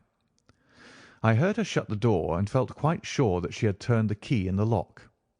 "The key!" ejaculated Phelps. "Yes, I had given Miss Harrison instructions to lock the door on the outside and take the key with her when she went to bed. She carried out every one of my injunctions to the letter, and certainly without her cooperation you would not have that paper in your coat pocket. She departed then, and the lights went out, and I was left squatting in the rhododendron bush. The night was fine, but still it was a very weary vigil. Of course, it has the sort of excitement about it that the sportsman feels when he lies beside the watercourse and waits for the big game. It was very long, though, almost as long, Watson, as when you and I waited in that deadly room when we looked into the little problem of the speckled band. There was a church clock down at Woking which struck the quarters, and I thought more than once that it had stopped. At last, however, about 2 in the morning, I suddenly heard the gentle sound of a bolt being pushed back and the creaking of a key. A moment later the servants' door was opened, and Mr. Joseph Harrison stepped out into the moonlight. "Joseph!" ejaculated Phelps. He was bareheaded, but he had a black coat thrown over his shoulder so that he could conceal his face in an instant if there were any alarm. He walked on tiptoe under the shadow of the wall, and when he reached the window he worked a long-bladed knife through the sash and pushed back the catch. Then he flung open the window, and putting his knife through the crack in the shutters, he thrust the bar up and swung them open. From where I lay, I had a perfect view of the inside of the room and of every one of his movements. He lit the 2 candles which stood upon the mantelpiece, and then he proceeded to turn back the corner of the carpet in the neighbourhood of the door. Presently he stopped and picked out a square piece of board, such as is usually left to enable plumbers to get at the joints of the gas pipes. This one covered, as a matter of fact, the T-joint which gives off the pipe which supplies the kitchen underneath. Out of this hiding-place he drew that little cylinder of paper, pushed down the board, rearranged the carpet, blew out the candles, and walked straight into my arms as I stood waiting for him outside the window. Well, he has rather more viciousness than I gave him credit for, has Master Joseph. He flew at me with his knife, and I had to grasp him twice and got a cut over the knuckles before I had the upper hand of him. He looked murder out of the only eye he could see with when we had finished, but he listened to reason and gave up the papers. Having got them, I let my man go, but I wired full particulars to Forbes this morning. If he is quick enough to catch his bird, well and good, but if, as I shrewdly suspect, he finds the nest empty before he gets there, why, all the better for the government. I fancy that Lord Holdhurst, for one, and Mr. Percy Phelps, for another, would very much rather that the affair never got as far as a police court. "My God!" gasped our client. "Do you tell me that during these long 10 weeks of agony the stolen papers were within the very room with me all the time?" So it was. "And Joseph a villain and a thief?" I'm afraid Joseph's character is a rather deeper and more dangerous one than one might judge from his appearance.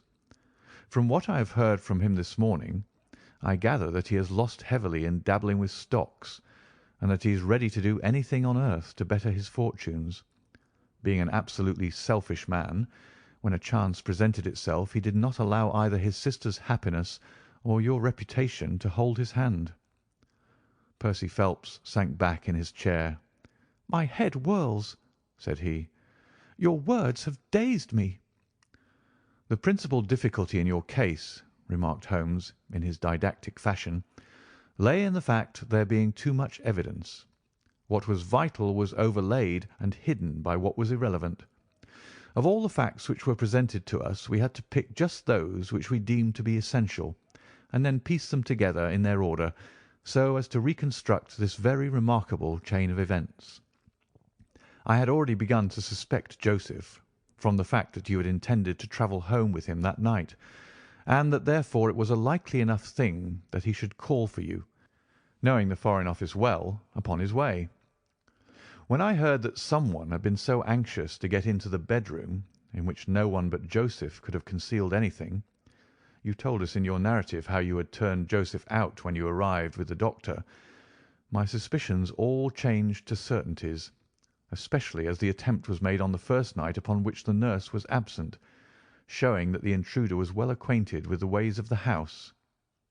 How blind I have been!" The facts of the case, as far as I have worked them out, are these. This Joseph Harrison entered the office through the Charles Street door, and knowing his way, he walked straight into your room the instant after you left it. Finding no one there, he promptly rang the bell, and at the instant that he did so, his eyes caught the paper upon the table. A glance showed him that chance had put in his way a state document of immense value, and in an instant he had thrust it into his pocket and was gone. A few minutes elapsed, as you remember, before the sleepy commissionaire drew your attention to the bell, and those were just enough to give the thief time to make his escape. He made his way to Woking by the first train, and having examined his booty and assured himself that it really was of immense value, he had concealed it in what he thought was a very safe place, with the intention of taking it out again in a day or two and carrying it to the French embassy, or wherever he thought that a long price was to be had. Then came your sudden return. He, without a moment's warning, was bundled out of his room, and from that time onward there were always at least two of you there to prevent him from regaining his treasure. The situation to him must have been a maddening one. But at last he thought he saw his chance. He tried to steal in, but was baffled by your wakefulness. You remember that you did not take your usual draught that night. "I remember." I fancy that he had taken steps to make that draught efficacious, and that he quite relied upon you being unconscious. Of course, I understood that he would repeat the attempt whenever it could be done with safety. Your leaving the room gave him the chance he wanted. I kept Miss Harrison in it all day so that he might not anticipate us. Then, having given him the idea that the coast was clear, I kept guard as I have described. I already knew that the papers were probably in the room, but I had no desire to rip up all the planking and skirting in search of them. I let him take them, therefore, from the hiding-place, and so saved myself an infinity of trouble. Is there any other point which I can make clear? Why did he try the window on the first occasion, I asked, when he might have entered by the door? In reaching the door, he would have to pass 7 bedrooms. On the other hand, he could get out onto the lawn with ease. Anything else? "You do not think," asked Phelps, "that he had any murderous intention? The knife was only meant as a tool."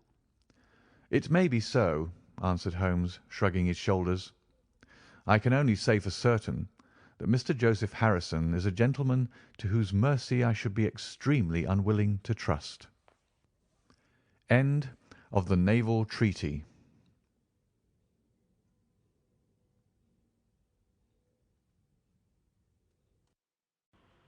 Adventure number 11 in the Memoirs of Sherlock Holmes by Sir Arthur Conan Doyle. The Final Problem. It is with a heavy heart that I take up my pen to write these the last words in which I shall ever record the singular gifts by which my friend Mr. Sherlock Holmes was distinguished. In an incoherent, and as I deeply feel, an entirely inadequate fashion, I have endeavoured to give some account of my strange experiences in his company, from the chance which first brought us together, at the period of the study in scarlet, up to the time of his interference in the matter of the naval treaty, an interference which had the unquestionable effect of preventing a serious international complication. It was my intention to have stopped there, and to have said nothing of that event which has created a void in my life which the lapse of 2 years has done little to fill. My hand has been forced, however, by the recent letters in which Colonel James Moriarty defends the memory of his brother, and I have no choice but to lay the facts before the public exactly as they occurred. I alone know the absolute truth of the matter, and I am satisfied that the time has come when no good purpose is to be served by its suppression. As far as I know, there have been only 3 accounts in the public press: that in the Journal de Genève on May 6, 1891, the Reuters dispatch in the English papers on May 7th, and finally the recent letter to which I have alluded. Of these, the first and second were extremely condensed, while the last is, as I shall now show, an absolute perversion of the facts. It lies with me to tell for the first time what really took place between Professor Moriarty and Mr. Sherlock Holmes. It may be remembered that after my marriage and my subsequent start in private practice, the very intimate relations which had existed between Holmes and myself became to some extent modified.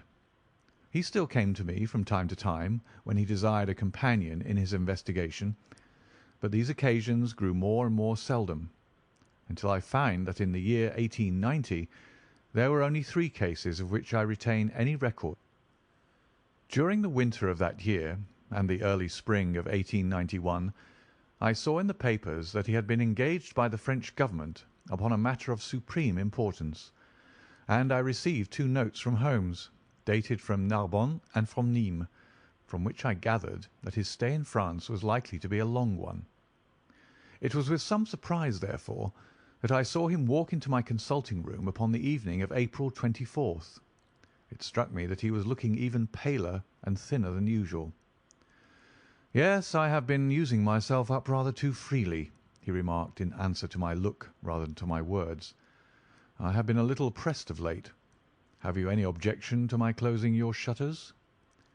The only light in the room came from the lamp upon the table at which I had been reading. Holmes edged his way round the wall, and flinging the shutters together, he bolted them securely. "You're afraid of something?" I asked. "Well, I am." "Of what?" "Of air guns." "My dear Holmes, what do you mean?" "I think that you know me well enough, Watson, to understand that I am by no means a nervous man.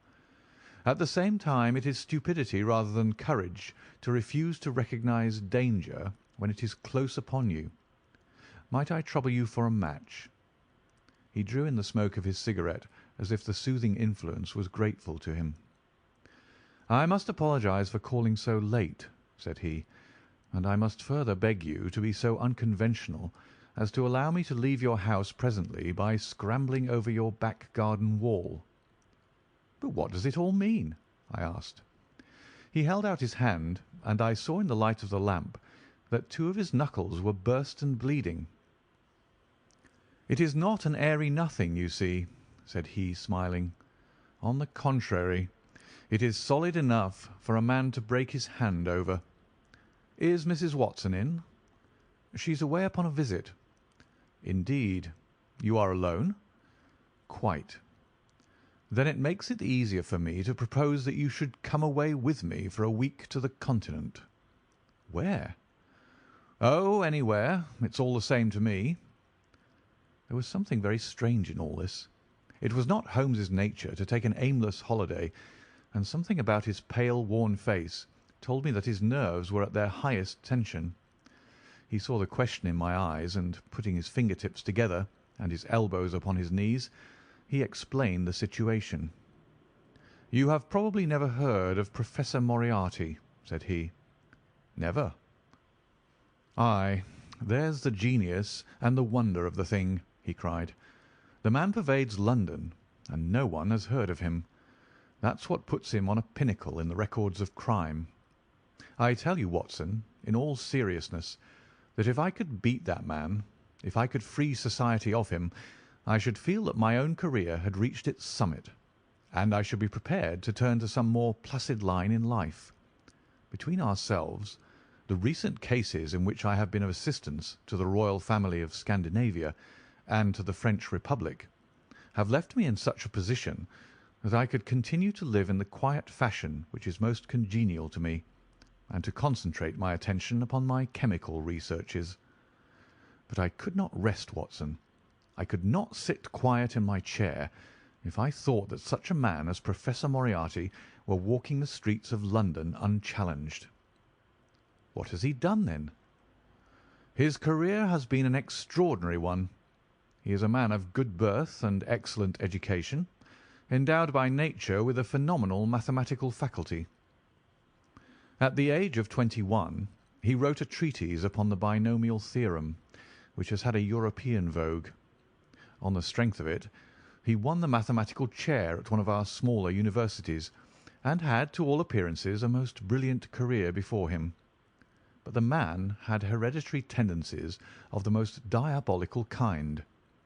A criminal strain ran in his blood, which, instead of being modified, was increased and rendered infinitely more dangerous by his extraordinary mental powers. Dark rumours gathered round him in the university town, and eventually he was compelled to resign his chair and to come down to London, where he set up as an army coach. So much is known to the world, but what I am telling you now is what I have myself discovered. As you are aware, Watson, there is no one who knows the higher criminal world of London so well as I do. For years past I have continually been conscious of some power behind the malefactor, some deep organising power which forever stands in the way of the law and throws its shield over the wrongdoer. Again and again, in cases of the most varying sorts, forgery cases, robberies, murders, I have felt the presence of this force, and I have deduced its action in many of those undiscovered crimes in which I have not been personally consulted. For years I have endeavoured to break through the veil which shrouded it, and at last the time came when I seized my thread and followed it, until it led me, after 1,000 cunning windings, to ex-Professor Moriarty of mathematical celebrity. He is the Napoleon of crime, Watson. He is the organiser of half that is evil, of nearly all that is undetected in this great city.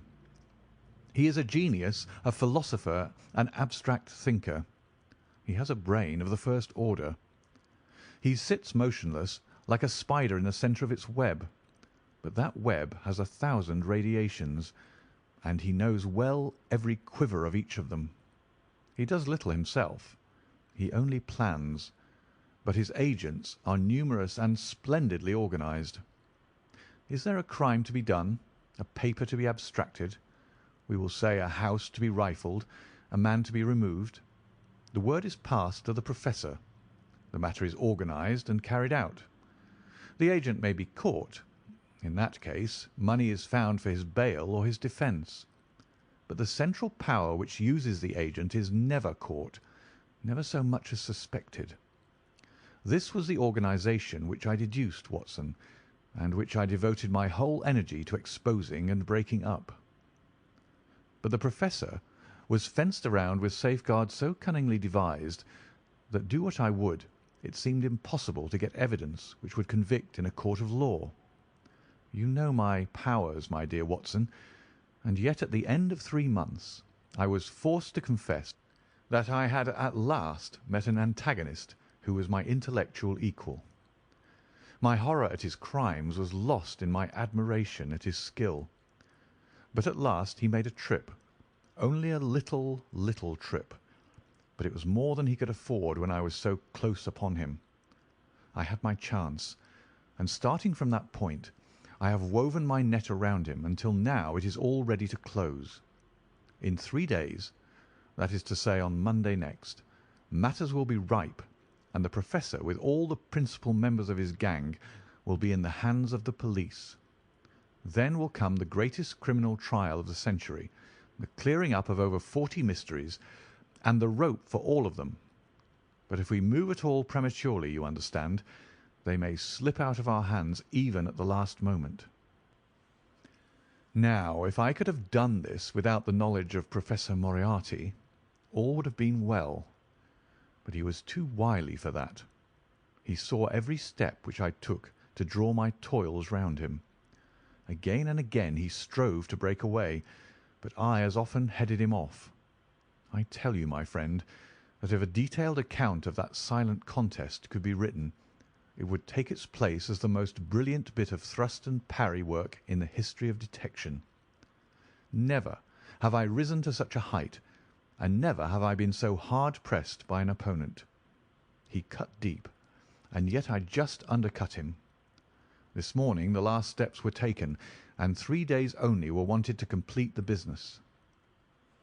I was sitting in my room thinking the matter over, when the door opened and Professor Moriarty stood before me. My nerves are fairly proof, Watson, but I must confess to a start when I saw the very man who had been so much in my thoughts standing there on my threshold. His appearance was quite familiar to me. He is extremely tall and thin. His forehead domes out in a white curve, and his two eyes are deeply sunken in his head. He is clean-shaven, pale, and ascetic-looking, retaining something of the professor in his features. His shoulders are rounded from much study, and his face protrudes forward, and is forever slowly oscillating from side to side in a curiously reptilian fashion. He peered at me with great curiosity in his puckered eyes. "You have less frontal development than I should have expected," said he at last. "It is a dangerous habit to finger loaded firearms in the pocket of one's dressing gown." The fact is that upon his entrance I had instantly recognised the extreme personal danger in which I lay. The only conceivable escape for him lay in silencing my tongue. In an instant I had slipped the revolver from the drawer into my pocket and was covering him through the cloth. At this remark I drew the weapon out and laid it cocked upon the table. He still smiled and blinked, but there was something about his eyes which made me feel very glad that I had it there. "You evidently don't know me," said he. "On the contrary," I answered, "I think it is fairly evident that I do. Pray take a chair. I can spare you 5 minutes if you have anything to say." "All that I have to say has already crossed your mind," said he. "Then possibly my answer has crossed yours," I replied. "You stand fast?" "Absolutely." He clapped his hand into his pocket, and I raised the pistol from the table, but he merely drew out a memorandum book in which he had scribbled some dates. "You crossed my path on the 4th of January," said he. "On the 23rd you incommoded me. By the middle of February I was seriously inconvenienced by you. At the end of March I was absolutely hampered in my plans, and now at the close of April I find myself placed in such a position through your continual persecution that I am in positive danger of losing my liberty. The situation is becoming an impossible one." "Have you any suggestion to make?" I asked. "You must drop it, Mr. Holmes," said he, swaying his face about. "You really must, you know." "After Monday," said I. "Tut, tut," said he. "I am quite sure that a man of your intelligence will see that there can be but one outcome to this affair. It is necessary that you should withdraw. You have worked things in such a fashion that we have only one resource left. It has been an intellectual treat to me to see the way in which you have grappled with this affair, and I say unaffectedly that it would be a grief to me to be forced to take any extreme measure. You smile, sir, but I assure you that it really would." "Danger is part of my trade," I remarked. "That is not danger," said he. "It is inevitable destruction. You stand in the way not merely of an individual, but of a mighty organization, the full extent of which you, with all your cleverness, have been unable to realize. You must stand clear, Mr. Holmes, or be trodden under foot." "I am afraid," said I, rising, "that in the pleasure of this conversation I am neglecting business of importance which awaits me elsewhere." He rose also and looked at me in silence, shaking his head sadly. "Well, well," said he at last, "it seems a pity, but I have done what I could. I know every move of your game. You can do nothing before Monday. It has been a duel between you and me, Mr. Holmes. You hope to place me in the dock. I tell you that I will never stand in the dock. You hope to beat me. I tell you that you will never beat me. If you are clever enough to bring destruction upon me, rest assured that I shall do as much to you." "You have paid me several compliments, Mr. Moriarty," said I. "Let me pay you one in return when I say that if I were assured of the former eventuality, I would, in the interests of the public, cheerfully accept the latter. "I can promise you the one, but not the other," he snarled, and so turned his rounded back upon me and went peering and blinking out of the room.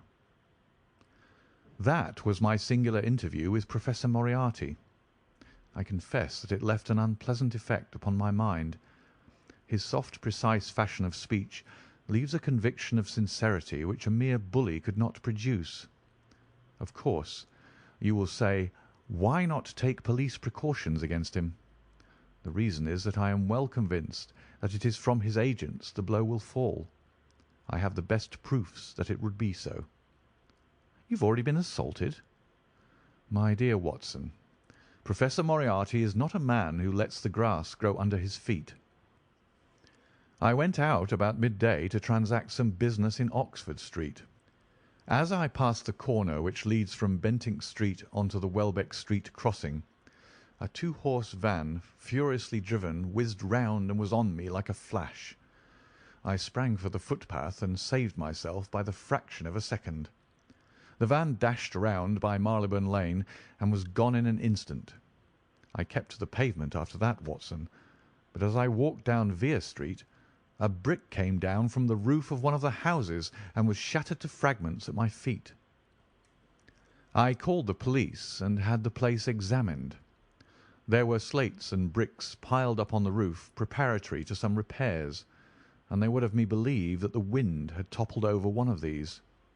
Of course, I knew better, but I could prove nothing. I took a cab after that and reached my brother's rooms in Pall Mall, where I spent the day. Now I have come round to you, and on my way I was attacked by a rough with a bludgeon. I knocked him down, and the police have him in custody, but I can tell you with the most absolute confidence that no possible connection will ever be traced between the gentleman upon whose front teeth I have barked my knuckles and the retiring mathematical coach, who is, I dare say, working out problems upon a blackboard 10 miles away. You will not wonder, Watson, that my first act on entering your rooms was to close your shutters, and that I have been compelled to ask your permission to leave the house by some less conspicuous exit than the front door. I had often admired my friend's courage, but never more than now, as he sat quietly checking off a series of incidents which must have combined to make up a day of horror. "You'll spend the night here?" I said. "No, my friend. You might find me a dangerous guest. I have my plans laid, and all will be well. Matters have gone so far now that they can move without my help as far as the arrest goes, though my presence is necessary for a conviction. It is obvious, therefore, that I cannot do better than get away for the few days which remain before the police are at liberty to act. It would be a great pleasure to me, therefore, if you would come on to the Continent with me." "The practice is quiet," said I, "and I have an accommodating neighbour. I should be glad to come." "And to start to-morrow morning?" "If necessary." "Oh, yes, it is most necessary. Then these are your instructions, and I beg, my dear Watson, that you will obey them to the letter, for you are now playing a double-handed game with me against the cleverest rogue and the most powerful syndicate of criminals in Europe. Now listen. You will dispatch whatever luggage you intend to take by a trusty messenger unaddressed to Victoria tonight. In the morning you will send for a hansom, desiring your man to take neither the first nor the second which may present itself. Into this hansom you will jump, and you will drive to the Strand end of the Lowther Arcade, handing the address to the cabman upon a slip of paper, with a request that you will not throw it away. Have your fare ready, and the instant that your cab stops, dash through the arcade, timing yourself to reach the other side at 9:15. You will find a small brougham waiting close to the curb, driven by a fellow with a heavy black cloak tipped at the collar with red. Into this you will step, and you will reach Victoria in time for the Continental Express. Where shall I meet you? At the station. The second first-class carriage from the front will be reserved for us." "The carriage is our rendezvous, then?" "Yes." It was in vain that I asked Holmes to remain for the evening. It was evident to me that he thought he might bring trouble to the roof he was under, and that was the motive which impelled him to go. With a few hurried words as to our plans for the morrow, he rose and came out with me into the garden, clambering over the wall which leads into Mortimer Street, and immediately whistling for a hansom, in which I heard him drive away. In the morning I obeyed Holmes's injunction to the letter. A hansom was procured with such precaution as would prevent its being one which was placed ready for us, and I drove immediately after breakfast to the Lowther Arcade, through which I hurried at the top of my speed. A brougham was waiting with a very massive driver, wrapped in a dark cloak, who, the instant that I had stepped in, whipped up the horse and rattled off to Victoria Station. On my alighting, there he turned the carriage and dashed away again without so much as a look in my direction. So far all had gone admirably. My luggage was waiting for me, and I had no difficulty in finding the carriage which Holmes had indicated, the less so as it was the only one in the train which was marked "Engaged." My only source of anxiety now was the non-appearance of Holmes. The station clock marked only 7 minutes from the time when we were due to start. In vain I searched among the groups of travellers and leave-takers for the lithe figure of my friend. There was no sign of him. I spent a few minutes in assisting a venerable Italian priest who was endeavouring to make a porter understand, in his broken English, that his luggage was to be booked through to Paris. Then, having taken another look around, I returned to my carriage, where I found that the porter, in spite of the ticket, had given me my decrepit Italian friend as a travelling companion. It was useless for me to explain to him that his presence was an intrusion, for my Italian was even more limited than his English. So I shrugged my shoulders resignedly and continued to look out anxiously for my friend. A chill of fear had come over me, as I thought that his absence might mean that some blow had fallen during the night. Already the doors had all been shut and the whistle blown when— "My dear Watson," said a voice, "you have not even condescended to say good morning." I turned in uncontrollable astonishment. The aged ecclesiastic had turned his face towards me. For an instant the wrinkles were smoothed away, the nose drew away from the chin, the lower lips ceased to protrude, and the mouth to mumble. The dull eyes regained their fire, the drooping figure expanded. The next the whole frame collapsed again, and Holmes had gone as quickly as he had come. "Good heavens!" I cried. "How you startle me!" "Every precaution is still necessary," he whispered. "I have reason to think that they are hot upon our trail. Ah, there is Moriarty himself." The train had already begun to move as Holmes spoke. Glancing back, I saw a tall man pushing his way furiously through the crowd and waving his hand as if he desired to have the train stopped. It was too late, however, for we were rapidly gathering momentum, and an instant later had shot clear of the station. "With all our precautions, you see that we have cut it rather fine," said Holmes, laughing.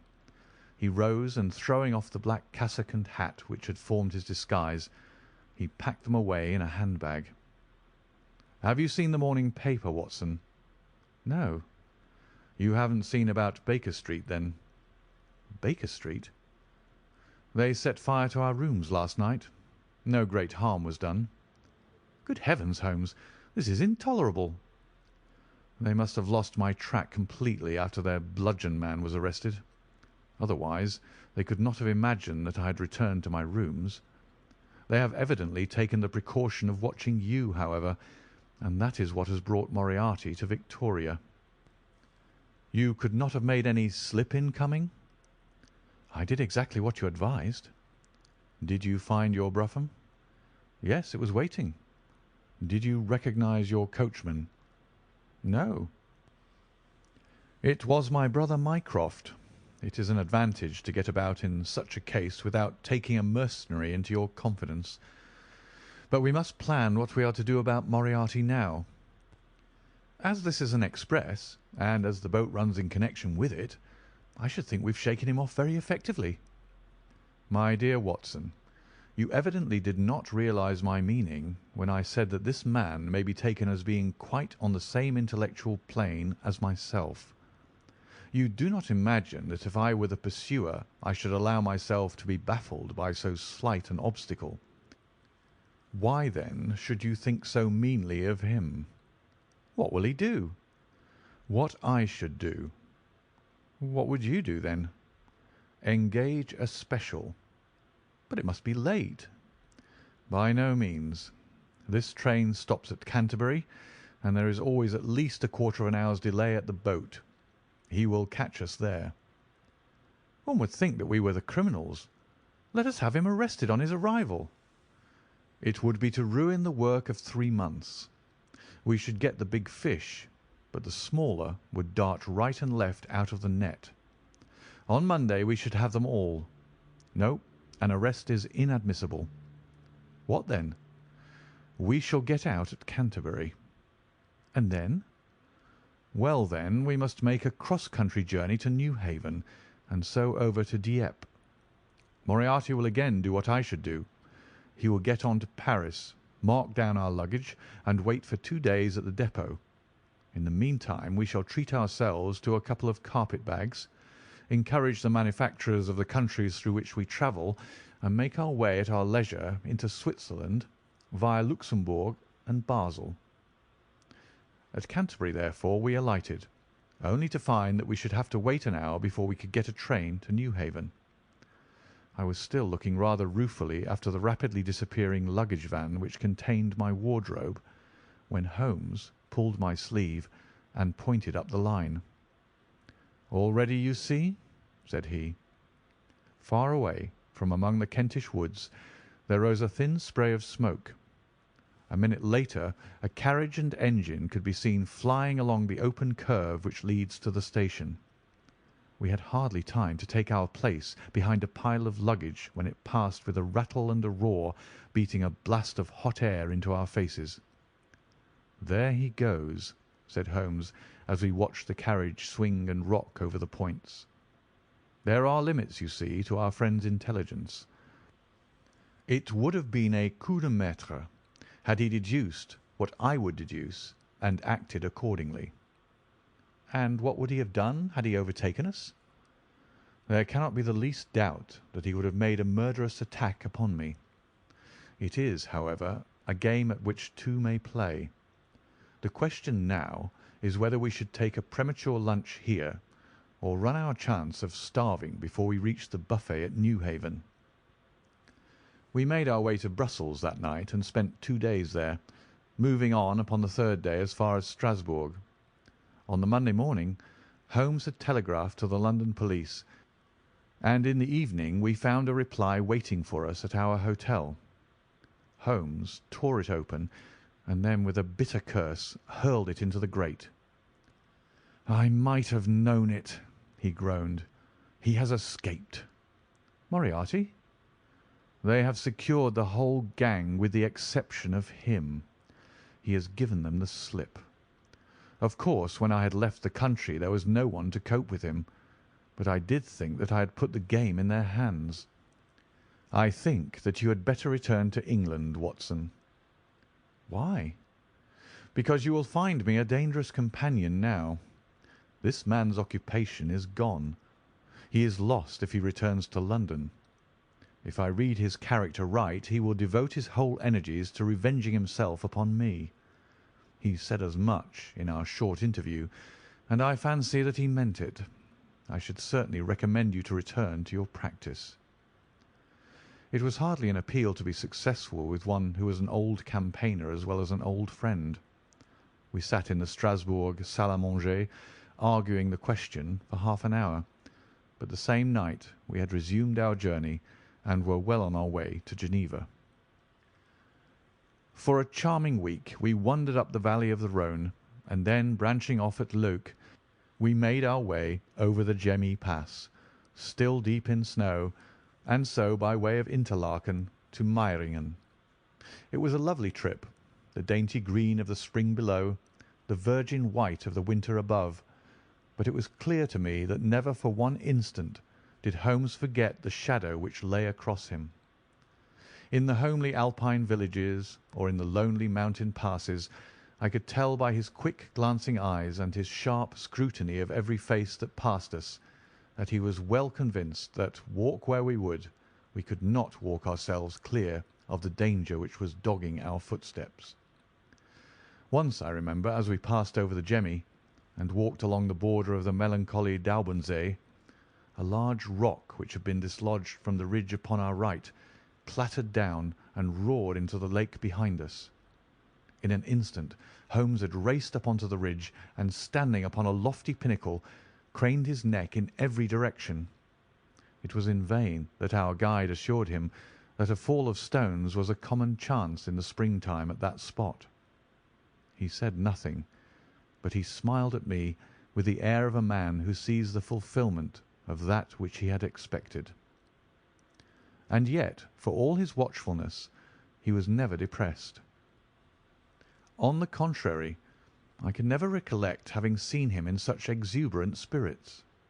Again and again he recurred to the fact that if he could be assured that society was freed from Professor Moriarty, he would cheerfully bring his own career to a conclusion. "I think that I may go as far as to say, Watson, that I have not lived wholly in vain," he remarked. "If my record were closed to-night, I could still survey it with equanimity. The air of London is the sweeter for my presence. In over 1,000 cases I am not aware that I have ever used my powers upon the wrong side. Of late I have been tempted to look into the problems furnished by nature rather than those more superficial ones for which our artificial state of society is responsible. Your memoirs will draw to an end, Watson, upon the day that I crown my career by the capture or extinction of the most dangerous and capable criminal in Europe. I shall be brief and yet exact in the little which remains for me to tell. It is not a subject on which I would willingly dwell, and yet I am conscious that a duty devolves upon me to omit no detail. It was on the 3rd of May that we reached the little village of Meiringen, where we put up at the Englischer Hof, then kept by Peter Steiler the elder. Our landlord was an intelligent man and spoke excellent English, having served for 3 years as waiter at the Grosvenor Hotel in London. At his advice, on the afternoon of the 4th, we set off together with the intention of crossing the hills and spending the night at the hamlet of Rosenlaui. We had strict injunctions, however, on no account to pass the falls of Reichenbach, which are about halfway up the hill, without making a small detour to see them. It is indeed a fearful place. The torrent, swollen by the melting snow, plunges into a tremendous abyss, from which the spray rolls up like the smoke from a burning house. The shaft into which the river hurls itself is an immense chasm, lined by glistening coal-black rock, and narrowing into a creaming, boiling pit of incalculable depth, which brims over and shoots the stream onward over its jagged lip. The long sweep of green water, roaring forever down, and the thick flickering curtain of spray, hissing forever upward, turn a man giddy with their constant whirl and clamour. We stood near the edge, peering down at the gleam of the breaking water far below us against the black rocks, and listening to the half-human shout which came booming up with the spray out of the abyss.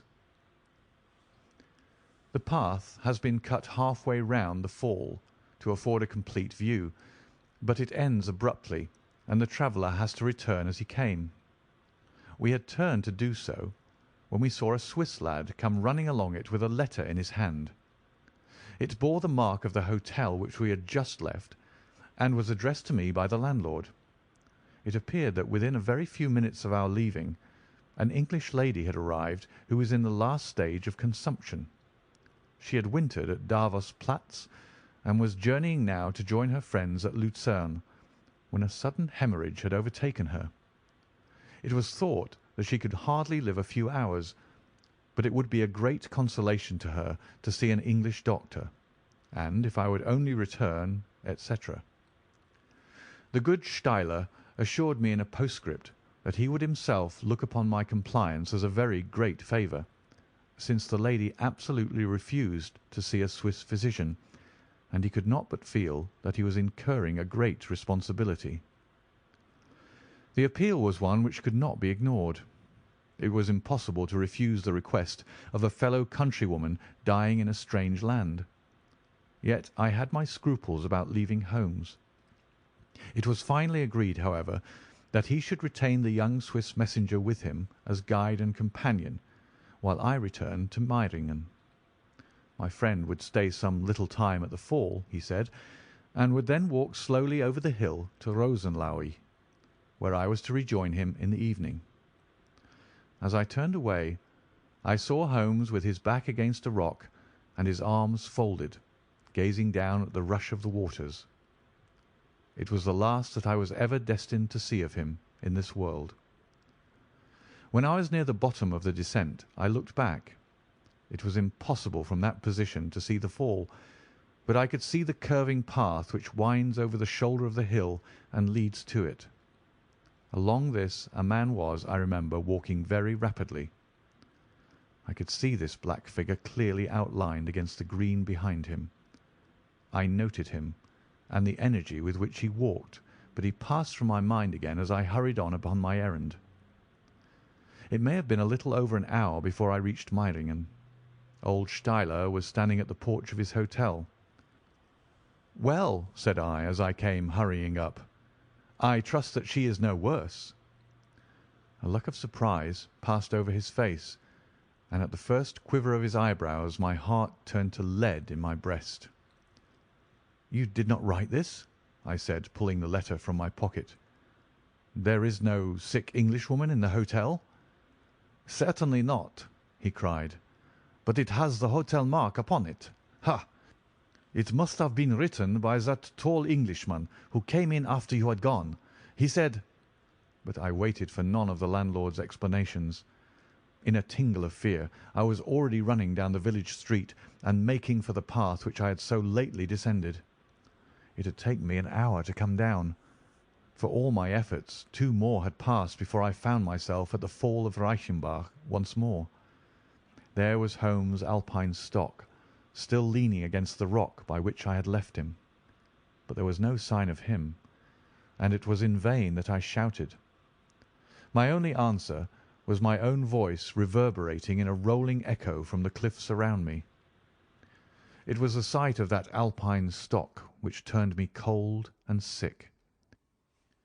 He had not gone to Rosenlaui then. He had remained on that 3-foot path, with sheer wall on one side and sheer drop on the other, until his enemy had overtaken him. The young Swiss had gone too. He had probably been in the pay of Moriarty, and had left the 2 men together. And then what had happened? Who was to tell us what had happened then? I stood for a moment or two to collect myself, for I was dazed with the horror of the thing. Then I began to think of Holmes's own methods, and to try to practise them in reading this tragedy. It was, alas, only too easy to do. During our conversation we had not gone to the end of the path, and the Alpine stock marked the place where we had stood. The blackish soil is kept forever soft by the incessant drift of spray, and a bird would leave its tread upon it. 2 lines of footmarks were clearly marked along the farther end of the path, both leading away from me. There were none returning. A few yards from the end the soil was all ploughed up into a patch of mud, and the branches and ferns which fringed the chasm were torn and bedraggled. I lay upon my face and peered over with the spray spouting up all around me.